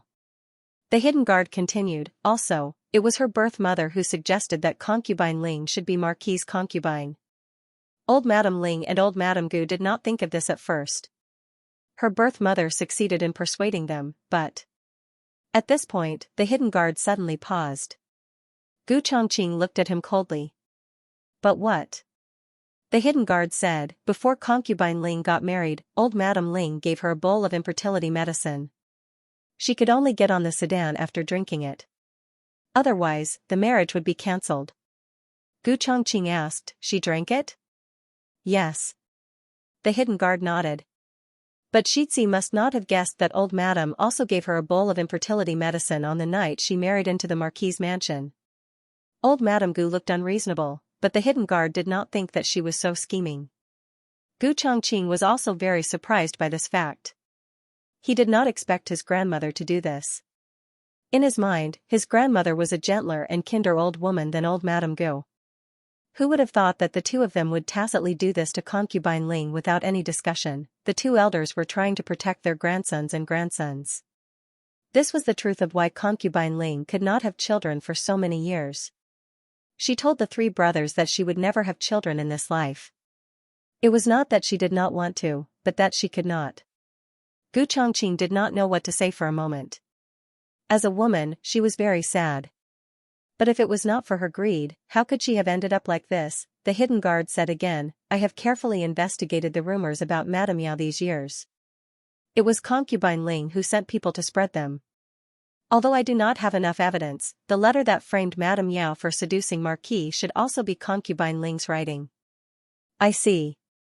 Gu Chongqing was not too surprised by this result. But if she had coveted his father for a long time, then her mother had unintentionally become a thorn in her side. How did my mother die? Did she really die of illness? The hidden guard thought for a while and shook his head. This? I am afraid you will have to ask concubine Ling. The day before Madame died, concubine Ling accompanied old Madame Ling to the mansion to visit Madame. Madame's condition deteriorated rapidly that night. The latest chapter of this book is not finished yet. For more exciting content, please scan the QR code below to download the app. Novels are updated faster. Millions of novels are free to read. Novels with connotations that cannot be found on the internet are all available here. https://www.zhhbqg.com/896428964286/1140466742. HTML Genius remembered the website address in 1 second. www.zhhbqg.com Bikuga mobile reading website, mzhhbqg.com. The latest chapter of this book is not finished yet. For more exciting content, please scan the QR code below to download the app. The novel is updated even faster. Millions of novels are free to read. There are all kinds of novels that can't be found online. Gu Jiao hadn't seen Yaoshi for a few days. Although Yaoshi had come over last night, Gu Jiao had gone to the emergency room and missed Yaoshi. Gu Jiao calculated that Yaoshi should have finished her medicine. After breakfast, she carried the small basket and went to the Marquise Fu. Yaoshi had been tricked by concubine Ling last night and was both shocked and angry. She fell asleep very late and didn't even go to old Madame Gu's morning visit. Nanny Fong sent someone to tell old Madame that she had caught a cold. She was afraid that old Madame would come back in 2 days to pay respects. If it was in the past, old Madame Gu would definitely think that Yaoshi didn't care about her mother-in-law. However, Yaoshi's performance these days had successfully won old Madame Gu's trust. Not only did old Madame Gu believe her, she also had a servant send a good quality ginseng to Yaoshi. It wasn't that she loved Yaoshi, but that the sooner Yaoshi got better, the sooner she could come and set the rules for her. Gu Jiao came at the right time. Yaoshi had just woken up and was drinking some porridge after washing up. When Yaoshi saw her daughter, her eyes couldn't help but fill with a smile. She walked over and took her daughter's hand into the warm room. Why did you come over today? Is the medical center free? The medical center isn't busy. Gu Jiao said. Yaoshi and her daughter sat down on the stools by the table. She didn't like to sit on the official's chair. There was always a tea table between the official's chair and the chair, making people feel like they were separated. Gu Jiao put the small basket on the table and said to Yaoshi, your complexion is not good. Yaoshi touched her cheek and smiled, I slept late. Why did you sleep so late? Is there something bothering you? Gu Jiao didn't know what happened to Yaoshi yesterday. Yaoshi thought about it and didn't know how to explain it to her daughter. Her daughter already had a hard time. She didn't want her daughter to worry about her. On the other hand, she couldn't mention her relationship with Xinping to her daughter. However, even if she didn't say anything, it didn't mean that Nanny Fong wouldn't say anything. After Nanny Fong returned to the estate last night, she had coaxed and pestered, and even guessed the ins and outs of the matter. She felt that there was nothing that she couldn't tell eldest Mississippi. It's all because of concubine Ling. Nanny Fong gritted her teeth and told her about how concubine Ling had schemed against Madame Yao. Originally, we thought that she would do something to the offerings, tamper with the carriage, or use the 3 young masters to humiliate Madame. Who would have thought that this wretched person would secretly investigate Madame and even use Madame's previous marriage to make an issue out of it? Ever since Madame married into the Marquis's household, she no longer had any contact with the Jeune family. But there were some things that it couldn't explain clearly. There must be a grudge in Master Ho's heart. Even if Master Ho was not angry, how could Madame not be angry? It wasn't easy for Madame to gain old Madame's trust. If she was caught by Marquis and third young master yesterday, all her hard work would have been for naught. The more Nanny Fong thought about it, the angrier she became. She didn't understand how that person surnamed Ling came up with so many bad ideas. If the heir hadn't appeared in time, things wouldn't have ended well yesterday. It's all thanks to the heir. In fact, it didn't matter if Madame Yao's hard work was for naught. She was worried that a vicious woman like concubine Ling would use this matter to slander her children. At that time, there would be rumors in the household, Gu Jiao and Gu Yan were bastards and not Marquis Gu's flesh and blood. Madame Yao felt a wave of lingering fear when she thought about how her children almost had to bear such dirty water. Because of this, when Nanny Fong's words were full of gratitude towards Gu Chongqing, she didn't refute it. No matter what happened in the past or in the future, at least for this matter, she really should thank him. Gu Jiao remembered it in her heart. Gu Jiao suddenly remembered the dream of returning to the Marquis's household. In the dream, the person who instigated her relationship with Gu Jinyu and led her step by step to oppose Gu Jinyu was concubine Ling. In the beginning, Gu Jinyu treated the timid her quite well. In the dream, Madame Yao and Gu Yan had passed away and she was brought back to the capital by Marquis Gu. Marquis Gu also treated her well. After all, his wife and child had passed away. She was the only connection between Marquis Gu and Madame Yao in this world. She was the proof and crystallization of his relationship with Madame Yao. When Marquis Gu saw her, he would think of his wife who had passed away early and would repay all his longing for his wife on her. She was also very reliant on Marquis Gu. In the dream, she had a very harmonious relationship with her father and younger sister in the first 2 years. She couldn't compare to Gu Jinyu in anything, so Gu Jinyu was not jealous of her. On the contrary, Gu Jinyu worked very hard to teach her. But no matter how Gu Jinyu taught her, she could not learn. Gu Jinyu was very patient and loving towards people who could never surpass him. On the other hand, concubine Ling had always been a threat to Gu Jinyu. After Madame Yao passed away, concubine Ling worked hard to promote herself to the head wife. She worked hard in the household for more than 10 years and coaxed old Madame Gu and the Gu brothers into obedience. She was indeed only one step away from being promoted to the head wife. But Gu Jinyu did not want to see her promoted to the head wife. The two of them fought back and forth and turned the world upside down. In the end, the her in the dream became their cannon fodder. And now, because of the appearance of Madame Yao and the present her, the two of them had an even more troublesome enemy, so they stopped fighting each other. Oh. Gu Jiao made a sound of acknowledgement. Madame Yao was worried that her daughter was disturbing concubine Ling. She looked at Nanny Fong bitterly and said to Gu Jiao, once bitten, twice shy. Mother won't be fooled again. Mother will deal with her. Don't worry. Concubine Ling had been in the capital for more than 10 years and had the powerful Ling family as her backing. It would be very difficult for Madame Yao to pull her down in a short period of time. Okay, I'm not worried. Gu Jiao said. She took out 2 bottles of medicine from the medicine box. She also removed the packaging and put them in porcelain bottles. This is a new medicine. Use it the same as before. This medicine looked different from the previous one, but Gu Jiao had changed the medicine for her once, so Madame Yao did not suspect anything. Gu Jiao paused, as if she thought of something. She said to Madame Yao, that's right, Grandaunt has something that she wants me to give to you. What is it?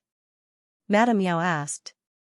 Gu Jiao opened the medicine box and took out a packet of medicine powder. Grandaunt said that you can understand it. Madame Yao took the small packet of medicine.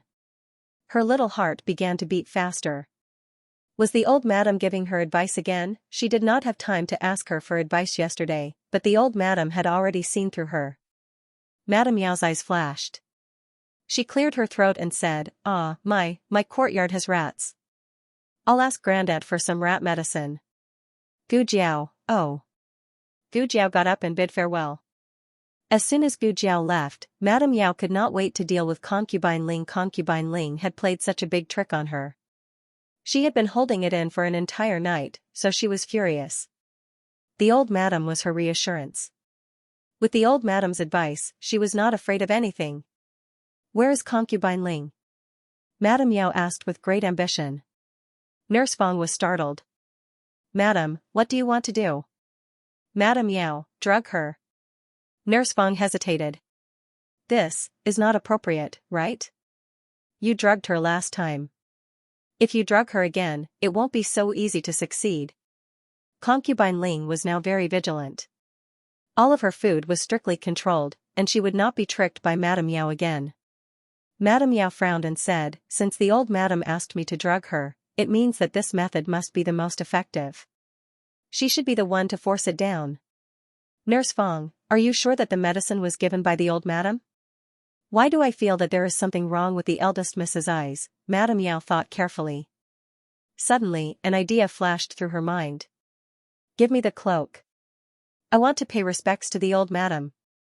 Madame Yao went to old Madame Gu's pine crane courtyard and brought the snacks she made. They were actually leftovers from yesterday. The weather was cold, so they were not bad. Madame Yao carried the food box and bowed to old Madame Gu. "Mother, your daughter-in-law has come late. Thank you for the ginseng. I feel much better after eating it." Madame Gu was very pleased with Madame Yao's words and attitude. Old Madame Gu glanced at Madame Yao indifferently and said, "There is no need to rush over. If you are sick, rest for a few more days. Otherwise, people will say that I am mean to my daughter-in-law." Madame Yao smiled slightly. "What are you saying? It is your daughter-in-law's fortune to be able to serve mother. Mother is blessed, so your daughter-in-law can also benefit from being by your side." No matter how many times one tried to flatter him, it was impossible to penetrate him. Old Madame Gu looked at the food box in her hand. Yaosher smiled and walked forward. "Daughter-in-law made the desserts that you like." Old Madame Gu happened to be a little hungry. Madame Yao opened the snack box and took out a few plates of exquisite and delicious snacks. She said to old Madame Gu, "By the way, why don't I see Concubine Ling? Why are you looking for her?" Old Madame Gu asked. Madame Yao said, "I forgot to return the key to the small storeroom to her. There are also some parts of this month's accounts that I don't understand. In the past, Concubine Ling was the one who did the accounts, so I wanted to ask her." Old Madame Gu said indifferently, "She will be here soon. Wait here." Madame Yao bowed. "Yes." With old Madame Gu's approval, Madame Yao sat down at Pine Crane Courtyard with a clear conscience. Not long after, Concubine Ling arrived. She was stunned when she saw Madame Yao. Madame Yao smiled and said to her, "It has only been a day. Why is Concubine Ling looking at me like this?" Gu Qinglin had come to complain to Concubine Ling early in the morning, saying that Madame Yao was not a good person. She had secretly met with a wild man and even let Madame Yao escape. Concubine Ling already knew that her plan last night had failed. She lamented that Madame Yao was really lucky. She could not even kill her like this. Concubine Ling said without batting an eyelid, "Nothing. I heard that Madame was sick. I did not expect Madame to come pay respects to old Madame while sick." She was not afraid of infecting old Madame Gu with her illness. Madame Yao said, "Concubine Ling, you are quite concerned about my courtyard." As soon as she said this, Concubine Ling's expression tightened. She did not come to Pine Crane Courtyard just now. Logically speaking, she should not know about Madame Yao's illness. However, she had said it so rashly. Was she not saying that she had been monitoring Pine Crane Courtyard? Concubine Ling could monitor Madame Yao, but she could not monitor old Madame Gu. Old Madame Gu frowned. Concubine Ling quickly said, "I heard from the Marquis. The Marquis went to the Yamen this morning and I met him." Madame Yao was shocked. The Marquis did not return to the residence last night. Something seemed to have happened at the Ministry of Works recently. The Marquis went to Bai Shui Alley and brought her back to the residence. He did not even enter the main gate before going to the Ministry of Works. Concubine Ling's words were making things worse. Old Madame Gu was not stupid. How could she not see that Concubine Ling was trying to justify herself? Old Madame Gu's face turned colder. Concubine Ling was extremely embarrassed. She scolded Madame Yao in her heart. What kind of medicine did Madame Yao eat? She was getting more and more difficult to deal with. Madame Yao tried to smooth things over. Forget it. Maybe one of the maids in my courtyard let it slip. Concubine Ling did not do it on purpose. Mother, I am tired of eating too many snacks. I will go and make some flower tea for you. Not only was Madame Yao good at making snacks, but the tea was also very fragrant. Old Madame Gu nodded.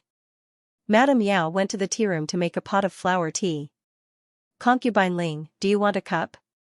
Concubine Ling did not dare to drink Madame Yao's tea. Madame Yao said, this flower tea is made from dried flowers that mother personally chose. It is much more fragrant than the dried flowers I bought outside. If Concubine Ling did not try Madame Gu's things, wouldn't she be disrespecting her? Moreover, Concubine Ling thought that Madame Yao should not have the guts to poison her in front of Madame Gu. Madame Yao was a newborn calf who was not afraid of tigers. She did not think as thoroughly as Concubine Ling, so she did not have as many scruples as Concubine Ling. She put the powder that Gu Jiao gave her into Concubine Ling's tea. One dared to give, and the other dared to take. Concubine Ling was still very careful. After taking a sip, she waited for a long time. When she did not feel any discomfort, she took a second and third sip. It had to be said that Madame Yao's tea skills were indeed superb.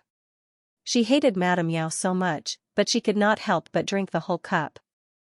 Until night, there was no bad news from Concubine Ling. Madame Yao was puzzled. Could it be that the old madam did not give her poison? The abnormality happened the next day. Concubine Ling came to greet Madame Gu early in the morning. When she smelled the smell of steamed buns, she suddenly vomited. Madame Gu made her feel very uncomfortable, but she still asked someone to call the doctor over. The doctor took the pulse and immediately said to Madame Gu, "Congratulations, Madame Gu. Concubine Ling is pregnant." Digression, Marquis Gu, oh, you can get pregnant yourself? The latest chapter of this book is not finished yet. For more exciting content, please scan the QR code below to download the app. The novel is updated faster. Millions of novels are free to read. There are all the novels that you can't find online. https://www.zhhbqg.com/896428964286/1140433320. HTML Genius remembered the address of this website in a second. www.zhhbqg.com Bikuga mobile version reading website, mzhhbqg.com. The latest chapter of this book is not finished yet. For more exciting content, please scan the QR code below to download the app. Novels are updated faster. Millions of novels are free to read. Novels with content that can't be found online are all available here. Old Madame Gu looked at the doctor in shock. What did you say? Pregnancy pulse? The doctor said, yes, old madam, it's a pregnancy pulse. Old Madame Gu said, are you sure you didn't make a mistake? The house doctor smiled, although my medical skills aren't that great, I can't make a mistake about the pregnancy pulse. Congratulations, old madam, you are going to have a baby grandson. Old Madame Gu's expression became strange. She never expected that she would have another grandson at this age, especially when the one who gave birth to her grandson was Concubine Ling, who had been forced by her to be infertile. Could it be that the medicine had lost its effect? The doctor did mention that the effect of this medicine varied from person to person. Some people would not have children for their whole life, and very few people would get pregnant again after a few years. Forget it, if it lost its effect, then so be it. In the past, she did not allow Concubine Ling to give birth to her child because Gu Chongqing and his brothers were still young. Old Madame Gu was worried that Concubine Ling's son would threaten the three brothers' status. Now that Gu Chongqing had been conferred the title of heir apparent by the emperor, he was the rightful heir of the Lord Protector's manor. Gu Qingfeng and Gu Qinglin were also grown up. It did not matter if they had another little brother. Considering that Concubine Ling had taken care of the three brothers for so many years, it was not impossible to give her a son for the rest of her life. Thinking about it, old Madame Gu suddenly had some expectations for the child in Concubine Ling's belly. How many months? She asked the doctor. the doctor said, from the pulse, it should be a little more than a month. A trace of panic flashed across concubine Ling's face. But I just had my period a few days ago. The doctor smiled. That's also true. Old Madame Gu nodded thoughtfully. That's right. When I was pregnant with concubine Shu, I also had my period. I almost thought that I was not pregnant. Concubine Ling wanted to say something but stopped. Old Madame Gu took concubine Ling's hand and said gently, no wonder you were not feeling well recently. So you are pregnant. Recuperate well and give birth to a fat grandson for me. The Marquis' estate will not treat you unfairly. This was not a question of mistreatment, but, concubine Ling clenched her fists. Suddenly, a servant reported from outside, Old Madam is here. Old Madame Gu had already accepted the child in concubine Ling's stomach and was in a good mood. Let her in. Concubine Ling panicked. She grabbed Old Madame Gu's hand and said, I don't want to see Madam. Xianxia was faster than her. Before she finished speaking, Xianxia had already lifted the curtain and entered the room. Madame Yao handed the hot water bottle to senior servant Feng, who had followed her in, and smiled at concubine Ling. What's wrong with concubine Ling? Why do you suddenly not want to see me? Wasn't everything fine yesterday? Eh?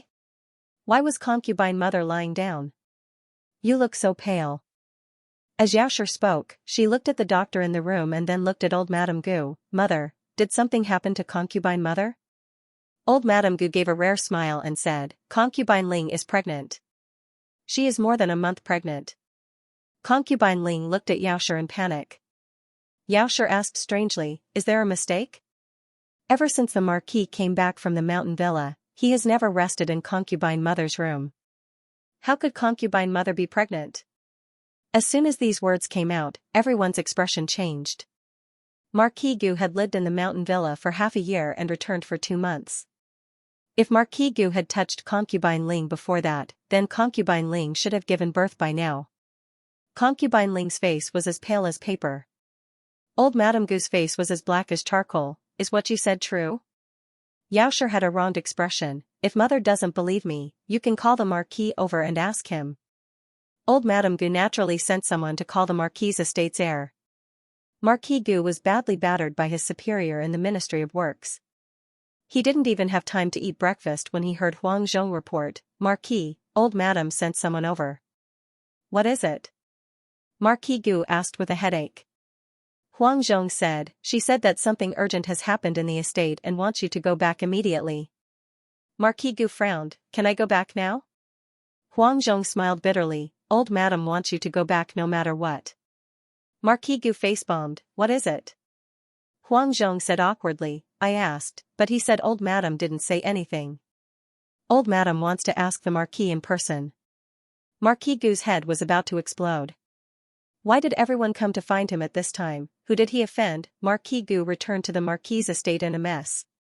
In Pine Crane Courtyard, old Madame Gu had the servants invite a few skilled doctors to take concubine Ling's pulse. Without exception, they all said that it was a pregnancy pulse.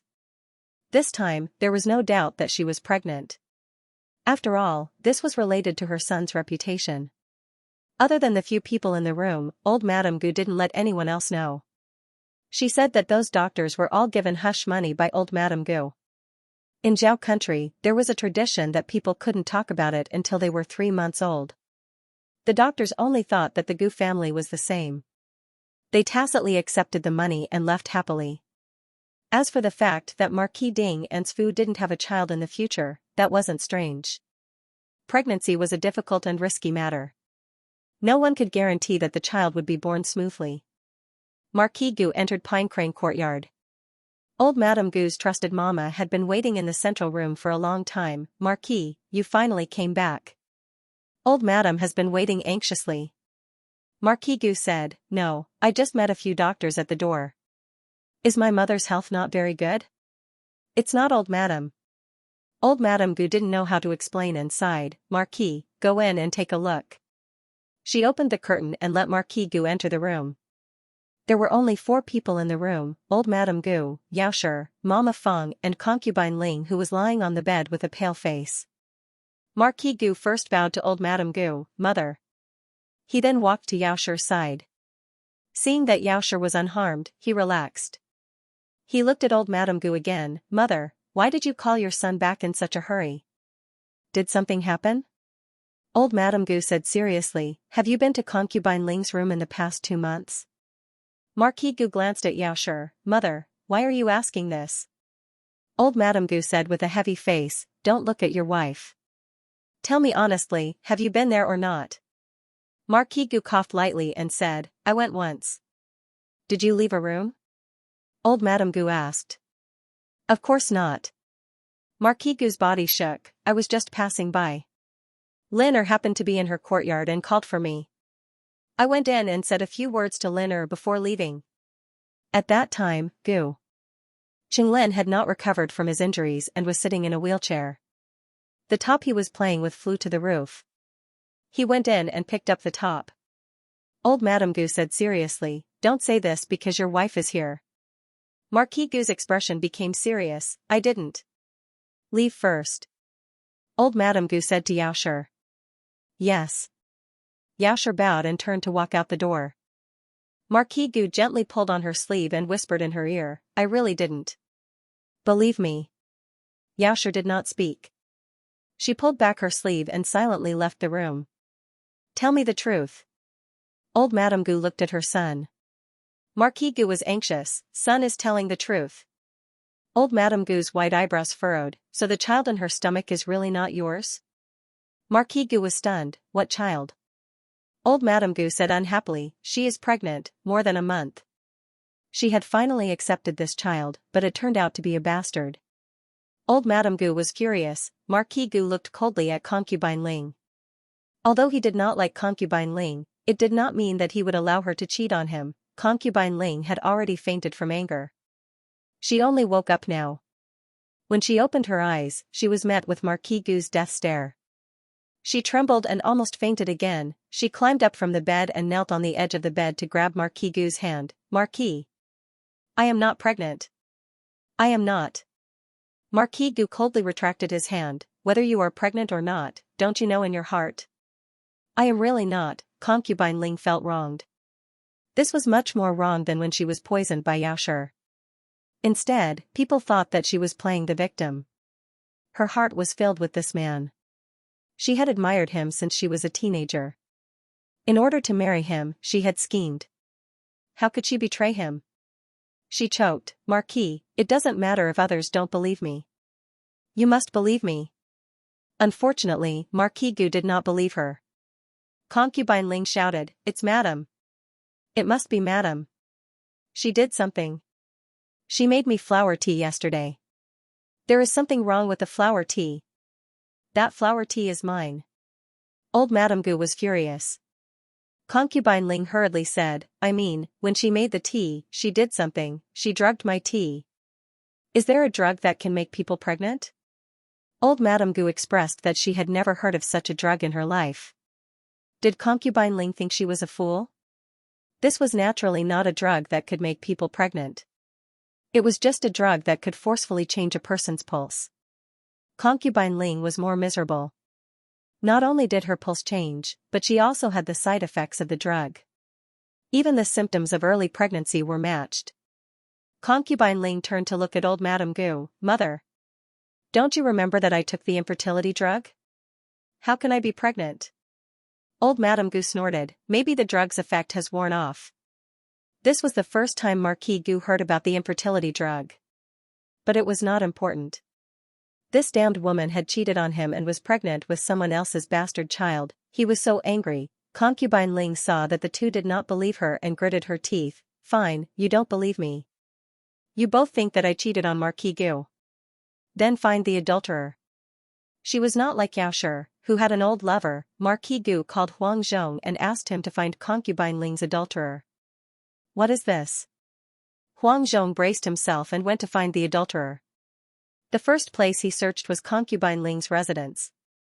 It was not that he suspected that the adulterer was hiding here, but since this was where Concubine Ling lived, there would definitely be some clues left behind.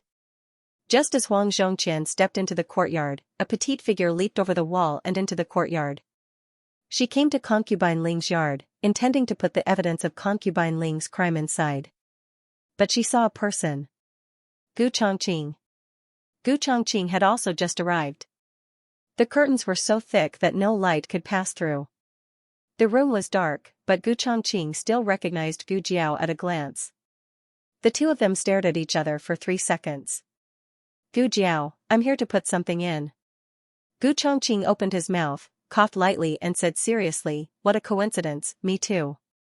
Gu Jiao, Gu Chongqing, Gu Jiao, why does this happen every time I do something shady? Does she not deserve to do the task alone? Gu Jiao silently put the evidence forged by the old chancellor into the drawer. Gu Chongqing also put his own evidence in. The two of them were silent for a while. Gu Jiao, let's not put them together. Gu Chongqing, that's true. The two of them took out their evidence at the same time. One of them put it in the wardrobe, and the other under the pillow. Huang Zhong is here. Gu Chongqing heard the movement outside the yard and hurriedly reminded Gu Jiao, intending to take her out. But when he turned his head, there was no sign of Gu Jiao. Gu Chongqing. That's not necessary. In Pine Crane Courtyard, concubine Mother Ling had already regained her wits. Yaoshe was only able to harm her because of the old madam's convenience. If she really wanted to extend her hand into her courtyard, it would be impossible. Otherwise, why would she drug her in the Pine Crane Yard search? She wanted to see what Huang Zhong was able to find out. Marquis. Madame Gu. I found it. Huang Zhong rushed in with 2 boxes in his hands. Concubine Ling frowned. What was going on? Marquis Gu and Madame Gu opened the boxes. The two of them first opened the box that Gu Jiao had given them. In the dream when they returned to the residence, concubine Ling had been secretly looking for medicine to treat her infertility. But concubine Ling was very careful. Every time she read the prescription, she would immediately destroy it. Gu Jiao forged a new one for her. The old chancellor was very skilled and knew how to make old prescriptions. He even made prescriptions from more than 10 years ago. In addition to the prescriptions, the old chancellor played 2 roles and wrote dozens of sentimental love letters. The old chancellor came from a poor family. Before he became successful, he used to earn money by writing romance novels. The sales volume was always the highest. His writing style was very good. The latest chapter of this book is not finished yet. For more exciting content, please scan the QR code below to download the app. Novels are updated faster. Millions of novels are free to read. Novels with connotations that can't be found on the internet are all available here. https://www.zhbqg.com/896428964286/114014240. HTML Genius remembered the website address in 1 second. www.zhbqg. Bikuga mobile reading website, mzhhbqg. The latest chapter of this book is not finished yet. For more exciting content, please scan the QR code below to download the app. The novel is more complete and updated faster. Millions of novels are free to read. There are novels with connotations that can't be found on the internet here. Marquis Gu slapped on the table. There are witnesses and evidence. What else do you have to say? Those words were obviously the handwriting of concubine Ling. Concubine Ling herself was stunned. For a moment, she suspected that she had lost her memory. Did she really write it? Of course, this adulterer didn't exist.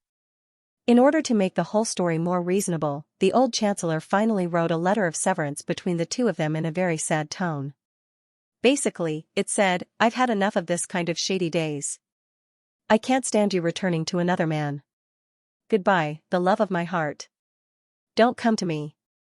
I will go to a place where there is no one and end the rest of my life with the memories of the two of us. These letters are the proof that I have stayed in your world. I hope to leave them with you and cherish them. Well, he even filled in the hole of why concubine Ling was holding the love letter he wrote. If there was no love letter from concubine Ling, then it could only be regarded as the adulterer's one-sided statement. Concubine Ling just didn't admit that it was written for her. It was because of her handwritten reply that this romantic story had a sense of immersion and persuasiveness. Marquis Gu, no wonder I couldn't find the adulterer. It turned out that the adulterer had left the capital. Marquis Gu fumed. Not only was he angry that concubine Ling cheated on him, but he was also angry that the adulterer's writing was much better than his. He couldn't write such a mushy sentence. "I'll take a small note and write it for Madame in the future." Marquis Gu was absolutely angry that concubine Ling cheated on him. But he could still be distracted at this moment, which meant that concubine Ling didn't have much weight in his heart. It was purely a matter of a man's face. In contrast, it was old Madame Gu who was beside him who was very angry. Concubine Ling was too shameless. Wasn't the man at home good? Why did he have to cheat outside? Which wild man outside could be compared with her son? She trembled all over and pointed at concubine Ling's nose. "I used to think that you were a good person. I treated you like my own daughter. I didn't give you a lot of food and clothes. Although you are only a concubine, you have a better life in the mansion than the legal wife. In the end, this is how you repay the Marquis?" Auntie Ling thought to herself, "That's right. She's even more glamorous than the legal wife. Isn't that because she drank the childless soup? If she also gave birth to a son to compete with Gu Chongqing and his two brothers for the family business, would old Madame still think so highly of her?" She didn't say that out loud. Old Madame Gu would not feel ashamed even if she told her. She would only think that she was shameless and insatiable. Back then, she was the one who begged to enter the Lord Protector's manor. She was also the one who willingly drank the contraceptive soup. Nothing was more important than the Lord Protector's manor and her sister's child. Could it be that she was farting? Actually, concubine Ling had never said these words, but old Madame Gu was only willing to believe what she wanted to believe. She just thought that concubine Ling had said it. When she drank the infertility medicine, concubine Ling had also widened her teary eyes and looked at old Madame Gu pitifully. She didn't refuse because she couldn't. It was definitely not because she was willing to do so. However, old Madame Gu wanted it to misinterpret it as voluntary. Old Madame Gu could tolerate concubine Ling framing Yao, but she would never allow concubine Ling to let her son down. Concubine Ling said sadly, "Don't you understand what kind of person I am? Why would I do anything to let the Lord Protector down?" The evidence was conclusive, but old Madame Gu didn't listen. Concubine Ling had poured dirty water on Yao back then, and now she had poured it back 10 times to herself. Concubine Ling's fingernails dug into her flesh. "Fine, you say that I'm pregnant. Then I'd like to see if I can give birth to a child in 10 months.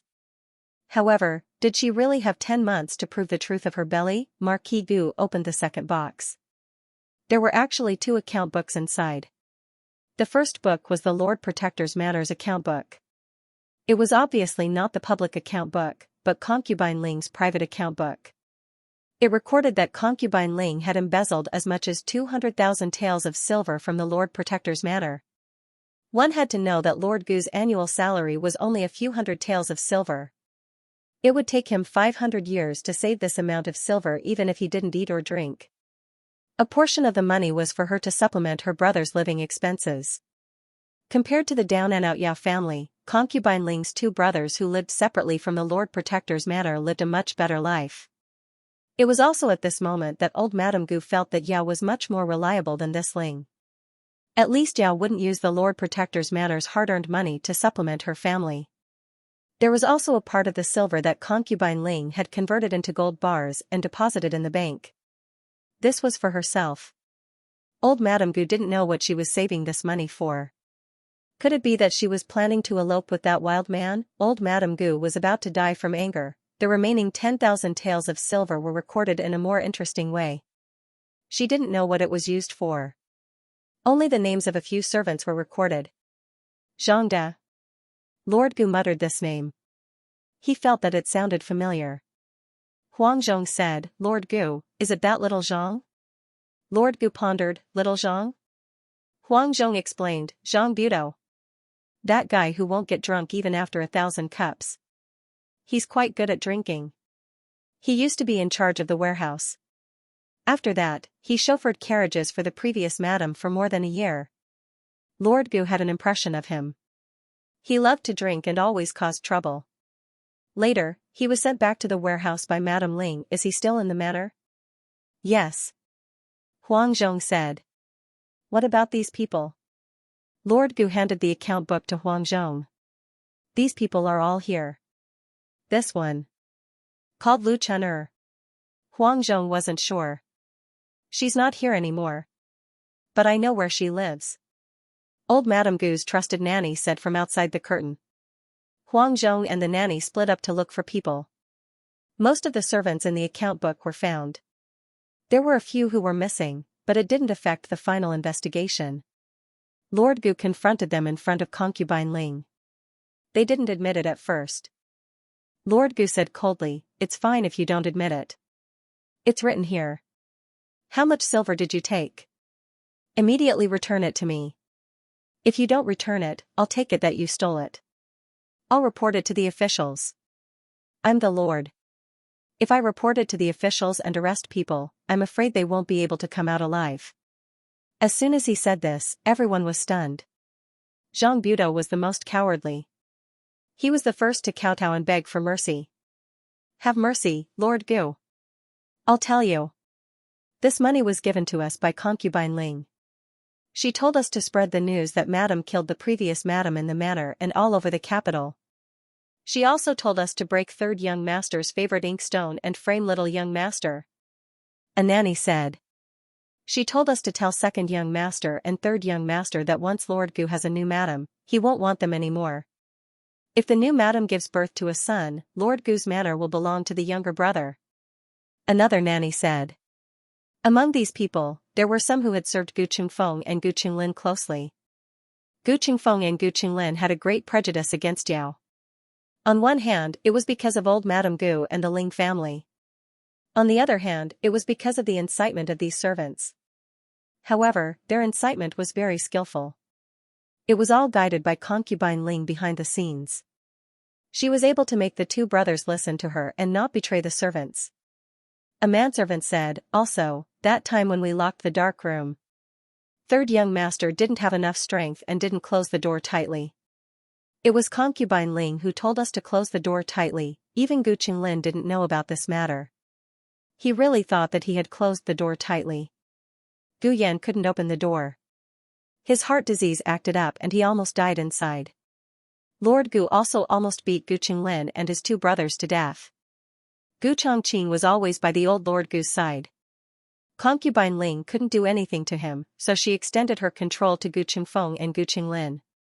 Every time the two of them were wronged by Lord Gu and cried that their father was bad and they didn't want their father anymore, the servants would say, "It's not Lord Gu's fault.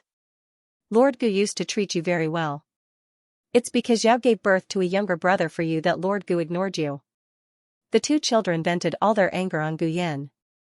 Poor Gu Yan at such a young age. He skipped to find his older brother, but in return, he was abused by his older brothers. Marquis Gu's anger finally exploded. He stood up and kicked concubine Ling in the chest, causing her to flip over. Concubine Ling fell heavily to the ground and spat out a mouthful of blood. The moment when her heart was truly cold was now. When he believed that she was pregnant with another man's bastard child, he wasn't even this angry. However, she only dealt with Yao and Gu Yan a little, and he was so angry. Weren't that slut and her son fine? Weren't they doing just fine? Was it because of the 200,000 taels? She was like a cow or a horse in this family. Even her right to be a mother was taken away. Was she not worth the money? Why did you do this? Lord Gu looked at concubine Ling in confusion. Why? Concubine Ling smiled. Of course it's because of you, Lord Gu. From the moment I fell from the attic and was caught by you, I wanted to marry you. But why are you my brother-in-law? When I saw elder sister with you, I was so jealous that I almost went crazy. Elder sister is dead. Elder sister was very good to me when she was alive. But I'm not sad, not at all. Because I know that my chance has come. Lord Gu had people take concubine Ling away. Concubine Ling's crimes were unforgivable. But first, she was the Ling family's daughter. Second, the three sons did not know of concubine Ling's crimes. If they rashly dealt with her, the sons would not believe it and insist that Yasher did something to her. Then the misunderstanding would become even deeper. Lord Gu suddenly felt very tired. He had not heard many rumors about Yasher. First, no one dared to say it in front of him. Second, Yasher never complained to him. He would occasionally hear the servants gossip, but he would send them away on the spot. Lord Gu, how should we deal with these servants? Huang Zhong asked. Lord Gu impatiently said, they're just a few servants. You even have to ask this lord about this? Yes, yes. Sigh, to be blamed, how pitiful. Huang Zhong punished the servants who should be punished and sold the ones who should be sold. In short, they were not allowed to take half a step into the Lord Gu fu. Lord Gu. Huang Zhong said, it's late, you should go back and rest. Unknowingly, it was already midnight. Yaoshi had already returned to her courtyard. Old Madame Gu was so angry that she had a headache. After returning to her room and taking medicine, she also went to rest. Lord Gu was exhausted, but he did not go to rest. Instead, he went to Gu Qingfeng and Gu Qinglin's courtyard. Gu Qingfeng had just returned from a mission and was almost drained dry. His face was pale, but it matched the appearance of someone who was woken up in the middle of the night. Lord Gu, call your eldest brother over. His aura was not right. The brothers looked at each other, not understanding what had happened to their father. Gu Qinglin said, eldest brother went to the military camp. Lord Gu said tiredly, all right, I'll talk to you two first. Lord Gu did not mention concubine Ling's affair. First, it was dishonorable. Second, it was not good to talk about it in front of the children. He only talked about concubine Ling's embezzlement of money and how she bribed the servants to create rumors and sow discord. The two brothers were stunned. Little Madame Ling had passed away early. When concubine Ling entered the Fu, the two brothers were still at an age where they relied on their mother. They absorbed their mother's warmth from concubine Ling. In their hearts, concubine Ling was their second mother. Gu Qinglin stood up from his chair, I don't believe it. Concubine Ling would not do that. It must be Yaoshi. It must be that bitch Yaoshi who slandered concubine Ling. Who are you calling a bitch? Lord Gu also stood up coldly. This time, Gu Qingfeng stood in front of his younger brother. He would not allow concubine Ling to be wronged, and he would not allow his father to punish his younger brother for a crime that should not be committed. For the first time, Lord Gu felt a different aura from his second son, but he did not think too much about it. He clenched his fists, the evidence is conclusive. Those servants are still being punished in the stable. If you don't believe me, you can go and ask. Gu Qinglin said, they were all bribed by Yaoshi. Whatever Yaoshi told them to say, they said it. I don't believe their words. I want to see concubine Ling. I will ask her myself. I only believe her. Lord Gu flew into a rage, unfilial son. Gu Qinglin ignored him. In Gu Qinglin's heart, concubine Ling was much more important than his biological father. When he was sick, it was concubine Ling who took care of him without caring for him. When he missed his mother, it was concubine Ling who hugged him all night. When he was beaten by his biological father for no reason, it was concubine Ling who comforted him, coaxed him, and made delicious food for him. Concubine Ling was the person who treated him the best in this world besides his biological mother. He only wanted concubine Ling. Gu Qinglin rushed to concubine Ling's courtyard. Gu Qingfeng was also very worried about concubine Ling's condition, so he followed along. Concubine Ling. Gu Qinglin arrived outside the courtyard. The guard stopped him, third young master, you cannot go in. Out of the way. Gu Qinglin rudely pushed the guard who was guarding the door. However, he could not push him. Gu Qingfeng walked over and moved his fingertips. The guard felt something hit his knee and his body bent. Gu Qinglin took the opportunity to push him to the side and entered the courtyard with Gu Qingfeng. Concubine Ling. Concubine Ling. Gu Qinglin hurried to concubine Ling's room. The room was quiet. There was no light, only a thin ray of moonlight shone in from outside the door. Concubine Ling? Gu Qinglin called out softly. Concubine Ling sat in front of the dressing table with her hair disheveled, staring at the bronze mirror in a daze. In just a short day, she no longer seemed to be young and beautiful. Concubine Ling. Gu Qinglin came behind concubine Ling. Concubine Ling was very quiet. However, it was not difficult to see that she had cried bitterly just now from her red and swollen eyes. There was also blood at the corner of her mouth. Gu Qinglin's heart felt like it was being cut by a knife. He knelt down on one knee and looked up at Concubine Ling with heartache. Concubine Ling? Did father hit you? He's too much of a bastard. I won't talk to him anymore. I don't want him anymore. Concubine Ling's eyes were red and filled with tears. She raised her hand and caressed Gu Qinglin's cheek. Silly child. Gu Qinglin pressed his cheek against her palm and said solemnly, they said that you framed Yao and even forged evidence to slander you. Concubine Ling, don't worry, I won't be fooled. Father was deceived by that vixen. I will think of a way to clear your name. Concubine Ling said, didn't you think that she was stupid and couldn't do anything to frame people? Gu Qinglin snorted, that was in the past. When I saw her secretly meeting with someone and making me miss, I knew that she wasn't simple. She's not a good person. Concubine Ling, if the manor can't tolerate you, then I won't stay. I'll take you away. I'll take you away from the Marquis's mansion. Concubine Ling smiled bitterly, you are the son of the Marquis. The Marquis will not let you leave the Marquis's mansion. You will be caught. Gu Qinglin choked and quickly said, he can't catch me. Let's go to the Ling family and hide. Grandmother will definitely make the decision for me. She will make the decision for you, but she won't make the decision for me. My value was already squeezed dry the moment you grew up.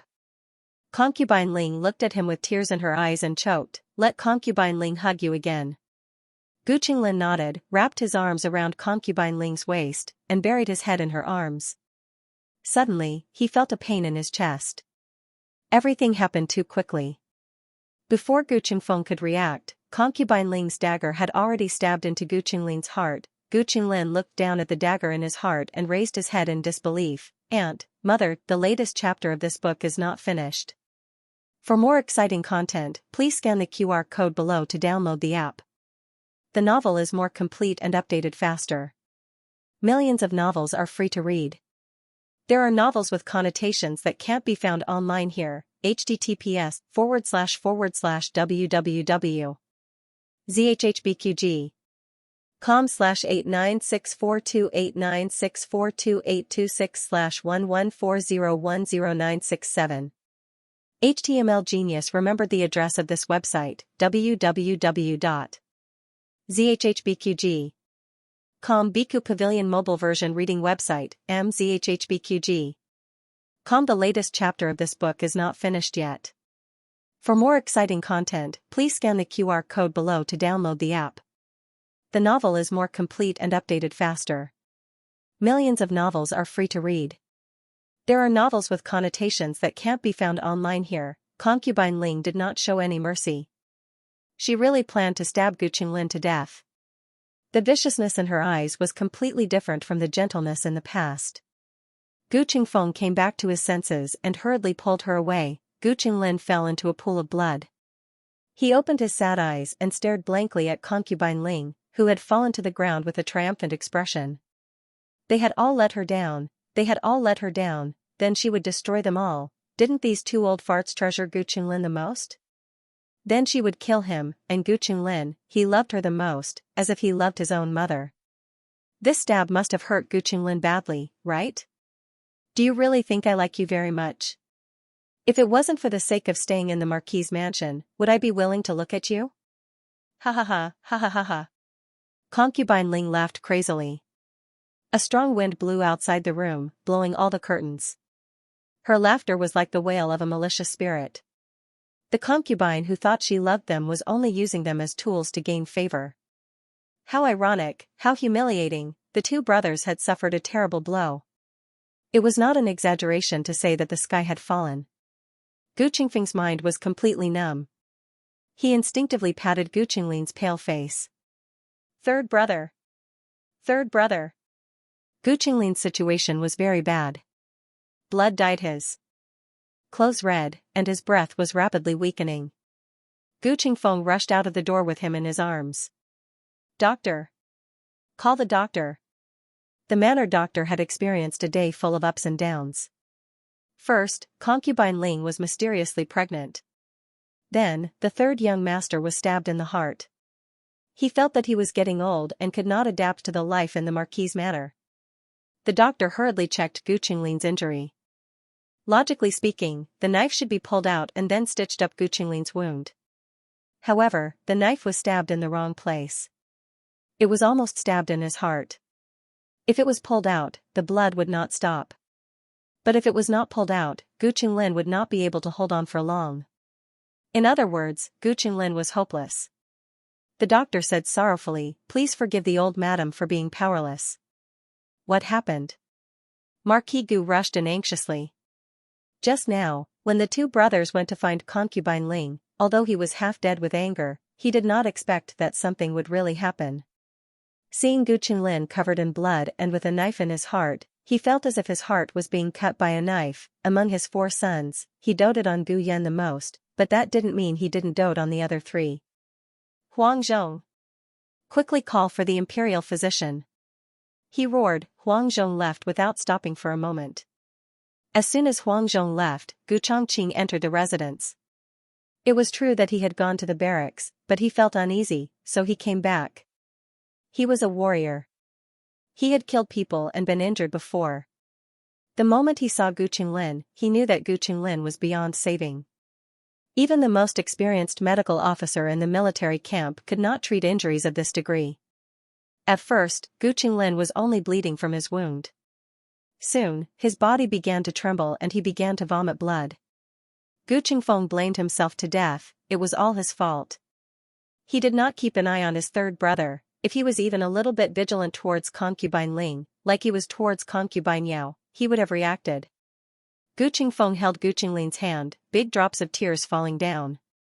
Gu Chongqing clenched his fists. His eyes flashed with endless coldness. At that moment, no one knew what he was thinking. He suddenly strode forward. His hands went around Gu Qinglin's back and knees, and carefully picked him up. "What are you doing?" Marquis Gu asked. "Taking him to a physician." Gu Chongqing said seriously. Marquis Gu said angrily, "What physician?" "Huang Zhong has already gone to call for the imperial physician. He is so seriously injured. Don't move him." He was a martial artist. He still had this common sense. People who were seriously injured should not be moved casually. It was easy to tear the wound. Gu Chongqing said, "The imperial physician can't save him." Marquis Gu was furious. If the imperial physician can't save him, then the physicians outside can? Don't you know what time it is? Which physician would open the door and wait for you to treat him? Gu Qingfeng also looked at Gu Chongqing, eldest brother. Gu Chongqing did not explain. If that person could not save him, then all the imperial physicians would be useless. He did not know how good that person's medical skills were, but he knew the ceiling of Zhao country's imperial physicians. They could not treat this kind of injury. Gu Chongqing was a person who valued rules. No matter how close he was to Marquis Gu, he had never openly disobeyed his father. This was the first time that he was so determined to go against Marquis Gu. Unfilial son. Come back. Marquis Gu went forward to grab him, but was blocked by Gu Chongqing's hidden guards. Gu Chongqing's hidden guards were given by the old Marquis. They only listened to Gu Chongqing. Marquis Gu was so angry that he stomped his feet. He cursed his own father hundreds of times in his heart. "Am I still your biological son?"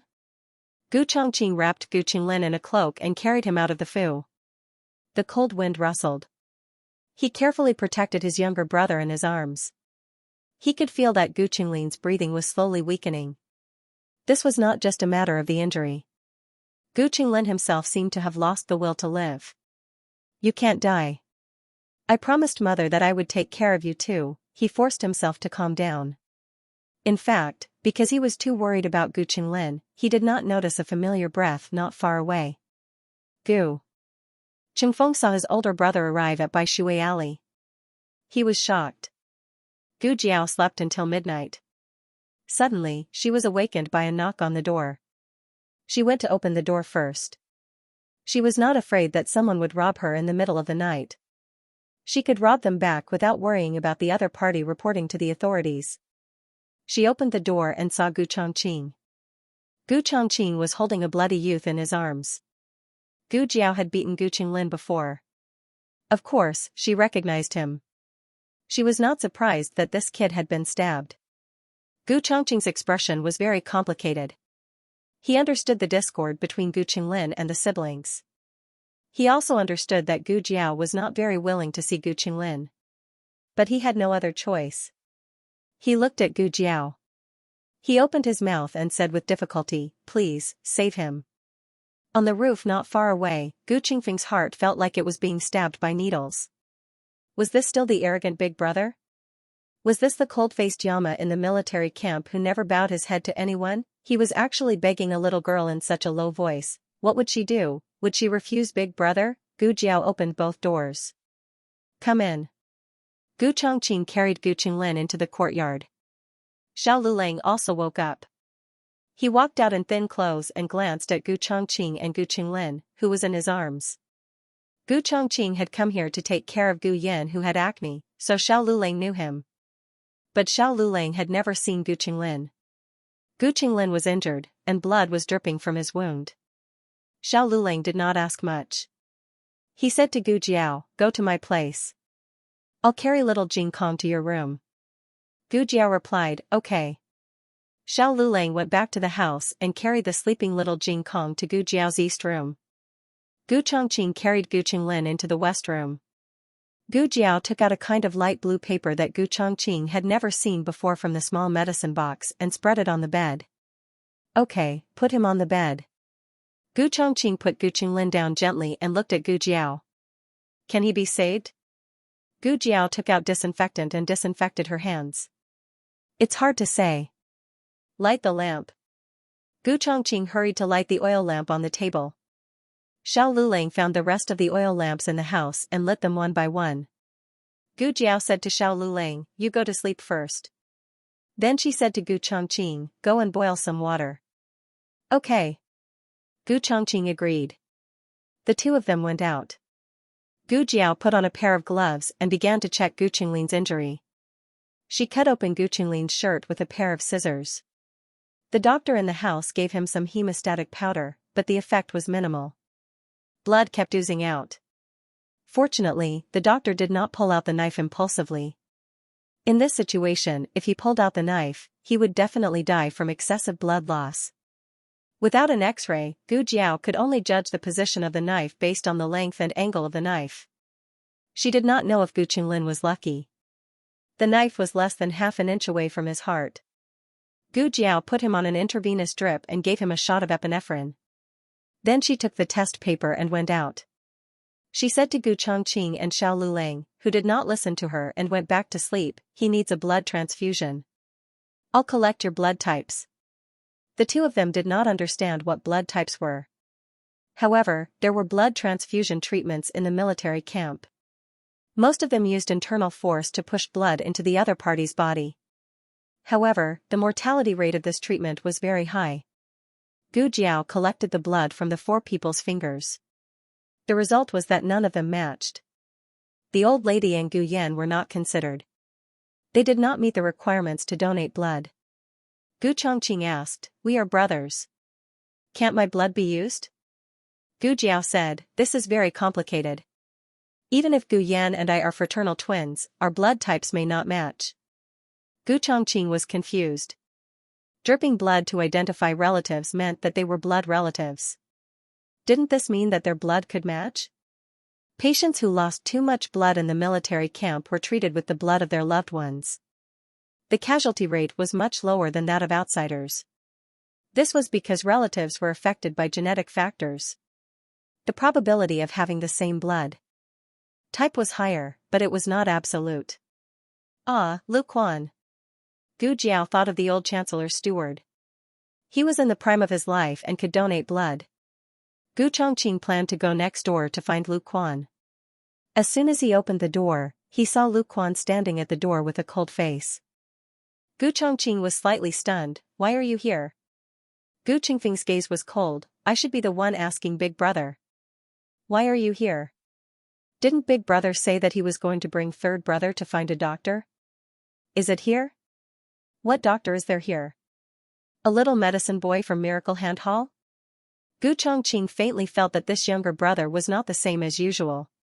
His aura was a little dangerous. However, his mind was filled with Gu Qinglin's injury. He didn't think too much about it. He said, I don't have time to explain to you. Get out of my way. Gu Qingfeng said, I won't. Big brother, you betrayed us long ago. Gu Chongqing took a deep breath. Yaoshi is innocent. Mother's death has nothing to do with Yaoshi. Gu Qingfeng clenched his fists, so big brother accepted them? Even if mother wasn't killed by Yaoshi, third brother was seriously injured by that girl. How much do you hate third brother? Doesn't big brother know? I think big brother has been bewitched by that girl. You only remember that you have a younger sister and don't remember that you have 2 younger brothers. Gu Chongqing said coldly, shut up. You said before that you only have 2 younger brothers and no third brother. You don't have a younger sister. You've forgotten these words. Gu Qingfeng's eyes were like torches. Fine. Then let me ask you. Did she say that she could definitely cure third brother? She didn't, right? Then if she purposely killed third brother, we can just say that third brother's injury was too serious. There was nothing we could do to save him. Gu Chongqing's patience had reached its limit. She's not as bad as you say. Third brother's life is at stake. If you don't get out of my way, don't blame me for being impolite. Gu Qingfeng threw caution to the wind. Fine. Then big brother will give it a try. Big brother, if you don't protect third brother, then I'll protect third brother. Today, I definitely won't let anyone hurt. Before he finished speaking, a small figure suddenly appeared behind him and stabbed him with a needle. Gu Qingfeng turned his head. His body tilted and he fainted. Gu Chongqing caught him. Gu Jiao put away the needle and took some of Gu Qingfeng's blood. Gu Chongqing was shocked. Weren't you in the house? How did you? Gu Jiao spread her hands. Oh, I went in through the back door. She went to the old chancellor's house from the back door and came out from the old chancellor's house. She sneaked an attack on Gu Qingfeng. Gu Chongqing looked at the unconscious Gu Qingfeng. It's okay. It's just a little sedative. Gu Jiao said and looked at the test paper in her hand. Oh, we don't need to find Lu Quan. Gu Qingfeng's blood type matched Gu Qinglin's. Gu Chongqing carried him in. Xiao Lulang brought a set of dry clothes over. Gu Qinglin's clothes were soaked in blood and couldn't be worn anymore. Gu Chongqing left in a hurry and didn't think so thoroughly. He looked at Xiao Lulang seriously and didn't have the unfamiliarity and vigilance from the first time they met. Thank you. Gu Jiao said, you can all go out. The operation process was too bloody and violent. She didn't want to leave any psychological trauma for the patient's family and her own family. The 2 went to the central room. When Gu Jiao drew blood for Gu Qingfeng slowly woke up. He couldn't move because of the sedative. He looked at his and Gu Qinglin's arms that were pricked with strange things, as if his blood flowed into his brother's body. Gu Jiao didn't care whether this guy would have psychological trauma or not. Gu Jiao raised the scalpel and said lightly, I'm going to start the operation. Gu Qingfeng snorted. In the next second, Gu Jiao pulled out the dagger.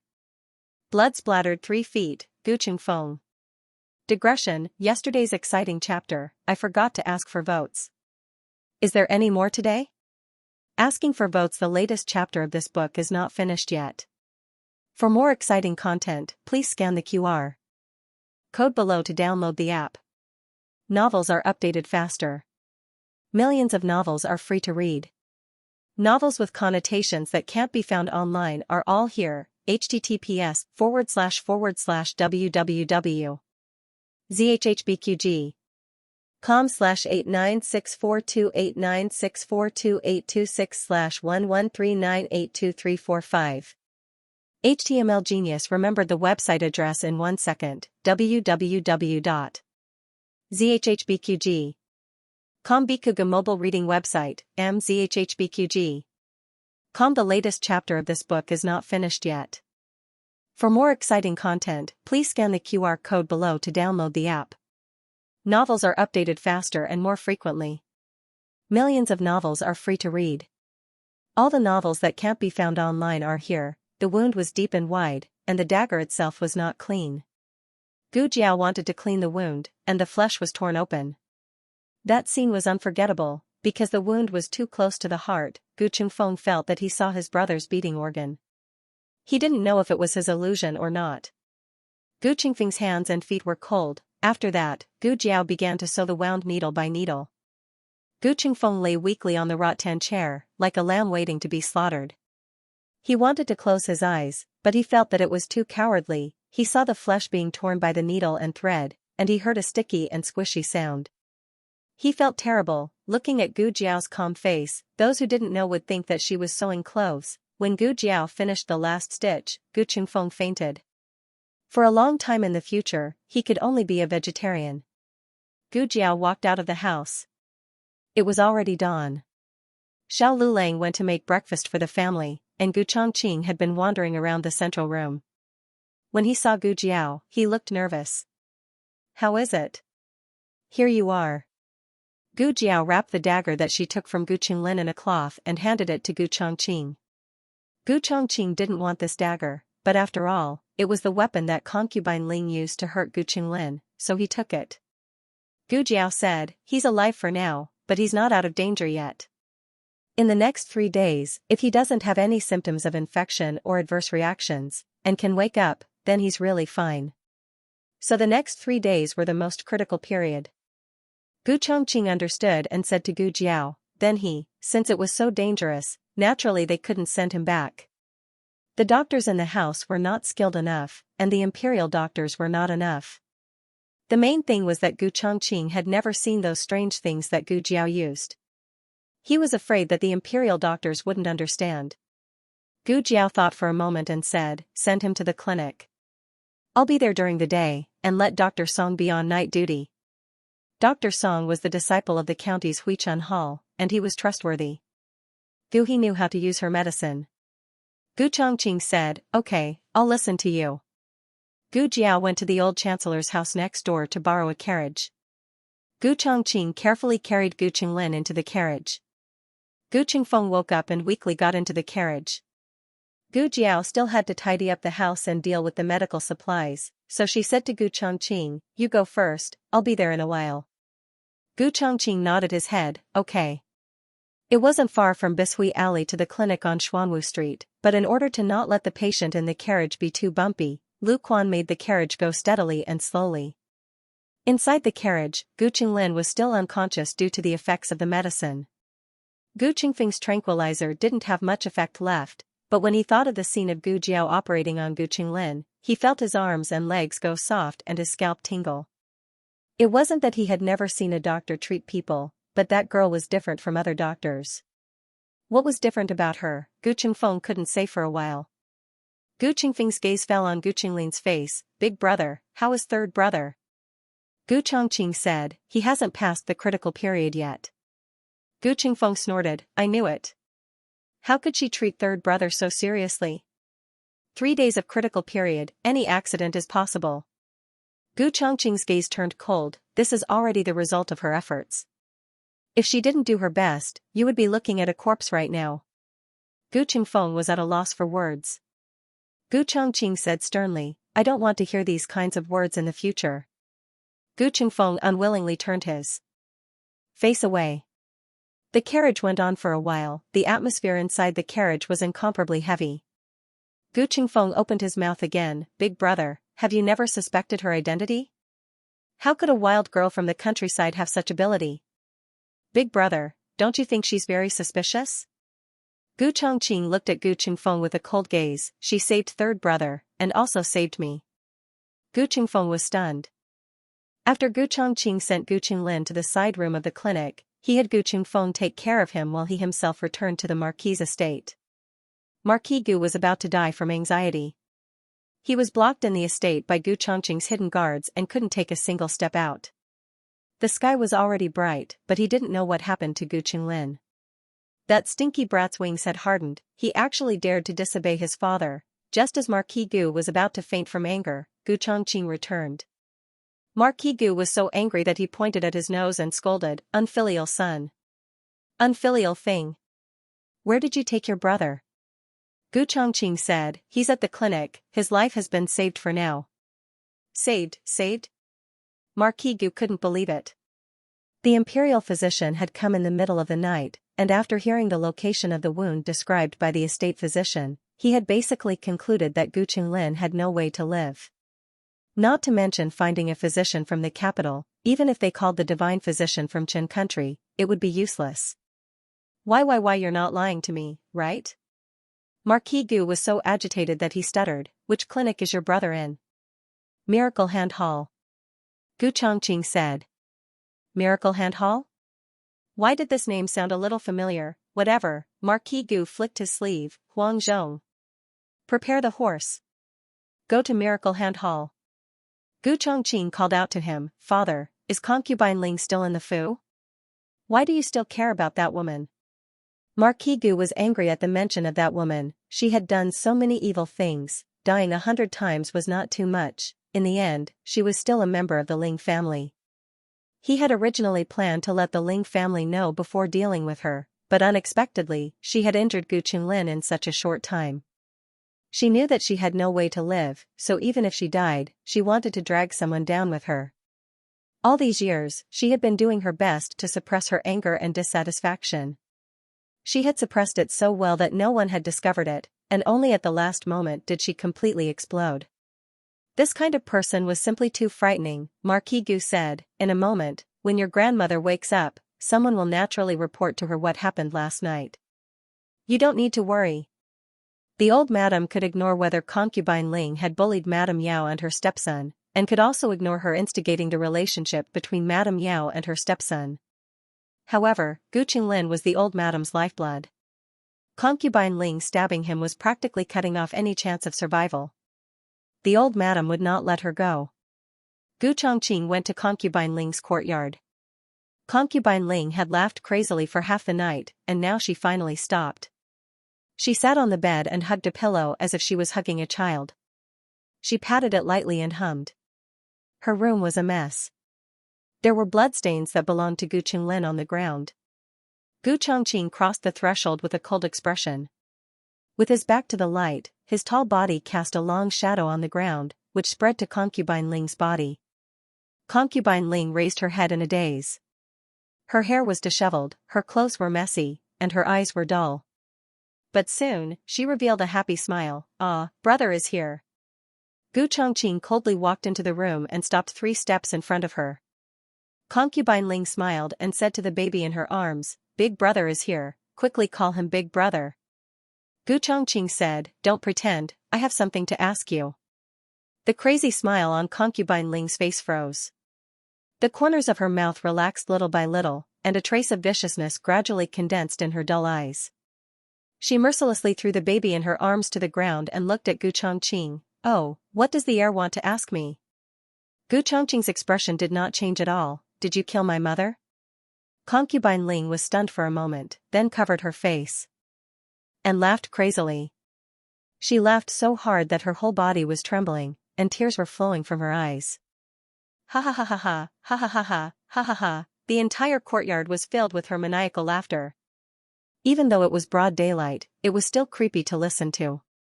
The maids in the courtyard were so scared that they hugged each other. Gu Chongqing looked at her expressionlessly and did not interrupt her. After she had laughed enough, she wiped the tears on her face, looked at the tears on her fingertips, and said, I want to kill my sister. Does she still have a chance to live so long? Gu Chongqing said lightly, If it's not you, who is it? Concubine Ling smiled and said, Why don't you ask me if your mother died of illness? Did she? Gu Chongqing asked. Concubine Ling smiled gently and looked into Gu Chongqing's eyes. No, she didn't. She was killed by someone. As for who it was, you can guess it yourself. Gu Chongqing looked at her without blinking, as if to distinguish the truth in her words. Do you suspect that I'm lying? Concubine Ling sneered and said, A person's words are good when he is about to die. I've admitted to all the other crimes, why not admit to this one? Gu Chongqing said seriously, The night before my mother's illness worsened, she only saw you and my grandmother. Are you implying that my grandmother is the murderer? Ha ha ha. Concubine Ling trembled with laughter again. If you think so, it's okay. Gu Chongqing frowned. What did Concubine Ling mean? Was she saying that the murderer was not her, nor his grandmother, but why did his mother's illness deteriorate after his grandmother and her came? La la la. Concubine Ling picked up the pillow she threw on the ground and held it in her arms again. Do you want to know who killed your mother? Come here and I'll tell you. Gu Chongqing looked at her coldly. What? Are you afraid of me? Concubine Ling looked aggrieved. You're not that fool, Gu Qinglin. How can I hurt you? Come closer and I'll tell you. Gu Chongqing was still unmoved. Well, forget it. Since you came to see me off, I'll tell you who killed your mother. That person is. Concubine Ling sneered and said a name. Gu Chongqing's body shook.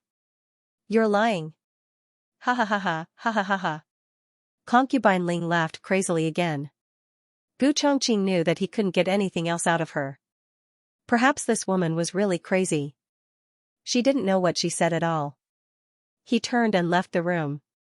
When he crossed the threshold, he looked at Concubine Ling one last time. Before you married into the manor, did you really want me to call you aunt? Concubine Ling's body stiffened. I want to eat that. The red fruit on the tree? Yes. Little Chongqing nodded. Call me aunt and I'll pick it for you. Little Chongqing thought about it and said in a childish voice, Aunt. Haha. The young girl tied the skirt around her waist. Ah. Miss. What are you doing? You can't be like this. The servant girls were scared half to death. This was too improper. Move. The young girl climbed up the tree and picked a few red begonias for the 3-year-old little Chongqing. The young girl's eyes were pure and her smile was bright. This was her best years, her most beautiful appearance. Gu Chongqing left. Concubine Ling sat on the bed in a daze and hugged the pillow in her arms. Suddenly, she buried her face in the pillow and burst into tears. Little Jing Kong woke up and found himself lying on the bed in Jiaojiao. He scratched his little head in confusion. This was strange. Didn't he sleep in his west room with his bad brother-in-law? Why was he in Jiaojiao's room? Could it be that Jiaojiao missed him so much that he brought him here in the middle of the night? Little Jing Kong nodded solemnly. Yes, it must be so. Little Jing Kong lifted the quilt in a good mood and started a lively day. He found that his little clothes were neatly placed on the chair beside the bed. He tilted his head and picked up the little clothes, saying proudly, Jiaojiao is so considerate. Then, he frowned and said disdainfully, my bad brother-in-law isn't so considerate. Xiao Lulang had just opened the door when he heard the little guy complaining about him. He narrowed his eyes and said, what did I do? I brought the clothes here, okay? Humph. Little Jing Kong turned his face away and continued to put on his little clothes after a while. He shook his head. And showed off, I slept with Jiaojiao last night. Xiao Lulang, ha ha ha, you think too much. Jiaojiao didn't sleep at all. The latest chapter of this book is not finished yet. For more exciting content, please scan the QR code below to download the app. The novel will be updated more quickly. Millions of novels will be read for free. You can find all the novels that you can't find on the internet here. https://www.zhhbqg.com/89642896428226/1139799064. HTML Genius remembered the website address in 1 second. www.zhhbqg.com Bikuj mobile reading website, mzhhbqg.com. The latest chapter of this book is not finished yet. For more exciting content, please scan the QR code below to download the app. The novel will be updated at a faster rate. Millions of novels will be read for free. All the novels that can't be found on the internet are available here. Little Jing Kong put on his clothes and pulled up his pants. He jumped on the bed and continued to show off. Jiaojiao carried me here. Xiao Lulang, heh. Little Jing Kong raised his chin. Jiaojiao even brought me my clothes. She's so considerate. Xiao Lulang, heh heh. Little Jing Kong got out of bed and started to look for Gu Jiao. Where's Jiaojiao? She went to the clinic, Xiao Lulang said.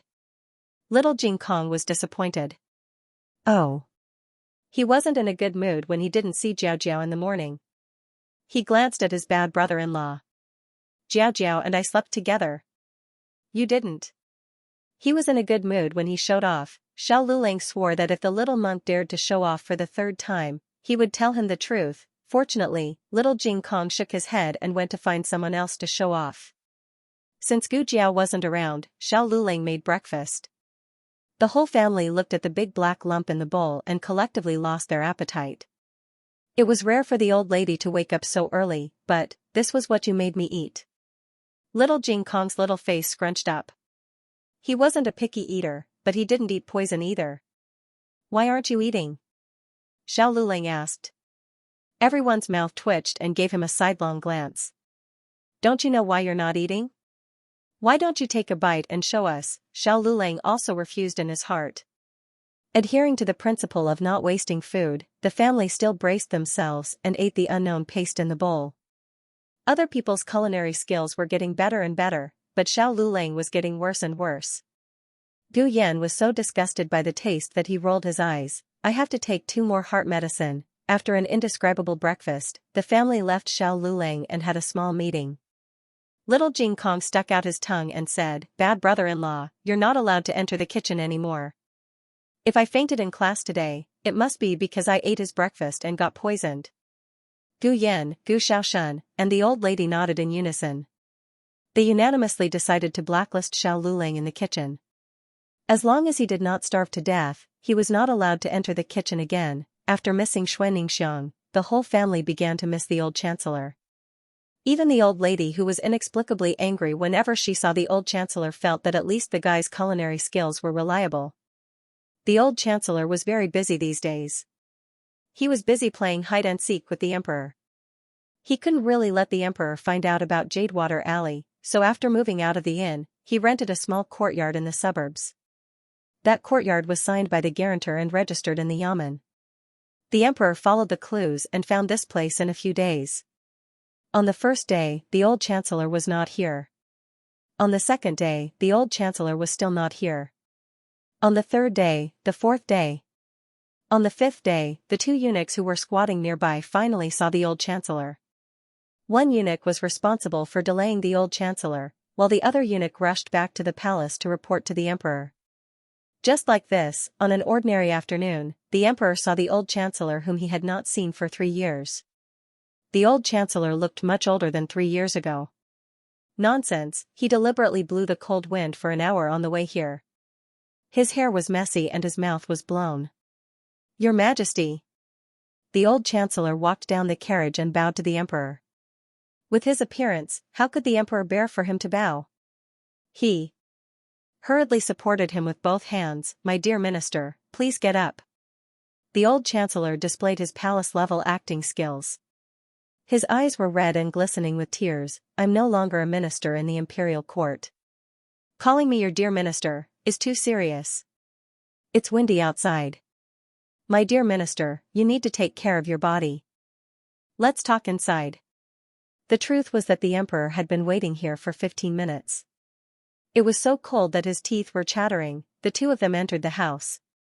The house was simple and crude, but it was cleaned up by Lu Quan.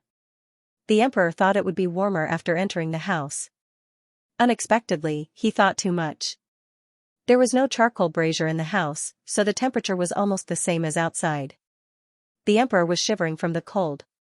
He felt that the old chancellor had a hard time these few years. The old chancellor's reaction was very calm, as if he was used to such a bad living environment. He said gently, Your Majesty hasn't drunk the tea I made for a long time. Lu Quan, boil a pot of water and bring it over. Yes. Lu Quan went to the kitchen to boil a pot of water. The old chancellor personally brewed a pot of Longjing tea. The emperor was used to the good tea in the palace. Drinking this kind of old tea was no different from drinking rancid water. He finally couldn't help but ask, My dear minister, why are you living such a poor life? Even if the old chancellor was an honest official who only took the imperial court's salary, he shouldn't be in such dire straits. An ordinary official's family had to raise a huge harem. However, the old chancellor's wife died early and he didn't have a son. His salary was enough for him to live a rich life. The old chancellor thought to himself, Wasn't he robbed by your mother? Forget it, he's not your biological son. Speaking of the current emperor's life experience, it was actually a little pitiful. His birth mother was only a little palace maid who got pregnant with the late emperor's favor by chance. In the harem of Zhao country, the concubines below the third rank weren't qualified to raise the emperor's son. After he was born, he was sent to concubine Jing's palace and was raised by her. The old chancellor smiled and said, "I feel that this kind of simple life is very good. It makes one feel peaceful. The imperial court has been going through ups and downs for so many years. It's rare to have such a peaceful time." When he said this, His Majesty really felt a little touched. As the emperor of a country, he had never had a peaceful day from the imperial court to the harem. When he was waiting for the old chancellor in the cold wind, he had the least distracting thoughts in his heart. Sitting in the room now, he didn't have to worry about the imperial court's situation. It was really a steal of leisure. The emperor suddenly felt that this room didn't seem so unbearable. "My dear minister, did you come back to the capital to see Elder Feng?" He had heard the news of Elder Feng's death. He felt sorry for such an excellent talent. The old chancellor nodded. "It's for Elder Feng. I also want to see your majesty." The emperor sighed. "I've reopened the Directorate of Imperial Studies. However, I feel that something is missing without my dear minister." The old chancellor said, "There are many talents in Zhao country. Your majesty will definitely find a suitable person to take over the Directorate of Imperial Studies." The emperor sighed again. "Sigh, my dear minister, I'm afraid you haven't heard about the Directorate of Imperial Studies." The old chancellor was stunned. The Directorate of Imperial Studies. Did something happen again? The emperor told him about Xianxia's messy accounts. Not only did he embezzle and take bribes, but he also changed the results of the Imperial Studies supervisor without permission. "How can I let such a person take over the Directorate of Imperial Studies? I really want to kick him out of the Directorate of Imperial Studies." The old chancellor hurriedly said, "Your Majesty, please calm down. Everyone makes mistakes. Xianxia took bribes a few years ago. Now that he has turned over a new leaf, why don't your Majesty give him another chance? As for changing the results of the Imperial Studies supervisor, I believe Xianxia won't be so muddle-headed. There might be some misunderstanding." What kind of joke was this? Without Xianxia's black and bad deeds, how could he, a white lotus, be white? The old chancellor said a few more good things about Xianxia. Finally, the emperor dispelled the idea of abolishing Xianxia. After that, the emperor talked to the old chancellor about inviting him back to the Directorate of Imperial Studies. The Directorate of Imperial Studies supervisor hasn't been opened for a long time. People's hearts are scattered. Imperial tutor Zhuang's first grandson, Princeton, has returned from Qin country. He entered the Directorate of Imperial Studies with first place. The emperor stopped here and looked at the old chancellor affectionately. "We are currently in need of people. I hope that my beloved minister can return to our side and help us stabilize the country of Zhao." The old chancellor did not immediately agree. His Majesty's gaze fell on the old chancellor's complicated expression and asked, "Beloved minister, are you still upset about Aheng's matter? Does my beloved minister not want to return to the Directorate of Imperial Studies because that is where Aheng's accident happened?" The old chancellor was silent. His Majesty did not force him and stood up to leave. When he reached the door, he suddenly turned around. Aheng's spirit in heaven must also hope to see the chancellor return. The old chancellor's expression became even more sorrowful. His Majesty sighed and left. Confirming that the carriage was far away, the old chancellor's expression changed in a second. "Lu Quan, take out the drumstick. I'm starving." Gu Jiao did not sleep well last night. During the day, there was nothing to do in the medical clinic. She returned to her own small courtyard to rest. After sleeping for about 2 hours, she was woken up by a knock on the door. "Miss Gu. Miss Gu. Come out for a moment." It was Xianxia's anxious and careful voice. Gu Jiao also had a morning temper. She impatiently pulled her small ears and went to open the door for Xianxia with a dark face. Xianxia was startled by her frightening aura. "Miss Gu, what's the matter?" Gu Jiao asked. Xianxia embarrassedly said, "That person from last time came." "Which person?" Gu Jiao asked him with a dark face. Xianxia swallowed his saliva and thought to himself, "Can you not have such a dark face? I feel like my life is in danger at any moment." Xianxia boldly said, "It's that Lu Yixing. He came to get medicine again."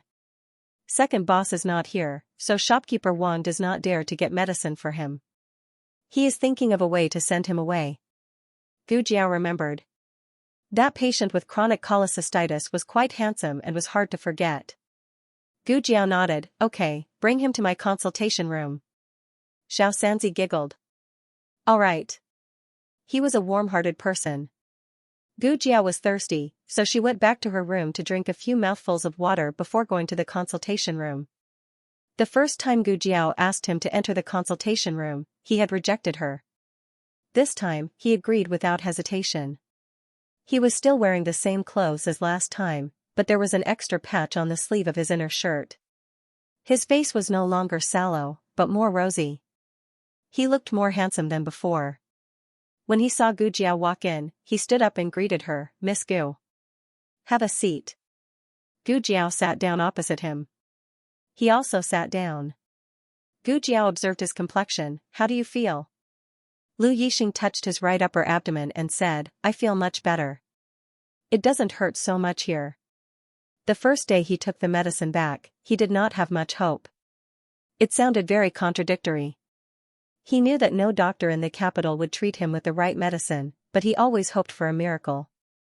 Perhaps he was disappointed too many times, so every time before decocting the medicine, he told himself that the medicine would not be effective this time, as if he would not be disappointed.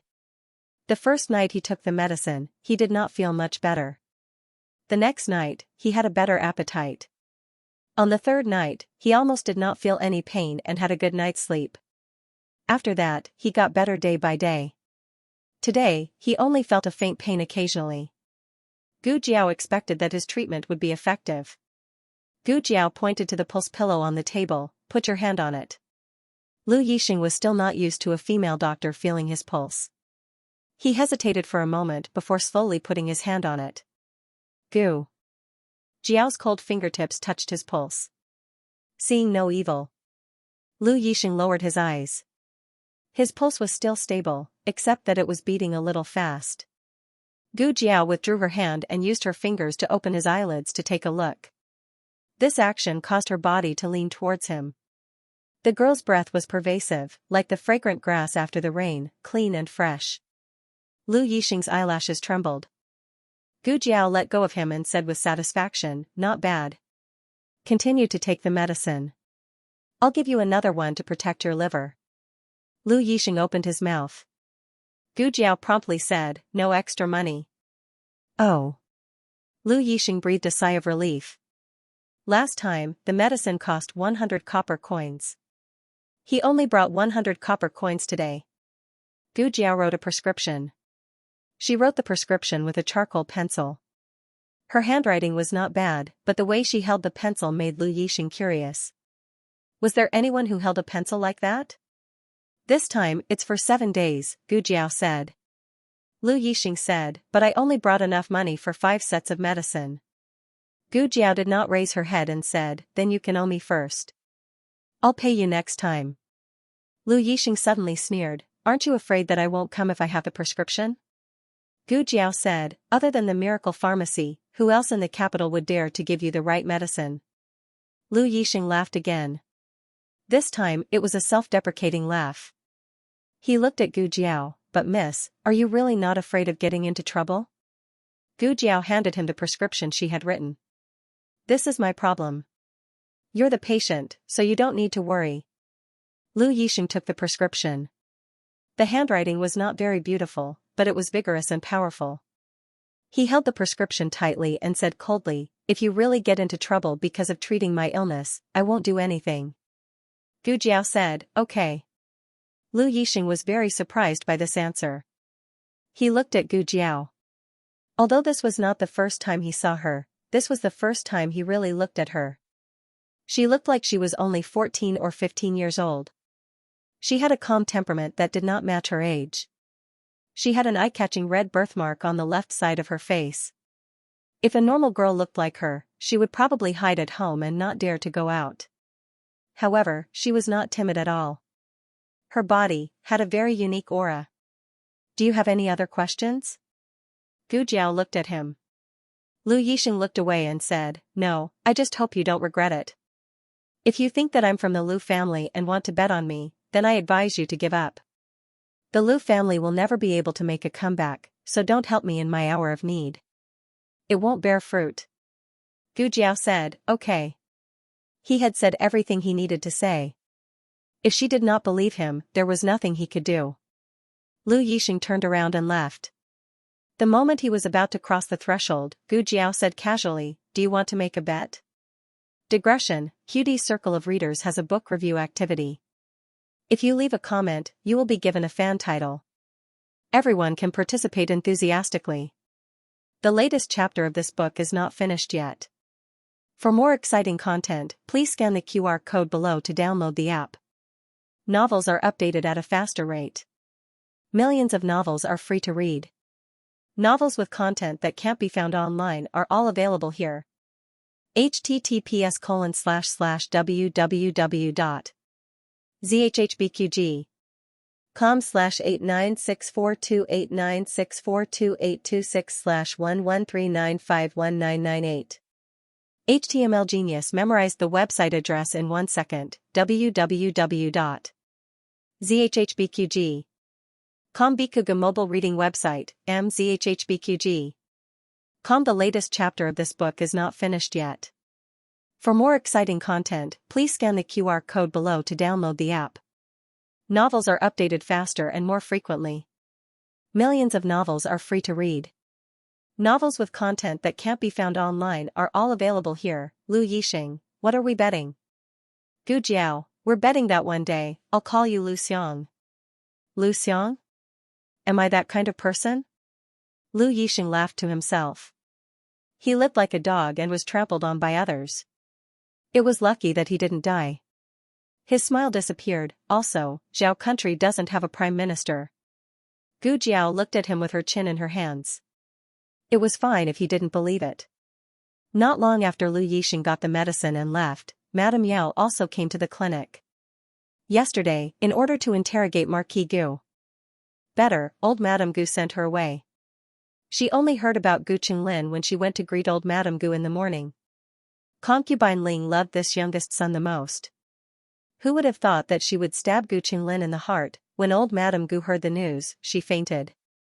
Madame Yao was naturally very surprised, but not too surprised. Concubine Ling had never really treated Gu Chongqing and his brothers as her own sons. Otherwise, she wouldn't have used Gu Qinglin to deal with her. However, Concubine Ling was crazy to this extent, which made Madame Yao sigh. I heard that old Madame Ling fed her a bowl of infertility medicine before she married into the family, and the night she married into the family, she was fed another bowl of infertility medicine by old Madame Gu. Her heart is full of hatred. On the carriage, Nanny Feng told Madame Yao the news she heard. Madame Yao didn't know if the news was true or not, but Concubine Ling had been in the residence for many years and had never been pregnant. Madame Yao didn't come to the clinic to see Gu Qinglin, but to see Gu Jiao. When she heard that Gu Qinglin had an accident in the middle of the night, Gu Chongqing carried him out to find a doctor and didn't come back until dawn. Gu Jiao's clinic at Miracle Hand Hall, so she knew who the doctor who worked hard to save Gu Qinglin last night was. Madame Yao made chicken soup for Gu Jiao. She had already removed the layer of oil on top. The soup was thick but not greasy, salty, fragrant, and smooth. Gu Jiao drank a few mouthfuls in her room in the courtyard. It tasted pretty good. Madam, drink as well. She said to Yaoshi. I've already drunk it. Yaoshi placed the bowl that Gu Jiao had given her in front of her and placed it in front of Gu Jiao. Dotingly, she said, you can drink. Gu Jiao had been busy for half the night. In the morning, she was so sleepy that she fell asleep immediately. After that, she treated Lu Yixing. Only now did she realize that she had not eaten much. He was quite hungry. Yaoshi saw that she was enjoying the food and felt both gratified and distressed. Yaoshi did not ask why Gu Jiao saved Gu Qinglin. Yaoshi believed that her daughter had her own considerations for everything she did. She also had her own unshakable position. She would not advise her daughter to do anything to Gu Qinglin, but she would not stop her daughter from making any decisions. Besides, she did owe Gu Chongqing. Whether it was for her or for the sake of a doctor, there was nothing wrong with her daughter's actions. Gu Jiao finished the chicken soup and ate the chicken. Her little stomach was full. Xianxia was afraid that she would get tired and peeled another grapefruit for her. The grapefruit was sweet and sour. It was perfect for relieving grease. Gu Jiao ate very comfortably. Xianxia saw the tiredness between her brows and said with heartache, "Go sleep for a while." Gu Jiao gave a small yawn. She really wanted to sleep after eating. However, she could not sleep for now. She had to go see how Gu Qinglin was doing. Gu Qinglin was placed in a room in the back of the house. It was right next to the emergency room. It was also quite close to Gu Jiao's courtyard. Gu Qinglin quietly lay on the bed. Marquis Gu went to the Ministry of Works. Gu Chongqing went back to his room to ask concubine Ling and tidy up Gu Qinglin's clothes. Gu Qingfeng stayed here to take care of him. But at this time, Gu Qingfeng was not there. After asking Dr. Song, she learned that Gu Qinglin just woke up and Gu Qingfeng went to buy him food. "How is his body temperature?" Gu Jiao asked. Dr. Song said, "Just measured, it's normal." Under Gu Jiao's careful guidance, Dr. Song has become proficient in using a thermometer, blood pressure gauge, and stethoscope. Gu Jiao nodded her head and said, "When did he wake up? How long has he been awake? How is his consciousness?" Dr. Song carefully recalled, "He woke up half an hour ago. When he woke up, he didn't speak. When I asked him, he didn't answer. He was in a daze." Second young Master Gu said that he would buy him food, but as soon as he left, he closed his eyes and fell asleep again. There was no problem with the operation itself. The blood donor was a close relative, and the recipient had a certain probability of rejection. But Gu Jiao used a disposable white filter. The white blood cells that could easily cause rejection were successfully filtered out, so it was not a problem with the blood transfusion. So, Gu Qinglin's strangeness should be a psychological blow. Concubine Ling's knife not only stabbed his heart, but also his soul and his beliefs. All of his beliefs seemed to have collapsed overnight. He began to be unsure whether this world was real or not. "That's right, Miss Gu." Dr. Song was used to this name and did not change it. Gu Jiao also liked this name more. Just now, shopkeeper Wang came. He asked me to ask you the medical fee. Now they already knew that Gu Qingfeng was Gu Jiao's half-brother. They were on the same side, so, Gu Jiao said bluntly, "Just charge what it should be. The operation fee is 10 taels, the medical fee is 10 taels, the examination fee is 10 taels. In addition, he is in intensive care, 3 taels a day." Dr. Song broke out in a cold sweat. Was it so expensive? Not long after, Gu Qingfeng came back in a hurry. He carried a big box of food. "Third brother, I bought your favorite crispy duck and red bean cake."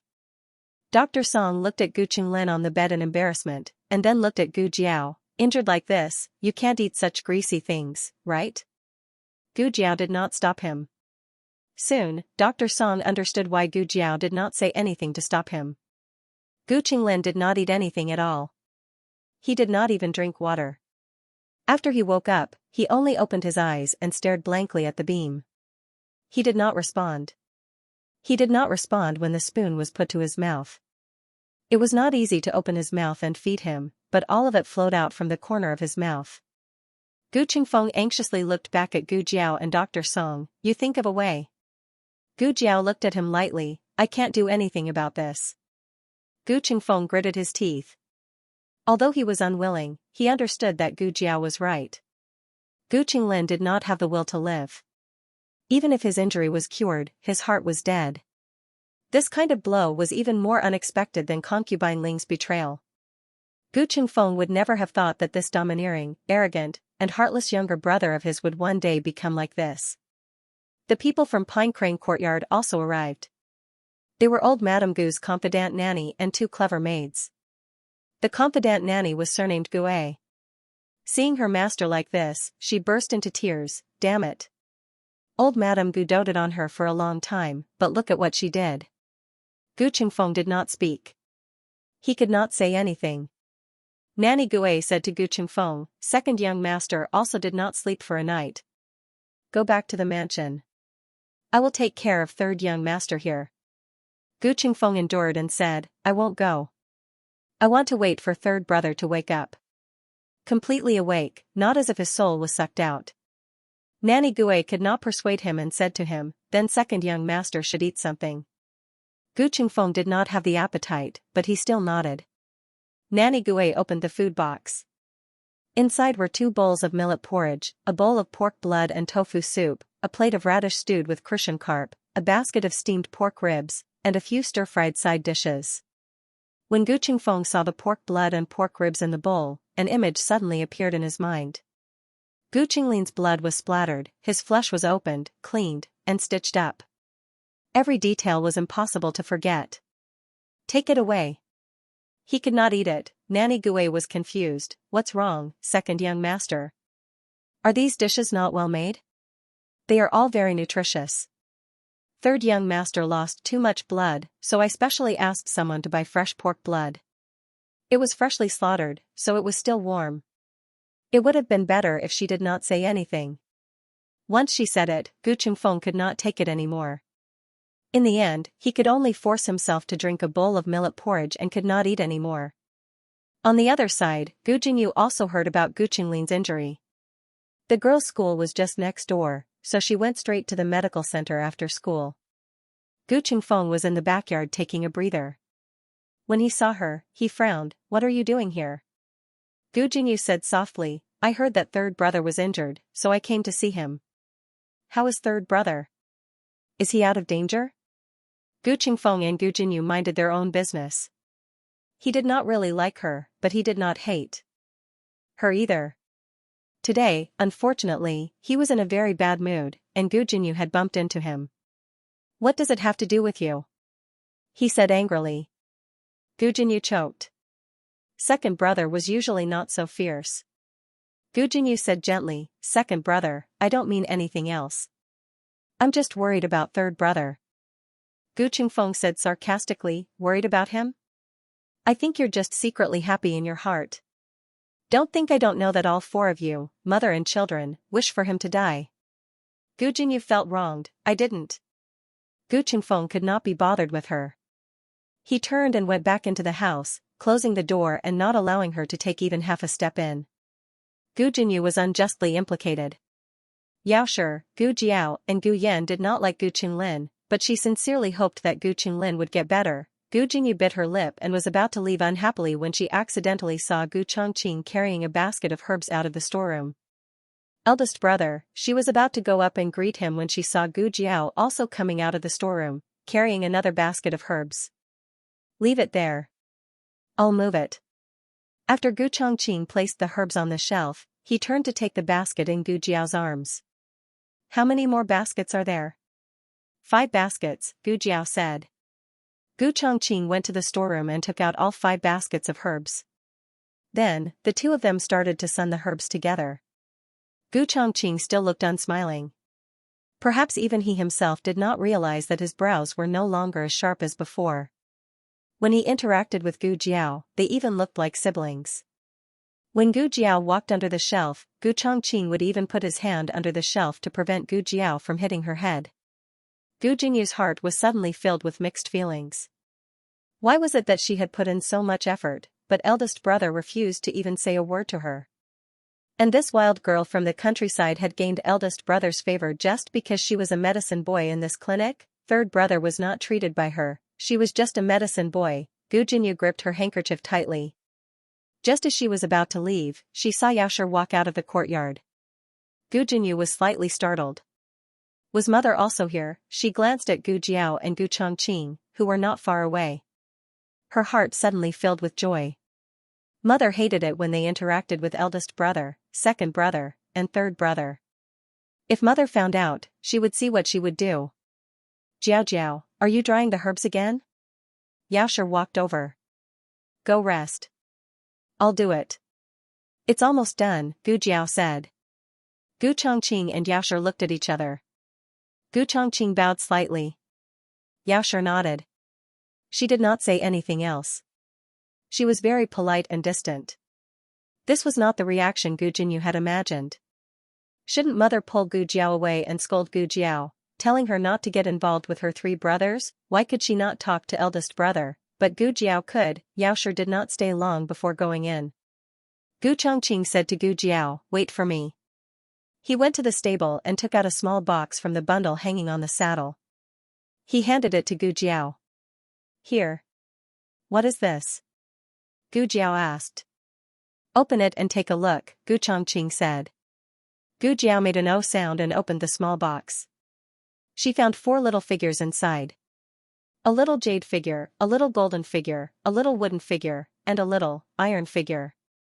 She did not need to guess to know that the little jade figure was for Gu Yin, the little golden figure was for little Jing Kong, and the little wooden figure was for Gu Xiaoshen. But why did it become an iron figure for her, Gu Jiao? This was a handicraft from the Liang Kingdom. It could not be bought on the market. It was not because Gu Jiao had cured Gu Qinglin that he wanted to give it to her. Long ago, after winning the leaf card game, Gu Chongqing had found this handicraft and planned to bring it to Bai Shui Tong next time. Gu Chongqing explained, "There is also a leaf card game under the box." Gu Jiao, "So you only did it for the game?" The latest chapter of this book is not finished yet. For more exciting content, please scan the QR code below to download the app. Novels are updated faster. Millions of novels are free to read. Novels with content that cannot be found online are all available here. https://www.zhhbqg.com/89642896428226/1139499137. HTML Genius memorized this website's address in 1 second. www.zhhbqg.com Bikuga mobile reading website, mzhhbqg.com. The latest chapter of this book is not finished yet. For more exciting content, please scan the QR code below to download the app. Novels are updated even faster. Millions of novels are free to read. Novels with content that cannot be found online are all available here. Gu Jingyu saw that her elder brother had given Gu Jiao something and felt even more upset. She had given her brother so many gifts, but all she got in return was a word of thanks from him. Don't think that she didn't know that her birthday gift every year was prepared by concubine Ling. Her brother didn't even know what he gave her. Although she could not see what was in the box from her angle, how could something that her elder brother had personally chosen be bad? Gu Jinyu did not care about what was in the box. She cared about her elder brother's intentions. She was a girl who grew up in the countryside. She had neither looks nor talent. She even hit people at the slightest provocation. What did her elder brother see in her? Gu Jinyu did not go to meet with Yaoshi. She returned to the Marquis Fu alone, depressed. On the other side, the battle between the Ministry of Works and the Ministry of War finally came to an end. The Ministry of War had won, and the Minister of Works had been scolded badly by the Emperor. The Minister of Works was furious. When he returned to the Yamen, he called Marquis Gu over and questioned him on how he had handled the matter in the past. The Ministry of War said that they had looked for you many times. You used the excuse that you did not believe them? Marquis Gu refuted, there were not many times. At first, he did not explain clearly and only wanted me to rush out such a large batch of weapons within a month. At that time, it was almost the end of the year. The Ministry of Works had many things to do. I really could not rush it. The previous dynasty's weapons manufacturing was not under the jurisdiction of the Ministry of Works. After the start of the current dynasty, the responsibilities of the 6 ministries were redistributed. The Ministry of Works had changed the most. The Ministry of Works suddenly had many things to do. However, their salaries did not increase and their status did not increase. They could be said to be the leader of the 6 ministries. Minister Zhao knew that Marquis Gu was not lying. The Ministry of Works was in charge of the entire Zhao country's fields, irrigation, civil works, transportation, government-run industries, including but not limited to weapons manufacturing. Once the end of the year came, they would be so busy that they would have to split into 3 or 4 people. But what was he angry about? Marquis Gu did not investigate and insisted that the commoners could not have better wind-blowing technology than the imperial court. In the end, the commoners had it and the Ministry of War had brought it back. Now, the entire Ministry of Works had to go to the Ministry of War to learn how to blow air. Was this something a human would do? Would he still have any face left? On the way back from the imperial court, he was almost laughed to death by his colleagues. I don't even know if I should call you stupid or arrogant. Minister Zhao was fuming with rage. Marquis Gu pursed his lips and said, if you were here, would you believe it? Minister Zhao choked. Marquis Gu had an expression of I knew it. See, who dares to believe it? I. Why wouldn't I believe it? Who didn't know how to give advice after the fact? Minister Zhao said seriously, you didn't tell me at that time. If you did, I would have sent someone to the county to invite him over. Marquis Gu looked up at the sky, go on. Zhao Xianxia, the old marquis had lived a valiant life, how could he give birth to such a naive son, but then again, he really didn't dare to believe it. When the Minister of War had told him about the civil wind blowing technique, he had scoffed. That old man, the Minister of War, was also very bad. The piston bellows were clearly on the way, but he just didn't tell him. He had thought that the Ministry of War was bragging about it, so he didn't hesitate to ridicule him and say many harsh words. Now, every word was slapping his own face. Minister Zhao asked, I heard that it was invented by a 14 or 15-year-old girl. Weren't you in the county at that time? Have you heard of such a girl? There were many girls in the county, and he had one at home. Unfortunately, she was born to be his nemesis. What's wrong? Do you know her? Minister Zhao saw that Marquis Gu's expression had suddenly become serious and asked. Marquis Gu waved his hand and said, there are many 14-year-old girls. It can't be that girl randomly. Minister Zhao nodded. That's true. But I heard from the people in the smithy that she is a little farmer's girl. Our Ministry of Work suffered a great loss this time. If we can find her, we will definitely be able to regain our face in front of His Majesty. A little farmer's girl in the county, it can't really be that girl, right? Marquis Gu quickly shook his head decisively. That girl was illiterate. It was more likely that she knew how to feed pigs and farm. She invented the piston bellows that could crush the Liang Kingdom's water pipes? How was that possible? Marquis Gu said, Sir, in my opinion, that girl must be a disciple or family member of some otherworldly expert. She didn't want to enter the world, so she didn't reveal her identity. Minister Zhao thought for a while and said thoughtfully, right. I heard from the people in the smithy that her surname seems to be Liu, or Gu. The sky gradually darkened. Gu Jiao finished a day of treatment and finally went to check on Gu Qingling's condition. Gu Qingfeng had something to ask her. Now, as long as there was meat on the table, he would think of the scene of Gu Qingling's surgery. Those scenes were simply too shocking. If this went on, he was afraid that he would become a monk. He wanted to know if there was any medicine for this illness. However, Gu Jiao didn't give him a chance to speak and turned to leave. Hey, you're leaving just like that? Gu Qingfeng asked unhappily. Gu Jiao looked at him indifferently. Gu Qingfeng straightened his face and said, what if my brother is in danger? There's Dr. Song. Gu Jiao said. Gu Qingfeng wanted to say something but hesitated. This Dr. Song was obviously a novice. When he was injured when the brothel collapsed, Dr. Song was the one who stitched him up. The stitches were crooked and ugly. And it hurt for a long time. If you're not satisfied, you can go to another clinic.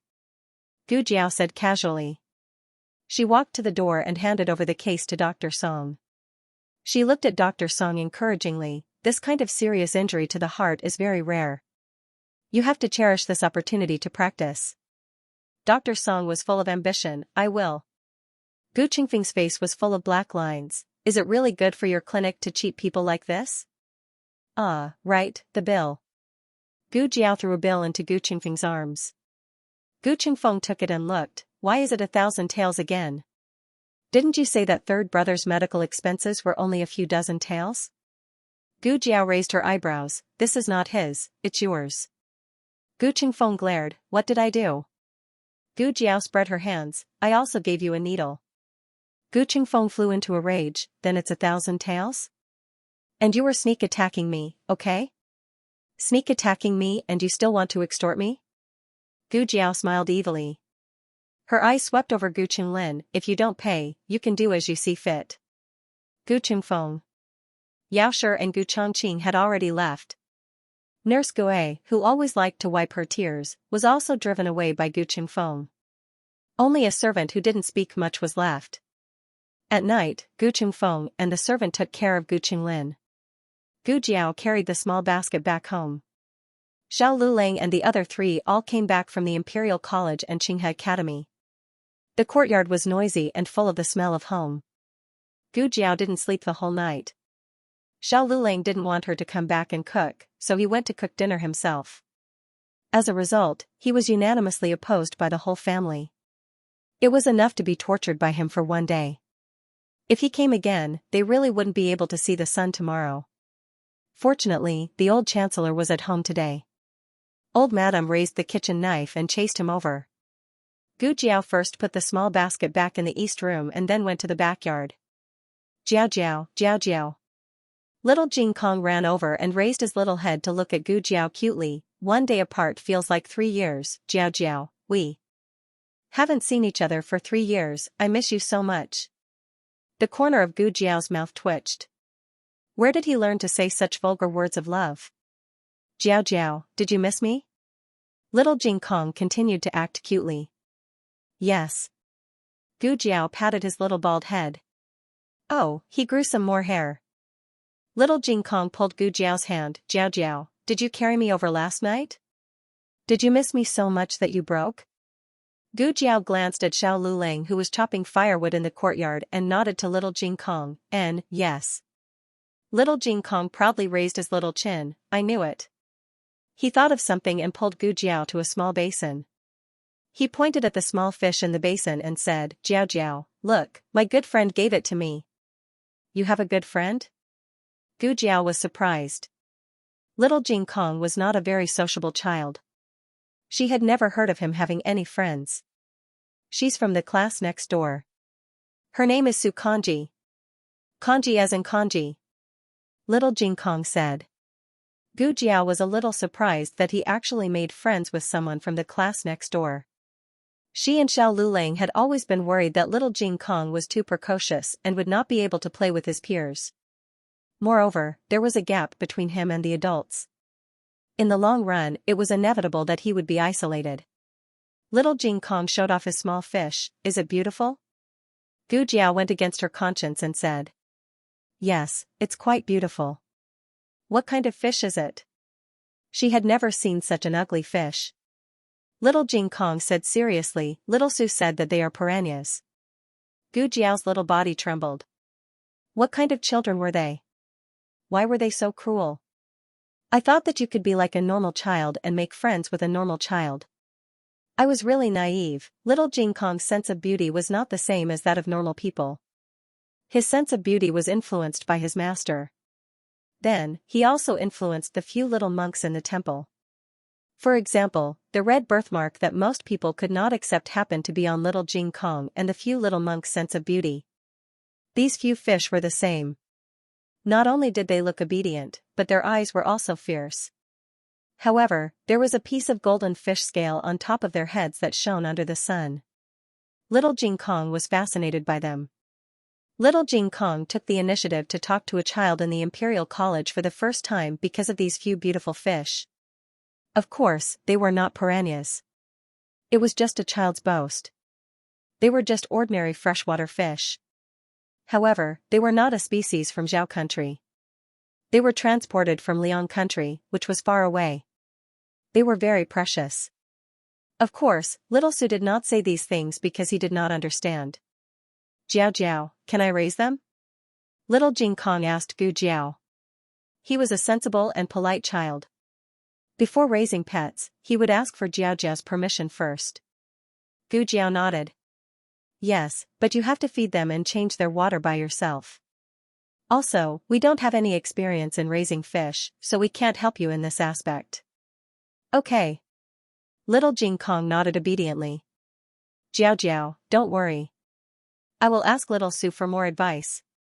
I will definitely raise them until they are fat. Then, when I grow up, I can eat them. Gu Jiao, so, you raise fish to eat them? The little birds that were jumping around in the yard suddenly stopped making any noise. At night, Gu Yan, who worked for little Jing Kong, went to the chicken coop to feed the 7 chickens. However, he found that they were all on a hunger strike. Gu Yan. There were 6 dishes and 1 soup for dinner. The children in the family were all at the age of growing up. The old chancellor prepared enough portions for little Jing Kong. He had a big appetite, but he did not grow taller. It was also worrying. The old chancellor's cooking successfully wiped away the shadow brought by Xiao Liulong's breakfast. The whole family was full. After dinner, the old madam asked about the situation of the day as usual. Gu Jiao and Xiao Luling did not mention anything about Gu Qinglin's visit. The two of them did not think that Gu Qinglin was worthy of their family discussion time at the dinner table. Except for little Jing Kong making a new friend in the Imperial College, nothing new happened to the rest of the family. However, Xiao Luling, who was always silent at the family meeting, spoke for the first time. There is a carpenter master near the Imperial College who wants to take in apprentices. Tomorrow, the Imperial College and Qinghe Academy will have a weekend break. I will take Xiaoshan there. Gu Xiaoshan was obsessed with wood carving. If he could find a reliable master to learn the craftsmanship, it would be a good path. Then, I don't need to study anymore? Gu Xiaoshan asked excitedly. Gu Jiao and Xiao Luling said in unison, don't even think about it. Gu Xiaoshan, children from ordinary families did not need to study after they had a craft. However, Xiao Luling and Gu Jiao were both people who attached great importance to education.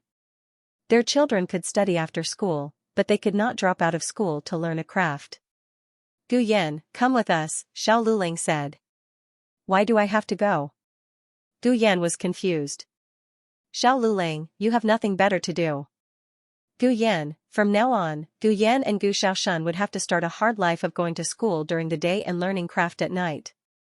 Little Jing Kong shook his head proudly, I don't need to learn craft. I can play. Ha ha ha. Xiao Luling looked at him ruthlessly, from tomorrow onwards, you will have 1 more foreign language class. Little Jing Kong's face instantly darkened. The latest chapter of this book is not finished yet. For more exciting content, please scan the QR code below to download the app. Novels are updated faster. Millions of novels are free to read.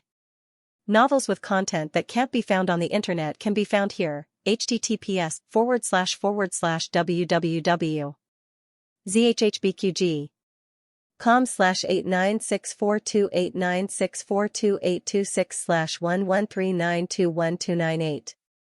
HTML Genius remembered the website address in 1 second. www.zhhbqg.com Bikuj mobile reading website, mzhhbqg.com. Please scan the QR code below to download the app for more interesting content. More novels are updated faster.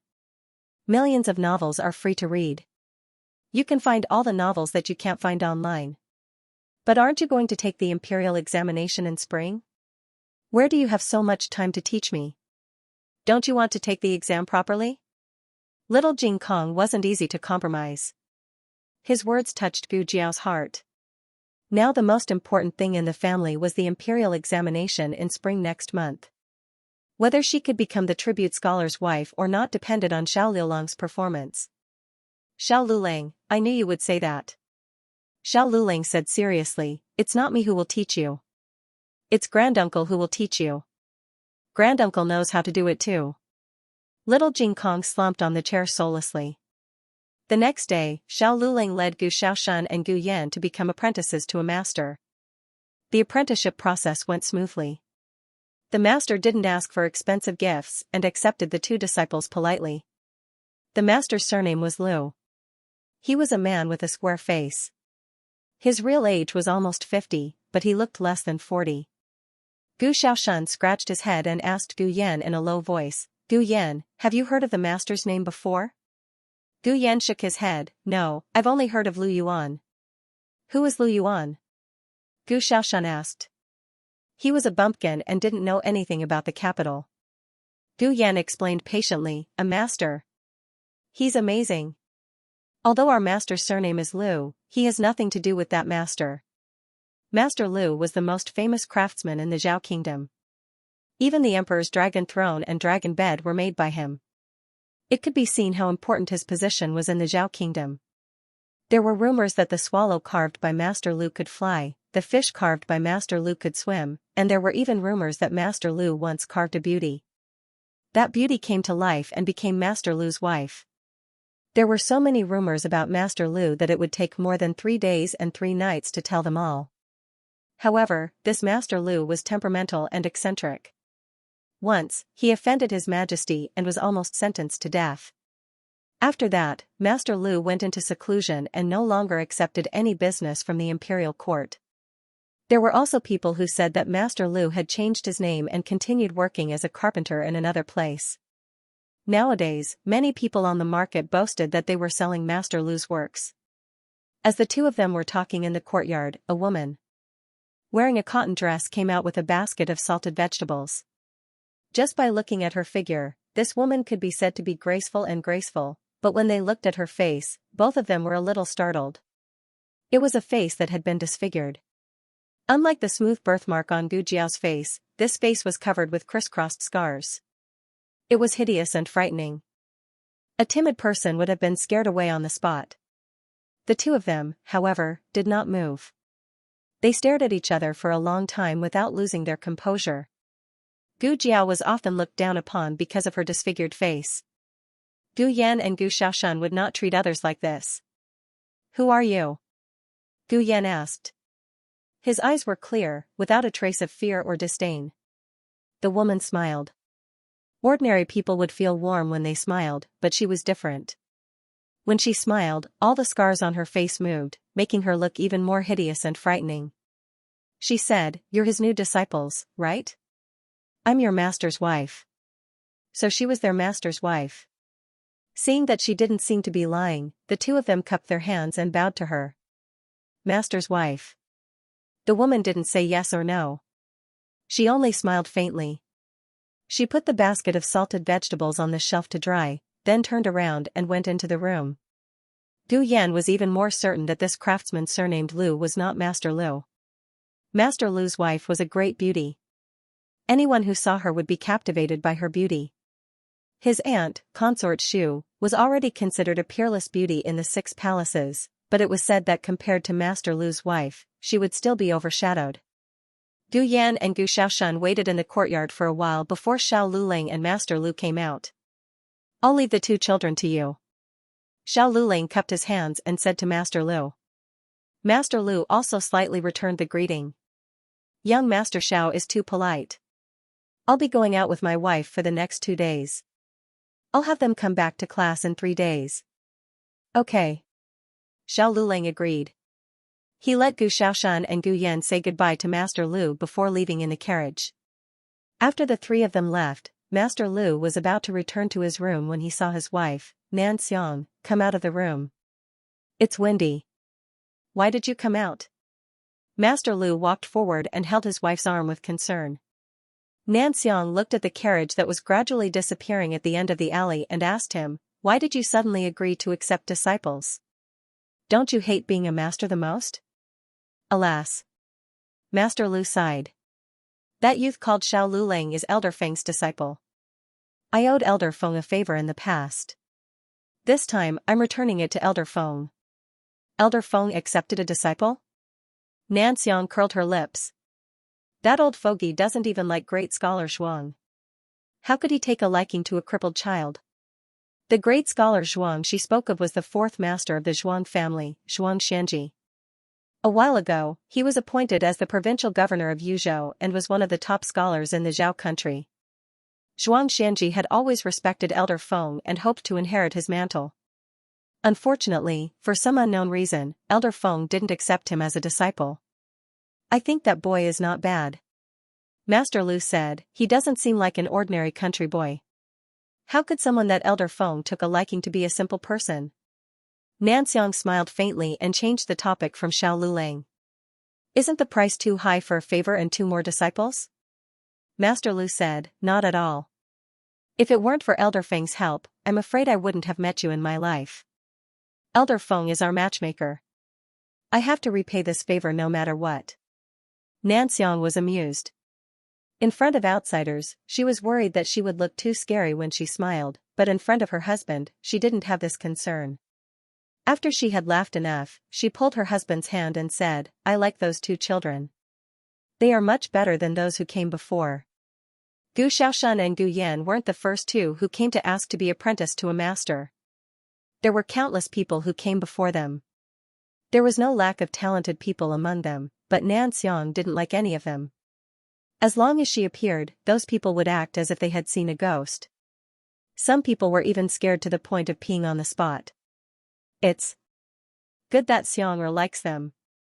He didn't look at aptitude when accepting disciples. It was all based on his wife's liking. Even if they were stupid, he would accept them. Needless to say, that pretty boy named Gu Yan seemed to be quite stupid. Teach them well. Nanxiang said, "Don't fool them." Master Lu cleared his throat. "I know, madam." Although he agreed readily, he actually had a plan in mind. Carpentry was hard, tiring, and boring.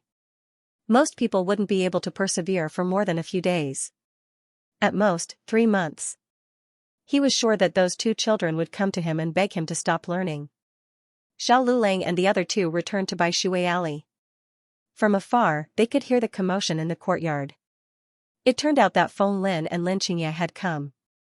Together with the two of them was a familiar face that they had met in Ping City, Du Ruhan. Ever since Du Ruhan returned to the capital, he had been locked up at home to study by his uncle. He hadn't even been let out for the new year. It was only when his aunt pleaded with his uncle that Zhuang Shenji allowed him a day off. Du Ruhan had long heard that Feng Lin and Xiao Lulang were studying at the Imperial College. He wasn't familiar with Lin Xianxia and didn't deliberately ask about him. It was only when he went to the Imperial College to look for Feng Lin that he bumped into him.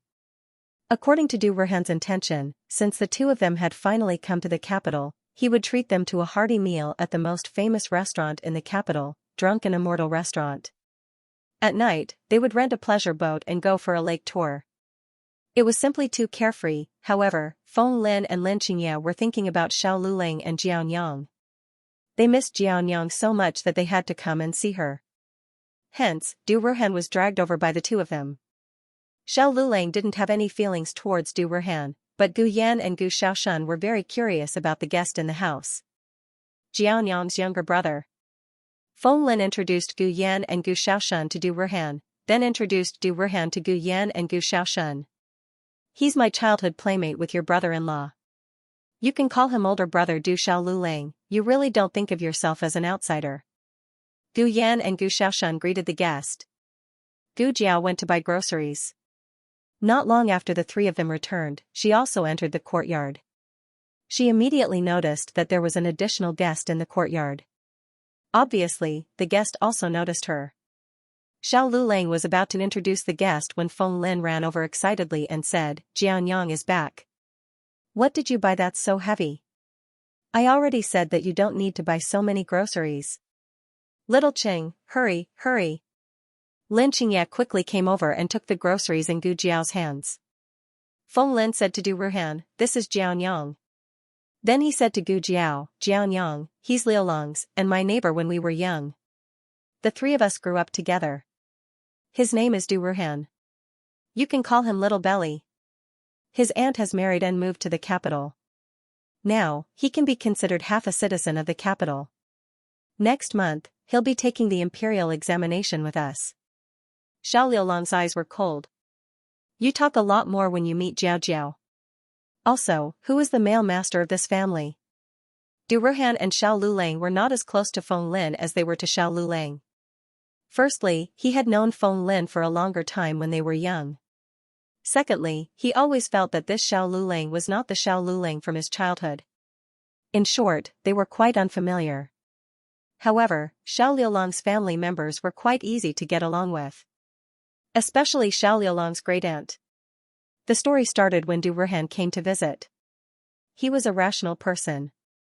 Even though Feng Lin told him not to be too formal, he still bought some things and brought them over.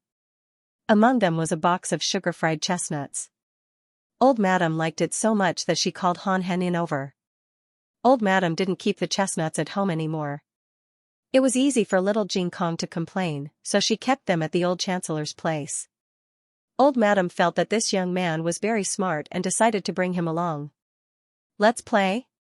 Old Madam took out the leaf tiles that Gu Chongqing gave her. The new leaf tiles were very comfortable to the touch. Old Madam loved them so much that she couldn't put them down. Du Ruhan knew about the leaf tiles. It was just that his uncle didn't allow him to play them at home. Feng Lin didn't know how to play them, but Lin Xianxia did. Old Madam called Gu Xiaoshan over. Gu Xiaoshan, Old Madam, Du Ruhan, and Lin Xianxia gathered a table of leaf tiles. Du Ruhan was a newbie. Reality proved that not every newbie was as lucky as Gu Chongqing. After a round of tiles, Du Ruhan lost so much that he only had his underwear left. Old Madam liked him even more. Young man, you have a bright future. When it was close to lunch, someone came to the house again. I'll open the door, I'll open the door. Little Jing Kong went to open the door. He stuck his little head out of the door and looked at the person who came. Who are you looking for? The man said, I'm looking for Xiao Lulang. Oh. Little Jing Kong was disappointed. Why didn't he come to find him? He was no longer a child without friends. Little Jing Kong slowly went to the study to call Xiao Lulang. Xiao Lulang went to the door. He looked at the man with a goatee in front of him. The man had a kind and shrewd look. He was well dressed and had good manners. But Xiao Lulang didn't know him. You are, the man cupped his hands. My surname is Wang. Young Master Xiao, you can call me Wang Yun. I've heard a lot about young Master Xiao. I'm here to visit you today. Can we talk inside? Xiao Lulang looked at him again and brought him into his study. Little Jing Kong was also in his study, doing exercises. Xiao Lulang said to him, rest for a while. You can do it later. Little Jing Kong looked at him suspiciously. Why are you so kind all of a sudden? Xiao Lulang said, Jiao Jiao made delicious food. Little Clear Sky disappeared with a whoosh. Wang Yin laughed. Is he young Master Zhao's younger brother? He's so cute. Was he cute? That was just a facade. He was actually a naughty little monk who made people go crazy. Xiao Lulang didn't want to ridicule the little monk in front of outsiders. He asked lightly, I wonder why Master Wang is here. Wang Yin didn't expect Xiao Lulang to be so direct. He was surprised and said with a smile, I'm here today to discuss something important with young Master Xiao. Xiao Lulang asked, about the imperial examination in spring? Wang Yin was surprised again and said with a smile, young Master Xiao is really smart. You even guessed this. Recently, many people had come to see Xiao Lulang about the imperial examination in spring. However, most of them came to the imperial college. Wang Yin was the only one who came to see him. Xiao Lulang said bluntly, I don't have the energy to tutor others, nor do I have the energy to guess the questions and write articles. There were only two kinds of people who came looking for Xiao Lulang. One was like Lin Xianxia and Feng Lin, who were down to earth, asking for advice. The other was to ask the teachers to place a bet on the topic and let Xiao Lulang write an article according to the topic and sell it to them. Xiao Lulang rejected them all. Wang Yin lowered his eyes and laughed. He flicked his wide sleeves and said, I'm not here to ask young Master Xiao to tutor my young master, nor am I here to buy young Master Zhao's essay. I want to ask young Master Xiao to, he said the last two words. The latest chapter of this book is not finished.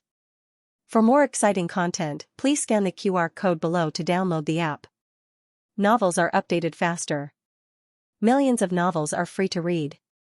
Novels with connotations that can't be found online are available here. https://www.zhhbqg.com/89642896428226/113918200.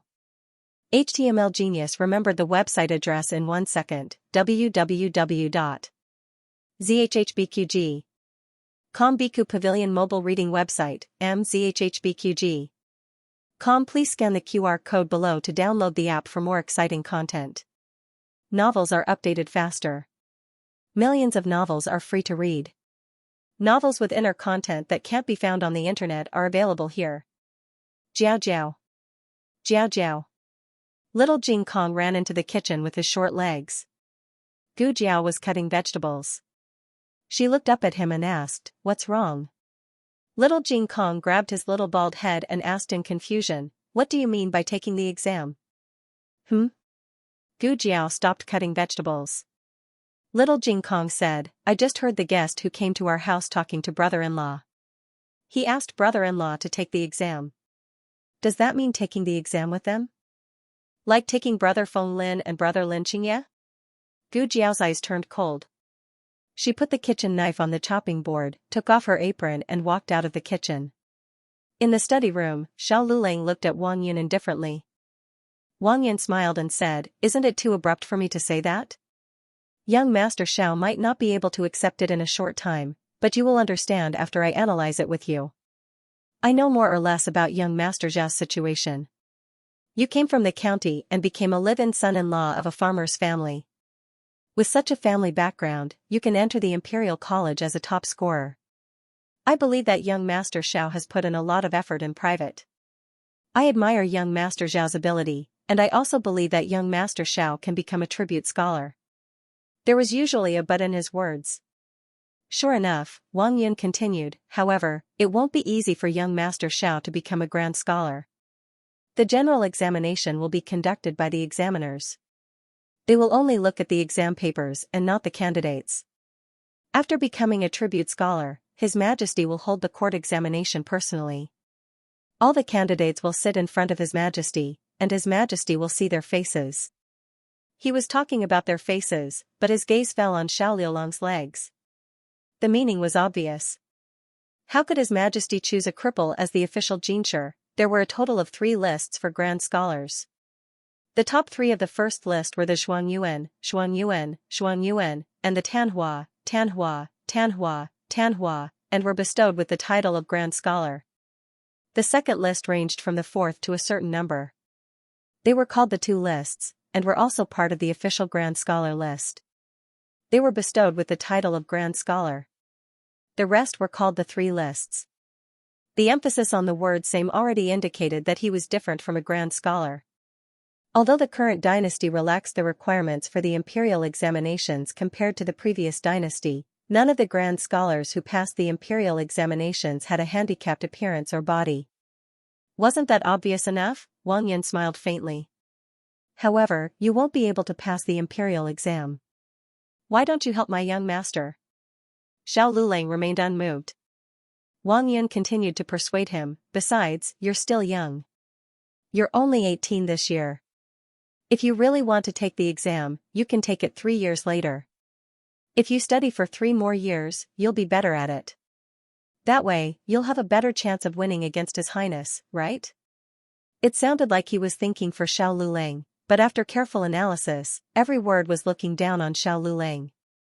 Gu Jiao's gaze was extremely cold. Behind Gu Jiao, Feng Lin, Lin Yazhu, and Du Erhan also came over to listen. They had heard of people who took the exam, but this was the first time they had encountered one. This person surnamed Wang was too disgusting. He didn't even look like he was asking for help. He had to belittle him and make him back off. It was as if this was the only way he could show off his status and wisdom. Wang Yun continued, Young Master Xiao will definitely be satisfied with the reward. Young Master Xiao can treat it as my young master using this money to buy 3 years of your time. In fact, young Master Xiao is the one who benefits. 3 more years of studying, 3 more years of learning, and a sum of money that can't be spent in a few lifetimes. Why not? More importantly, young Master Xiao can make friends with my young master. Even if he can't pass the imperial exam, my young master can still find a good official for young Master Xiao. What an arrogant tone, he even dared to say such things. What was his background? Feng Lin's face scrunched up.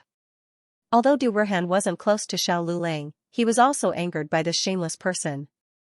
Xiao Lulang said indifferently, You speak so confidently. How do I know if your young master is worth making friends with? Wang Yun smiled arrogantly, My young master's surname is He. Duke Luo's wife's surname is also He. When Wang Yun came out of the room, Gu Jiao and the others were no longer in the central room. Wang Yun cupped his hands at Xiao Lulang, Young Master Xiao, why don't you consider it carefully? I will come back to ask you for an answer in 3 days. Halfway through the game, half of the mahjong players had run away. The old lady was depressed. In the kitchen, Du Erhan, Lin Xianxia, and Gu Jiao had a small meeting with Feng Lin and Du Ruhan. The few of them sat on the small bench. Du Ruhan said, Duke Luo's residence is the only aristocratic family in the capital that can stand shoulder to shoulder with Marquis Shuangping's residence and the Zhuang family. There was also the Lu family in the past. If this candidate surnamed he is really from Duke Luo's family, then he really has the right to say such big words. With the power of the Duke Luo's residence, it was easy for Xiao Lulang to be a small official in the capital. In fact, it was faster than Xiao Lulang studying by himself.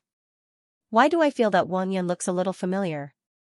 Feng Lin rested his chin on his hand and was deep in thought. I think I've seen him somewhere before. Du Ruhan frowned. Now that you mention it, I think so too. He, Jinghong, Lin Xianxia said. Du Ruhan had no impression of this name, but Feng Lin remembered it immediately. It's him. Who? Gu Jiao asked. The head of the Pingqing examination. Feng Lin said. This happened when Xiao Lulang was taking the county examination. Xiao Lulang was the head of the examination in both the county and capital examinations. However, he missed the chance to be the head of the examination in the third round of the college examination because someone had swapped the 8-part essay paper. Feng Lin paid special attention to the head of the examination in that round. The name was He Jinghong. Of course, he did not see him in person. Lin Xianxia was not in Pingqing during the child examinations. He only knew about He Jinghong because not long after, in June, He Jinghong also came to the province to take the examinations. He Jinghong stayed in the same inn as him, Xiao Lulang, and Feng Lin. I remember now. He stayed next door. Feng Lin said, at first, I didn't know that he was He Jinghong. I accidentally heard someone calling him. The one surnamed Wang is his family's steward, and he has appeared with him a few times. Feng Lin was someone who could not keep secrets. Since the head of the college examination was staying next door, he told Xiao Lulang, Du Ruhan, and Lin Xianxia about it. Feng Lin said, at that time, I even joked that this guy might have bribed the examiner to swap Liulang's examination paper. This guess was not without reason. Xiao Liulang's performance was too outstanding in the early stages. He was the best candidate for the head of the examination.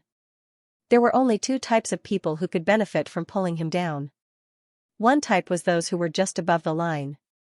As long as they could pull down someone who was sure to be in the top 50, their chances of passing the county examination would be much higher. The other type was those whose results were on par with Xiao Liulang's.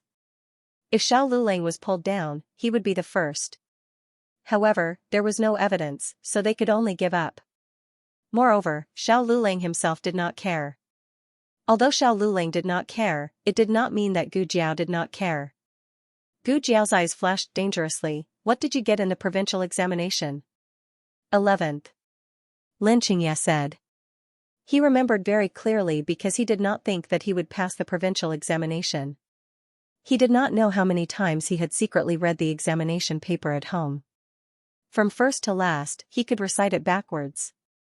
Feng Lin's provincial examination score was 17.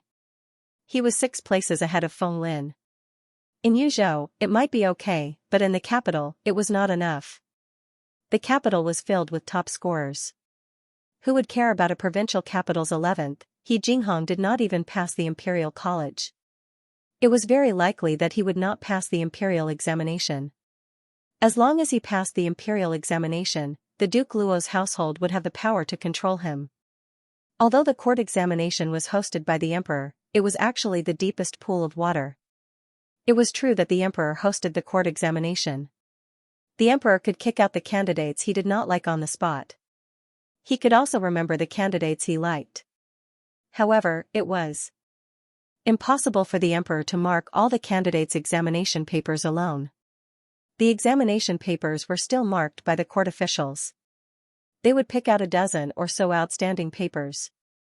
The emperor would look through them one by one or interview them. Then, he would choose 3 first-rank grand scholars.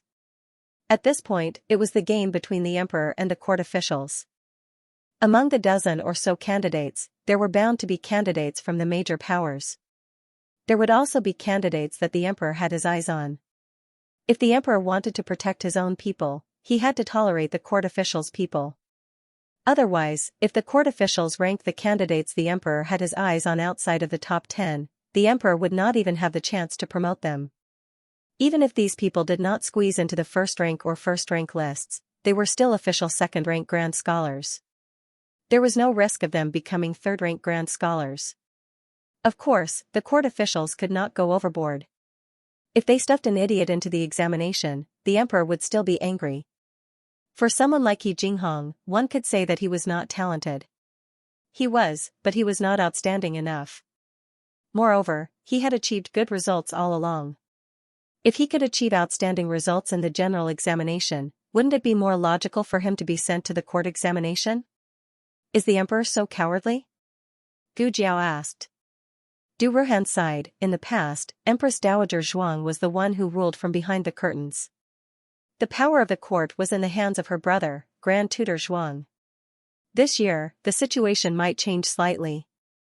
After all, Empress Dowager Zhuang is ill and has gone to the temporary imperial residence to recuperate. The power of the Zhuang family is not as strong as it used to be. However, it is also because of this that the various powers have to seize this opportunity. Otherwise, once the emperor takes back all the power, it will be difficult for them to control the court examination. Feng Lin and the other two spent a happy day in Bai Shui Alley. Du Ruhan lost so badly that he lost all his allowance for the next month. The old woman happily counted the money in her room. Feng Lin and the other two bid farewell. Before they left, the three of them looked at Xiao Lulang strangely. Xiao Lulang frowned. What's wrong? The three of them shook their heads. Nothing, nothing. Since Jiaoyan asked them to pretend that they did not know anything, then they did not know anything. The three of them got on Lin Qingya's carriage and left. He turned around and entered the courtyard, only to find Gu Jiao coming out. It's so late, are you going out? He asked. Gu Jiao said, Oh, I'm going to the medical center. Xiao Lulang and the other three were on vacation.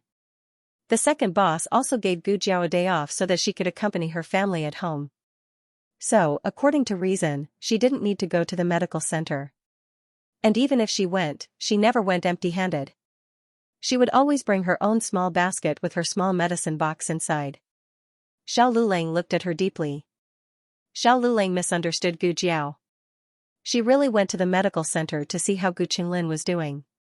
She already took out Gu Qinglin's medicine and gave it to Dr. Song, so it didn't matter if she didn't bring her medicine box.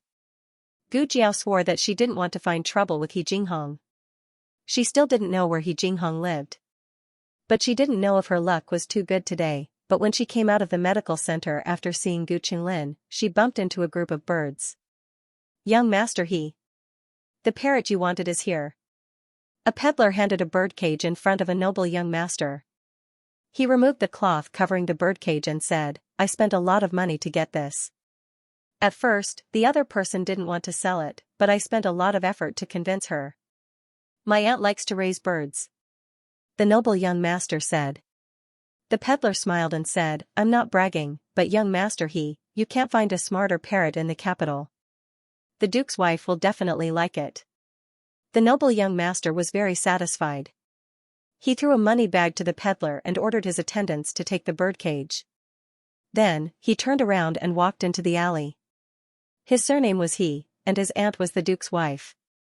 The characteristics were too obvious. Gu Jiao couldn't ignore it even if she wanted to.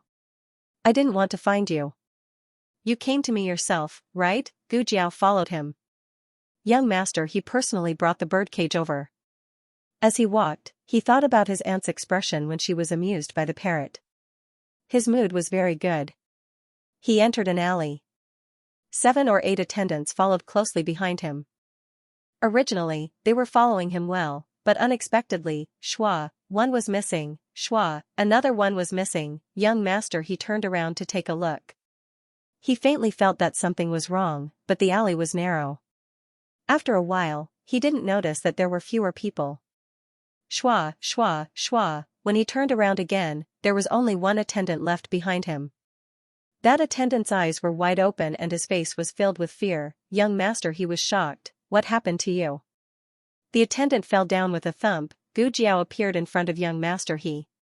She was wearing a narrow-sleeved green robe. Her hair was as black as ink. She used the white jade hairpin Xiao Lulang gave her to tie it into a single bun on her head. Her black hair was like satin, flowing naturally in the cold wind. Her eyes were cold and revealed a trace of disdain.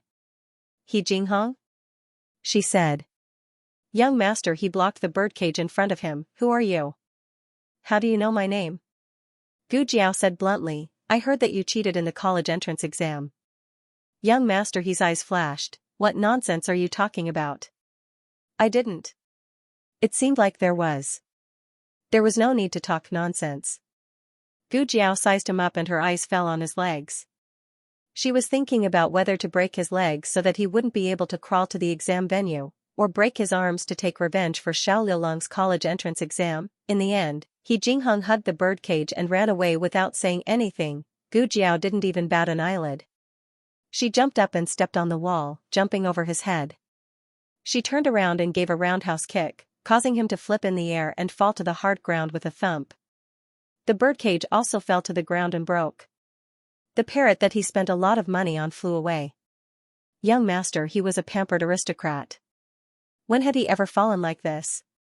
He felt as if his brain was about to scatter, and his internal organs were about to shift. Gu Jiao walked over calmly and looked down at him.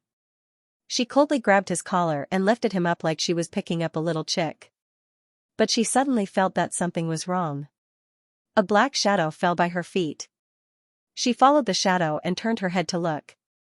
Xiao Lulang had come to the alley and was standing at the entrance, looking at her without blinking, and He Jinghong in her hands.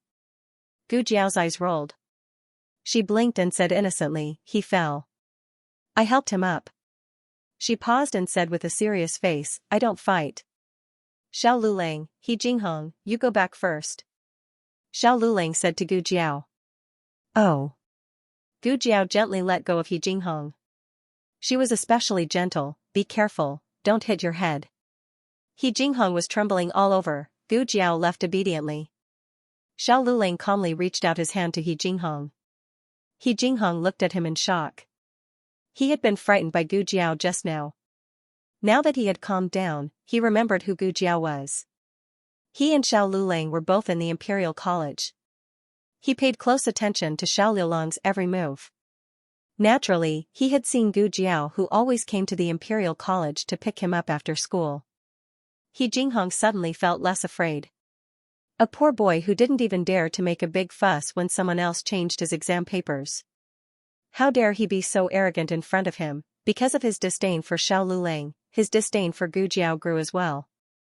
He Jinghong grabbed Xiao Liulang's hand and stood up. He supported himself against the wall with one hand and covered his aching chest with the other. He said to Xiao Lulang fiercely, "I'll remember this." That woman dared to treat him like this and let go of his expensive parrot. He wouldn't let her have it easy. Looking at He Jinghong's back, Xiao Lulang said calmly, "Don't you want me to take the exam for you?" He Jinghong stopped in his tracks. Xiao Lulang looked at him calmly. "I'll take the exam for you and we'll forget about what happened today." He Jinghong turned to look at Xiao Lulang and narrowed his eyes suspiciously. "Is that woman that important to you?" "Xiao Lulang, I have another condition." He Jinghong, "Speak." Xiao Lulang said, "You have to pay me the remuneration that Steward Wang promised me earlier." He Jinghong said mockingly, "Ha, you hit me and you still want a remuneration?" Xiao Lulang looked at him coldly. "If I hadn't hit you, I wouldn't have agreed at all." He Jinghong's eyes flashed and he carefully calculated in his mind. He had started to pay attention to Xiao Liulang's 8-legged essay ever since he saw the other in Ping City. From the provincial examination to the Imperial College, Xiao Liulang's performance had been impeccable. If Xiao Lulang could really take the exam for him, then he wouldn't have to worry about his exam results. Other than Royal Princeton, no one else could be better than Xiao Lulang. "Alright, I agree." He Jinghong raised his chin and said. "Words are not proof." Xiao Lulang looked at a study not far away. "You have to write a written pledge that as long as I take the tribute exam for you, you won't cause trouble for me and my family." He Jinghong frowned. "You don't trust me?" Xiao Lulang said honestly, "That's right." "You." He Jinghong choked. But to be honest, he did have the intention to settle accounts later. When Xiao Lulang took the exam for him, he would think of a way to deal with the two of them. Xiao Lulang continued, not only do you have to write a pledge, you also have to swear to the heavens that if anything happens to me and my family in the capital, it will be on your head. He Jinghong pointed at his nose and said, don't go overboard. If you go out and bump into something, will it be on my head as well? Xiao Lulang made a sound of acknowledgement. That's right, it will be on your head. So do you agree or not? He Jinghong's teeth hurt, only an idiot would agree, but the temptation of the tribute exam was too great. His aunt said that as long as he could pass the tribute exam, his uncle would have a way to make him a first or second ranking scholar. The Luo family only had one spot. His aunt told him to work hard and not lose to the other relatives. He Jinghong steeled his heart. Okay. No matter what, he had to agree first. Xiao Lulang and He Jinghong went to the study and asked for a quiet room. Xiao Lulang read and he wrote. The general content was that Xiao Lulang agreed to take the exam for him. The specific method was to write down the other person's name on the exam. Xiao Lulang promised to get him into the top 3 and he promised to pay Xiao Lulang 5,000 taels of silver as a reward. You can't kill the donkey after it has outlived its usefulness and caused trouble for me and my family. You can't take the reward back. You can't find someone to steal it back. You can't rob it back. He Jinghong, finally, a contract was written and He Jinghong signed it. Xiao Lulang also signed it. He Jinghong said coldly, what if I can't get into the top 3? Xiao Lulang interrupted him. I'll refund you half of the reward. If I can't get into the tribute exam, I'll refund you all. He Jinghong snorted coldly. That's more like it, there were 2 copies, one for each side. He Jinghong paid half of the deposit first. After the results were released, the rest of the reward would be calculated according to the results. After putting away the document, He Jinghong stood up and patted Xiao Lulang's shoulder with satisfaction.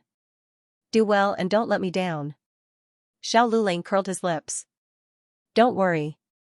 Xiao Lulang rarely smiled, but when he did, it was mesmerizing. Even a man like He Jinghong was stunned. He quickly came back to his senses and cleared his throat uncomfortably. He turned around and left. Xiao Lulang looked at the document in his hand and his smile gradually turned cold. He turned around and went to the capital office.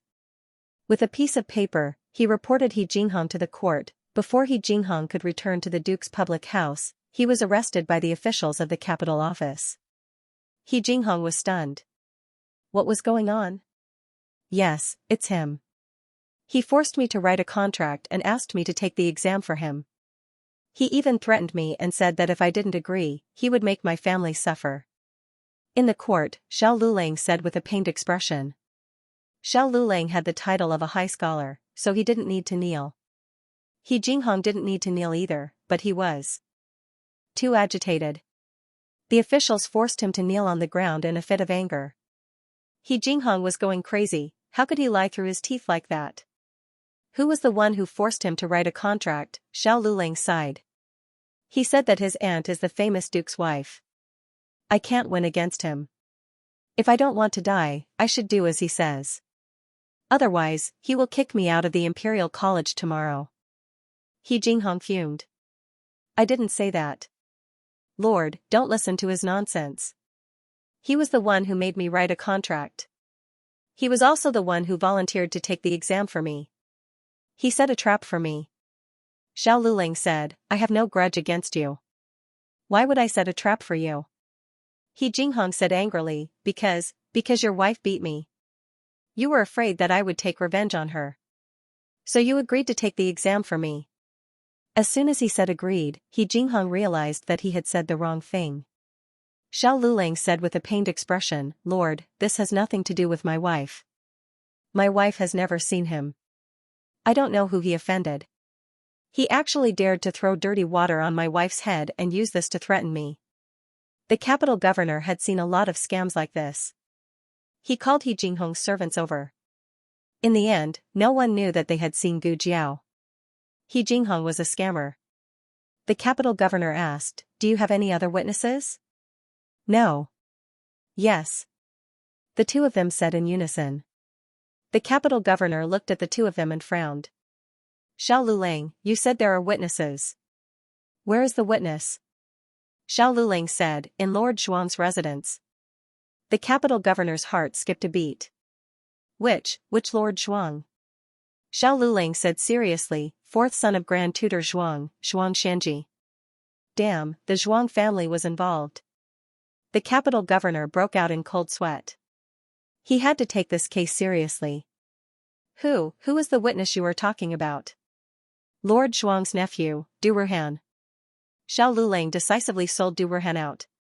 Feng Lin and Lin Xianxia only knew that Du Ruhan had an uncle in the capital, but they didn't know who his uncle was. Xiao Lulang knew because he saw Du Ruhan and Xianxia enter the governor's residence together. Du Ruhan even called Xianxia his uncle. Xianxia was the son of Grand Tutor Zhuang. The father and son had different political views, so Xianxia left the residence. Xianxia wasn't in the residence, so Du Ruhan came alone. The capital governor said seriously, top scorer Xiao said that high scholar he threatened top scorer Xiao and asked him to take the exam for him. He also said that you are the witness. Is this true? Du Ruhan glanced at Xiao Lulang. This kid hid it well. He had already found out that they were eavesdropping on him. Yes. Du Ruhan told him about how Wang Yan had threatened Xiao Lulang. He Jinghong's face turned pale. You are lying. Du Ruhan rolled his eyes. Whether I am lying or not, won't Lord Zhuang check? Who are you to say such things? He looked at the capital governor. If Lord Zhuang doesn't believe me, you can send someone to ask around. Many of the neighbors have seen his servant coming. The capital governor really did send someone to ask around. The result was that Wang Yan had indeed been to Xiao Liulang's house. He Jinghong refuted, Lord Zhuang. Don't believe his side of the story. Why would he be at Xiao Liulang's house? They clearly know each other. They are in cahoots. Xiao Lulang sighed helplessly. If they know each other, then they are in cahoots. Young master, he even knows the Duke. Could it be that young master his actions were instructed by the Duke? This accusation was false. The capital magistrate almost fell off his chair. He Jinghong also choked. He felt that Xiao Lulang was twisting words and forcing logic, but he had no way to refute it. There were witnesses and evidence. He Jinghong could not escape the crime of cheating in the spring examinations. Cheating in the imperial examinations was a serious crime, especially when it was used to extort and coerce others. The crime was especially serious. He Jinghong could forget about stepping into the examination hall for the rest of his life. Since he could not take the imperial examinations, he could only be abandoned by the Duke Luo's household. The Duke would not ruin his own reputation for an abandoned son. He Jinghong also did not have the ability to find trouble with Gu Jiao. This matter was quite big. When night fell, Gu Jiao also found out about it. The two of them took a walk in the courtyard. Gu Jiao asked him, "Aren't you afraid of putting yourself in danger?" After all, he had also signed the document. If he encountered a muddle-headed capital governor, he could be convicted as well. What about you? Xiao Lulang asked in return. Gu Jiao did not say anything. After a while, she said seriously, "I said that I only helped him up." Xiao Lulang raised his eyebrows. Oh, then Luo Du and Zhao Rui, you also just happened to help them up? Then you helped them up until they couldn't get out of bed for a few months. Gu Jiao defended her position. I only helped them up. Xiao Lulang laughed softly. This was the first time Gu Jiao saw him laugh like this. So he knew how to laugh, and he looked so good when he laughed. What was that saying? Her brother's smile was not a smile, it was a poison that stole people's soul. Gu Jiao's mind suddenly flashed a thought. This man, in the future, can only smile for her. In the blink of an eye, it was February. The spring imperial examination was coming. Last year, during the autumn imperial examination, Xiao Lulang and his party encountered the hottest provincial examination. This year, unfortunately, there was no spring, only a rare cold. In the capital in February, the north wind blew. On the 5th day of the lunar month, there was a snowfall. The people who fell into the frozen lake during the cable bridge accident did not get sick. Instead, they fell sick in the cold. The business of the medical hall suddenly improved a lot. Gu Jiao let Dr. Song and the others make the medicine into pills. It was convenient to carry around. Even if they had to take the exam, they could continue to take the medicine. The exam was divided into 3 parts. The first part tested the 4 books and 5 classics. The second part tested the 8-part essay. The third part tested the policy. The content and process of the exam was similar to the provincial examination. They had to enter the exam a day before and leave the next day. The first day to enter the exam was the 8th. Gu Jiao woke up early. The latest chapter of this book is not finished yet. For more exciting content, please scan the QR code below to download the app. Novels are updated at a faster rate. Millions of novels are free to read. Novels with content that can't be found online are all available here. https://www.zhhbqg.com/89642896428226/113891225. HTML Genius remembered the website address in 1 second. www.zhhbqg. Bikuga mobile reading website, mzhhbqg. The latest chapter of this book is not finished yet. For more exciting content, please scan the QR code below to download the app. The novel will be updated more quickly. Millions of novels will be read for free. Novels with content that can't be found on the internet can be found here. It snowed at night. When she woke up in the morning, there was a layer of ice on the ground and it was slippery. Gu Jiao was already prepared. She spread the sand that she had collected a few days ago on the ground of the corridor and courtyard. She opened the courtyard door and wanted to spread the sand in the alley. However, she saw that everything in the alley was already paved. There was ash and straw mats. Gu Jiao was wondering what was going on when a neighbor opened the courtyard door not far away. A head popped out from inside and smiled at Gu Jiao. Lu Lang is going to take the exam, right? Aunt Lu. Gu Jiao greeted. She was one of the old lady's mahjong friends and had come to the house a few times. Gu Jiao understood that the road was paved by the neighbors. The materials used by each house were different, so the road was colorful. She always thought that their family was isolated, but the old lady had integrated their family into the alley. Gu Jiao thanked her.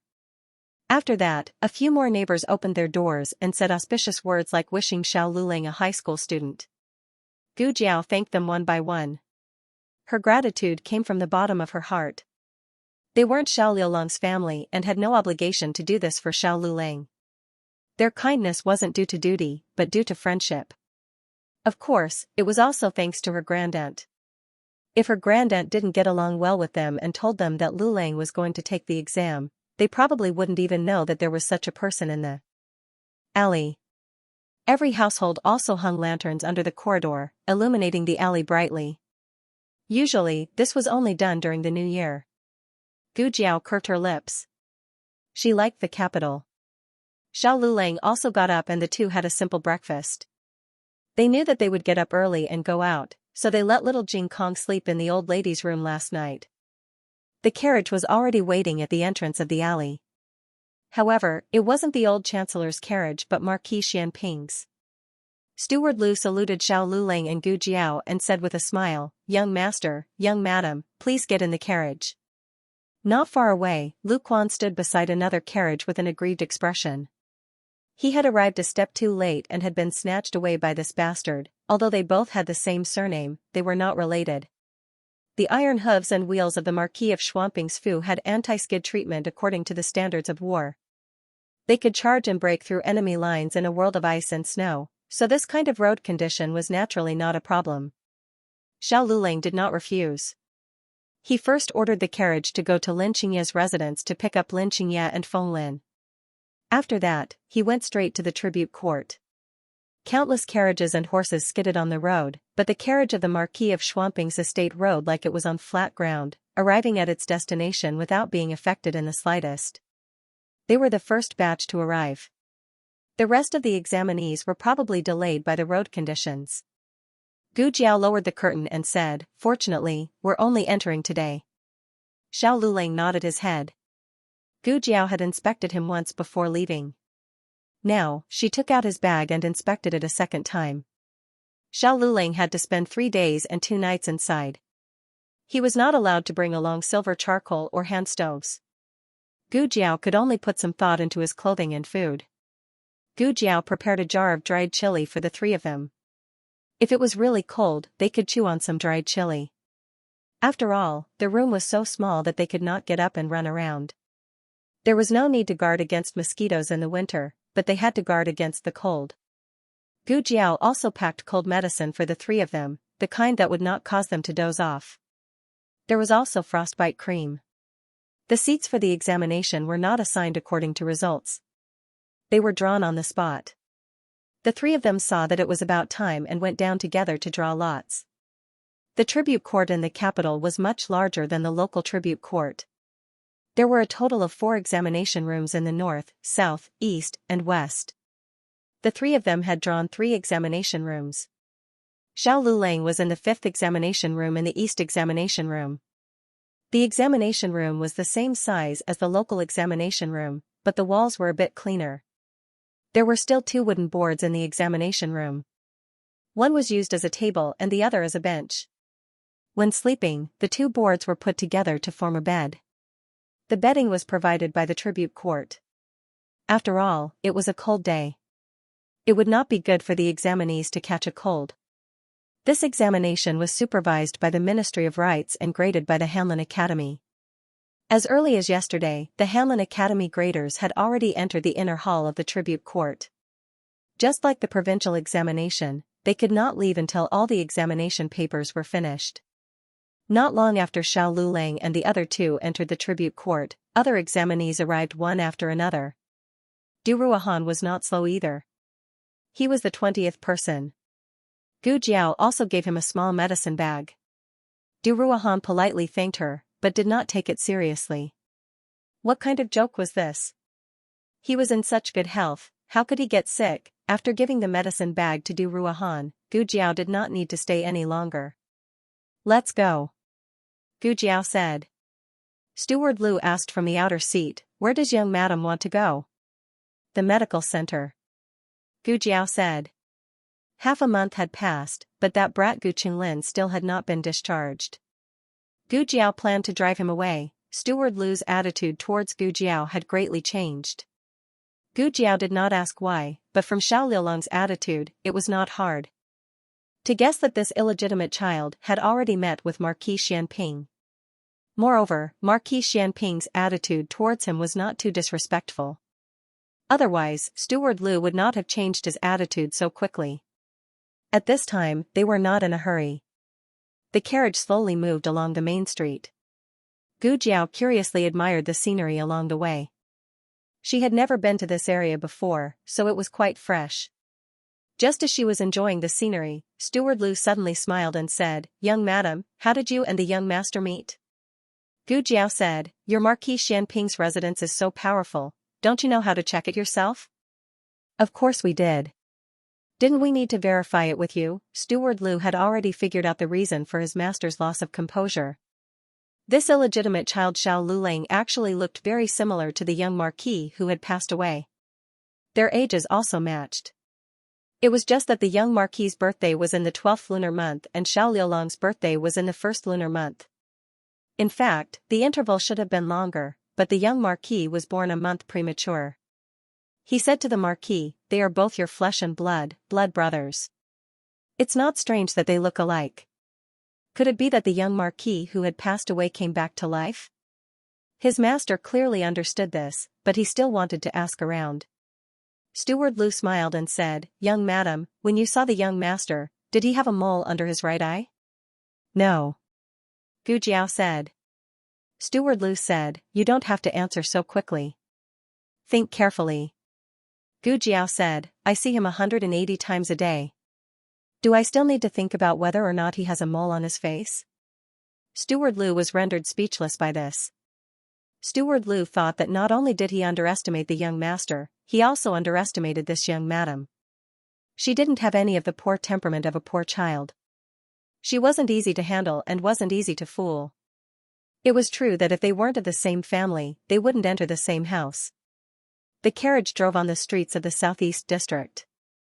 Because of the exam, several main streets were closed and only examinees were allowed to pass. They couldn't go back the way they came. They changed the street.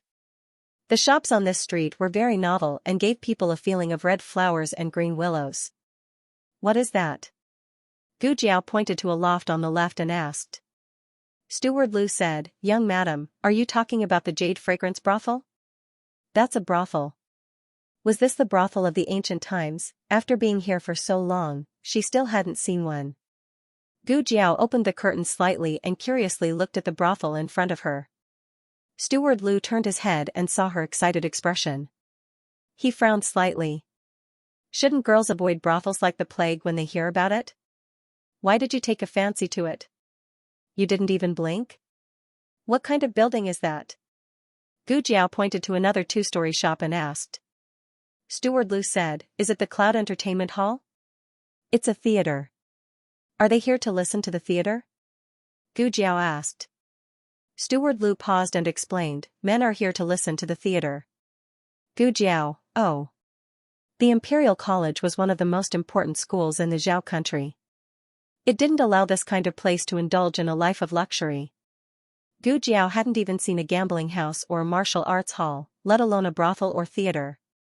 Is that a gambling house? Gu Jiao pointed to a shop with a large gambling character hanging in front of it. Steward Lu, yes, young madam.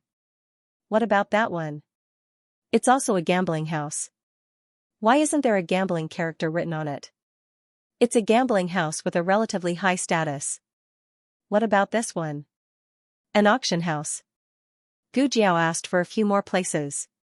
They were either brothels, martial arts halls, or gambling houses. Her eyes were bright, as if they were emitting green light. Steward Lu. Young madam, is it really okay for you to be like this? When the Marquis asks later, it really wasn't me who led you astray. After crossing this street, the shops became much more serious. Gu Jiao lost interest. She yawned and put down the curtain. Steward Lu, who had carefully chosen the most noble street in the capital for Gu Jiao and had even planned to be a tour guide, was speechless.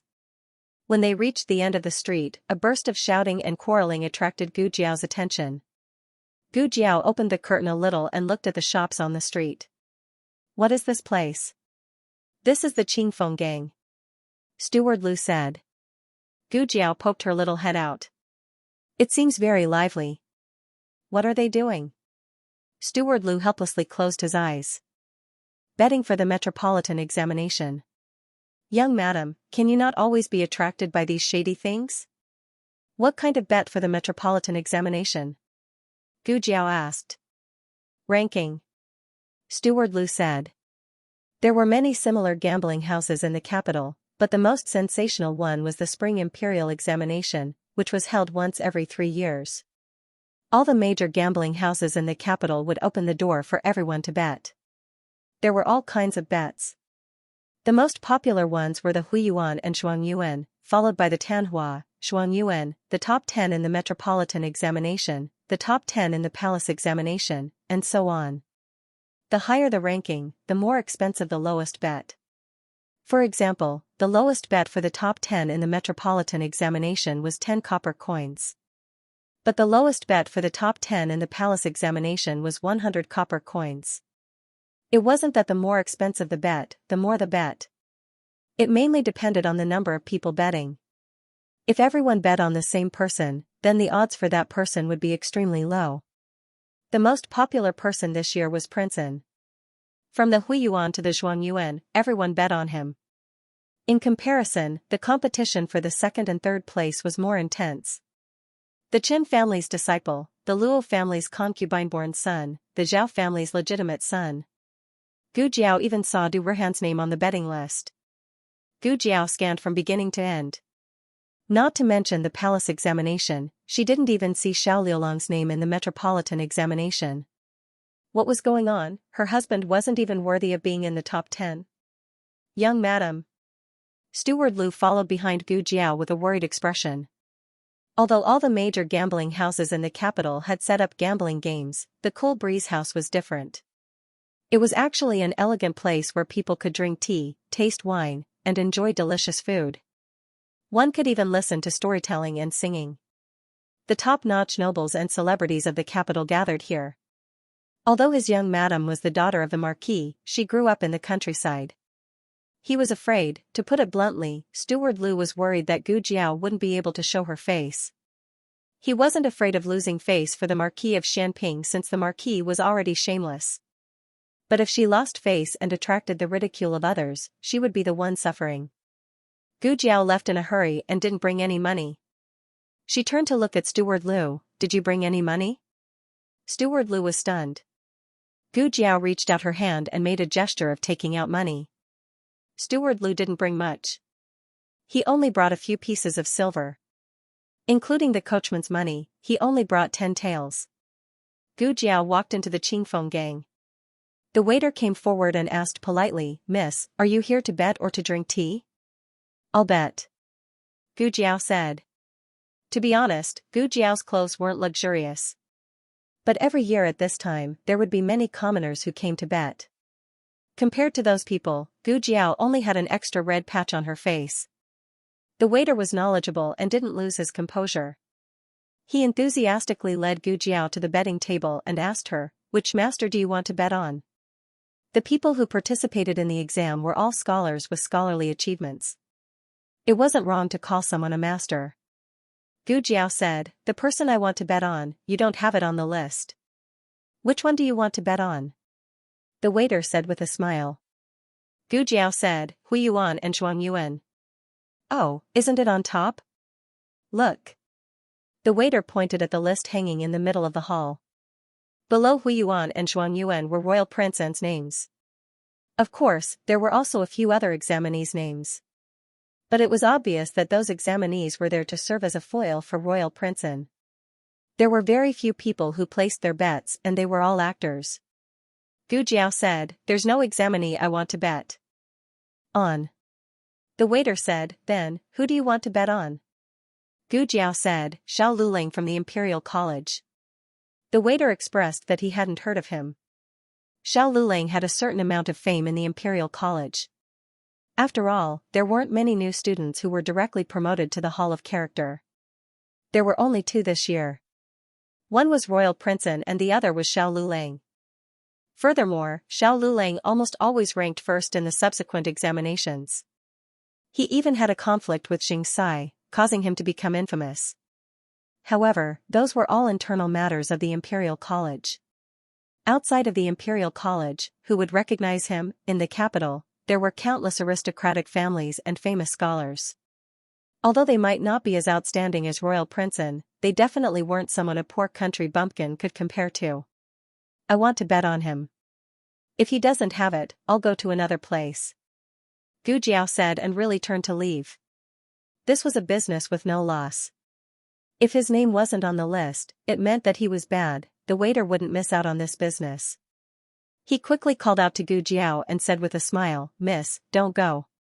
I'll help you write your name. How much do you want to bet?" "The lowest bet for the top 10 is Hui Yuan, Zhuang Yuan, and Big 3 Yuan," Gu Jiao said. The waiter was stunned. You want to bet on that person?" Gu Jiao nodded seriously. The waiter looked at her as if she was an idiot. All right. He really didn't know where this little idiot came from.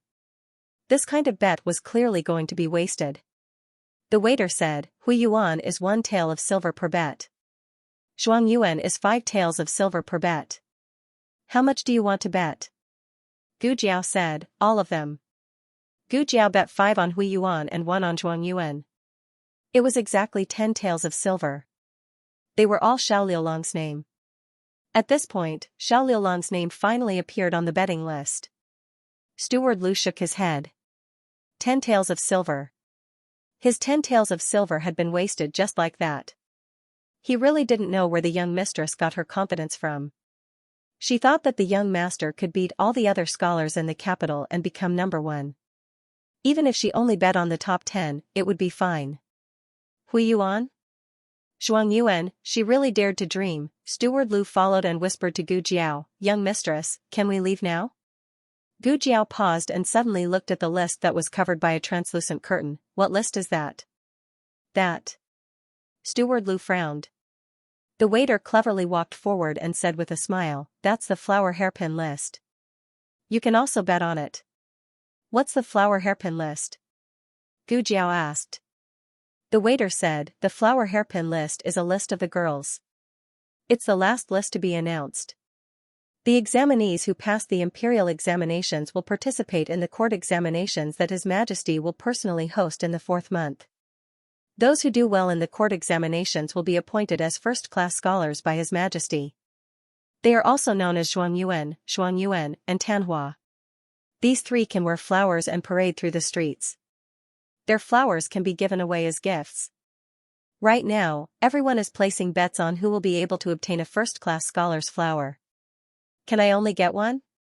Gu Jiao blinked and asked. The waiter's mouth twitched. "What do you mean only one? Do you know how hard it is to obtain one?" This flower was bestowed by His Majesty and had a special meaning. Most Xuangyuan, and Tanhua would not be willing to give it away, thus, the girls would fight over it. There were some who managed to get it, but that was too embarrassing for the court. Thus, the court forbade fighting over it. There were only 2 ways to obtain a first-class scholar's flower hairpin. The first was for the other party to willingly give it away. The second was for the other party to issue a challenge. The other party could accept or reject the challenge. If the other party lost, they had to give the flower hairpin away. The waiter sighed, "Miss, think about it. How talented are the people who can pass the first-class scholar exam? Who can challenge them? Don't even mention challenging their martial arts. They can refuse to accept challenges that they are not skilled in. Thus, unless they are willing to give it away, it has to be a smart girl like the Crown Prince Consort." At the mention of the Crown Prince Consort, the waiter couldn't help but add, "Miss, you don't say. There really was someone who obtained 2 flower hairpins." Gu Jiao said calmly, "That Crown Prince Consort?" The waiter said with a face full of admiration, "That's right, it's her. She challenged 2 first-class scholars in a row and won both of them. His Majesty said that she was born as a wrong girl. Otherwise, how could there be any men?" Gu Jiao had no feelings towards that Crown Prince Consort. She wanted to see who was on the flower hairpin list. The waiter led her to take a look. There were many ladies' names on the flower hairpin list. Of course, it was not their real names. For example, the daughter of Duke Luo's family was 3rd Miss Luo. The most popular ones were Miss Gu and 2nd Miss Shuang. She didn't need to guess to know that they were Gu Jinyu and Shuangyueshi. Shuangyueshi was Prince An's sister. Prince An would definitely be the top scholar. There was a high possibility that he would give the flower hairpin to his sister. As for why he didn't give it to Zhuang Mengdai, Shuangyueshi was a talented girl while Zhuang Mengdai was an idiot. Even so, Zhuang Mengdai was still on the flower hairpin list. Her name was 5th Miss Shuang. She had placed a bet on herself. Below Gu Jinyu and Shuangyueshi, it was 3rd Miss Luo, 4th Miss Zhou, Taoist nun Miao Yin. Why was even a Taoist nun on the list? Gu Jiao saw a few familiar surnames on the list. They seemed to be the daughters of the female school. "Miss, do you want to place a bet on the flower hairpin list? You can't go wrong if you place a bet with everyone." The waiter pointed at Gu Jinyu and Shuangyueshi. There was a high chance that the 2 of them would get the flower hairpin. Gu Jiao was not interested in this. Just as she was about to turn and leave, a woman's voice came from the 2nd floor corridor, "Servant, I want to place a bet." It was Zhuang Mengdai. Gu Jiao raised her eyes and looked. From her angle, she could see Zhuang Mengdai holding Shuangyueshi's arm as they walked out from a side room. The 2 of them were wearing veils so they could not see her from their angle. The shopkeeper personally went upstairs and cupped his hands to the 2 of them. "May I ask the 2 Miss Shuang, who do you want to place your bet on?" Zhuang Mengdai smiled and said, "Place Miss Gu's bet." 5. The shopkeeper warmly said, "How much do you want to place?" "I will write it down for you." Zhuang Mengdai smiled mockingly, "Wait, the one I want to place is not Miss Gu who is already on the list." "Ah?" The shopkeeper was stunned. Zhuang Mengdai looked at the side room across from them. "It is Marquis Ding and Fu's eldest Miss Gu. You probably don't know yet, but the Miss Gu on the list is not some Marquis Fu's daughter. She is just a village girl who was mistakenly brought home." The real Gu family's eldest miss is someone else. Your Cool Breeze gang has opened such a large bet, but you don't even know if the person is real or fake. I really feel ashamed for your Cool Breeze gang. She scolded the Cool Breeze gang, but who could not tell that she was insinuating to ridicule Gu Jinyu? Gu Jinyu had also come to place her bet today. She wanted to see how popular she was. Who knew that she would meet a mad dog like Shuang Mengdai? There were many people in the Cool Breeze gang. Once the news was released, the entire capital would quickly know. Gu Jinyu's face turned ashen. Shuang Mengdai was in a good mood. She left a copper coin and left. That's right, the flower hairpin list was 1 copper coin for a bet. Shuang Mengdai only placed 1 bet. Half an hour later, Gu Jiao's name appeared alone at the bottom of the flower hairpin list. The newest chapter of this book is not finished yet. For more exciting content, please scan the QR code below to download the app. Novels are updated even faster. Millions of novels are free to read. Novels with content that cannot be found online are all available here. https://www.zhhbqg.com/89642896428226/1138628446. HTML Genius 1 second. Remember this website address, www.zhhbqg.com. Bikuga mobile reading website, mzhhbqg.com. End of chapter 196. Don't forget to subscribe, like, and share the video to support the channel.